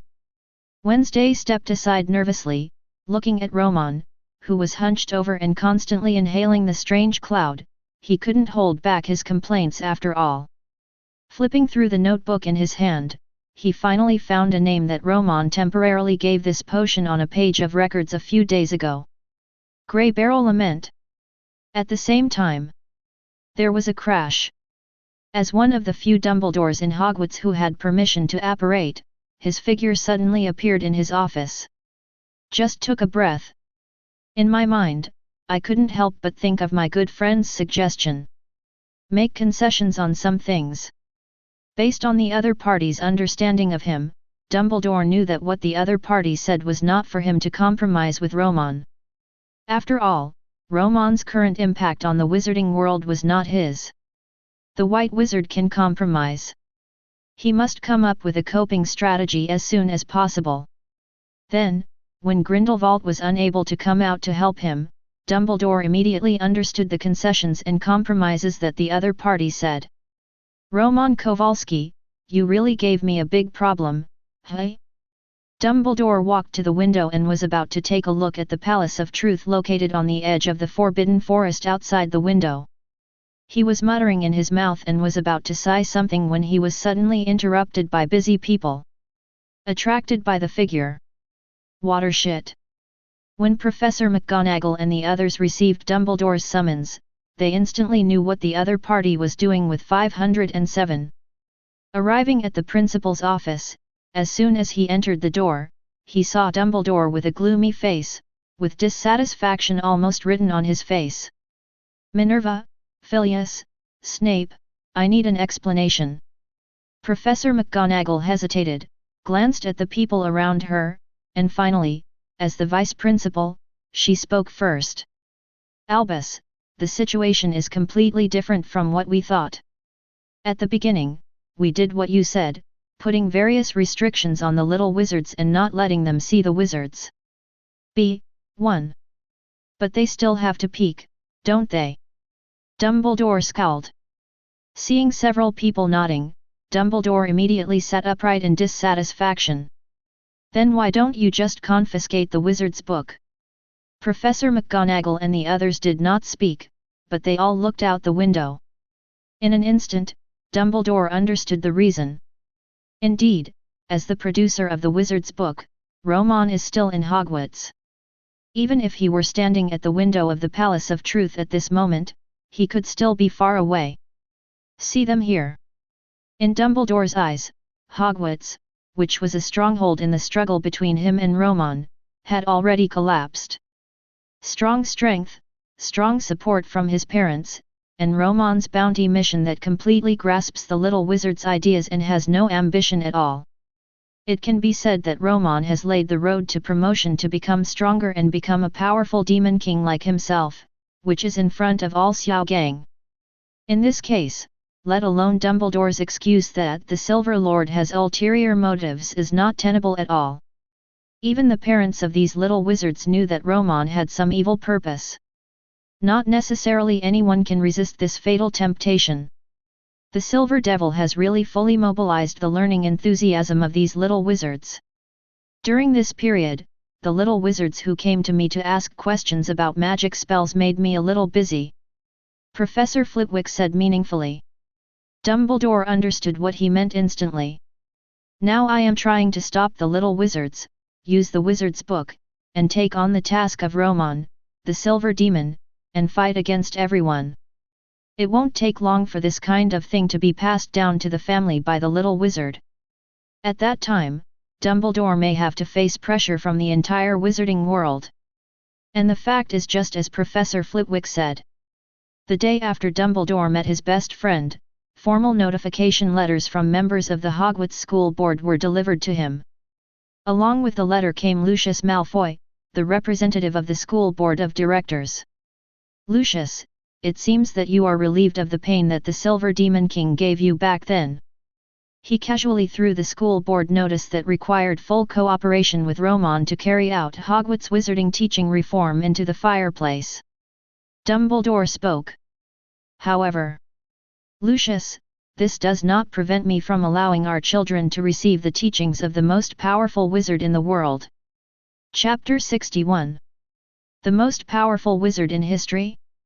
Dumbledore narrowed his eyes slightly and looked at Lucius Malfoy, who did not show any discomfort when these words were spoken in front of him.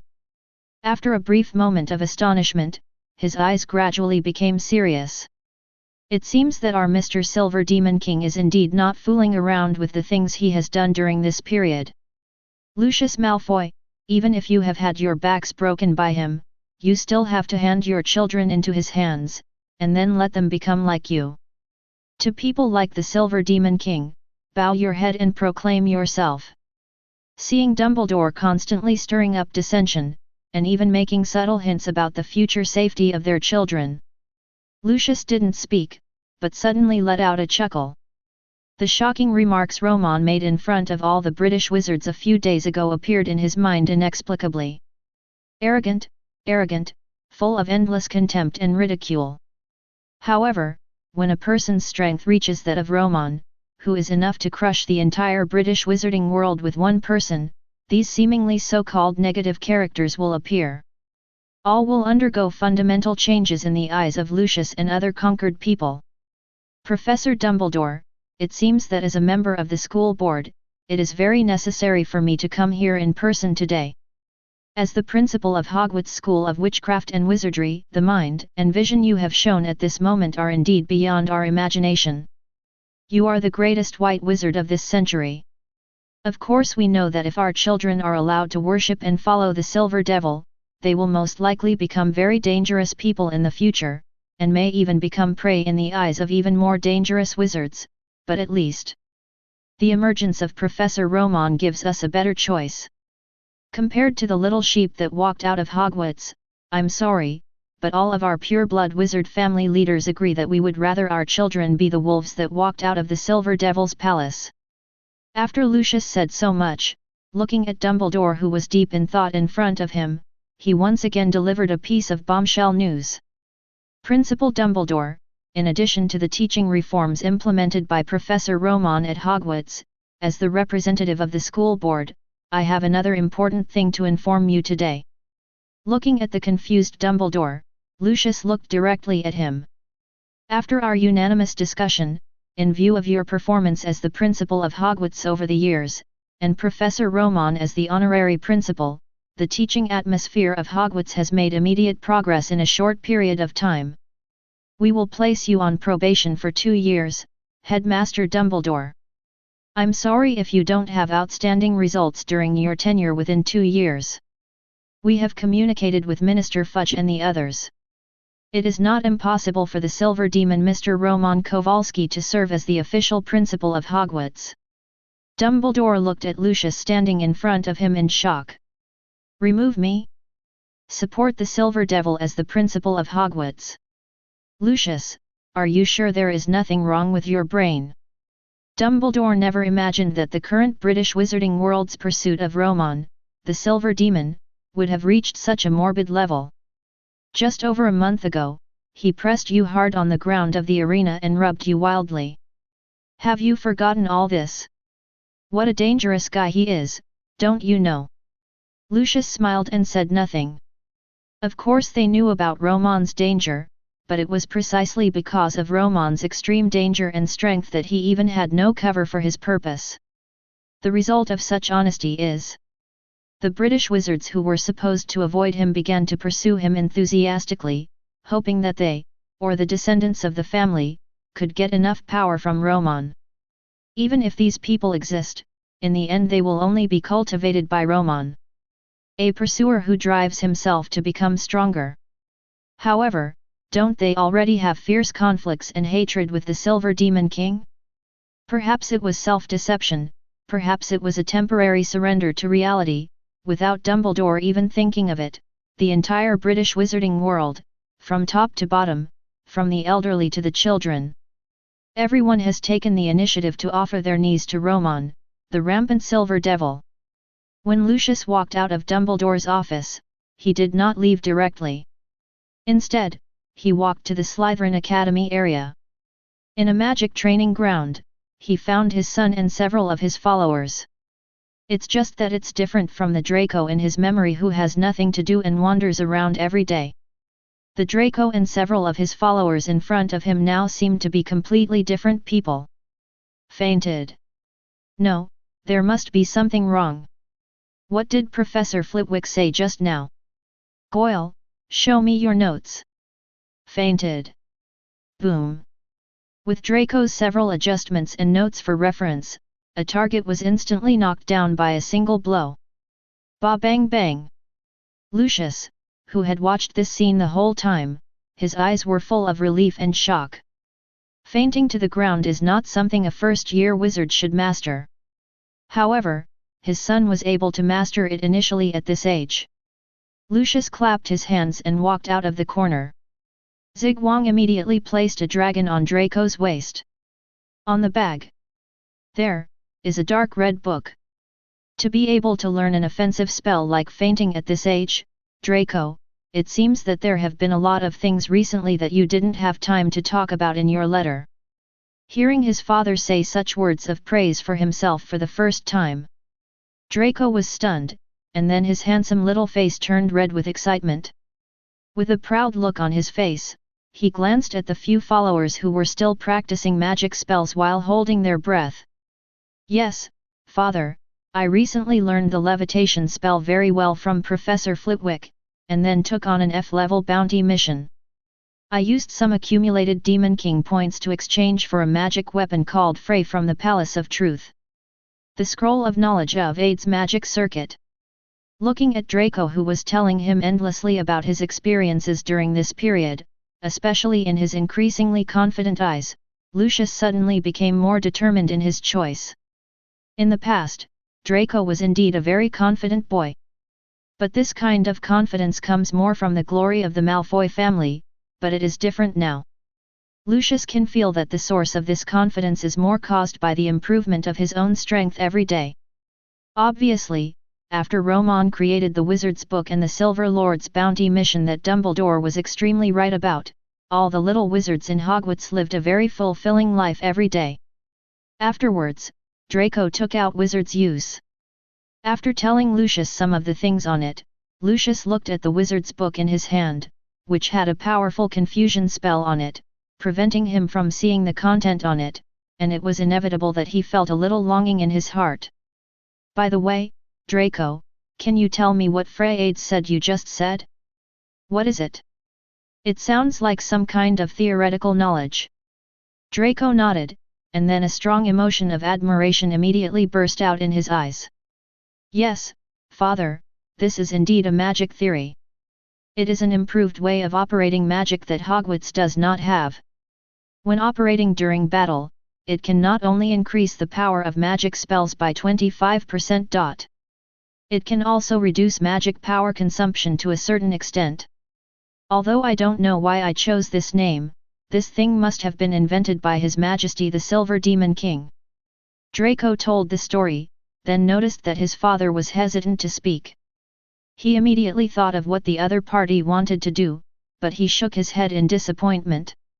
"I'm sorry, father, what I exchanged is only a one-time F-level scroll of Freyard's magic circuit, which has a memory restriction spell on it. I can't tell or write out its specific content." Perhaps fearing that his father would be disappointed, Draco hurriedly explained. But His Majesty the Silver Demon King's assistant, Miss Wednesday, said that F-level things are basically disposable, or this kind of magic theory, or potions. But more advanced rewards can be saved permanently. Then, as if he thought of something, he glanced around and lowered his voice. "By chance, I heard that Miss Elizabeth wanted to try the wizard's snacks, so I gave all the snacks that my mother asked the owl to bring me to Miss Elizabeth. As a result, Miss Elizabeth told me that His Majesty the Silver Demon King has prepared a more advanced reward, the most advanced S-class magic potion, which can even allow people to permanently master the power of blood similar to that of magical creatures. Father, I will definitely work hard to become such a powerful wizard, receive more advanced Demon King tasks, and then let the Malfoy family become a wizard noble with the power of blood in the future." Lucius was so shocked by his son's words that he was speechless for a long time. On the one hand, it was the content revealed in his words, and on the other hand, it was that sentence that almost spoke of the wizard noble in his heart. Wizard nobles, damn it! Isn't this the pursuit of these pure-blood wizards? And when he thought about the power of blood that his son said could be passed on to future generations of family members, Lucius gradually became a little uneasy at the moment. Tremblingly, he reached out and patted his son's head. "Draco, you are very good.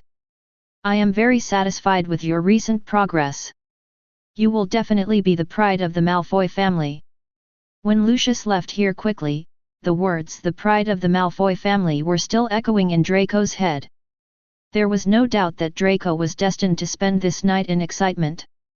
That night, Lucius couldn't wait to return to his family, and urgently summoned all the pure-blood wizard family patriarchs together. The moment he told everyone about the information he got from his son during his trip to Hogwarts, everyone gasped in horror, even some old pure-blood wizards who were already old and seemed to be blown down by a gust of wind at any time. At this moment, they all jumped up from their seats in shock. "Walter! Lucius, are you sure you're not making fun of us? God, let wizards have the power of blood that only magical creatures can have. This is crazy." "Yes, but if it is the Silver Demon King, maybe he can really do it." "No. Thinking about the powerful magical creature next to him that looks like the mythical Quetzalcoatl, maybe he can already." "Done." "Yes, I think so too. Don't forget, his godfather is Newt Scamander. His research in the field of magical creatures is the best in the entire wizarding world. One of the best existences." Everyone said something to each other, and Lucius didn't even need to explain it to them. Everyone had already completed their own thinking in an instant, and they were convinced of the existence of bloodline power. Suspect. "Lucius, this news is really good. There is no doubt that this will be the real way out for our pure-blood wizard families in the future. If a family has create a powerful bloodline power, and then master the corresponding magic spell. Wizard nobles. We are the nobles of the wizarding world." Everyone went crazy. In addition to the ancient family assets passed down and some mythical legends, the so-called pure-blood wizard family that they have always promoted and flaunted has no roots at all. How independent from the top of the wizarding world. This is why they have always been regarded as rich clowns by other people in the wizarding world. The pure-blood wizard they promoted was like a castle in the air from the beginning. However, the emergence of the Silver Demon King and his other party's superb potion science ability has made the pure-blood wizards find what they should pursue in an instant. These pure-blood wizard families joined the Death Eaters and were loyal to Voldemort. But it was also because the other party proposed to rule the wizarding world and then gave these pure-blood families actual power. However, the appearance of the Silver Demon King Romon made the so-called power vulnerable to strength. There is no doubt that it is obviously more appropriate for the family to master the power of blood and become a wizard noble than to rule the wizarding world in a nonsensical way, and the path is also clearer. Lucius, I think His Majesty the Silver Demon King may be a very good person to be loyal to. At this moment, Voldemort still didn't know that he had followers who had been loyal to him. Without even thinking about it, he secretly decided to change the foyer. Now, late at night, a figure cautiously came to the door of the Palace of Truth, reaching out and preparing to knock on the grand door in front of him. King Lees, however, the next moment. Wow! The door in front of him has been slowly opened, revealing a hole for one person to enter. When Professor Quirrell walked in, it closed again instantly.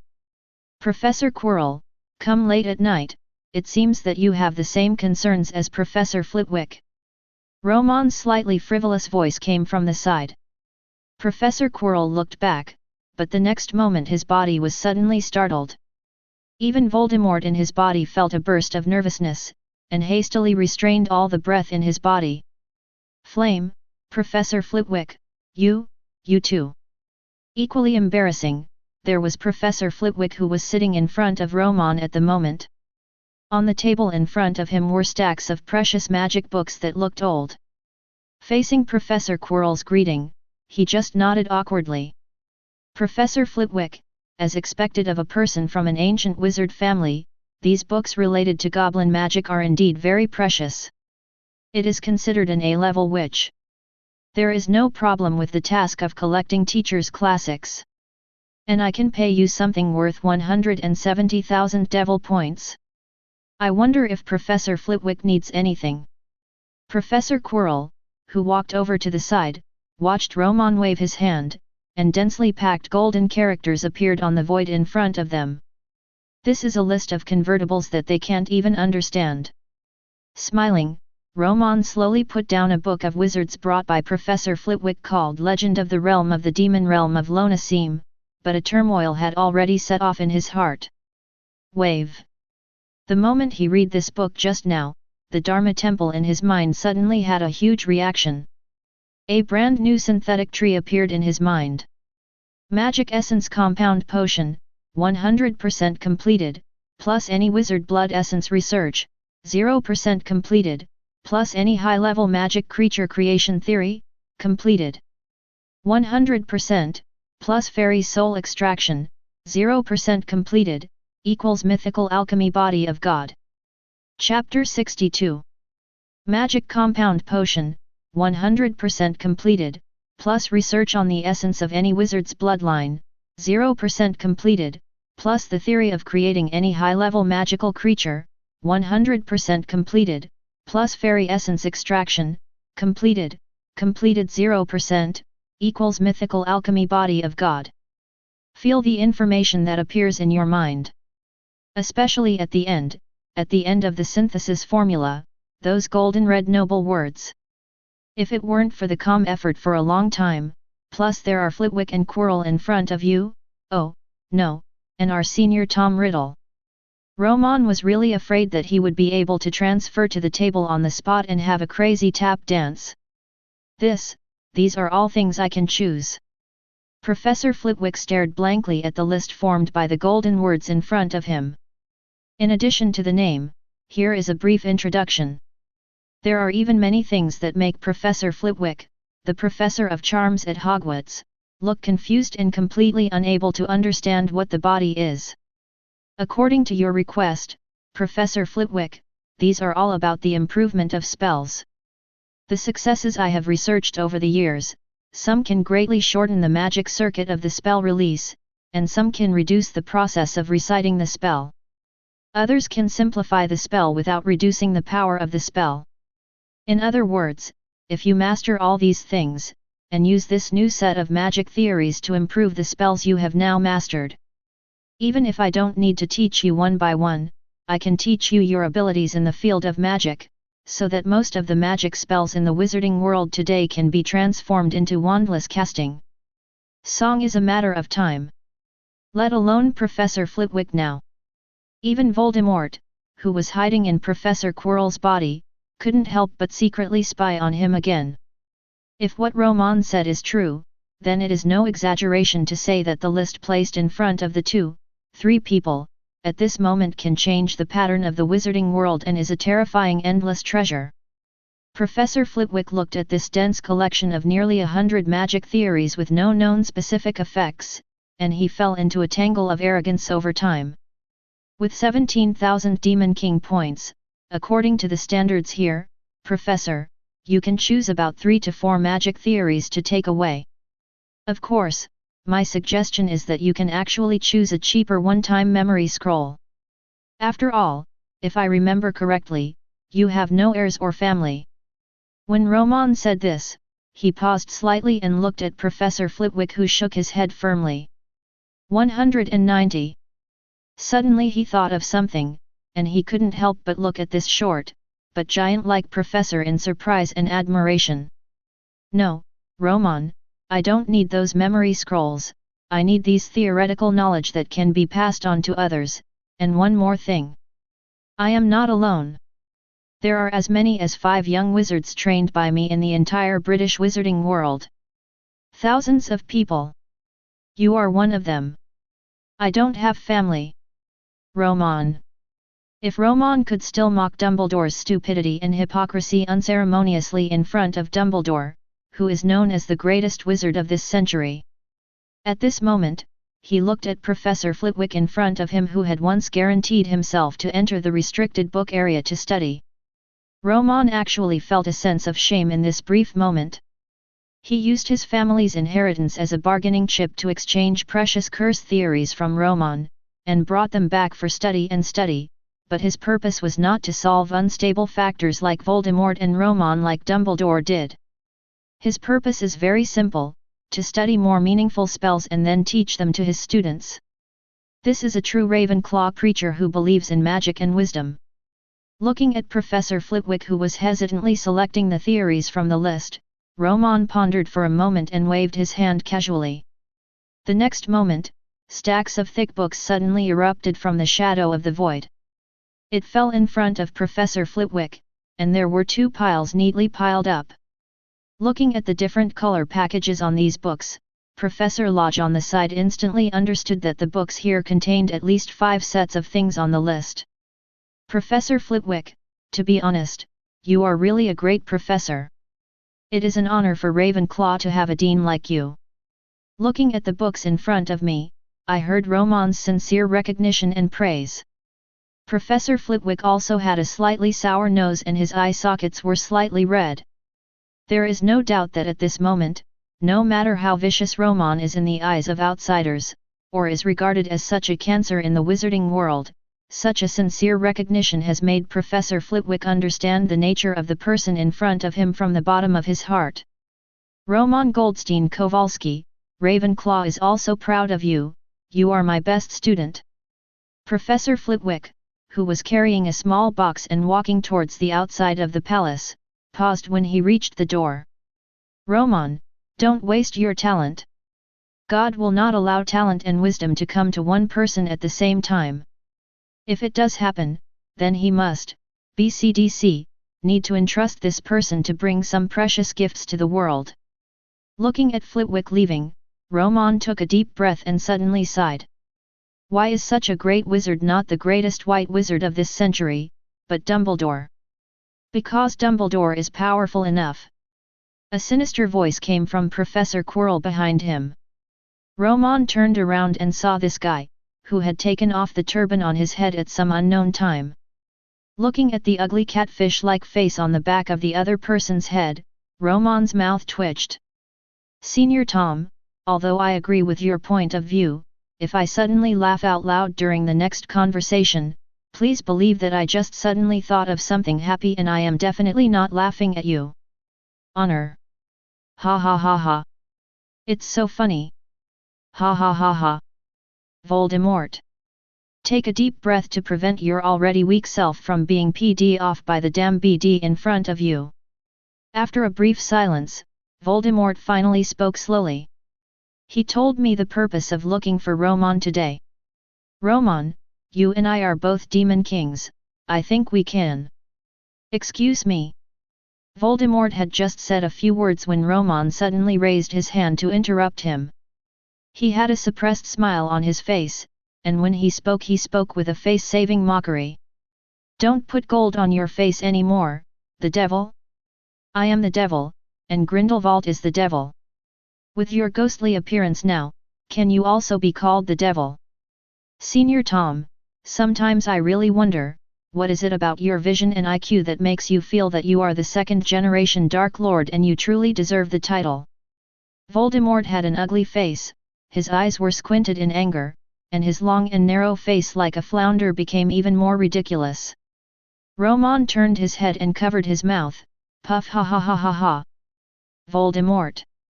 Quirrell, who was possessed by Voldemort, became nervous and anxious, fearing that his weak master would not be able to tell the difference between the big and small kings.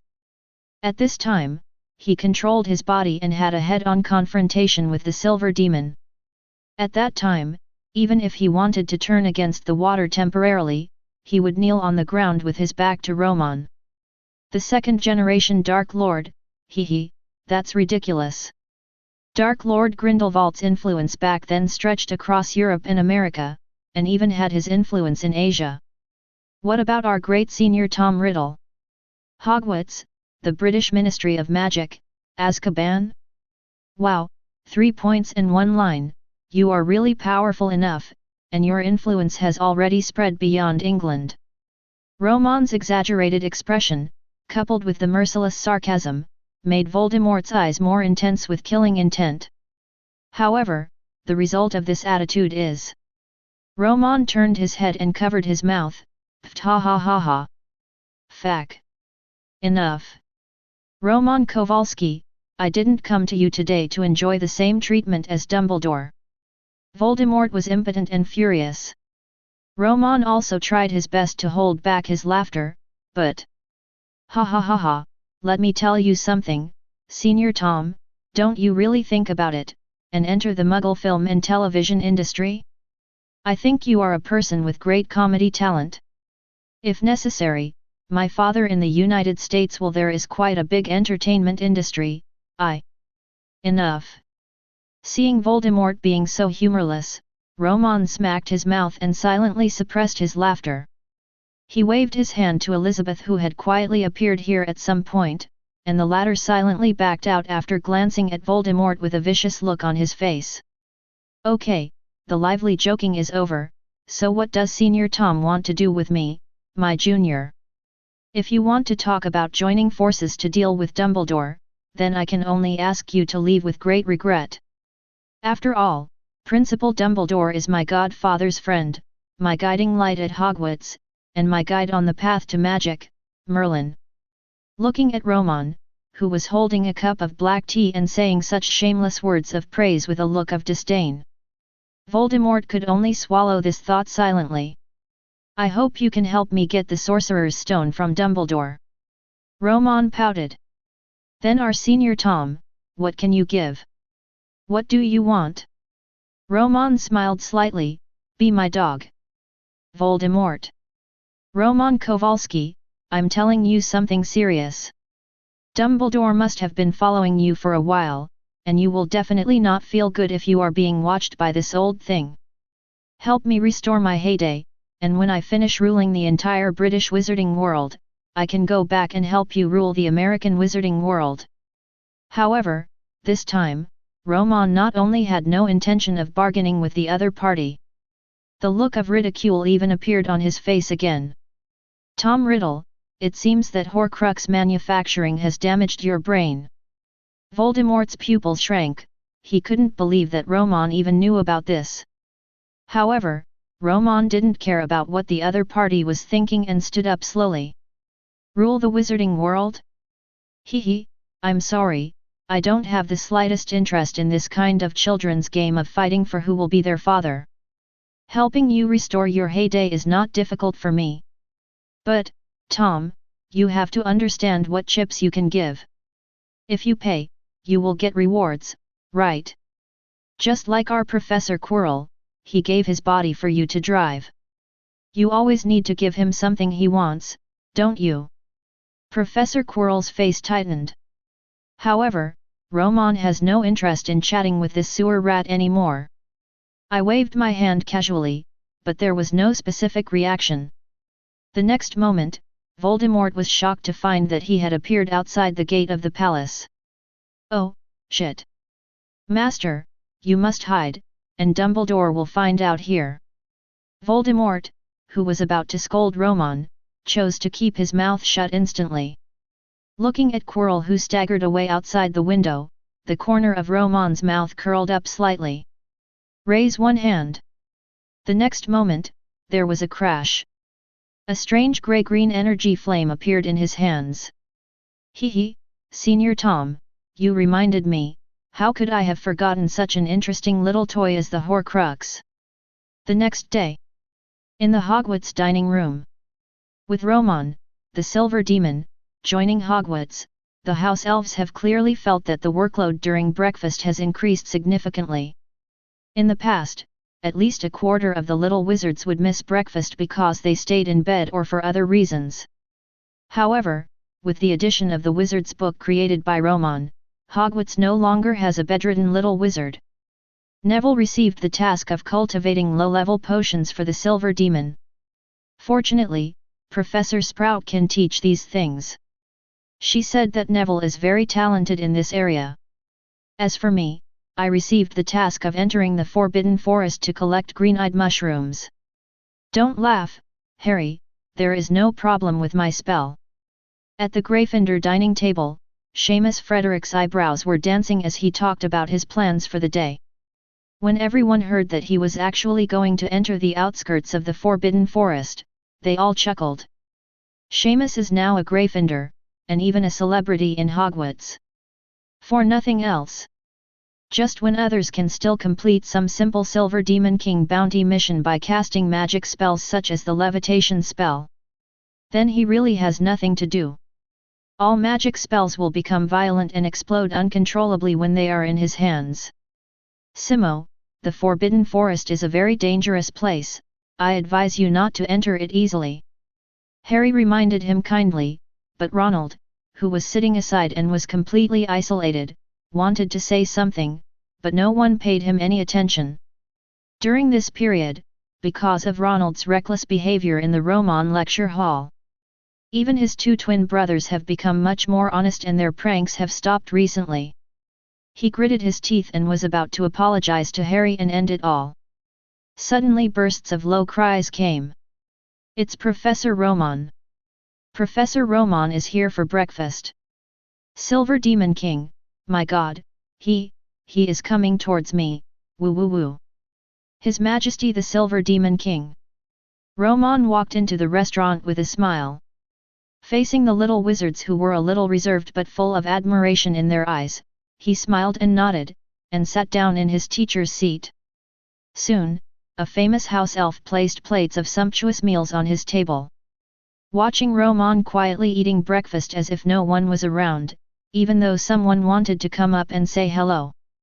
In the end, due to a kind of pressure, he temporarily stopped this offensive move. Slytherin's seat. Pansy, what are you doing? Smelling bursts of fresh fragrance coming from beside him, Draco turned his head and saw Pansy Parkinson, who was holding a teapot and a bag of carefully wrapped tea leaves.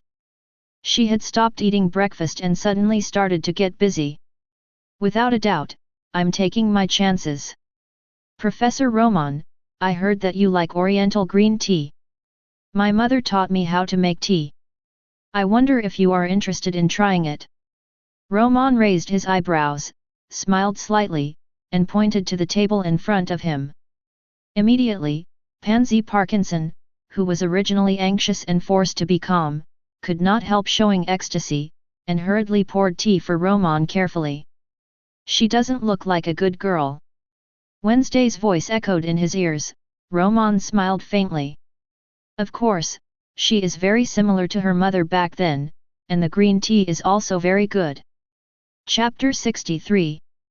Seeing Romon nodding his head while sipping the Oriental green tea prepared by Pansy with a satisfied look on his face, these little wizards had not yet had time to express their envy. Next moment, Pansy Parkinson, I can see that your mother must have been very careful when teaching you how to make tea. She even remembers my preferred tea temperature. Romon commented, and there was a strange emotion in his words, but no one present could hear it. He looked at the short-haired little Lolita who was smiling and pouring herself tea.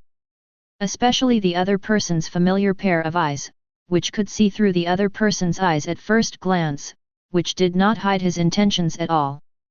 Romon took a sip of the tea in the cup, as if he thought of something happy and interesting. Suddenly he stretched out a hand and gently tapped the other person's forehead. The next moment, a stream of information poured into the other party's mind.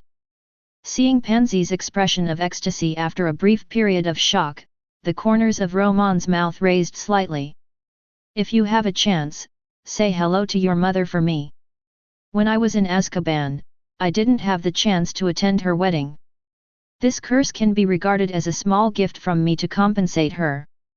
The words spread throughout the restaurant, and everyone gasped excitedly when they saw Pansy, who had obviously received some kind of reward from Romon. God, no, this is okay. Draco looked at Pansy with a satisfied smile and shock. He involuntarily took out a leather shoe brush from his body with one hand, looked down, and then looked hesitantly in the direction of Romon.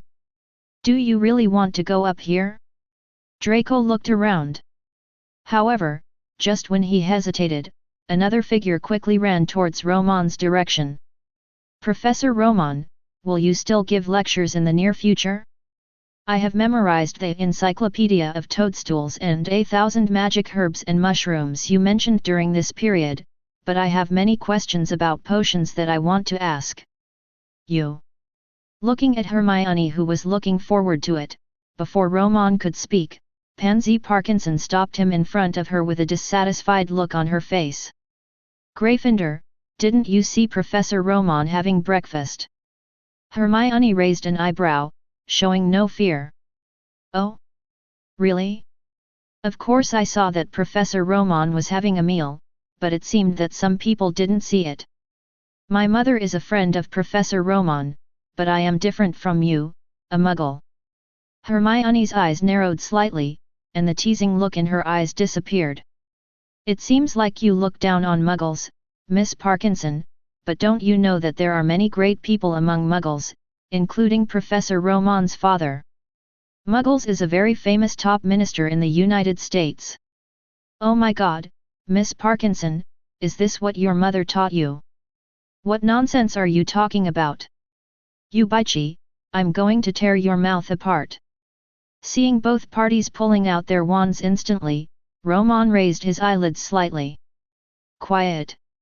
Looking at the two people who instantly lowered their heads as if admitting their mistake, Romon snorted softly and waved his hand. Miss Parkinson, it seems that you still have a lot to learn from your mother. In addition, Miss Hermione, you are a smart girl, use your wisdom where it should be used. Looking at the two people who were still looking at each other intently as they left. Wednesday, who was standing next to Romon, glanced at the corners of his fiancée's lips and snorted softly. So, even teasing a little girl can make you feel happy? Romon shrugged. Maybe, but you seem a little unhappy recently. You must be missing your younger brother too much, right? Wednesday said no more. And seeing Hermione and Pansy leaving, even though Romon's scolding just now frightened these little wizards, they still thought of how powerful Romon was when he created the Palace of Truth a month ago. Finally, someone came up again. Lo, Professor Romon, I am Shameless Finnegan, I accepted the task you issued to collect green-eyed mushrooms. Looking at Shameless, who was obviously looking for something to talk about, the Gryffindor wizards not far behind him all lowered their heads nervously. Oh my God, why didn't anyone stop him? The Silver Demon King was obviously a little angry just now. Ronald looked at the dumbfounded Shameless with a sad and worried look, but he underestimated the number of dumbfounded Gryffindors. My name is Neville Longbottom, Your Majesty the Silver Demon, can you save my parents? My grandma said that in the entire wizarding world, you may be the only one with a calendar. Romon, who was drinking tea, glanced at the two of them. Just a look made the little wizards in the entire restaurant stay silent. Everyone shrank their heads and looked at the two little Gryffindor wizards standing in front of Romon. Oh my god, the silver devil will break their necks. No, their souls will be pulled out. My mother told me that if the silver devil is angry, even Professor Dumbledore can't save this person. Gryffindor, Gryffindor again, these little lions are indeed complete idiots. Yet, when I saw our Slytherin Miss Parkinson getting the reward, I thought I could take advantage of it. The rustling sound of discussion echoed in the restaurant in an extremely depressing atmosphere. This depressing atmosphere made the two people who were already nervous standing in front of Romon start to have cold sweat gradually break out on their foreheads. Romon's eyes were studying the two of them.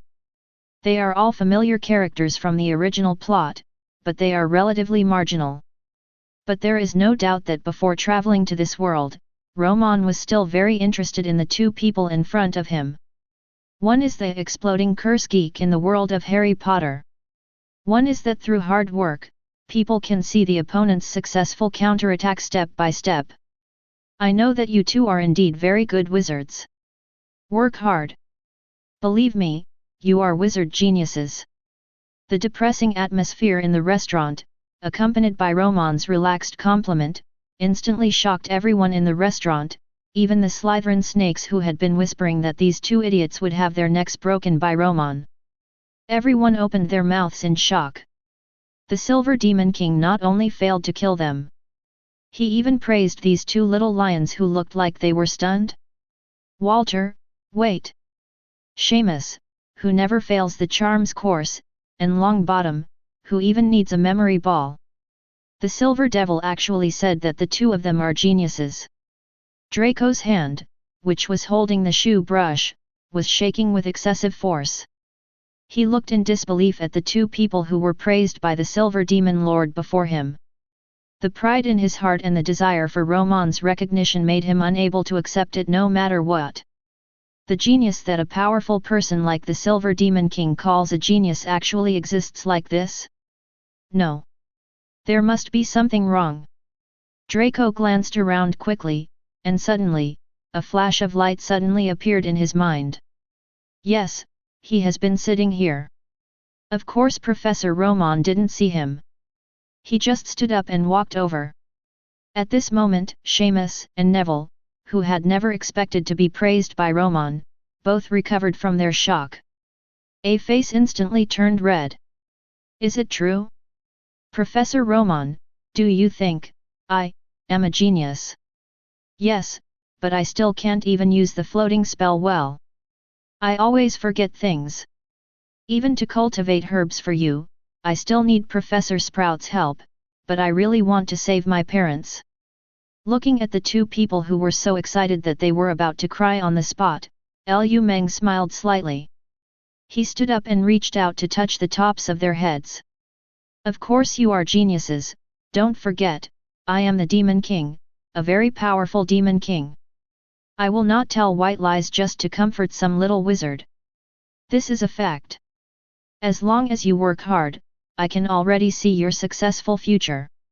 At this time, not to mention the little wizards present, even Dumbledore and others who came to inquire after hearing that Romon had come to the restaurant all looked at Romon in shock as if he had changed. That gentle smile, and that encouraging tone.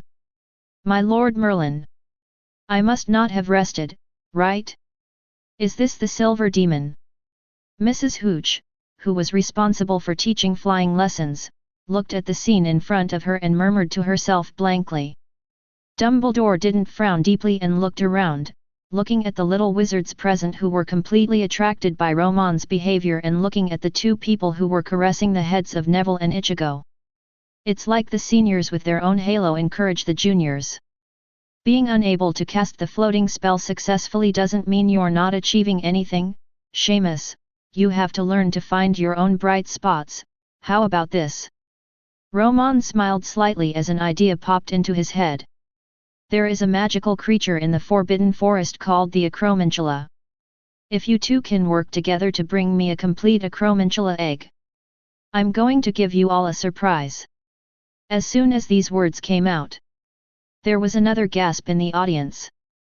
And Professor McGonagall, who was standing beside Romon, stepped forward hastily. These two children were students of Gryffindor.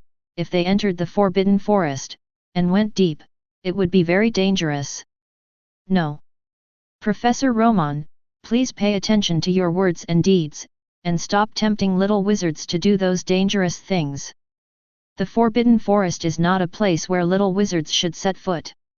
As he spoke, Professor McGonagall looked seriously at the two Shameless, who bowed their heads and said nothing. "Mr. Finnegan, Mr. Longbottom, no matter what you think, I must tell you that according to the rules of Hogwarts, young wizards are prohibited from entering the Forbidden Forest. Even if you are now allowed to enter the outer area for short periods of time, the Eight Eyes the giant spider is not on the periphery. There are also acromantula eggs, which are banned from trade by the Ministry of Magic. Professor Romon, you must be aware of this rule. Please give me flowers." Looking at the angry Professor McGonagall, Romon shrugged uninterestedly. However, this attitude is obviously without any attitude of admitting mistakes. "Professor McGonagall, I am just teaching them the most basic laws of this world, how much effort you put in, how much you get in return, and as a famous wizard in the wizarding world, you should understand that what you put in will be rewarded. Not everyone can encounter it. Professor McGonagall, you may think I'm luring them into danger, but..." Romon spread his hands. "I am more inclined, I am giving them the opportunity to realize their wishes, definitely counts. Getting the chance is a shortcut. You'll kill them." Professor McGonagall grabbed the two of them angrily, and walked in the direction of Gryffindor. However, just when Romon thought that everything today would be over, he stood up without interest and was about to return to his palace. An abrupt voice suddenly sounded from the other side. "Professor Romon, please let me go." Everyone turned their heads, and when they saw the figure, they gasped. "Walter, Draco, are you crazy? Hurry up and sit down, Draco, that's an acromantula, you will die. Yet, you're only in the first grade. I'm sure you won't even be able to see the acromantula alive. Even senior wizards like us wouldn't dare to go to that kind of place." The Slytherins around him tried to dissuade him, but even though his body was shaking nervously at this moment, Draco still stood there firmly. He looked at Romon with a look of resignation. 0. "Professor Romon, please give me this opportunity, and I will definitely bring you an acromantula egg in its entirety. Mr. Malfoy, sit down and don't be stupid." Snape stepped forward anxiously. However, despite the severe rebuke and warning in his eyes, Draco's body trembled with fright at this moment, but the latter still stood firmly in his position. "Superior. Professor Romon, I want to lead the Malfoy family to become a powerful wizard family. I want to become a powerful wizard. I want to make the family have a strong bloodline. All this can only be achieved by. I am willing to risk my life, even if I die in the Forbidden Forest or be expelled from Hogwarts." At this time, everyone seemed to have seen a ghost, looking at Draco Malfoy, who was completely different from before. Even Romon had to admit at this moment that the little Malfoy in front of him was much better than his father back then.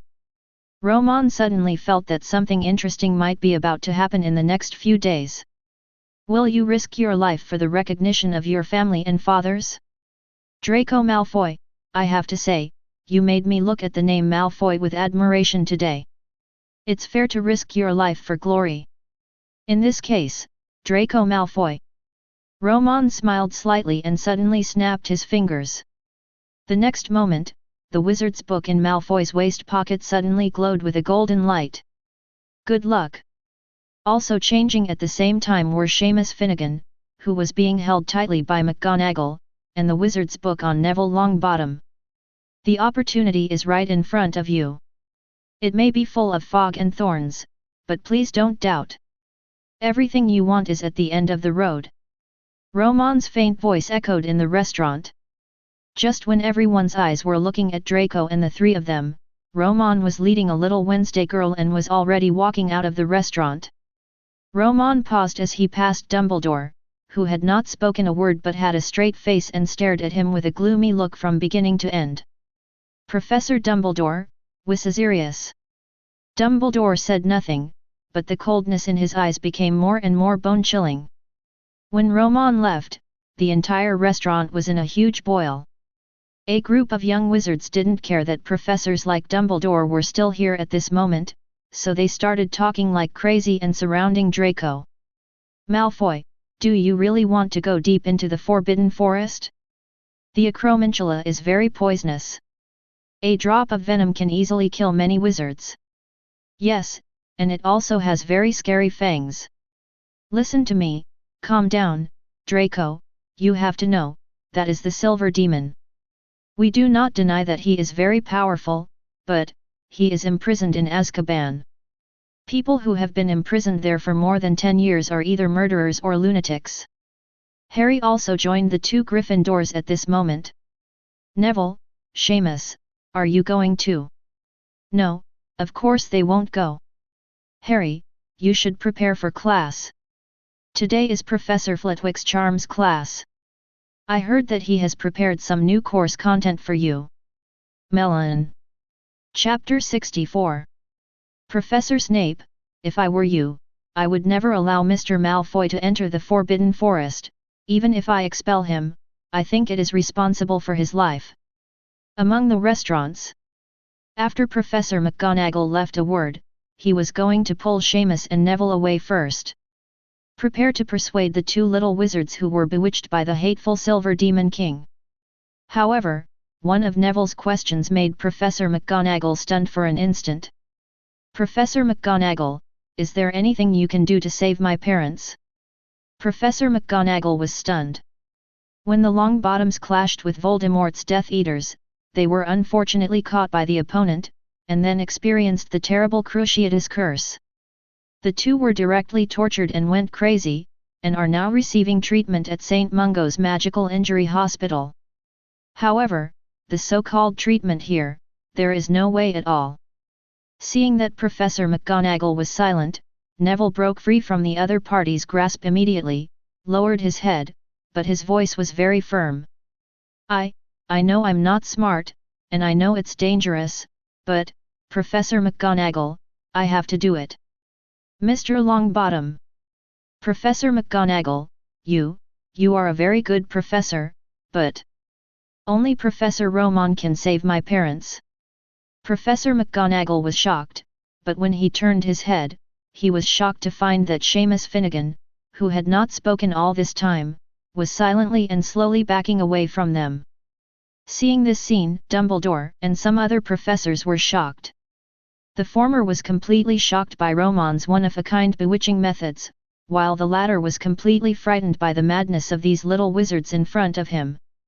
It's a forbidden forest there, even for wizards like them. For example, Professor Sprout, who is in charge of teaching herbal medicine, and Mrs. Hooch, who is in charge of teaching flying lessons. These wizards who are not very good at fighting, enter it, and they have to take great risks to 2, 3. And if these little wizards who are only in first grade go in, everyone instantly thought of the tragic scene that was very likely to happen. You really want to let them enter the Forbidden Forest? Almost all magical creatures deep in the Forbidden Forest are very dangerous. Wednesday followed Romon, following suit. Finally I couldn't bear it anymore and asked this question. Hearing this, Romon smiled faintly and was about to say something, when his steps suddenly stopped. The smile on his face slowly faded.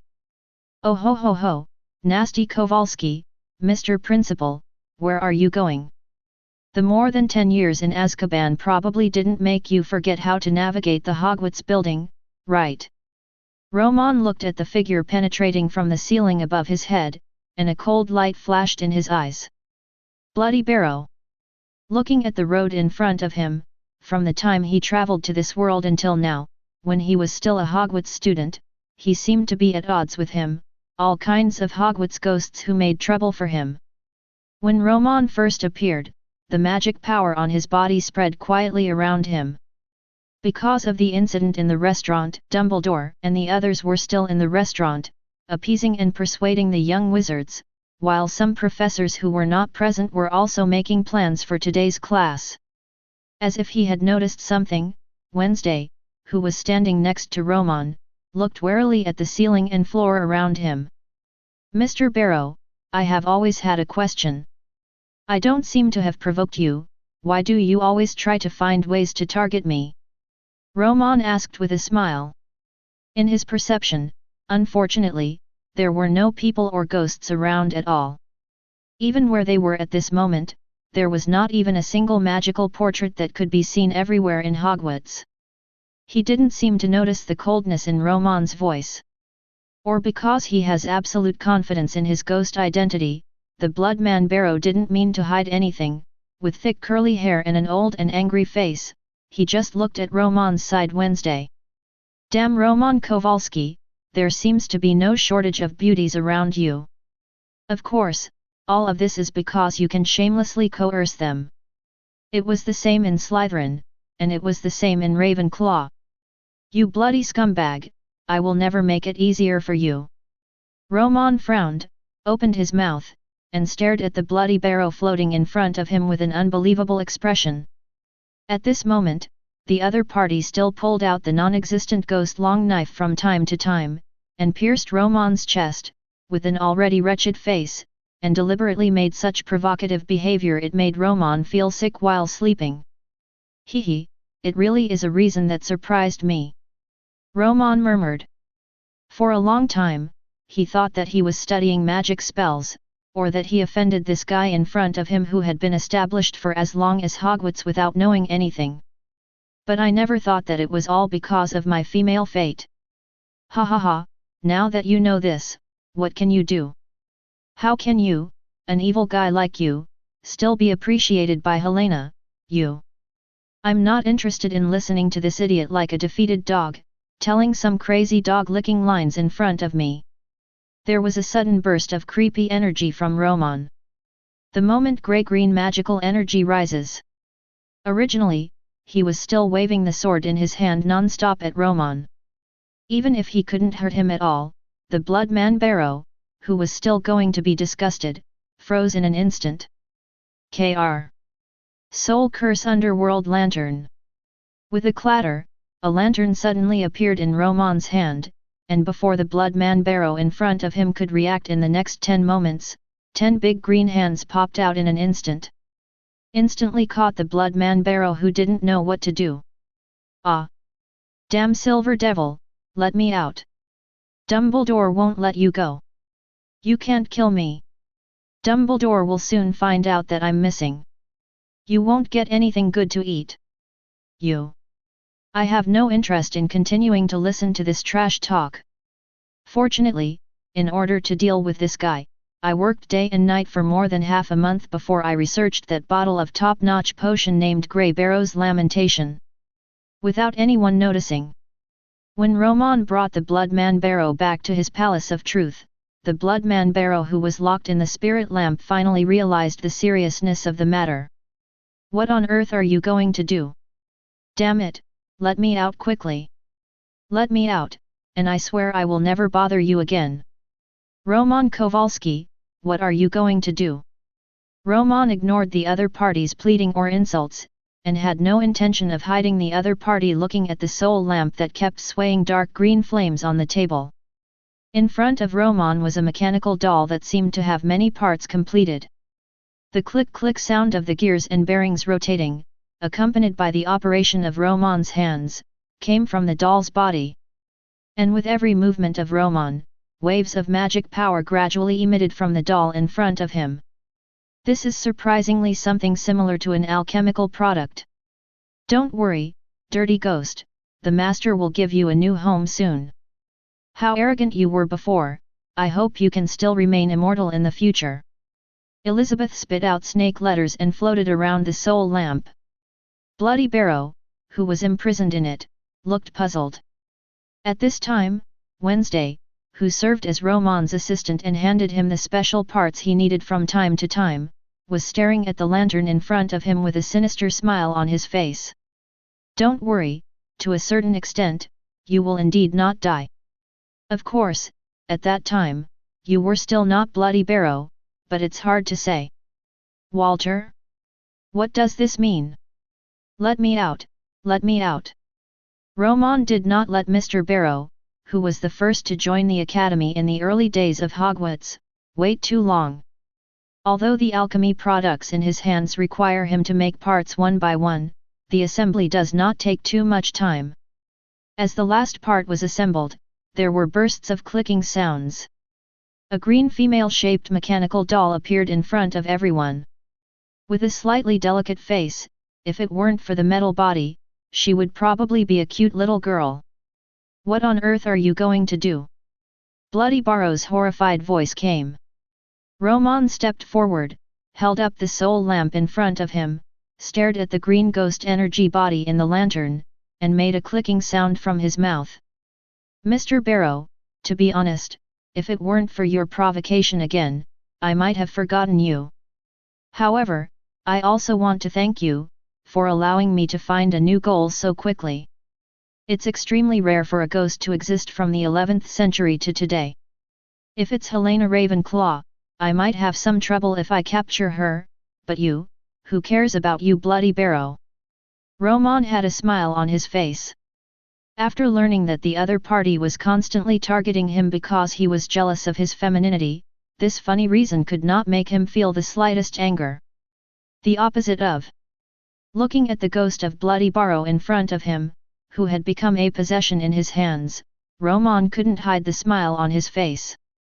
A bottle of Grey Barrow's morning made with Thestral's heart as the main material not only improved his mental power to a certain extent, but also gave his magic power the ability to cause damage to the soul and have practical effects.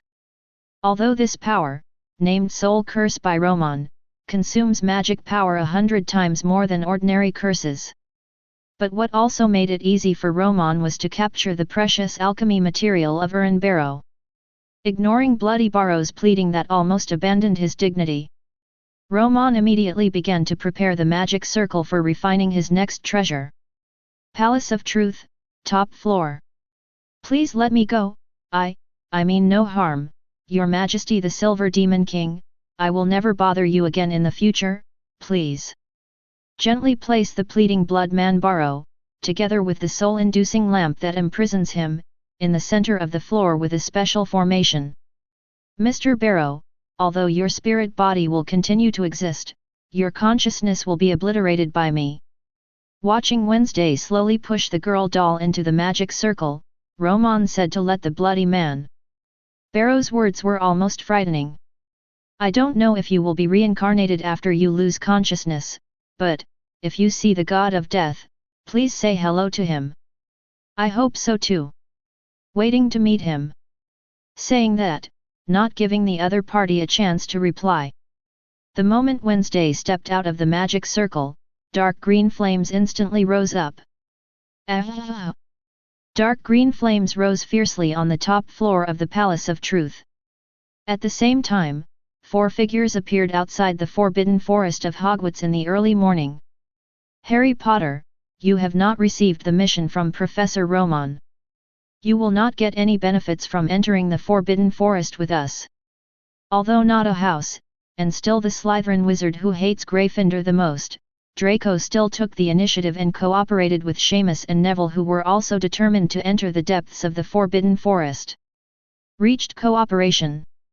However, when setting out in the morning, Draco was still shocked by the sudden addition of Harry Potter. "I don't need any mission rewards, I just want to help my friends. Shameless and Neville are my roommates." In this regard, Draco hesitated again and nodded in agreement. Several people raised their heads slightly, looking at the towering Palace of Truth, imagining that a majestic figure must be staring at them on a certain floor of the palace at this moment. But Romon is currently busy making the first alchemical treasure in his life that involves the soul level. "I have already forgotten about these little wizards. However, you can also see Dumbledore's office here at this moment. Albus, are you sure you want to watch like this? Harry is among them." There are many dangers in the Forbidden Forest. Professor McGonagall is anxious to stop this. Of the 4 young wizards, 3 are their Gryffindors. If something happens, the Gryffindors will suffer the most. And both Harry's parents and Neville's parents were killed by Voldemort because of the Order of the Phoenix. If their children are ignored because of them, something will happen. Professor McGonagall almost didn't dare think about it anymore. Minerva, don't worry, Harry will be fine. I can see that even Romon won't let anything happen to them. What he wants is to win people's hearts, to win over Harry and the others. The little wizard develops into his own believer. It's not about killing them, Dumbledore said with determination. In the Palace of Truth, he looked at Romon, who was carefully controlling the magic circle and constantly tempering and wearing away the opponent's consciousness amidst Bloody Baron's miserable howls. 1.2 Wednesday and Elizabeth waited nervously outside the formation. Elizabeth, why do I always feel like I've forgotten something? The rustling of insects, if it can be considered friendly when outside the Forbidden Forest. At this moment, as Harry Potter and the others continued to go deeper, a smell like the smell of rotting corpses spread in the air, making the sounds of insects become much more eerie than ever. Especially as you get deeper and deeper. The age of the trees in the Forbidden Forest is also getting older. Under the cover of dense trees tens of meters, or even hundreds of meters high, the Forbidden Forest, which should have been at noon, can only. I saw a layer of mist with light. Where exactly is the acromantula? We must first understand this problem, otherwise we will be in big trouble when the sky darkens completely. Harry Potter said calmly. However, Draco looked at the map in his hand. Looking at everything around them, they didn't know where they were at all. Neville on the side held his wand nervously. So, without anyone asking for directions, which direction should we go next? Several people looked at each other. Now, even Draco, who was full of confidence at the beginning, thinking of risking his life for the glory of the Malfoy family and making his father proud of him, couldn't help but start to feel anxious. Bite. It's still too late to go back. Ah! As soon as he turned around, a sudden figure emerged from the bushes, causing everyone to scream in surprise. Simo immediately pulled out his wand, looked at the big snake that was as thick as a bowl, and was about to use the floating spell to blow up the opponent, but at the next moment, a hand suddenly stopped him. Before. Stop! Don't hurt him! Under the gaze of everyone, Harry Potter showed a confident yet shy smile. I think we're really going to have a guide. Chapter 65. Hiss! Draco and the 3 of them had not yet understood what Harry Potter meant by guide. The next moment, he was stunned by Harry Potter's magical operation. I saw a series of creepy sounds coming from the other party's mouth. And the next moment, the big green snake that had a snaking body in front of them and was obviously coming towards them with malicious intentions slowly raised its head. Waves of vomiting sounds came from the other party's mouth, and they seemed to have reached some kind of communication with Harry Potter singing beside them. In just a few minutes, the big snake that was originally preparing to attack them took the initiative to move slowly in one direction. Hurry, follow quickly, it will take us to find the acromantula, but we must be prepared for battle, that's what it said. Harry happily followed them quickly, but before taking 2 steps, he found that the 3 people behind him were still standing there, motionless. Draco swallowed a mouthful of saliva, as if he understood something in an instant. Harry Potter, you are a Parseltongue. No wonder, Professor Snape took care of you, a Gryffindor, not just because of your mother. Harry Potter was confused. What is Parseltongue? This thing seems to be marked on my wizard's book. It's about being able to communicate with snakes. Shameless spoke, looking at Harry Potter in front of him nervously and with a complicated expression, as if he had gotten to know him again. Legend has it that in the wizarding world there is a mysterious dark wizard who was born in Slytherin. He is a Parseltongue. He is the mysterious man that everyone talks about. Draco on the side spoke to add. Not only is you-know-who, Harry Potter, but you would never guess that the first head of Slytherin, Salazar Slytherin, was a Parseltongue. Harry Potter, the Sorting Hat made a very serious mistake. You should be sorted into Slytherin. Parseltongue belongs only to Slytherins. Harry Potter was also stunned on the spot at this moment, and he couldn't help but recall that since the last lecture given by the Silver Devil, he had frequently encountered him by chance. Even as the headmaster of Slytherin, he frequently appears around Gryffindor's dormitory. Professor Snape must have known it a long time ago. You are a Parseltongue, otherwise it would be impossible for a woman to care so much about you. Professor Harry Potter Snape has never been an emotional person. Draco took a step forward and persuaded the other party seriously. Draco has always been very interested in the legend of Harry Potter, and since they are the same age, Draco doesn't mind becoming friends with him. Of course, the premise is that the other party is no longer Gryffindor. Harry Potter, you are a born Slytherin. Just when Harry Potter was doubting whether he was really suitable to stay in Slytherin as Draco said, Neville on the side hastily opened his mouth. Harry, Malfoy, this is not the time to talk about this, the snake is almost invisible. At this moment, everyone was startled, turned their heads and quickly chased after him. However, even while running, Draco, holding a broomstick in one hand, did not forget to continue persuading him. Harry, don't be prejudiced against Slytherin. You can ask about it. Slytherin is very united. Even Professor Romon's years at Hogwarts could not prevent Slytherin from winning the House Cup every year. Harry Potter. Neville, who was panting and chasing after several people, looked surprised. Stop Slytherin? Why does Professor Romon want to stop Slytherin from winning the Academy Cup? Isn't he from Slytherin Academy? Draco glanced at each other, and then looked at the other two with disdain. Not everyone related to snakes is in Slytherin. After all, now I am very suspicious of that stinky sorting hat. Why did Harry Potter, a Parseltongue, get sorted into Gryffindor?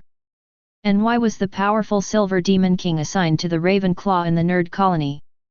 Knock knock knock. The Palace of Truth. After a knock on the door, a door on the top floor slowly opened.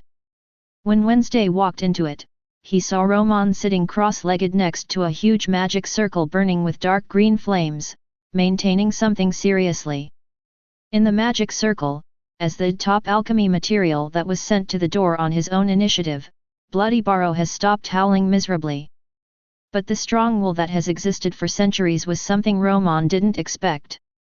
I just took the magic potion and initially mastered the soul curse, a power that can directly affect the soul. There are still many theoretical gaps in the application of this power at the level of magic. At this moment, facing the Bloody Barrow, who was like a smelly stone in a cesspit, he could only adopt the most stupid method, which was also a waste of energy.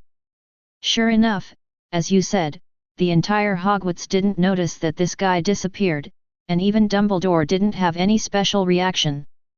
Wednesday said, suddenly paused slightly, and his expression gradually became weird. Our Professor Dumbledore seems to be in a very uncomfortable mood today. I heard from some paintings in the college and from Helena. He seems to be having some trouble with Professor Flitwick. Unhappy. Hearing this, Romon, who was activating the magic circle with all his strength and performing alchemy, slightly raised the corner of his mouth with a disdainful arc. He's afraid. Wednesday nodded, naturally understanding that the he Romon was talking about was not Professor Flitwick, who seemed to be more vulnerable. On the contrary, the person Romon was afraid of was none other than Dumbledore, who was called the greatest white wizard of this century by the wizarding world.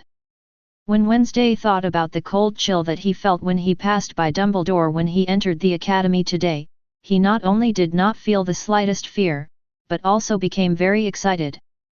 The feeling of losing control is uncomfortable, and it is still like this to watch helplessly. The people around you who should support you have turned their backs on you and chosen another path. Moreover, this path is in the eyes of everyone. wide and flat, leading directly to the direction of the legendary wizard. Romon murmured, a smile full of contempt for Dumbledore. No matter how powerful a person is, unless he uses evil spells to turn everyone in the world into his own puppet. Otherwise, there will always be uncontrollable things happening. As it happened, Romon naturally recognized this early. That was why there was the previous Hogwarts Arena Challenge, where one person suppressed the entire British wizarding world, leaving fear but also bringing death. Then when everyone was forced to choose to obey, Yin Men again and again offered an olive branch that these people could not refuse. He even publicly stated that he was not only not worried that these people who hated him would one day become powerful and kill him, the Silver Demon King. Such a great magic, since this fool is willing to teach it to us, why don't we learn it?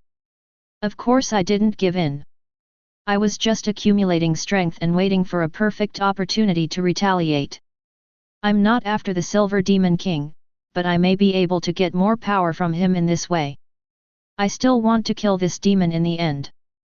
Thoughts like this are the most appropriate thoughts in the hearts of the vast majority of the British wizarding community today, who pay respect and surrender to Romon. Whether you are deceiving yourself or others, or you are really bearing the burden of humiliation. At least, Romon's influence in Hogwarts now has, to some extent, truly suppressed Dumbledore, who is the official principal. On the other hand, look at this great white wizard. Wednesday, you said, is time really a silent blade? It makes the strong hesitate, and it also makes people who should be smart become stupid. Romon murmured, looking at the soul-inducing lamp whose ghostly light kept swaying in the magic circle. The next moment, the blazing green flames instantly became more intense. Fake. Romon Kowalski. You must not die well, you must not die well. Those who play with souls will not end well. No. On the top floor of the Palace of Truth, Bloody Barrow let out a shrill howl. The eerie and terrifying atmosphere also spread deep in the Forbidden Forest. Ha, Harry, is there really an acromantula here? Did that snake really tell you that? Draco held the wand in one hand and looked around nervously. After all, the situation was somewhat beyond their expectations. While following the big snake along the way and avoiding a lot of trouble, Harry and the others had to accept the cruel reality that they had entered the most dangerous moment of the Forbidden Forest. The sunlight that rarely penetrates into the depths of the Forbidden Forest becomes even more minimal with the arrival of dusk. As a result, at this moment, several people had to hold up their wands and cast fluorescent spells. Explore your surroundings slowly. Facing Draco's question, Harry was a little unsure at this moment. According to what the big snake had said, the area they were in now was near the acromantula's lair.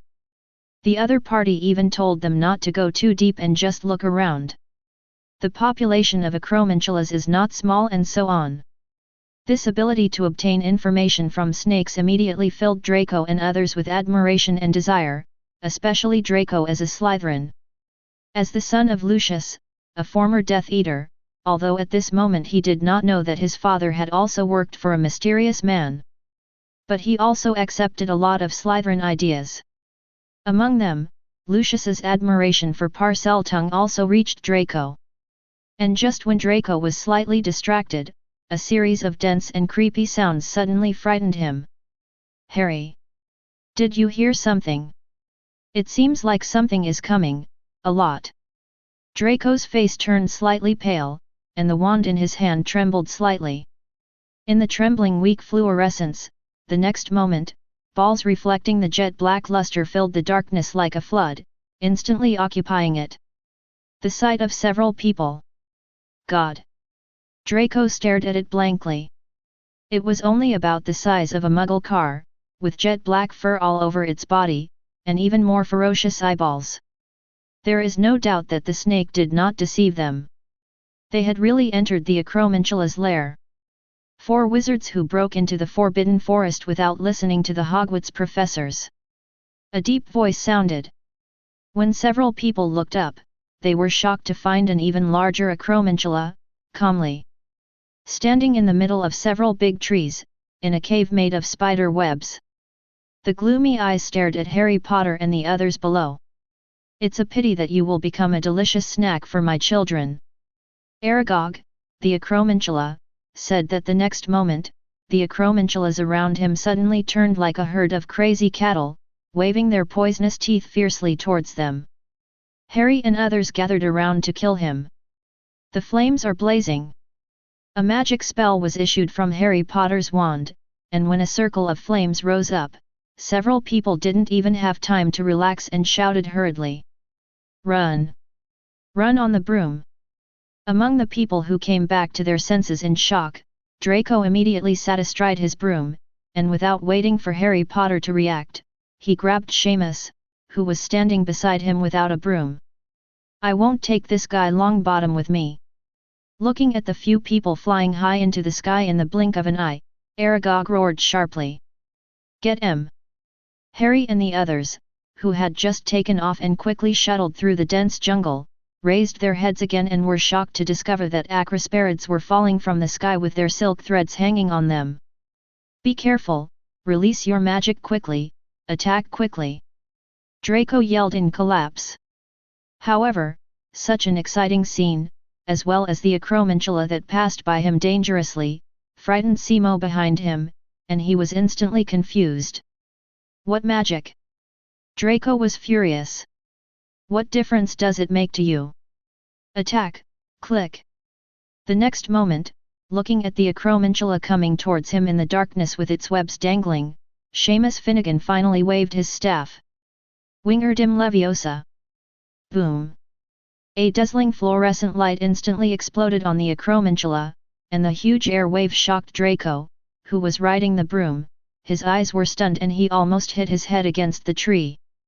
But the next moment, Draco gritted his teeth as he looked at Harry Potter, who was also riding a broom, swinging from side to side in the winding trees, throwing away all the spiders that wanted to attack them. "Harry, we can't just go back empty-handed. The eggs! We need to bring the eggs back." Hearing this, behind him was Nevalon, Qianzhao, Barton, who was releasing a levitating spell and controlling an acromantula, waving it in the air like a mallet. Harry glanced at it. "Look around." He immediately gritted his teeth. "Go back, the spider eggs must be in their nest." Boom! "Albus, Harry Potter, they haven't come back yet." At Hogwarts School of Witchcraft and Wizardry, the door to Dumbledore's office was opened directly by Professor McGonagall. Professor McGonagall, who looked worried, just walked in and saw the same person standing by the window. Dumbledore looked in the direction of the Forbidden Forest. "Albus, will Romon really be watching them? I don't seem to have seen him today." Dumbledore frowned, but shook his head slightly. Turning his head to look at the towering Palace of Truth, Romon's excellent alchemy and magic skills made this palace rise from the ground. No matter what happened inside, it was not them. Can be sensed. Just when Dumbledore was hesitating whether to enter the Forbidden Forest and bring these little wizards back. It was getting dusk on the horizon, but there were bursts of fierce horse neighing. When he looked up, he saw cars pulled by flying horses, speeding from outside Hogwarts. Dumbledore's brows furrowed deeply after he got a little closer and saw the family crest flying above. "Is it someone from the school board? Damn it! Lucius must have known about little Malfoy. I'm afraid there's going to be a big problem now." The grounds of Hogwarts. Dumbledore looked at the smiling figure coming down from the carriage and the familiar figure of Lucius, and a look of doubt suddenly flashed in his eyes. "Haha, Professor Dumbledore, coming to Hogwarts at this time is indeed a bit intrusive for us, but you don't need to be nervous, we are not here for school work," Lucius said with a smile on his face, which made Professor McGonagall beside him feel embarrassed. "Well, it seems that Mr. Lucius is here to see little Malfoy, right?" Unexpectedly, Lucius shook his head. "We are here to find Professor Romon. I hope he hasn't rested yet." Chapter 66. Looking for Romon? Professor McGonagall was startled, but just as she was about to explain something, suddenly, Dumbledore on the side suddenly spoke. If you are visiting Professor Romon, then it is very likely that there is something unlucky. Looking at Lucius and others who were confused, Dumbledore looked at everyone with confusion, and then slowly shook his head. It seems that little Malfoy has not told your father what she is going to do recently. However, I also understand his thoughts. After all, entering the Forbidden Forest, and entering the depths of the Forbidden Forest, from the terrifying acromantula bringing back spider eggs from the nest is obviously a major event that will cause concern to the family. Water. Sure enough, when these words came out, Lucius, who was still smiling at first, thinking that if he and others succeed in finding Romon today, they and their pure-blood families will be glorious in the future, Lucius suddenly looked stunned. Professor Dumbledore, I don't understand what you mean. You mean, Draco went deep into the Forbidden Forest, looking for acromantula eggs. God, why would he do such a thing? Lucius asked loudly with a look of horror and disbelief. However, Dumbledore smiled and waved his hand. Don't worry, Mr. Lucius, little Malfoy and the others just accepted a mission from Professor Romon and need to enter the depths of the Forbidden Forest. That kind of place is indeed a dangerous place for little wizards, especially those who are only in the first grade. Extremely dangerous. But we haven't seen Professor Romon show up all day. I guess he must be secretly protecting little Malfoy and the others. On the side, Professor McGonagall looked at Dumbledore in surprise, who gave her a strong sense of weirdness. She didn't know why, but for the first time in her history, she felt something sinister about her old friend. Is this comforting Lucius and the others? It sounds like giving eye drops to Romon, the silver demon. You know, Romon's reputation in Hogwarts during this period has already shaken Dumbledore quite a bit. Especially when the other party has an honorary principal granted by the school board and the Ministry of Magic. Dumbledore's inaction, and Romon's constant use of new gadgets and superb spells. Contrasts form in the hearts of every little wizard every moment. Even Professor McGonagall has felt a lot of pressure from the recent Professor Flitwick, as a traditional Hogwarts professor, even though the two have different teaching styles. However, in terms of popularity, there is not much difference. After all, no little wizard would like the homework assigned after class. And it just so happens that every Hogwarts professor will make more or less arrangements at the end of class. However, starting yesterday, the enthusiasm shown by the little wizard who finished the class at Professor Flitwick made other Hogwarts professors full of doubts and at the same time felt a lot of pressure. Not just Dumbledore, but all the Hogwarts professors, were stressed. However, Professor McGonagall never expected that Dumbledore's first action against Romon would be in such a way. Albus. Professor McGonagall was about to say something, but was stopped by Dumbledore's look. The latter looked in front of him again, looking at the pure-blood wizard family members in the Palace of Truth with a look of surprise. Suddenly there seemed to be some sigh. Lucius, I have to say that little Malfoy is really a very good child. He is very responsible and has set his own goal with the strong will that your father gave him. It would have never been Malfoy's turn. Having said this, Dumbledore sighed and shook his head. This time, Lucius, who was already worried and anxious, became even more anxious. Professor Dumbledore, what is the reason? I heard Draco say that although the bounty tasks in the wizard's book given by Professor Romon are very numerous, they will not be given unless the strength is reached. Open. Why would he take on such a dangerous mission? Dumbledore looked at the other person with regret. Lucius, this was all Malfoy's own choice. At that time, he stood up and took the initiative to receive this dangerous weapon from Professor Romon without anyone expecting it. As for the mission, as for the purpose, he said he wanted to make the Malfoy family a great wizarding aristocracy. Lucius. He staggered back 2 steps in disbelief. If Jason Vincent hadn't hurriedly supported him, he would have fallen directly to the ground at this moment. Dumbledore was here at this moment, but he didn't give the other party any time to doubt. Slowly recounted what happened in the Hogwarts restaurant yesterday. When it came to Draco taking the initiative to ask for help, he also had an expression praising the young man's courage, praising Draco's courage and courage. This made Lucius even more heartbroken. That's enough. It's already dusk, and the depths of the Forbidden Forest are extremely dangerous, and yet you, Dumbledore, as the headmaster of Hogwarts, are still standing here leisurely. Jason snorted, interrupting Dumbledore's chatter. However, the latter showed no shame at all and spread his hands. Mr. Vincent, you seem to be a little too harsh on me, an old guy. Besides, don't you admire Professor Romon very much? You even took the initiative to give him the title of honorary principal. This resentment that anyone could hear made everyone present fall silent. Fortunately, there are some people who are still sane. Okay, let's go quickly and see if Professor Romon is in the Palace of Truth. If not, then there is a high probability that he is hiding in the dark and protecting Draco and the others, as Professor Dumbledore said.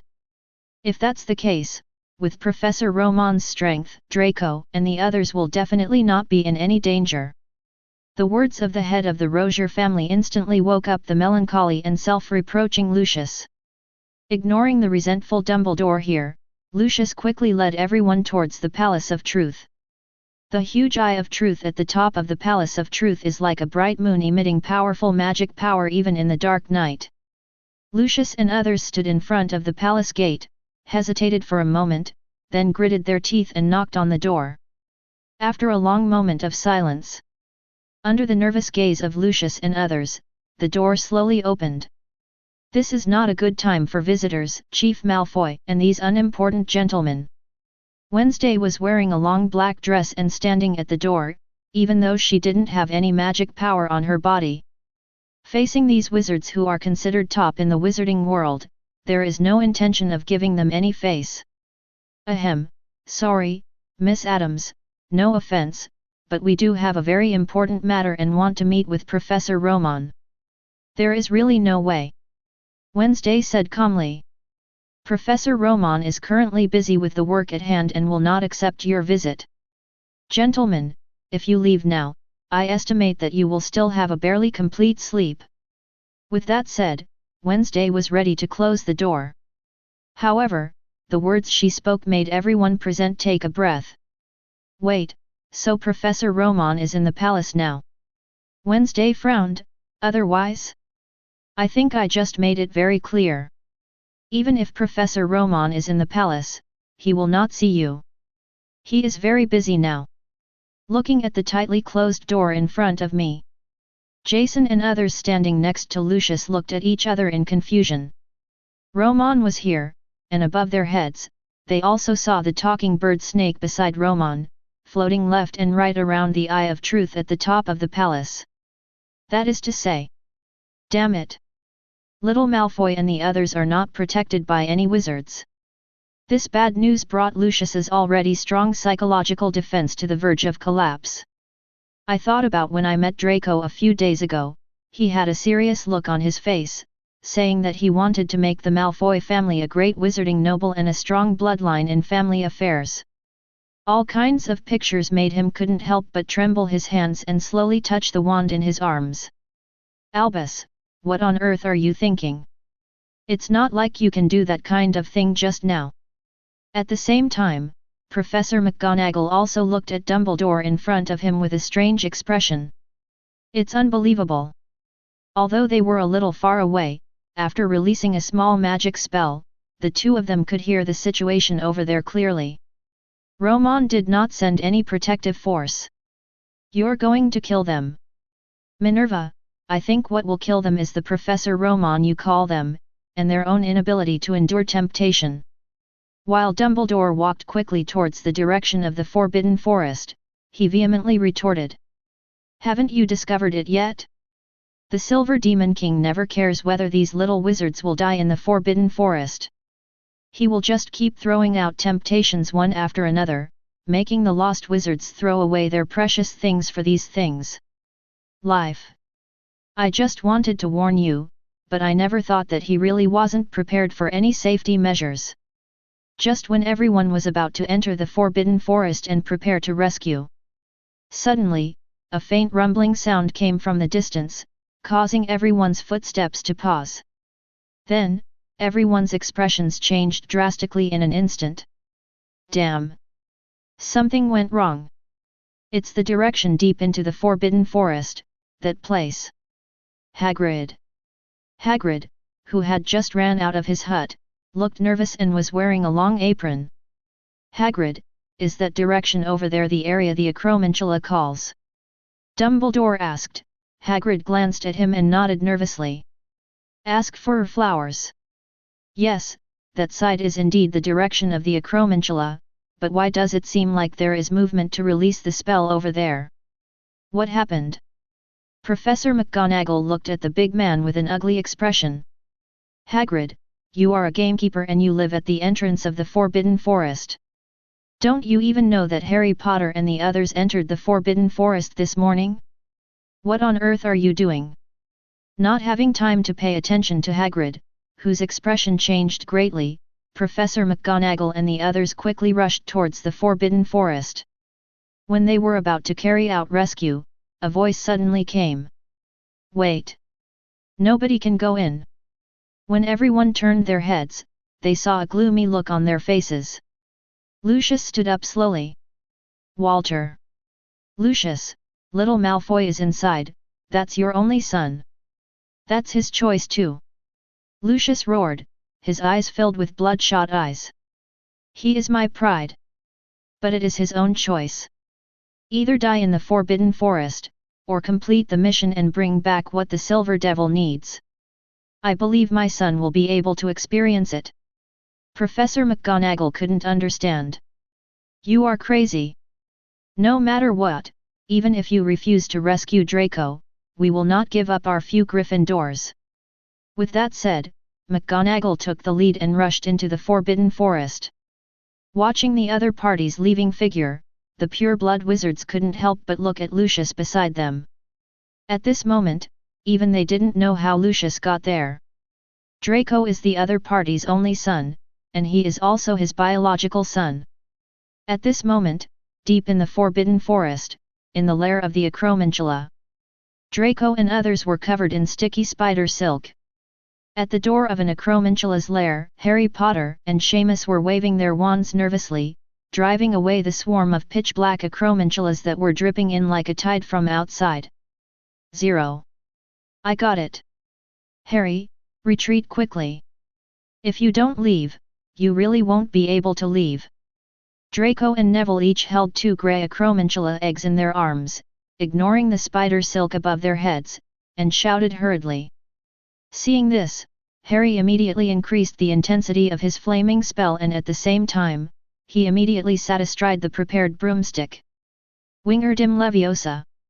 As soon as Draco sat on the broom, he packed the spider eggs in his arms, immediately took out his wand, and cast a floating spell on the remaining spider eggs in the hole. Densely packed spider eggs flew over their heads, which immediately distracted the Acromantulas who were originally intent on attacking them. Call out! In the dark night, 2 flying broomsticks broke through the thick top of the tree canopy and reached the sky above the Forbidden Forest. Yes! Harry Potter! We succeeded! Ha ha ha ha! His golden hair was messy, and spider silk and leaves were stuck together. Draco's image was completely lost at this moment, but everyone's situation was not much better. Harry Potter also had a smile on his face. 4 people and 2 broomsticks flew towards Hogwarts in the distance under the black night sky. At the same time, they couldn't help but think of the exciting experience in the Forbidden Forest today.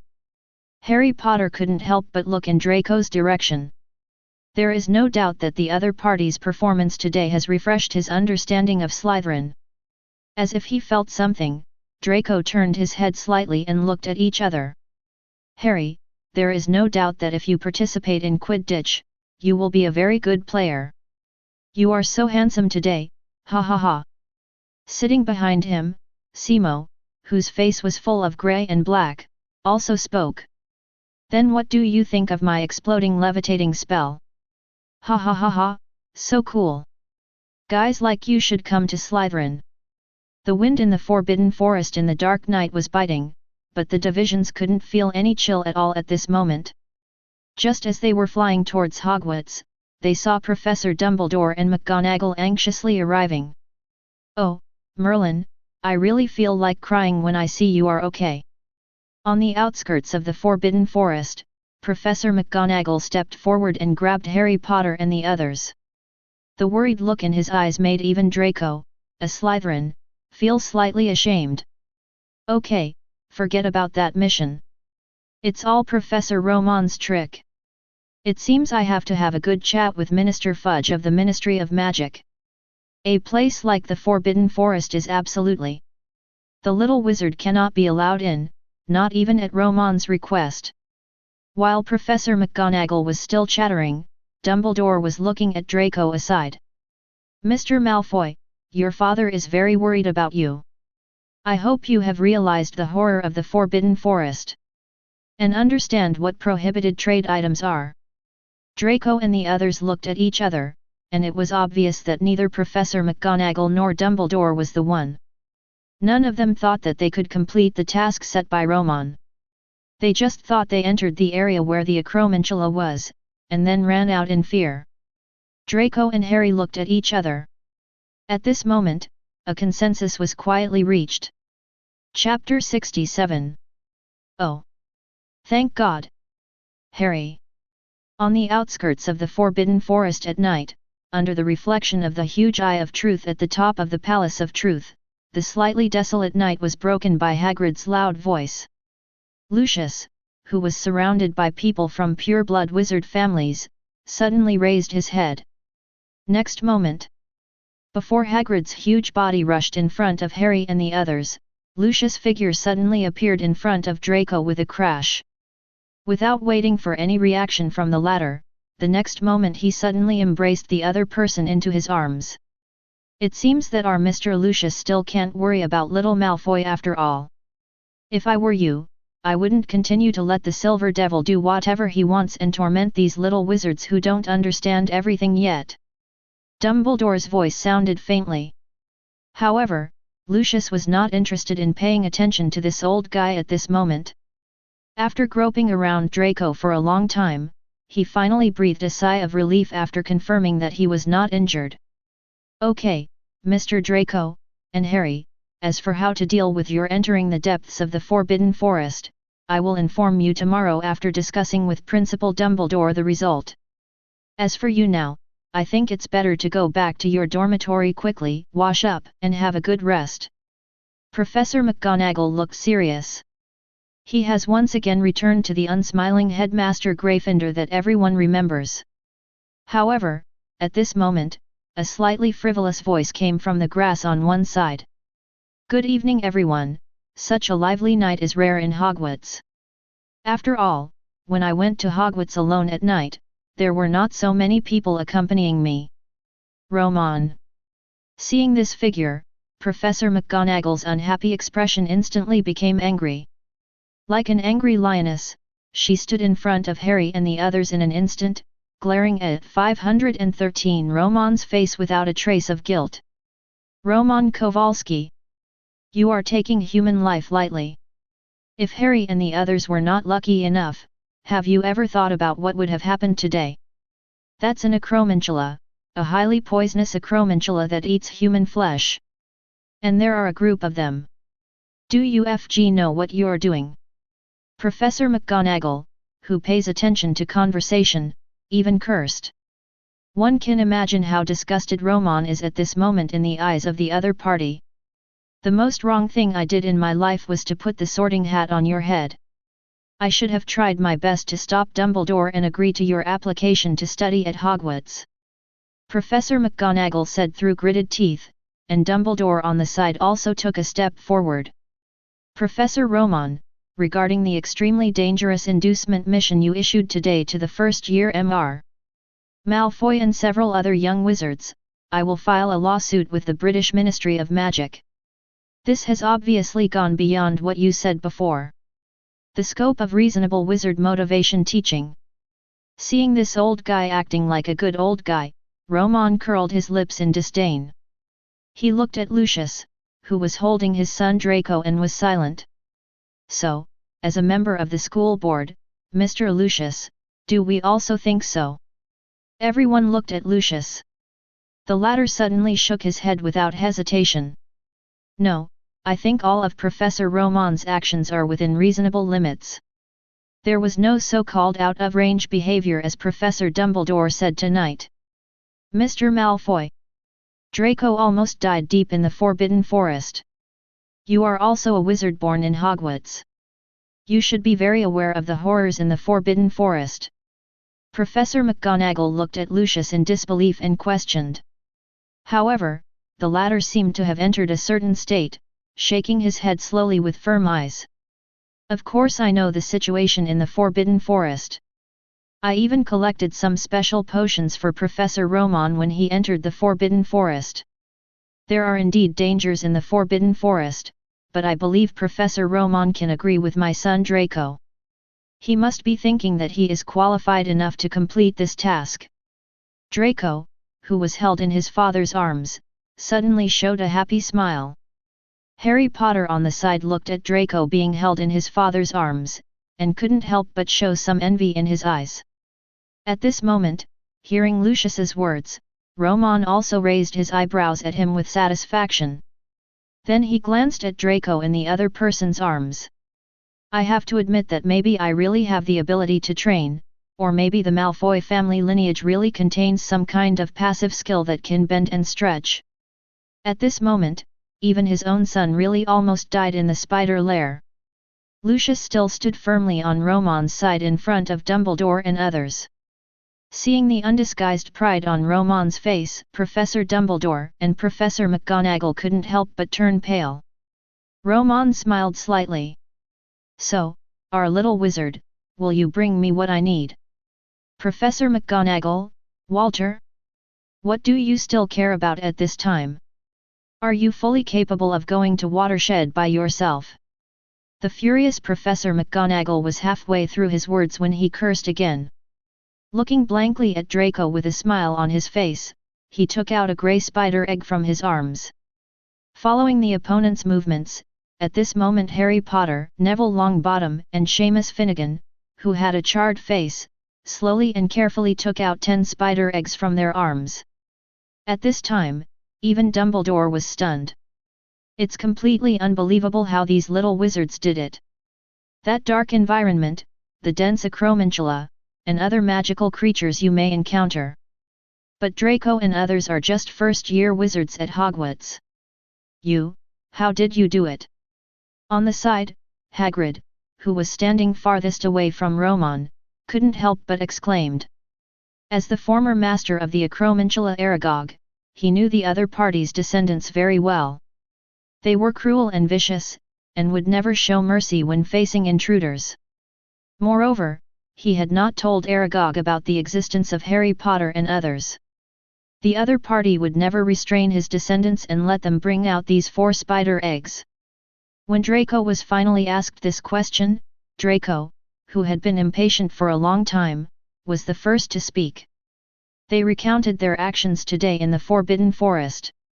Harry and others on the side also kept adding. Walter? You mean, Harry Potter is a Parseltongue? However, when these pure-blood wizards heard Draco's words about Harry's exchange with the Orakai, they allowed him to lead the way and avoid many dangers, and directly arrived near the acromantula's lair. Everyone gasped in shock. Even Lucius, who had never had a good impression of Gryffindor wizards, couldn't help but stare deeply at Harry Potter, who had Voldemort's scar on his forehead. Professor McGonagall, I must say, I suspect there must be some problem with the Sorting Hat. Otherwise, Harry would not have been sorted into Gryffindor, he should belong to Slytherin. Snape, who had just come to inquire, heard Draco shouting these words as soon as he appeared. Hearing this, his steps couldn't help but pause slightly, and his sullen old face couldn't help but twitch at this moment. Professor Snape. Seeing Snape appear, Romon had an inexplicable smile on his face. Parcel tongue, indeed. All wizards with parcel tongue in history, without exception, were all in Slytherin. Professor Snape, I think we can definitely transfer Harry Potter to Slytherin. That's enough, Romon. Harry's parents are both Gryffindor wizards, there's no way Harry can join Slytherin. Professor McGonagall looked annoyed. Although his heart was beating fiercely, Snape looked completely unmoved on the surface, looking flatly at Romon, who had a joking look on his face. Since my student has brought back what you want, shouldn't Mr. Silver Demon Joe also give him the due reward? Hearing this, everyone's eyes suddenly fell on Romon again. Romon smiled slightly, and with a casual move, the acromantula eggs in the hands of several young wizards were instantly swallowed up by the void and disappeared after a surge of black energy. Of course, efforts should be rewarded. This is the philosophy I have always adhered to.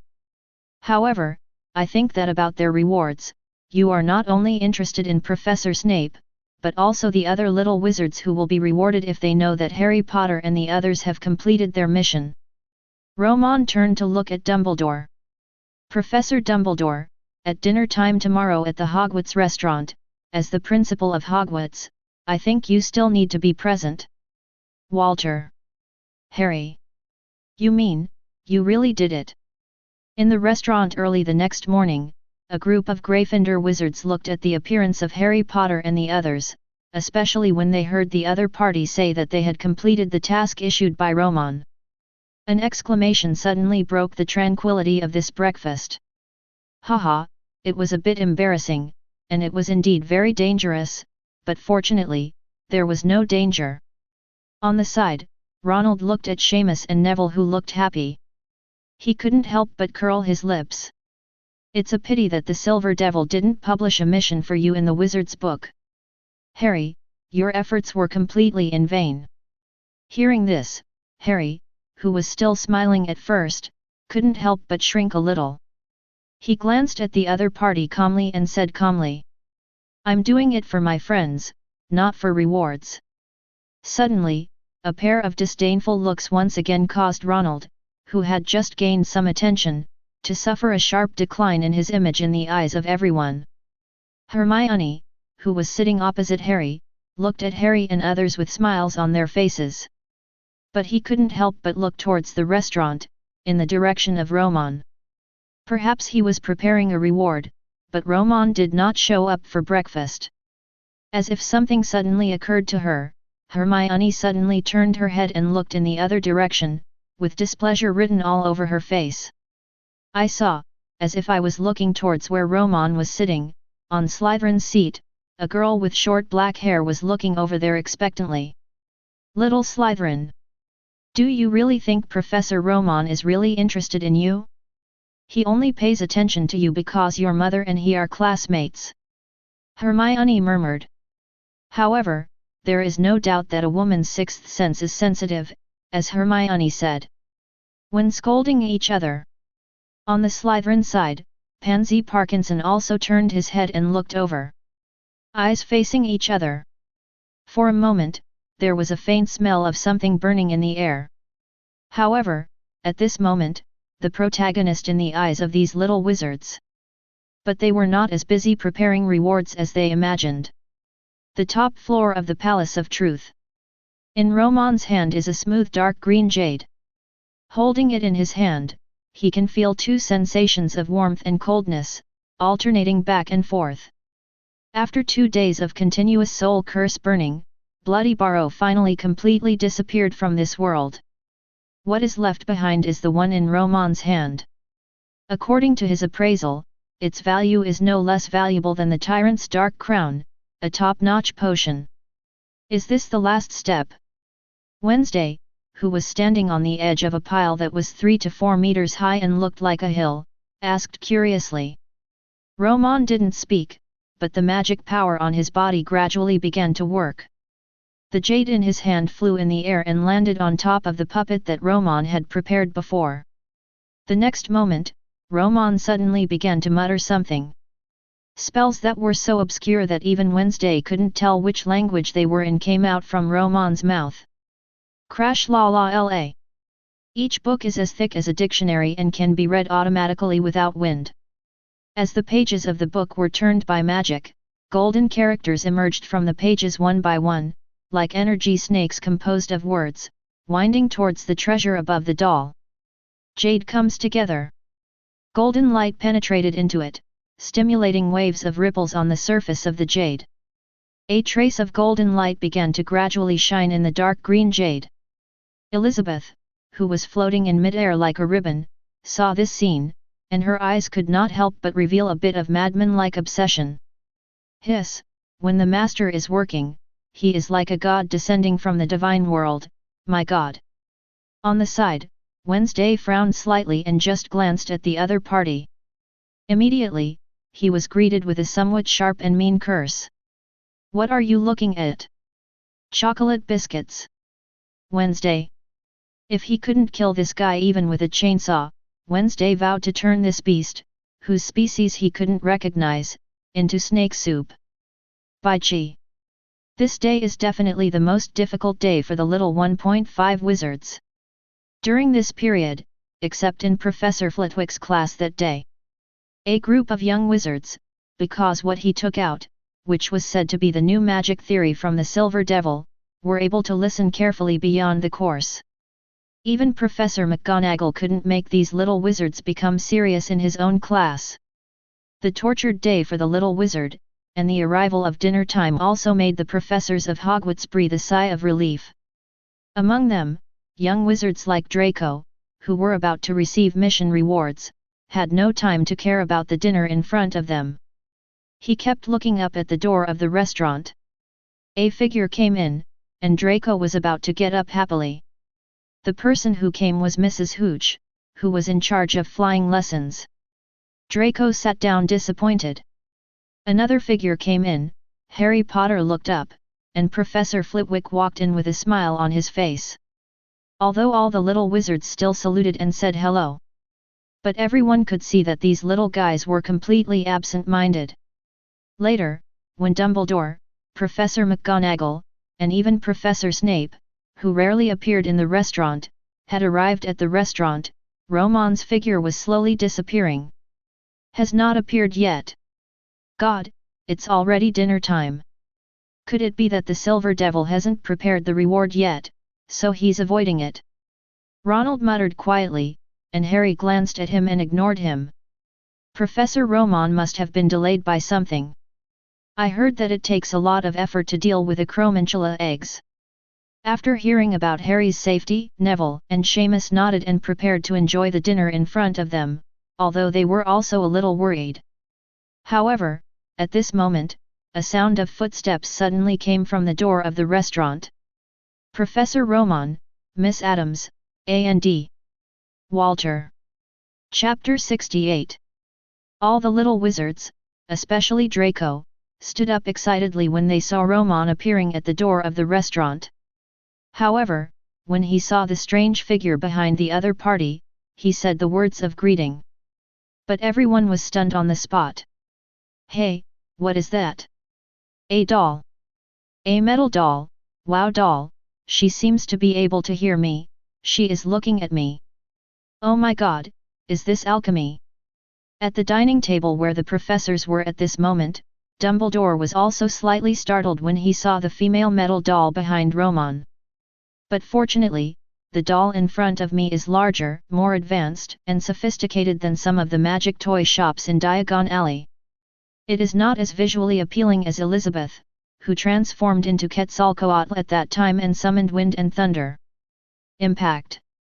After a brief period of shock, Dumbledore and others returned to normal.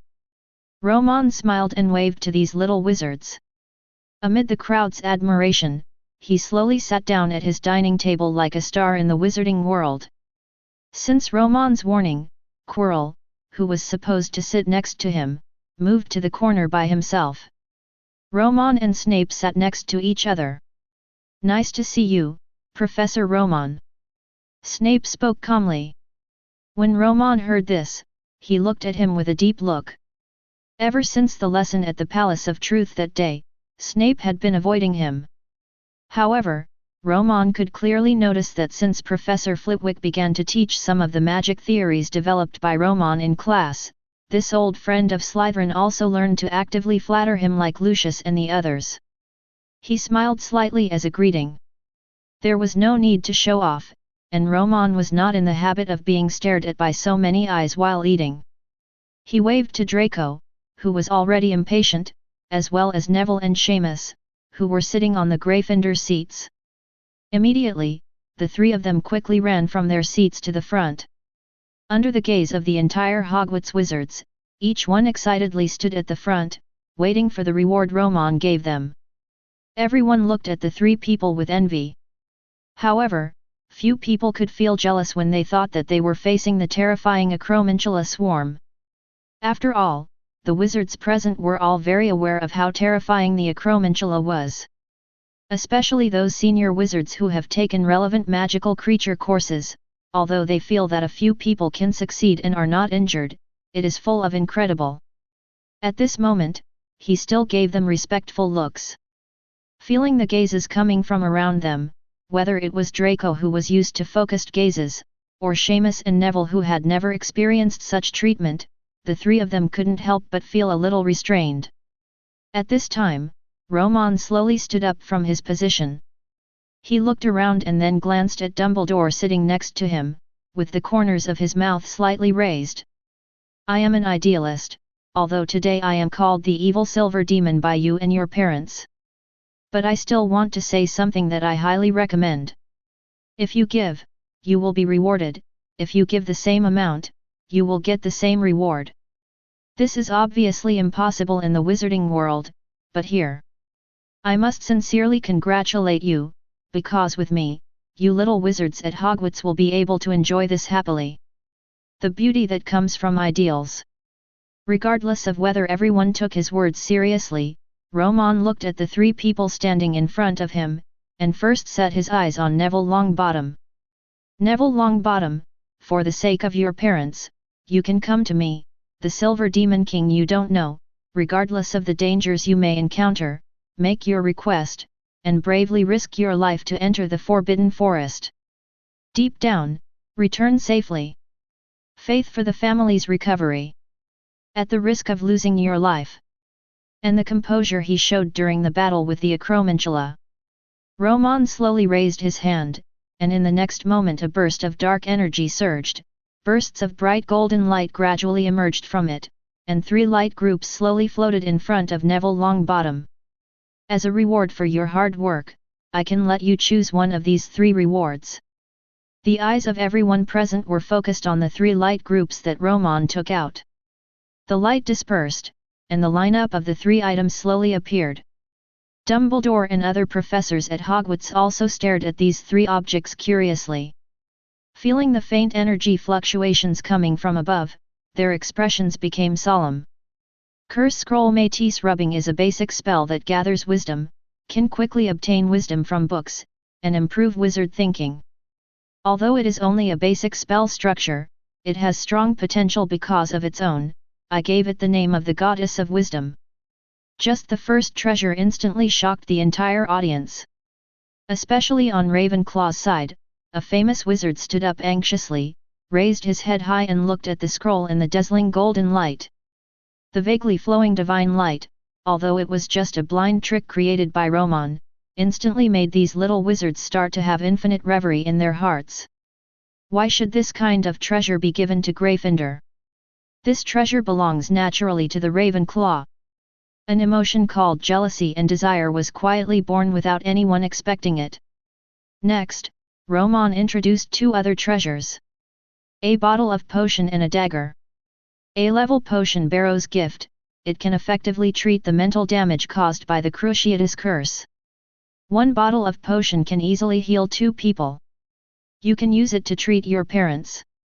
Alchemy Magic Blade Shadow Spider Waltz, it is engraved with the Differentiation Curse and the Phantom Curse, and has been extracted from the Acromantula venom inside. Using magic power, it can instantly split into 7 real blades and 18 phantoms. Causes a lot of damage to the enemy. Hiss!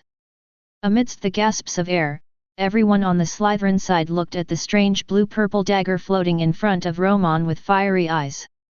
Professor Quirrell, who was hiding in the corner and possessed by Voldemort, was trembling with excitement. God, can we really choose these things? Just give them to this little wizard. At this moment, Quirrell couldn't help but fantasize, what would it be like if his parents were tortured into madness by Death Eaters using the Cruciatus Curse? Everyone's focus is on the information about these 3 treasures. Only Dumbledore, who was sitting nearby, frowned slightly when he heard the name of the potion that Romon took out.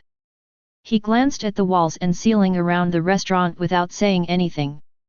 However, an ominous premonition had already arisen in his mind. Among the 3 treasures, except for the reward that was obviously given to Neville, no one could refuse the other 2 treasures. Neville, you should choose the scroll. As long as you master the magic spell that Professor Romon said, you can learn potion and save your parents by yourself. Yes, scroll, that is the real treasure. Longbottom, don't listen to those nerds, choose a dagger. With that thing, Death Eaters will never dare to hurt you again. That dagger will allow you to avenge your parents. Don't listen to those Slytherin guys. You know who is finished. All the Death Eaters have been imprisoned in Azkaban. Nerds, shut up. The scene instantly became chaotic because of the 3 items that Romon took out. It was originally none of these little wizards' business, but now they actually had a strong sense of involvement. Professor Romon, what on earth are you going to do? Why are you bringing out such a dangerous thing at this time? Dumbledore's face was livid, with an ugly look on his face. However, Romon showed no sign of wavering in response to the other party's rebuke, with a joking smile on his face. Professor Dumbledore, have you forgotten who I am? I am the Silver Lord. I like to seduce people with something. You. Romon ignored Dumbledore, whose beard was trembling with anger, and looked at the confused Neville Longbottom in front of him with a smile. So, Neville Longbottom, what are your options? Neville raised his head, hesitated for a while, and couldn't help but look at Romon in front of him for help. This scene made Dumbledore's anger rise even more. Whether it was himself, the headmaster of Hogwarts, or Professor McGonagall, the headmaster of Gryffindor, they were all here, asking for help, not the 2 of them. Actually looking for Romon, the Silver Demon King? Professor Romon, I don't know what to choose. Hearing this, the corners of Romon's mouth raised slightly. He has always been extremely disdainful of the form of Hogwarts sorting. People have always been complex creatures. Cowardly people can become brave when facing great threats. And stupid people will sometimes have a sudden flash of inspiration. How can we classify complex people into different colleges based on these so-called qualities, so as to distinguish and label them? For example, Romon thought Neville Longbottom was a combination of Gryffindor and Hufflepuff. Brave and honest, although he has become a little stupid due to memory damage, he is very self-aware. I have to say, Mr. Neville Longbottom, I am very happy that you can understand the character of seeking help from better people when you are unable to cope with it. If I were you, I would choose the magic scroll. If your parents were so protective of you back then, they would definitely not mind waiting for their children to research a magic potion that can cure them. After hearing this, Professor McGonagall was originally dissatisfied with Romon's behavior. At this moment, I can't help but feel extra complicated. On the one hand, Romon despicably used so many temptations to corrupt and seduce the little wizards, but on the other hand, the other party showed quite good tenderness to a stupid kid like Neville. Ba bang bang! Professor Flitwick, who was sitting in the chair of Dean Ravenclaw, was so excited that he clapped his hands when he saw this scene. His eyes filled with tears and he did not hide the pride on his face. In front of so many people, he actually burst into laughter. Laughed. The moment Neville Longbottom obediently chose Curse Scroll Métis Rubbing, the scroll turned into bursts of golden light and entered the opponent's mind. Excellent memory rubbing spell, Professor Romon, you have inherited your mother's ability as a telegrapher very well." Professor Flitwick praised loudly. At this moment in the audience, those who slowly closed their eyes and watched with golden light lingering on their bodies. Neville's little wizards all showed envy. Hermione, who was sitting opposite Harry Potter, did not hide the longing in her eyes. She was originally a person who was very interested in knowledge. Under the influence of Romon, she became a famous academic master among the first-year wizards. There is no doubt that this kind of magic spell that can accelerate the learning of knowledge and enhance mental power is what she needs the most. While Neville was absorbing the information inside the scroll, Romon's eyes turned to the next person. Seamus Finnegan. Seamus Finnegan, you have one of the qualities I admire most. You are not from a wizarding family, so you know better than anyone else that strength is what a wizard should be. What you are pursuing so hard, you think your magic talent is not enough, so you are willing to risk your life in order to become stronger. However, I can tell you clearly, Seamus Finnegan, you are a very good wizard, and you have violent emotions flowing in your blood and magic. You are a natural fighting wizard. The continuous compliments came out of Romon's mouth, which made Seamus Finnegan, who straightened his body excitedly, feel as if he was in a dream. And just before the opponent's body was about to stagger and fall to the ground, Romon also took out a reward for the opponent. It's still 3 options, 1 choice. Romon waved his hand, and the next moment 3 golden lights appeared. However, what everyone didn't expect was that these 3 things were not included in the ones Romon had taken out before. The remaining 2 pieces. But 3 brand new items. Spell Scroll Clay Artist, free, short-lived, and gorgeous. This is my summary of this spell. The difficulty of this spell is not low, but the upper limit is very high. You need to learn most basic spells here, including the Transfiguration spell, before you can formally learn this spell. Alchemy Magic Armor Gargoyle Plate Armor, it has its own protective spell, and also has a magic power recovery effect. When the internal magic power reserve is insufficient, it can use magic power from the wizard or the surroundings. It absorbs magic power from the air and slowly recovers it. By the way, it can protect against a life-killing curse. Snape, who had been silent, his eyes were instantly attracted to the silver-white western plate armor that Romon took out, and his hands under the table could not help but slowly clenched. As for the last item, Manos. Romon said, paused slightly, and looked at another work after the golden light dissipated. No way. In Gryffindor's seat, Hermione, who came from a Muggle family, stood up in shock. Romon looked at the third thing he took out in disbelief. It was a big thing that could never be seen in the wizarding world, but could be recognized at a glance in the Muggle world. Alchemy Weapon Fear Gatling, the prototype is the Gatling gun in the Muggle world. After my alchemy transformation, it became the wizard version. It consumes magic power to instantly fire a large weapon. Powerful magic bullets, as long as your magic power can support them, believe me, with them, you can fight an entire group of trolls by yourself. If we say that when Romon took out the alchemy blade Shadow Spider Waltz in front of everyone, Hermione still couldn't understand why the Slytherin guys did that. Such exciting words. At this moment, looking at the dark metal background with golden patterns carved on Gatling, she couldn't help but swallow her saliva. As a Muggle, even though I have never seen the incident, I have seen such things in movies. It is completely a harvester on the battlefield. However, now, after Romon's transformation, it has turned into a wizard version of the army. When I think about the future, someone will carry an exaggerated Gatling gun, challenge the Ministry of Magic in the wizarding world, defeat a group of dragons, and rob Gringotts. Hermione immediately held her head and lay on the table in distress. Headache. At this moment, she suddenly understood why Professor Romon, whom she admired, became the Silver Demon King. Even in the so-called Extreme Silver Night more than 10 years ago, she didn't know what happened. Looking at Romon, who had an innocent smile on his face and placed Gatling in front of Seamus Finnegan, she finally understood the phrase dangerous elements that Professor McGonagall often said. What does it mean? Romon's smile is heartwarming, and under the 3 golden lights in front of him, he looks like an angel spreading the gospel. The conditions are still the same as Longbottom, Seamus Finnegan, you can take one of the 3 rewards. Chapter 69.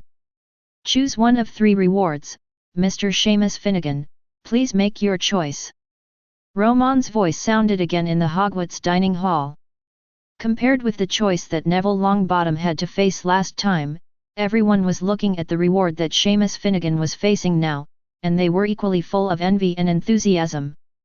Snape, Quirrell, and others who were sitting in the professor's chair were staring intently at the plate armor, which could defend against Avada Kedavra and could be recharged independently. There was no doubt that this piece of armor that Romon had created at this moment alchemical product. It is definitely a legendary item.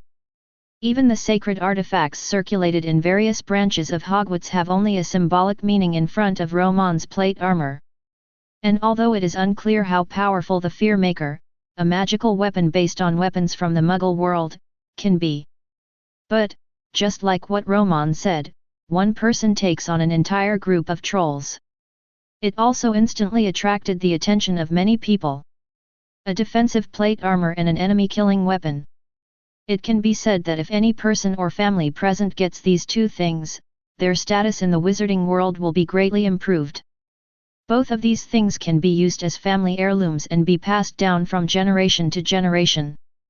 However, these treasures that made everyone here salivate were placed in front of Seamus Finnegan, a young wizard born as a Muggle. As long as the other party nods, he can easily get one of them immediately. Fake. Why didn't we encounter such a good thing when we were in the 1st grade? The entrance to the Hogwarts dining room. Knowing that Romon was going to give out a reward today, the members of the Pureblood Wizard family, who were still a little late in hurrying to catch up, stood at the door and saw this scene as soon as they arrived. Jason Vincent, who had a head as big as a potato, was so angry that his face was twisted and crazy. The Muggle wizard Seamus Finnegan, who was nothing in the wizarding world, and the stupid Neville Longbottom, each of them made him so jealous that he was almost mentally distorted. On the side, even though his son could also receive the reward, Lucius could not help but lightly tap the cane in his hand after seeing the treasures Romon took out. Ease your anxiety a little. However, a pair of eyes couldn't help but look at the Fear Maker full of Muggle violent aesthetics. It allows a wizard to easily annihilate an entire troll population head-on. This kind of temptation was too great for Lucius, who was even willing to follow Voldemort, a half-blood wizard, for the sake of power. In fact, if he didn't still have the last sense of reason, he would have hurriedly shouted out at this moment that his son did not need to choose anything else but that weapon. Gritting his teeth tightly, the torment filled the hearts of everyone present. Only Romon was in a good mood at this moment. Romon no longer has much pressure on things like alchemy. In fact, many of the things he is taking out now were made in Azkaban through materials brought back by Elizabeth. In the end, Simo hesitated for a while, but gritted his teeth and chose Clay Scroll Clay Artist, which Romon was also more inclined to choose. Mr. Finnegan, this magic is not a simple one. I must remind you that you need to be mentally prepared in advance. Before you have enough basic magic proficiency, this magic is both free and violent. The magic spell cannot bring you any combat effectiveness. Of course, if you want to get started as soon as possible, I think Flitwick's recent new magic theory course, I suggest you listen carefully to the end without missing a word. Hearing this, he did not expect that Romon would take the initiative to win over Professor Flitwick, who was favoring the little wizard. His small body immediately stood up and waved to the little wizards present with a smile on his face. Don't worry, although I am also learning, I believe that my class will soon allow you to realize a brand new magical world full of magic and beauty. As Professor Romon said, magic is an art of freedom. I am convinced of this. Seeing Professor Flitwick, who was so satisfied with Romon and could even be said to be respected, Dumbledore's eyes became increasingly worried as he stared deeply at the back of the silver demon Lord Romon standing in front of him. Only a month or two after entering Hogwarts, the dean of one college has completely supported him. Not only did he make changes in his own course teaching, but he also unabashedly promoted the opponent's strength. Dumbledore couldn't help but sigh in his heart. And just after Seamus Finnegan completed his choice, Romon's eyes finally fell on Draco Malfoy. Seeing this, he stood at the door of the restaurant and looked at Lucius carefully, and he couldn't help but nervous breath holding. The hand holding the gem at the top of the cane was rubbing it uneasily. Draco, who was being watched by Romon at this moment, also swallowed nervously. Romon smiled slightly. Draco Malfoy, there are differences between you and Mr. Longbottom. To be honest, even I did not expect that you took the initiative to invite someone to venture into the depths of the Forbidden Forest that day. After all, I don't think of such a thing. Think your father Lucius could do it. You took the initiative in your performance this time and were able to complete this task perfectly.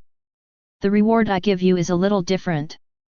Romon glanced gently in the direction of the young wizards of Gryffindor Academy, and then waved his hand. There are still 3 groups of golden light.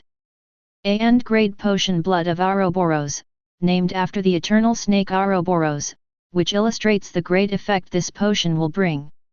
In addition to greatly improving the user's ability in black magic, in addition to learning and using talents in this field, the user will also have a bloodline power and become a snake whisperer, that is, a parcel mouth. Just when the first thing was taken out, everyone was shocked by the efficacy of the medicine in Romon's mouth and gasped on the spot. Walter! This is impossible! Oh my god, what did I hear? Parcel tongue can only be born, right? It is said that the first-generation Dean of Slytherin had this ability. The mysterious man also has it. At the scene, Harry, who was talking excitedly to Neville and the others, now opened his mouth in shock when he heard the words from Romon's mouth. Not long ago, he was a little complacent because of the powerful value of Parcel Tongue, the power of his blood, during this trip to the Forbidden Forest. But after hearing Draco and the others say that this is a natural talent that very few people can possess. After possessing the ability, the little boy was inevitably a little proud. However, less than a day passed. Romon, the Silver Demon King, took out this bottle of potion that can create Parcel Tongue. Noticing Harry Potter's disbelieving gaze, the smile on Romon's lips couldn't help but become even more proud. In fact, only Romon himself knew that Harry's so-called Parcel Tongue was not something he was born with, but was entirely caused by the remnant soul of Voldemort in his body. If Harry Potter gets rid of this residual soul, his so-called bloodline power will also disappear. And heard the words power of blood from Romon's mouth. Della's eyes also instantly shed a fiery light. The power of blood. That is, the power that can be passed down to future generations, such as Parcel Tongue. If you get this power, in the next few generations, this power will change the Malfoy power. Draco, who was still young, instantly built a glorious dream of family prosperity in his mind. At this time, Romon had already taken out the second item again. A scroll. Curse Scroll Necromantic Torture Whip. On the basis of the 3 unforgivable curses, a more cruel and evil black magic is derived from the fusion. It is cast on the target and can tame its soul through violence. Method to make the target surrender. Hiss. When Romon said the effect of this spell with a sinister look on his face, everyone at the scene could not help but feel their hair standing on end. Among them, Voldemort, who was huddled in the corner and hidden in Quirrell's body, was the same. I can't help but want to feel outwardly. On the basis of the 3 unforgivable curses, improvements and upgrades were made, and a new curse was developed. There is no doubt that it must be the unforgivable curse. No, everyone thought secretly in their minds after hearing Romon's description of the magic effect. What kind of unforgivable curse is this? It's clearly a family-killing curse. Looking at everyone who was obviously frightened, and Draco who didn't even have the courage to look at the scroll after hearing the effect of the spell, Romon couldn't help but curled his lips. As if he thought of something. Spoke suddenly. By the way, if someone who has taken blood of Ouroboros learns this magic spell, not only will it be very fast, but they will also not have to worry about being psychologically affected by the black magic spell. At this time, it could almost be said that Romon was telling Draco openly what to choose, which instantly aroused criticism and rebuke from all the professors present. That's enough. Romon Kowalski. This is Hogwarts. If you hand over the spells that have not been approved by the Ministry of Magic and us to the little wizard, we will say nothing more. Don't push yourself too far. Professor Romon, I need to remind you that things like the unforgivable curse must not be spread among young wizards. Romon, the person I thought was wrong this time should be you. The invention of this black curse will not bring any positive side to the world.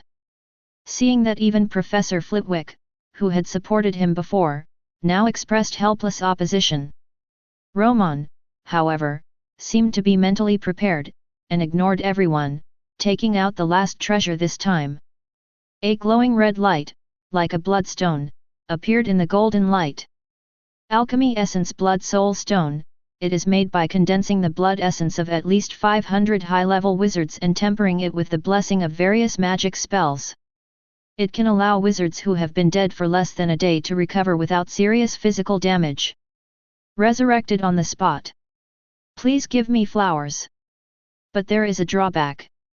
The resurrected wizard will lose his magic power forever and become a muggle. Snape's eyes widened again, and many young wizards present also looked at the red gem in Romon's hand in shock. Resurrection Stone. God, can anyone in this world really be resurrected? If it's the Silver Demon King. I don't think he needs to lie to us. Lucius. You must let Draco choose this thing. This is a precious life. Yes, who can refuse a resurrection? At this moment, the people surrounding Lucius. These pure-blood wizards urged each other excitedly. Everyone seems to have forgotten the terrifying necromantic torture whip that Romon took out before. However, Romon's shock to everyone present was obviously more than that. As he took out the 3 treasures, Romon's voice sounded again. Draco Malfoy, I said that your rewards will be different. I allow you to choose 2 of these 3 treasures. Water hair. 2 pieces. Lucius. Oh my god, did you hear that? Draco chose 2. Obviously, even Draco had not expected such a sudden joy from heaven, and his face, which was already flushed with excitement, gradually turned purple. Really, really? Professor Romon. After receiving Romon's nod of approval, Draco couldn't help but look for help at his father Lucius standing at the door. Potion and Resurrection Stone. Draco, don't hesitate.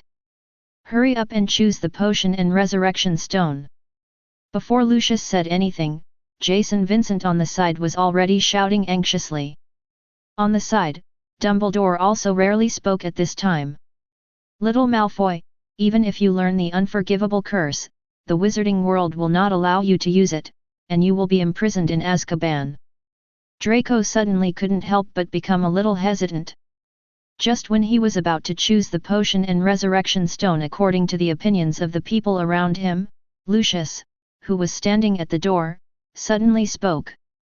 The huge sound reached the ears of everyone present.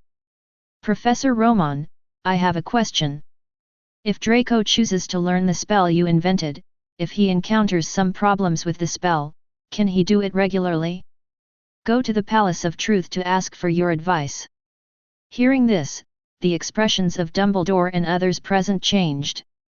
Mr. Malfoy, don't do anything stupid. You will harm your children. That's enough. Potions and resurrection stones are your only options. The Ministry of Magic will not allow the 4th unforgivable curse to appear in this world. However, in the face of angry rebuke from Dumbledore and Professor McGonagall, Lucius was uncharacteristically staring at Romon in front of the stage solemnly. Looking into the other person's eyes, Romon instantly understood what the other person was thinking. Look at how smart our classmate Lucius is. He has learned the magic I invented. If he encounters a problem, of course he has to learn from a professor who knows this magic. It seems inevitable to ask for advice frequently. Then what is the relationship between Draco and Professor Romon? The excited Dumbledore was obviously aware of Lucius's thoughts. He wanted Draco to become Romon's student, the kind of student who could provide him with some protection. There is no doubt that when facing the fourth unforgivable curse, and with the help of potions, there is no need to worry about being affected by the curse itself. How could Lucius refuse such a huge temptation? Regarding the other party's question, Romon briefly glanced at Draco, who was still a little confused, and then glanced at Dumbledore, whose eyes were full of warning and anger, and then... Of course, it's not just Draco, all the little wizards who have learned exclusive spells from me can come to the Palace of Truth at any time. Sometimes my place is really deserted. As soon as these words came out, a relaxed smile appeared on the solemn Lucius' face. Dumbledore, on the other hand, had murderous intent in his eyes. However, Romon, who was no longer afraid of the opponent, turned a blind eye to this. After Draco received Lucius's nod, he handed over Blood of Ouroboros and Curse Scroll Necromantic Torture Whip to the opponent without hesitation. Square. Looking at Draco, who happily returned to the Slytherin seat, and Lucius, who stood at the door of the restaurant with a grateful face and saluted him respectfully, Romon said casually, "Wave your hands." Just when Dumbledore stood up and was about to leave, heading directly to the Ministry of Magic, Romon suddenly called out a name. Harry Potter. Chapter 70. Harry Potter. Dumbledore, who was still agitated at first, stood up and prepared to go directly to the Ministry of Magic to discuss with the top management of the ministry about the handling of this guy Romon. His footsteps suddenly stopped. Snape, who had just stood up, immediately became nervous after hearing Romon's name. Harry Potter stood up and looked at Romon, who smiled and waved to him. Although he also noticed at the same time, Dumbledore shook his head at himself in a subtle way. But as soon as they saw Neville and Shameless receiving rewards beside him, their feet suddenly became uncontrollable and they took steps toward Romon. Seeing this, the smile on Romon's lips grew stronger. The savior, Harry Potter, is just a child after all. At best, it is just a tragic product of Voldemort, who believed in the inexplicable prophecy. The scar on his forehead was boasted by Dumbledore and the others as miraculous. However, as Romon, who had mastered huge magical knowledge, Harry Potter at this moment could only be regarded as a lucky man in the wizarding world. Yes, in Romon's opinion, Harry Potter is undoubtedly lucky. If Voldemort didn't exist, even if the other party had grown up, he would be nothing more than a little-known figure in this decadent British wizarding world. You might work in the Ministry of Magic doing something that no one would notice at all, or you might be lucky enough to work in a place like Hogwarts or St. Mungo's Hospital for Magical Maladies and Injuries. However, today's Harry Potter, because of the remaining soul of Voldemort in his body, not only has huge popularity, but also has mastered the ability of Parseltongue. Became a false snake whisperer. Just when Harry Potter was about to walk in front of Romon, suddenly, an old hand suddenly rested on his shoulder. Dumbledore's admonishing voice came. "Harry, don't be controlled by temptation. There should be a voice in your heart telling you that the guy standing in front of you is very dangerous. Even if you get a reward from him, it will definitely be with chronic poison." Harry Potter was startled, his eyes couldn't help but look between Romon and Dumbledore, and he began to think. In response, Romon not only did not stop him, but instead stood there with a smile on his face, watching the other party's choice. Powerful wizards are created through hard practice and hard study of magic. A weapon, a piece of armor, and a magic spell cannot create a legendary wizard. Not only will it not happen, Harry, these things will ruin your future, don't do such stupid things. Looking at the troubled Harry Potter, Dumbledore continued speaking hurriedly. However, this time Romon suddenly let out a sneer. As if he thought of something interesting, he looked at the sloppy figure standing in the corner of the restaurant, with jealousy and envy almost written on his face. Poor Mr. Filch, until now he firmly believes that one day he will be able to truly cast a spell like a wizard. So much so that I stay in front of every professor's classroom every day for the reason of patrolling and managing the castle. Filch, who was standing at the door with Mrs. Loris in his arms, was startled. His somewhat ugly face not only turned red when everyone noticed it, but he hurriedly turned his head to the side. He could never have imagined that his behavior would be seen by the powerful Silver Devil who suppressed the entire British wizarding world. Romon looked at Dumbledore in front of him with disdain. Principal Dumbledore is indeed known as the greatest white wizard in the world. No matter how much the words he speaks sound like the smelly dog shit on the roadside, people can believe it, right? I think that what you said to Harry Potter today must have been said to Mr. Filch, who is a squib, more than once, right? Hard work, wisdom, and what you call supreme magic. Love. Ha! Principal Dumbledore, even if you lose your magic and become a muggle in the future, I think you will be able to thrive in the muggle world. After all, you are really an outstanding fairy tale creator. Everyone looked at Romon, who took a step forward. His tall body and Dumbledore faced each other unceremoniously. They all swallowed nervously. Feeling the strong chill radiating from Dumbledore's body and the gradually becoming cold light in Romon's eyes, the wizards in the entire restaurant were all silent. Even people like Professor McGonagall did not dare to step forward and offer even a word of persuasion at this moment. Dumbledore, the greatest white wizard of the 21st century, and Romon, the Silver Devil who single-handedly suppressed the entire British wizarding world, finally had their first open disagreement in front of everyone at this moment. Silver Demon Romon Kowalski, you do have a very powerful magical talent and incredible wisdom, but you lack the most basic respect for this world. Romon sneered and took a step forward. Awe of the world? What is worthy of my awe? Is it you, Professor Dumbledore? Or do you think that the British Ministry of Magic, which you have high hopes for, will unite and be ravaged by me again for the sake of justice in your words, and be pressed to the ground and rubbed hard by me? Professor Dumbledore, I do have no respect for the world, but this is not my fault. Why isn't there a being in this world powerful enough to scare me? The powerful aura and the words that sounded full of the Demon King's oppression reached everyone's ears, making Lucius and other pure-blood wizards who had been conquered by Romon involuntarily lower their heads. Harry Potter was sandwiched between the two of them. The powerful aura exuded by both Romon and Dumbledore made him feel dizzy, as if he was going to faint in the next second. Fortunately, Professor McGonagall on the side had quick eyesight and quick hands, and hurriedly pulled the opponent out of this terrifying aura confrontation.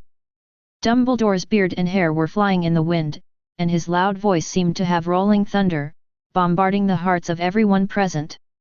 Strong power should not be used to poison the world. Romon Kowalski, get out of Hogwarts immediately. This is a magic holy place that teaches young wizards to become excellent, not a bridgehead for you to spread evil. Romon laughed. Cultivating outstanding wizards. You mean, teach them how to wave a wand, how to smash a target, and then teach them to blindfold themselves before going into the slaughterhouse. Professor Dumbledore, don't you understand? When the profession of wizard still exists, when there are still people who can cast a spell to kill muggles at will.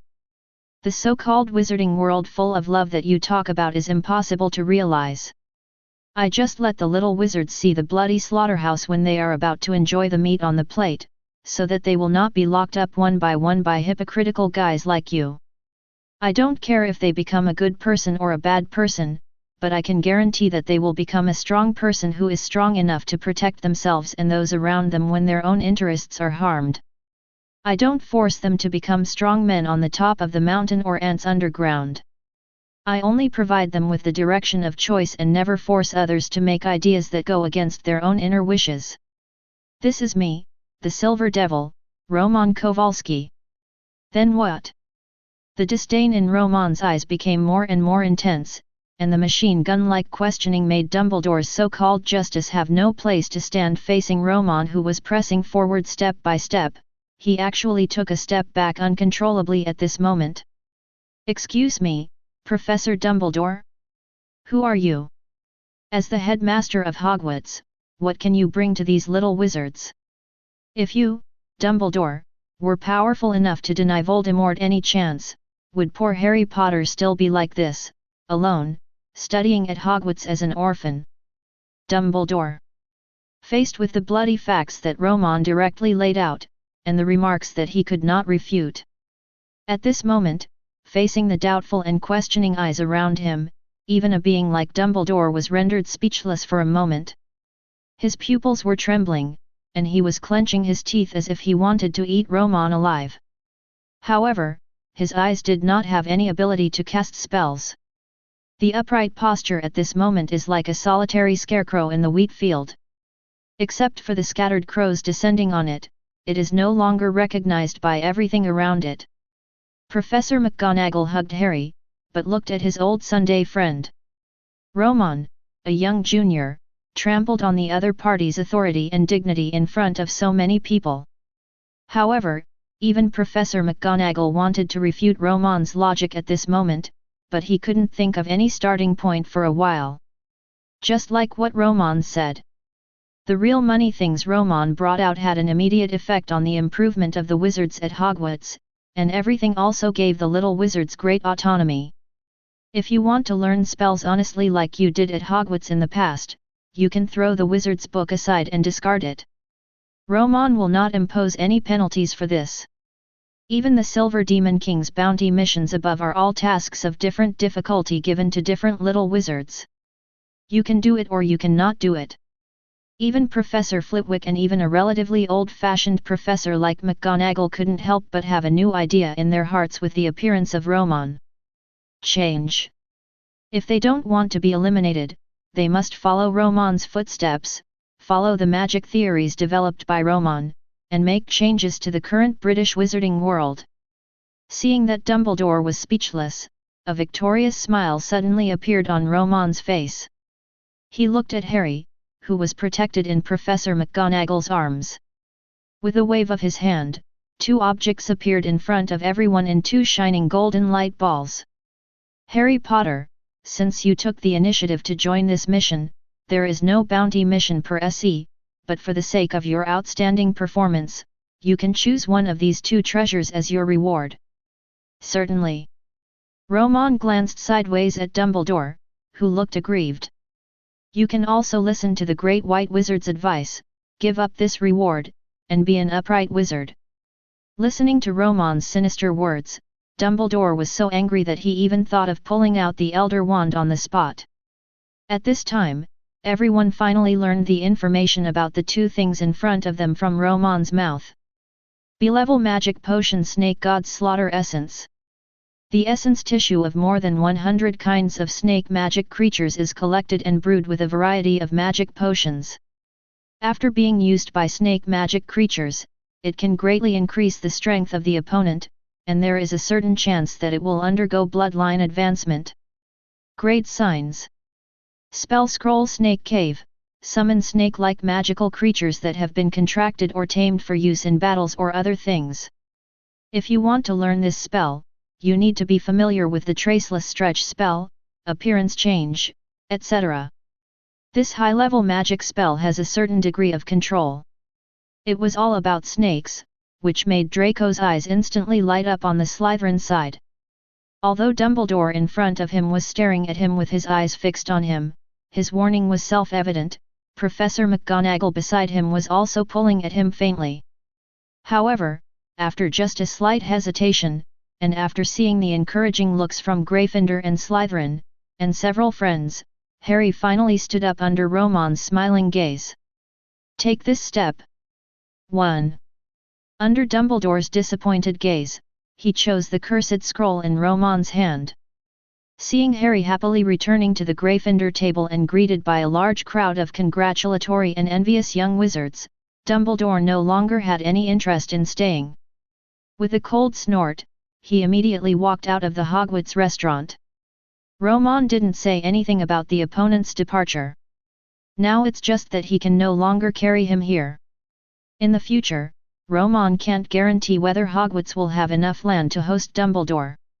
Okay, the reward time is over, I have something to announce next. Romon's words instantly made the noisy Hogwarts restaurant audible, and all the wizards looked at each other with enthusiasm and expectation. Romon waved behind him, and under everyone's gaze, the female metal doll that had followed him in came to Romon's side. In the future, there will be a new member of the Palace of Truth. My work will also be the steward of the Palace of Truth in the future. Alchemy Demon Oriana. Romon said proudly, and Oriana beside him suddenly performed the etiquette of a noble lady under the shocked gaze of everyone. A slightly cold and stiff voice came from the other party's mouth.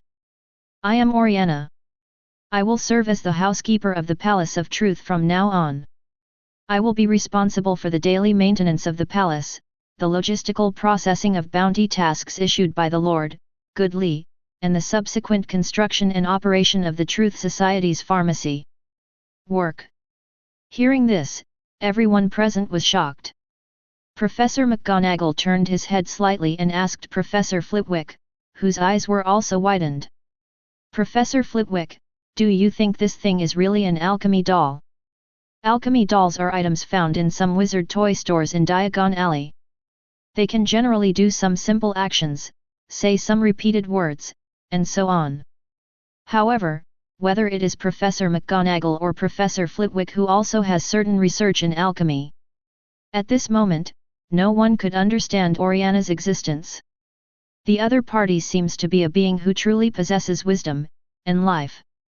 Next, regarding basic bounty tasks, such as herbal cultivation and collection of low-level magical creature materials, I will increase the intensity of publishing.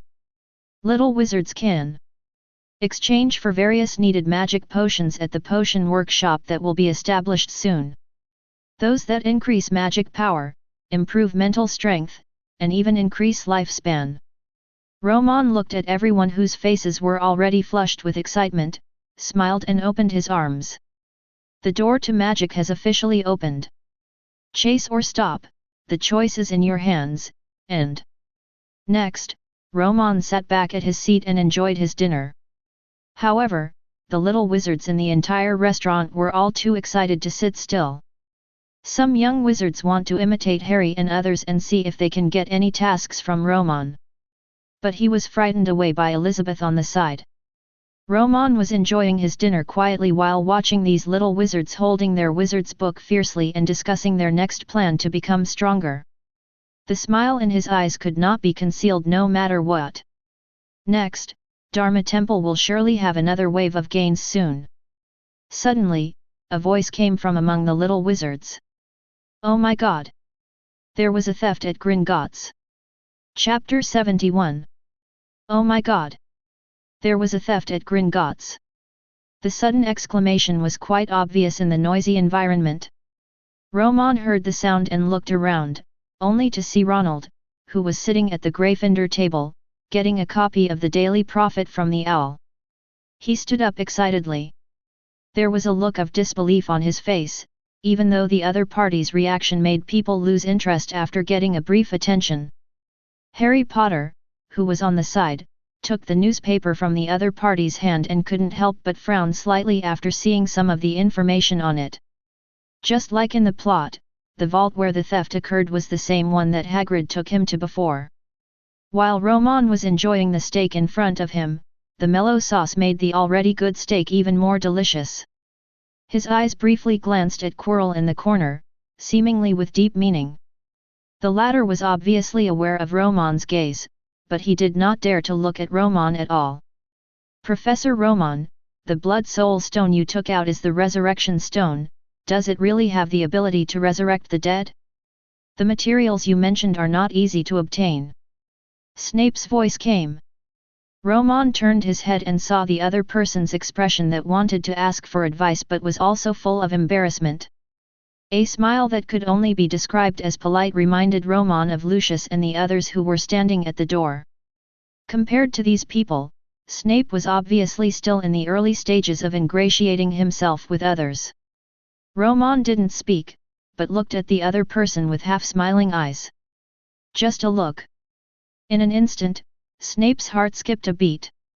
Romon said before that the main raw material for the alchemy product called the Blood Soul Stone is the blood essence of at least 500 high-level wizards, and he wants to extract the essence of so many wizards without the Ministry of Magic noticing. Blood. It's basically impossible. Thinking about where Romon had been before, Snape, who was suddenly under Romon's gaze, felt a sudden surge of cold air on the soles of his feet. The prisoners of Azkaban not only have to accept kisses from those dementors, but Romon, the terrifying silver demon, also regards them as food? After only holding on for a few seconds under Romon's gaze, Snape hurriedly left the Hogwarts restaurant in a somewhat embarrassed state.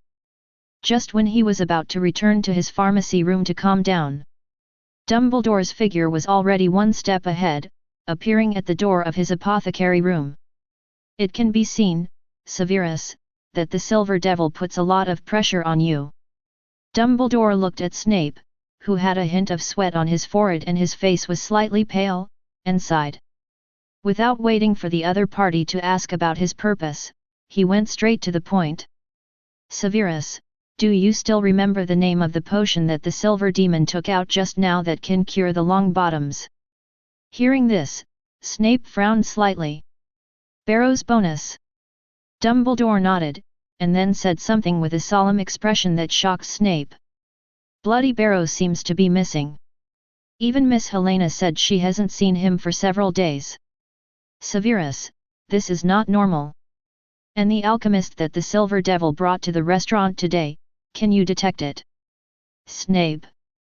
Upon hearing Dumbledore's conjecture, as well as Romon's character and Bloody Baron's relationship with him in the past, Snape couldn't help but take a breath. But Bloody Barrow is a ghost. He will only be hurt by some magic spells at most, but he will not be killed. Snape said half. Suddenly he thought of the unforgivable torture whip that Romon took out today, which he regarded as the fourth unforgivable curse, even though he had never seen its true power. I have never seen the specific principles of magic spells on the scroll. Snape could no longer speak. Existences like ghosts may be immortal in front of others, but if they are here in Romon. Severus, Hogwarts is very dangerous now. Everyone has their eyes narrowed by the various spells and alchemy products this guy has come up with. Even I have lost control of Hogwarts. We must solve this big problem as soon as possible, so that everyone, whether it is Professor McGonagall or the little wizards, can clearly see how terrifying the Silver Demon Lord Romon is. Dumbledore said slightly excitedly. But, Professor Dumbledore, what are we going to do specifically? What happened in Hogwarts today does not even have to wait until tomorrow night.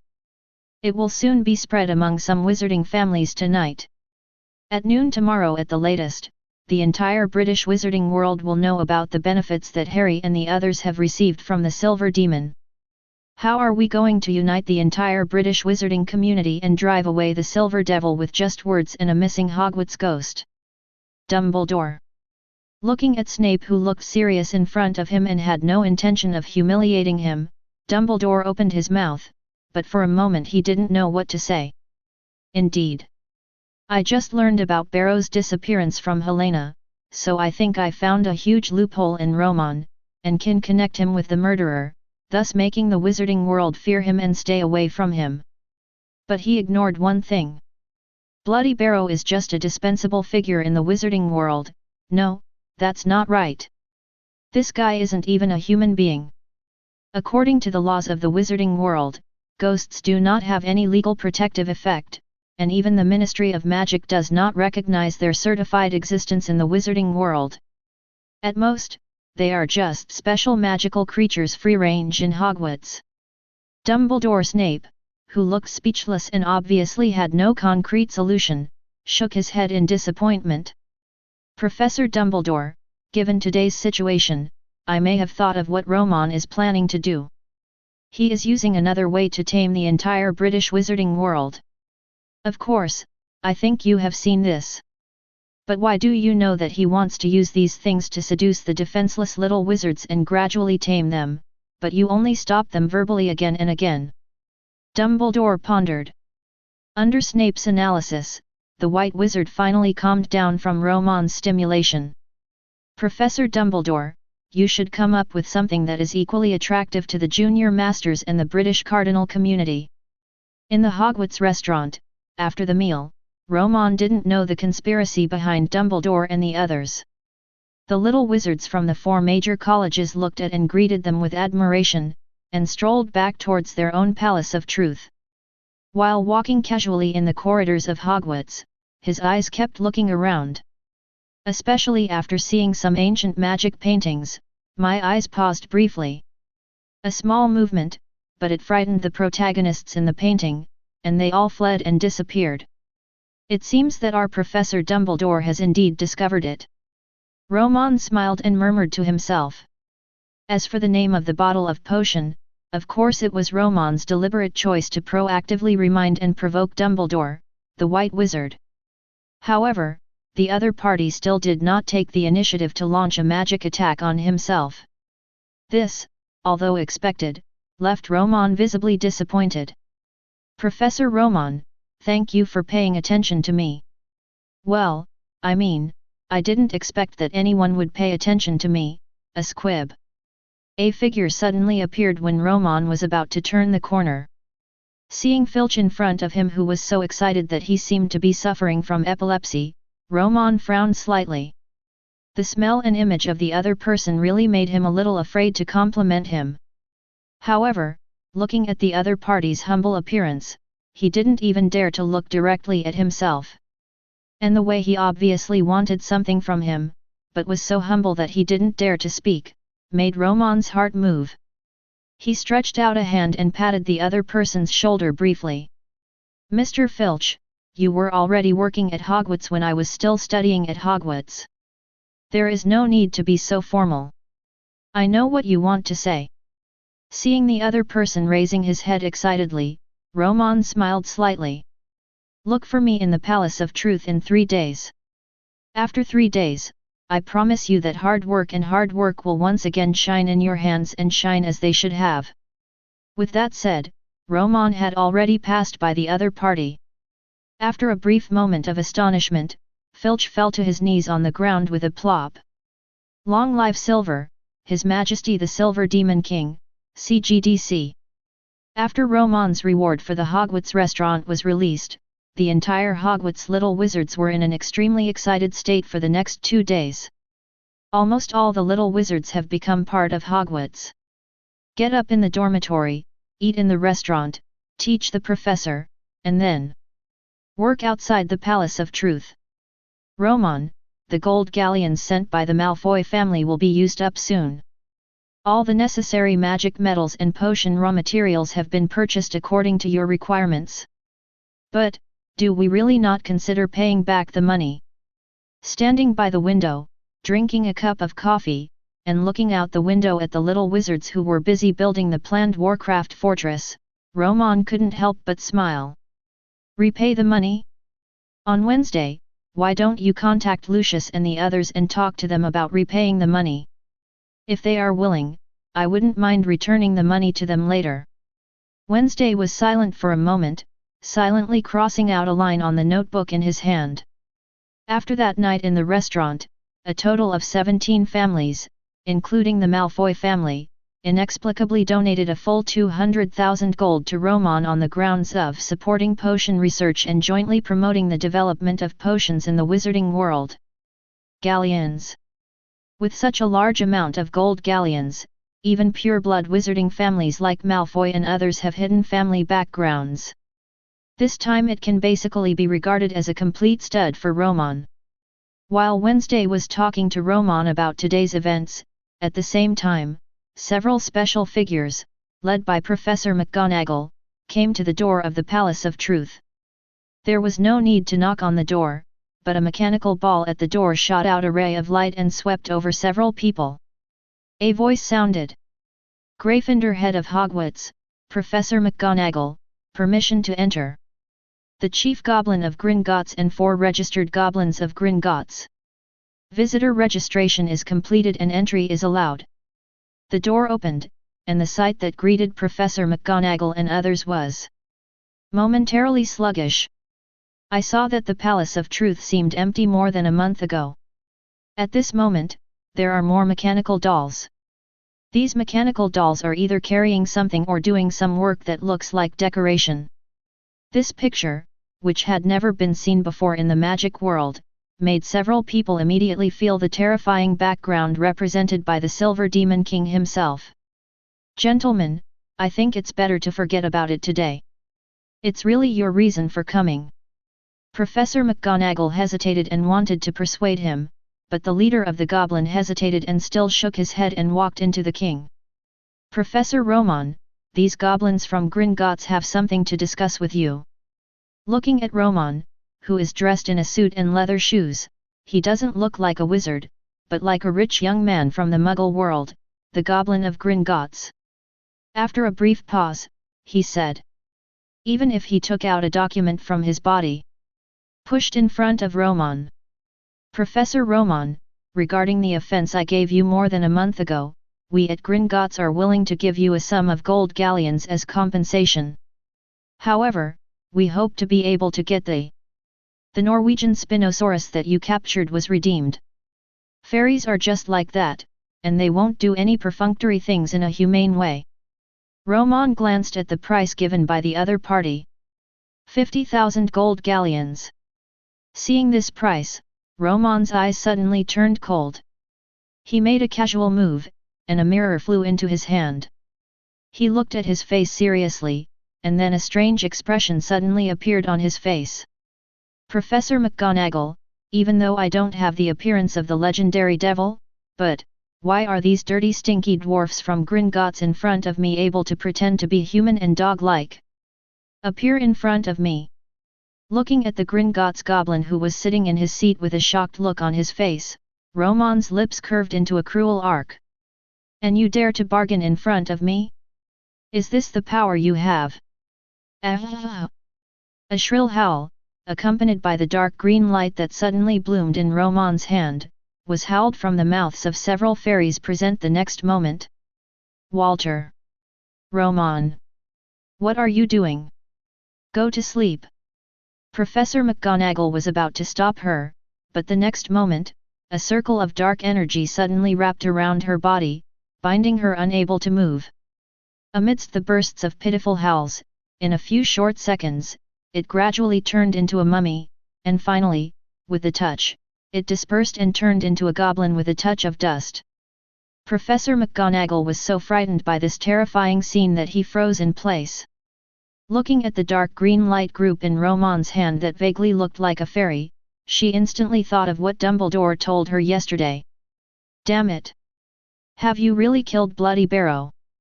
Romon waved his hand, and the restraints on the latter's body were released.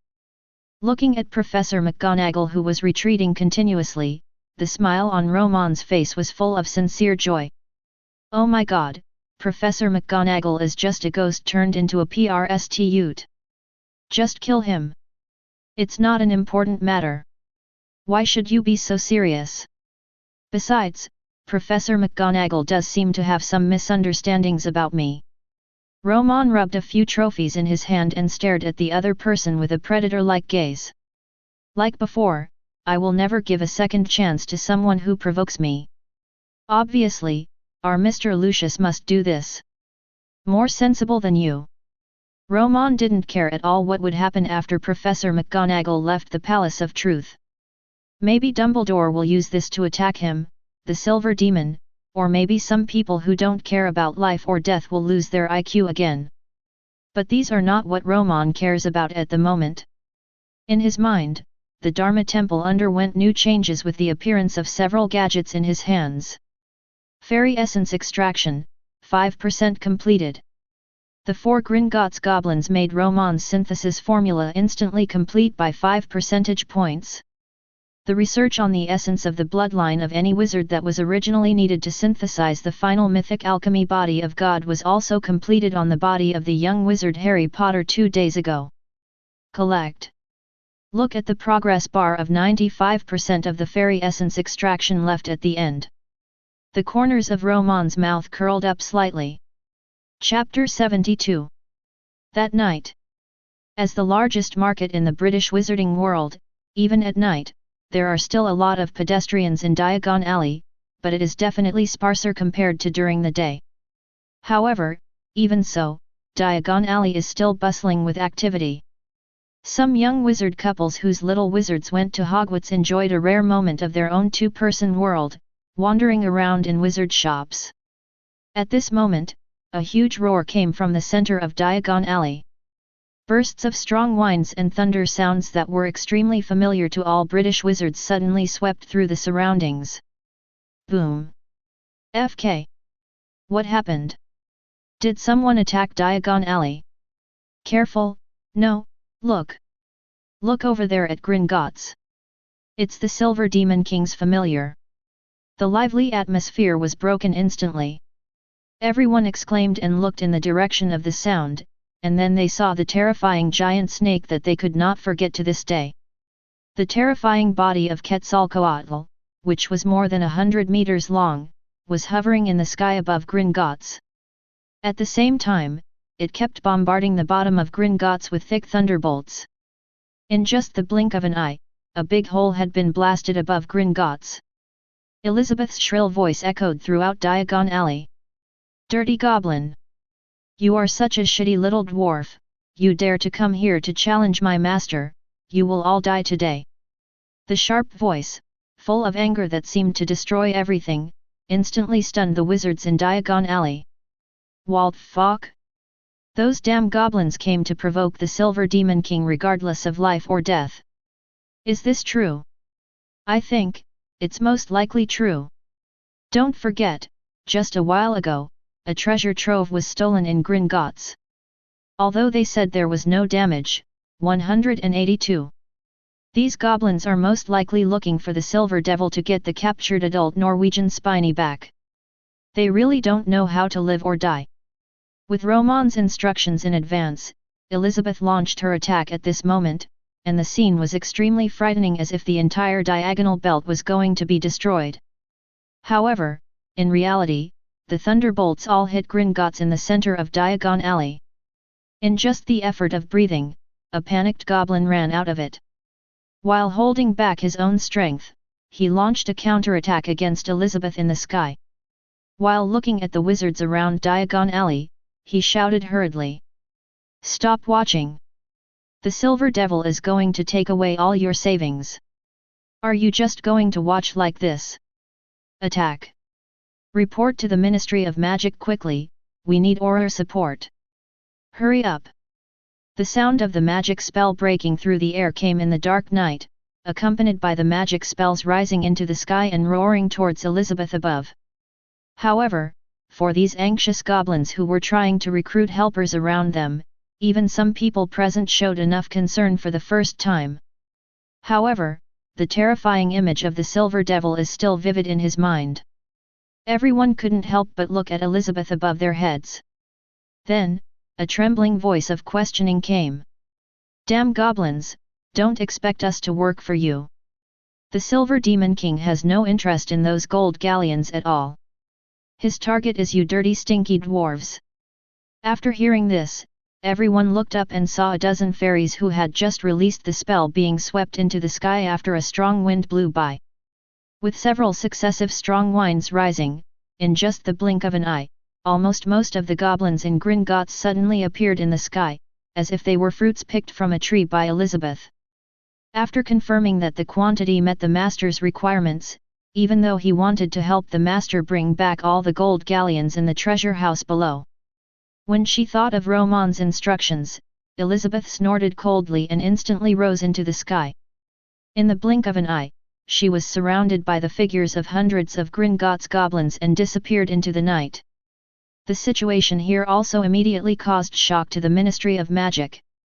Walter? The Silver Lord attacked Gringotts. Fudge, who had just regained his position as Minister of Magic a few days ago, was so frightened by this sudden news that he rolled from his position to the ground. With a panicked look on his face, he grabbed the collar of the reporting aura in front of him. Are you sure it was the Silver Devil who attacked Gringotts? Are you sure? Why did he do this? Fudge didn't want to believe it, or he couldn't believe it. If Romon really attacked Gringotts, then the Ministry of Magic would have to make an irreversible choice. Either once again gather the power of the entire British wizarding community, or even use the power of the Ministry of Magic of other countries, to jointly deal with the Silver Devil Romon, or he could only simply surrender at Romon's feet. But there is no doubt that these 2 points are what Fudge, the Minister of Magic, does not want to see. Fortunately, the Auror's explanation at the next moment made him relax briefly. No, it's not Minister Fudge. To be precise, it's the Silver Demon's familiar, the magical creature called Elizabeth. She attacked Gringotts and kidnapped at least hundreds of Gringotts goblins. Fudge was startled, and then his tense facial expression relaxed at a speed visible to the naked eye. He let go of the aura in front of him and asked calmly. In addition to the kidnapped goblins, are there any other losses over at Gringotts? I mean, are there any losses to the wizard's property stored there? The Auror shook his head. The operations department has urgently taken over the security of Gringotts. Currently, the treasure house area has not been affected in any way. At this moment, Fudge immediately calmed down completely, wiped the cold sweat from his forehead when he was frightened by the other party, and lit a cigar for himself with his still trembling hands. Hey! This is a personal grudge, isn't it? This group of damn goblins tried desperately to snatch back the Silver Devil's trophies from the hands of the Silver Devil, but in the end they PD'd off the Silver Devil. While the smoke was lingering, Fudge had already faintly concluded the nature of the matter. And at the same time, Elizabeth had already descended over the Palace of Truth, carrying these screaming Gringotts goblins with her at a terrifying flying speed. As a black energy suddenly appeared in the air, Elizabeth directly threw these Gringotts goblins into it. In the palace. Ah! Damn it! Here is, Silver Demon! Several Gringotts goblins who were spit out from the dark energy channel rolled around on the ground several times, screaming in pain. They looked at the companions who were thrown here one after another. When they raised their heads, they saw the man who was standing there at the moment. Romon stared at them with a smile. In an instant, a sound full of fear and shock caused all the fairies on the scene to stop crying out in pain. They all raised their heads with difficulty. After noticing everything around them, an ominous premonition suddenly appeared in their hearts. Some goblins who had not yet thrown away their wands clenched the wands in their hands. However, in just the next second, the expressions of all the wizards present froze. He, welcome to your final place. The magic in the Palace of Truth will not be driven by you dirty little dwarves. Elizabeth, who had become smaller, flew over from the side with a sinister smile. Master, according to your request, these guys are all security members of Gringotts goblins. Apart from them and the big holes in Gringotts will not suffer any losses. Romon nodded with satisfaction. Silver Lord, what are you going to do? Attack Gringotts? You will be completely unable to gain a foothold in the British wizarding world. All wizards will be eager to kill you. You. Romon pouted, spread his hands, and looked at these stupid and greedy guys with a strange expression. If he didn't need these guys as stepping stones to his advancement, Romon would have no interest in letting them set foot in his Palace of Truth. The British wizarding world? Haha, you have not changed at all for hundreds of thousands of years. You are dirty, ugly, greedy, and you still think you are the center of the wizarding world. You don't really think that, as long as there is no problem with those gold galleons, will the wizarding world care about the lives and deaths of you little dwarfs? The leader's expression changed, and he wanted to say something else, but Romon no longer wanted to talk nonsense with these alchemy materials. The power of Soul Curse was instantly activated, and the next moment, a creepy dark green light, accompanied by a shrill scream, reverberated throughout the entire Palace of Truth. A few minutes later, groups of goblin spirits appeared in front of Romon, accompanied by a large amount of information suddenly transmitted from the Dharma Temple in his mind.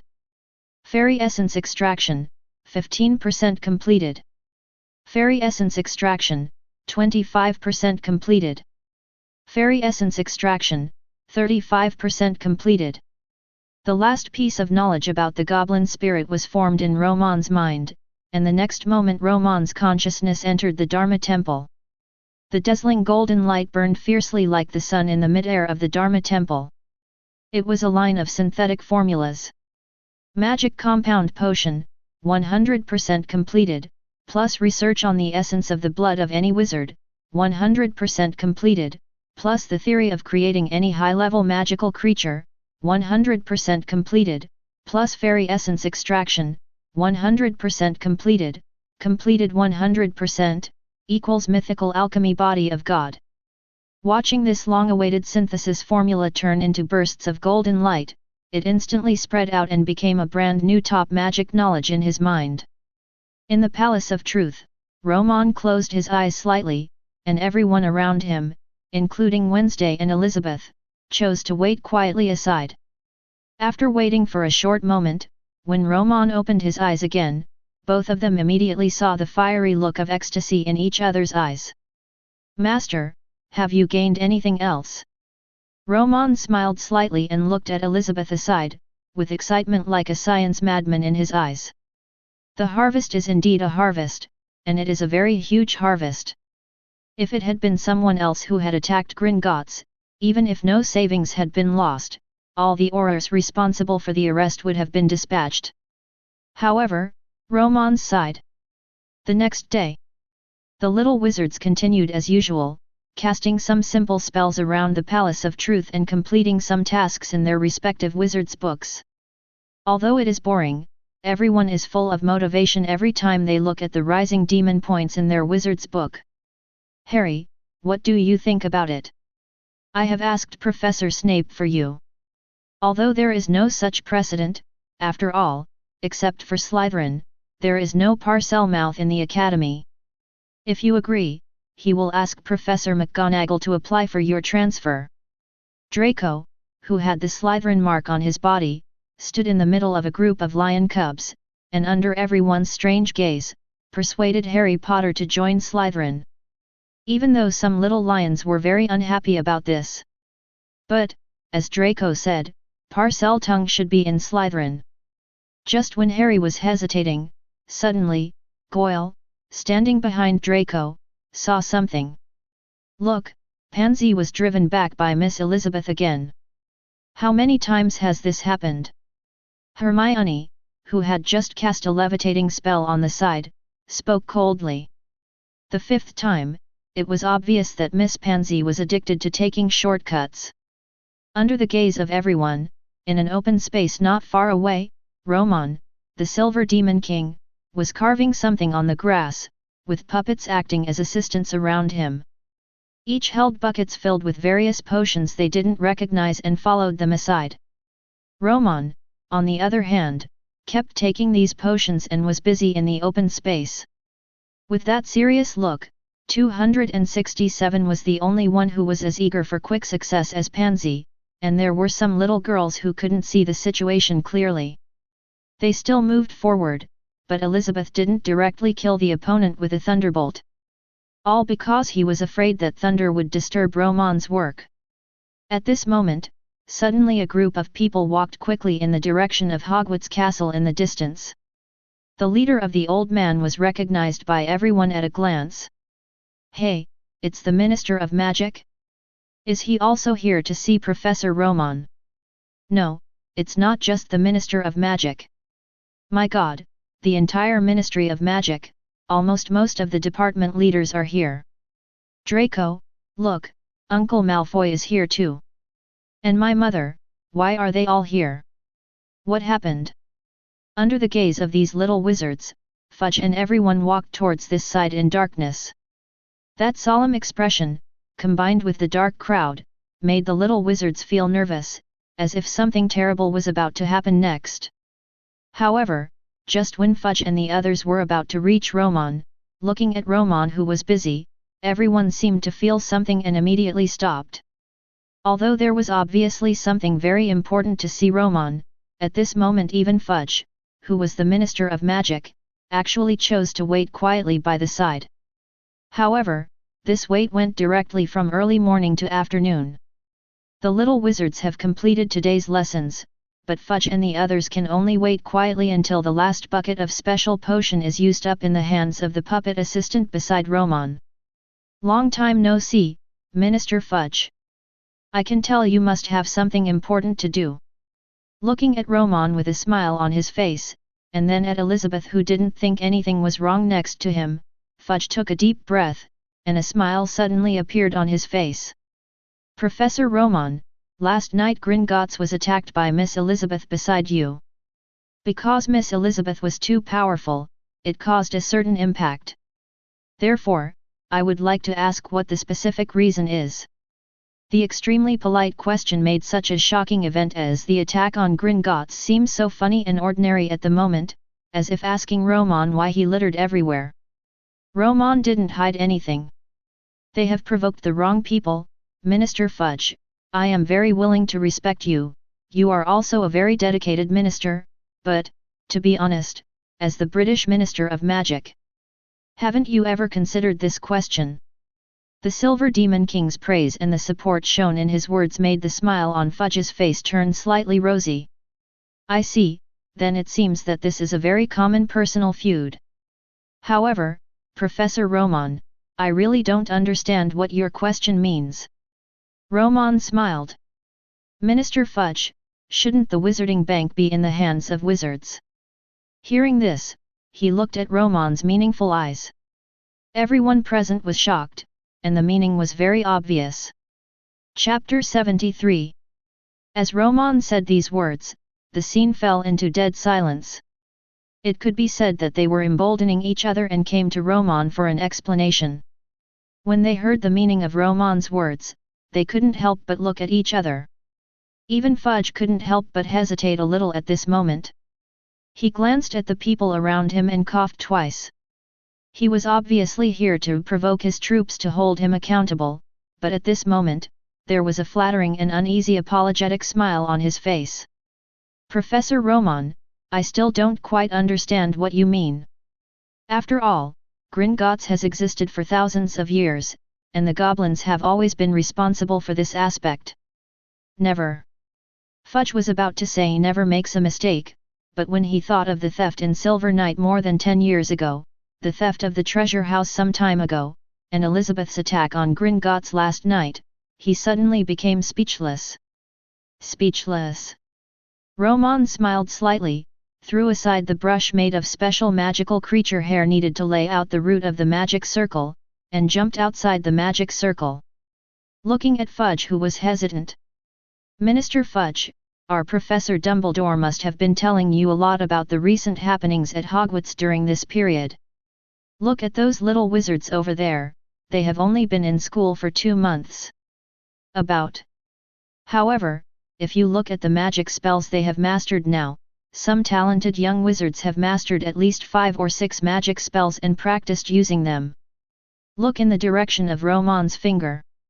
Everyone immediately saw the little wizards who were busy with some construction work that they had ignored before.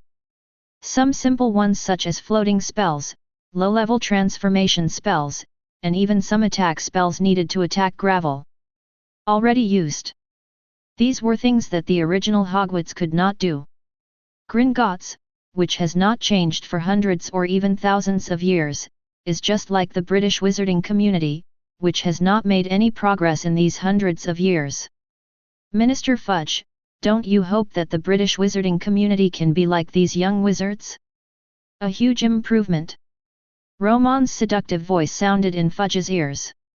The voice mixed with magic made the next words completely audible only between 2 people. Drive these filthy goblins out of Gringotts. Their greed and laziness have made them completely unworthy of owning Gringotts. Bring Gringotts under the Ministry of Magic, and have someone from the Ministry of Magic supervise and take charge of it. Minister Fudge. If you do it well, you will become the person with the most dazzling resume among all previous ministers. Even if it is done properly in the future, it will bring huge good news to the wizarding world. Congratulations, Minister Fudge. The British wizarding community will usher in its first re-elected minister, and he is jointly elected by the wizards, and everyone expects him to be elected. 330's seductive voice made Fudge's breathing become noticeably faster at this moment. He looked at Romon, whose smile was full of meaning. After his lips trembled for a moment, he finally spoke. This is not an easy thing to do. After all, the power of goblins is not weak. They not only have Gringotts. Romon did not speak, but motioned for everyone to stand back a little.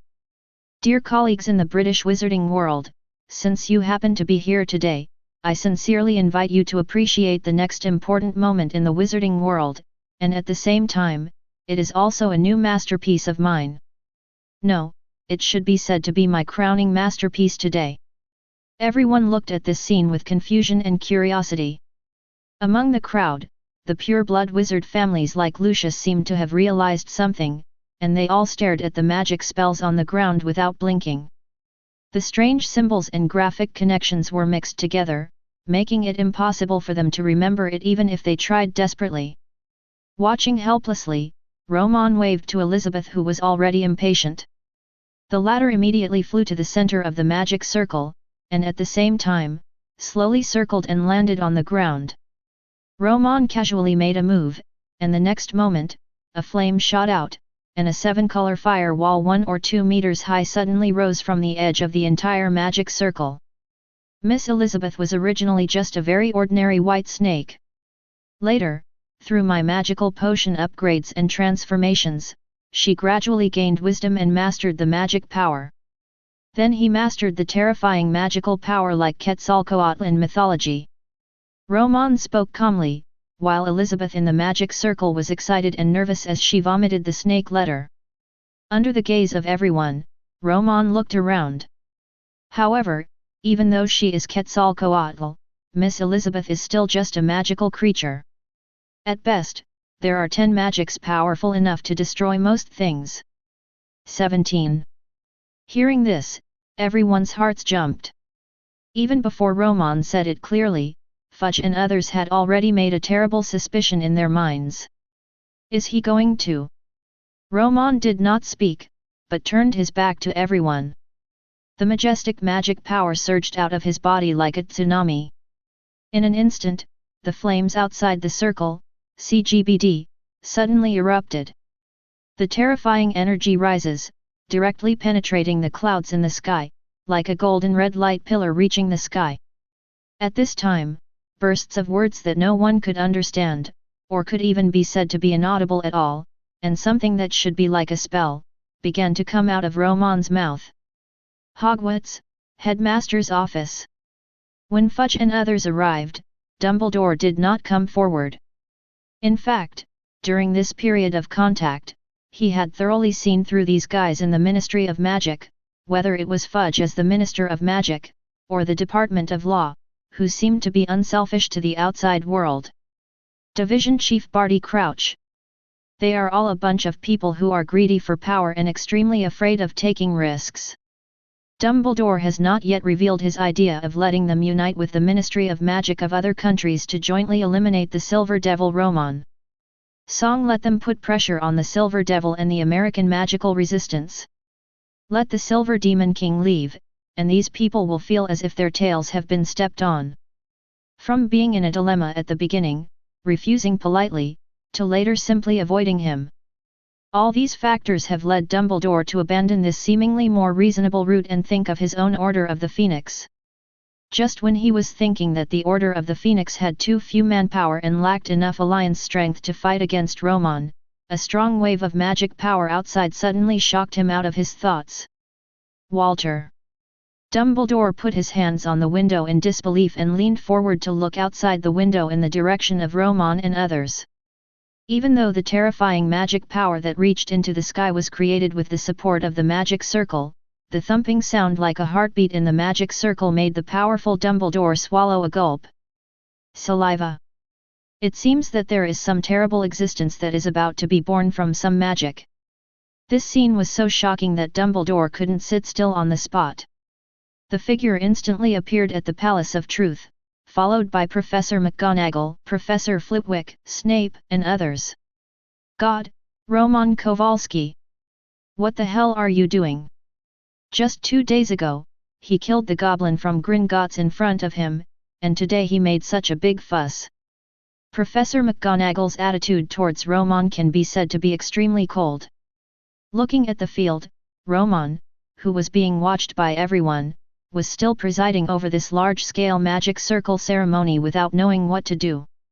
He couldn't help but rebuke loudly.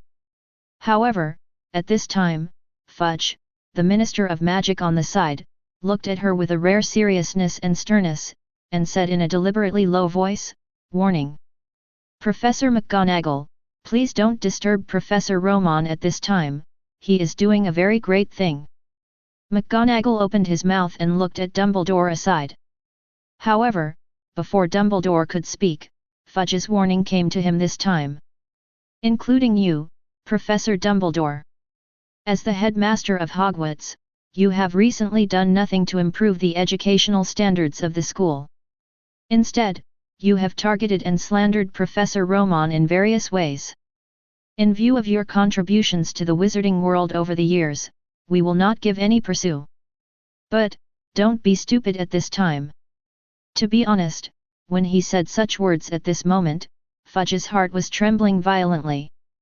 Afraid that Dumbledore would be upset, he took out the Elder Wand and cast a spell on himself to kill him. However, everything Romon showed during this period, as well as the message he just transmitted to him, gave Fudge an inexplicable feeling that he had a strong backer behind him. This feeling is 100 times, 1,000 times, or even 10,000 times stronger than the confidence given by his wife's family. Even though he warned someone like Dumbledore, he was able to show no timidity on the surface, completely displaying the majestic image of the Minister of Magic for the 10th time. To be honest, seeing Fudge being so tough in front of Dumbledore, some of the Ministry of Magic officials around him couldn't help but be a little stunned. "I don't understand what the other party is relying on." And on Dumbledore's side, when he was stopped by Fudge and the others. At the same time, located in a tower of Hogwarts Castle, Quirrell's body has been forcibly taken over by Voldemort. Even though the other party wanted to see the shocking scene outside with his own eyes, Voldemort had no intention of giving him this chance at this moment. He felt the terrifying magic power fluctuations, and his frail body could clearly feel an energy that he yearned for extremely from this magic power, as if being tainted with it could bring him back to his peak. "Romon Kowalski, how did you do this power?" Although Voldemort can make things like Horcruxes and has certain attainments in souls and black magic, facing what Romon showed at this moment, it looks like a combination of alchemy and magic, but at this moment, there is no clue at all. Although I have been studying and observing very seriously, I didn't get any useful information at all. He didn't know what the magic circle runes on the ground represented. When carving the runes, he didn't know what the ingredients of the different potions used were and how they worked. But what he could clearly hear at this moment was something similar to a spell chanted from Romon's mouth. He couldn't understand it, and he couldn't figure out what language it was. Voldemort, who was clinging to the back of Quirrell's head, was so angry that he gritted his teeth. "For the first time in my life, I truly felt a sense of powerlessness called incompetence. Fake. Merlin, since you have asked me to change the world, why do you have to send down a guy like Romon Kowalski?" And at this time, a violent roar suddenly came from the roaring flame pillar. Roar. The huge roar was like the roar of a giant dragon, and it carried a terrifying majesty like a supreme king. The powerful energy fluctuations spread the flames and formed a terrifying flame ball. In the middle of this pillar of fire, it is constantly rotating and amplifying. The spell in Romon's mouth also became more and more high-pitched and exciting as this scene took place. The infusion of magic power in the body is also inputted crazily as the curse accelerates. Romon Kowalski, what on earth are you doing? Dumbledore ducked over to the little wizards not far away, pulled out his wand, and the next moment a silver-white magic shield opened, forcing the scorching fire waves outside. However, what seemed to be just a little flame spreading outwards, when Dumbledore tried to stop it, his expression suddenly changed. The white robe on his body was torn by energy, and his white hair and beard were flying fiercely. At this moment, Fudge and others had already retreated a bit towards the surroundings because the flames spreading out were too terrifying. The terrifying magic circle was maintained in this way until dusk. When Dumbledore had driven the little wizards further away, a rumble gradually came from the distant horizon. When everyone looked up, dark clouds had covered the sky without knowing it. Thick thunderbolts, like a swarm of pythons rushing from the horizon, came to the sky above the magic circle. Stupid crumbs and pin crumbs. At the moment when the terrifying thunder struck the pillar of fire, Romon's chanting stopped abruptly, and he stepped down, and the black energy instantly brought him to Fudge and the others. Lo, Professor Romon. Regardless of whether what Romon did today was successful or not, based on what he just showed, these British wizards have completely forgotten about Gringotts at this moment. You goblins were attacked by magical creatures, what does it have to do with us wizards? Romon panted slightly, raised his hand slightly, and Fudge immediately shut up like an obedient little brother. But at this time, everyone's pupils shrank violently when the thunder fell violently in the sky. Among the thunder, flames, and strong winds, a terrifying creature nearly a kilometer long was roaring crazily at the sky with its vaguely exposed body and wings. The identity of the other party has been revealed. Everyone swallowed, and Romon looked at the scene in front of him with anticipation. He didn't even care about the new synthesis formulas that kept appearing one after another in the Dharma Temple. I do not know how long it has been. As the flames and thunder gradually dissipated after losing the support of the magic circle below, a terrifying snake body coiled above the ground came into everyone's eyes. The ferocious appearance, coupled with the feathers and snake scales that were struck by thunder from time to time, made everyone present hold their breath. Hey? Why is there no movement? I can't feel the breath of life at this moment. Flitwick stood next to Romon and asked confused and nervously. Romon said nothing and waited quietly. Just when everyone thought that Elizabeth was dead, 10 graceful figures slowly emerged from the center of the huge coiled snake body. The golden vertical pupils, as well as the delicate face full of danger and evil, made everyone present take a breath instantly. What's more, he retreated continuously as if he had seen a ghost. Master, you gave me new life, you made me successful. Elizabeth's voice was familiar, but compared to the soft and evil voice before, there was a sense of nobility in Elizabeth's voice that no one could describe. However, looking at Elizabeth, who has now turned into a human form, wearing a purple dress with an indiscernible material, and a provocative figure, Dumbledore couldn't help but open his mouth wide, his face covered in sweat gradually began to turn pale.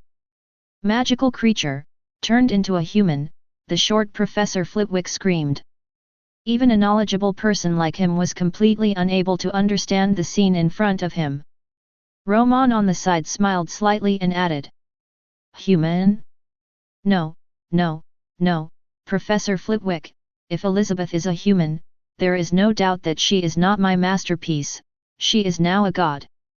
Quetzalcoatl. Elizabeth.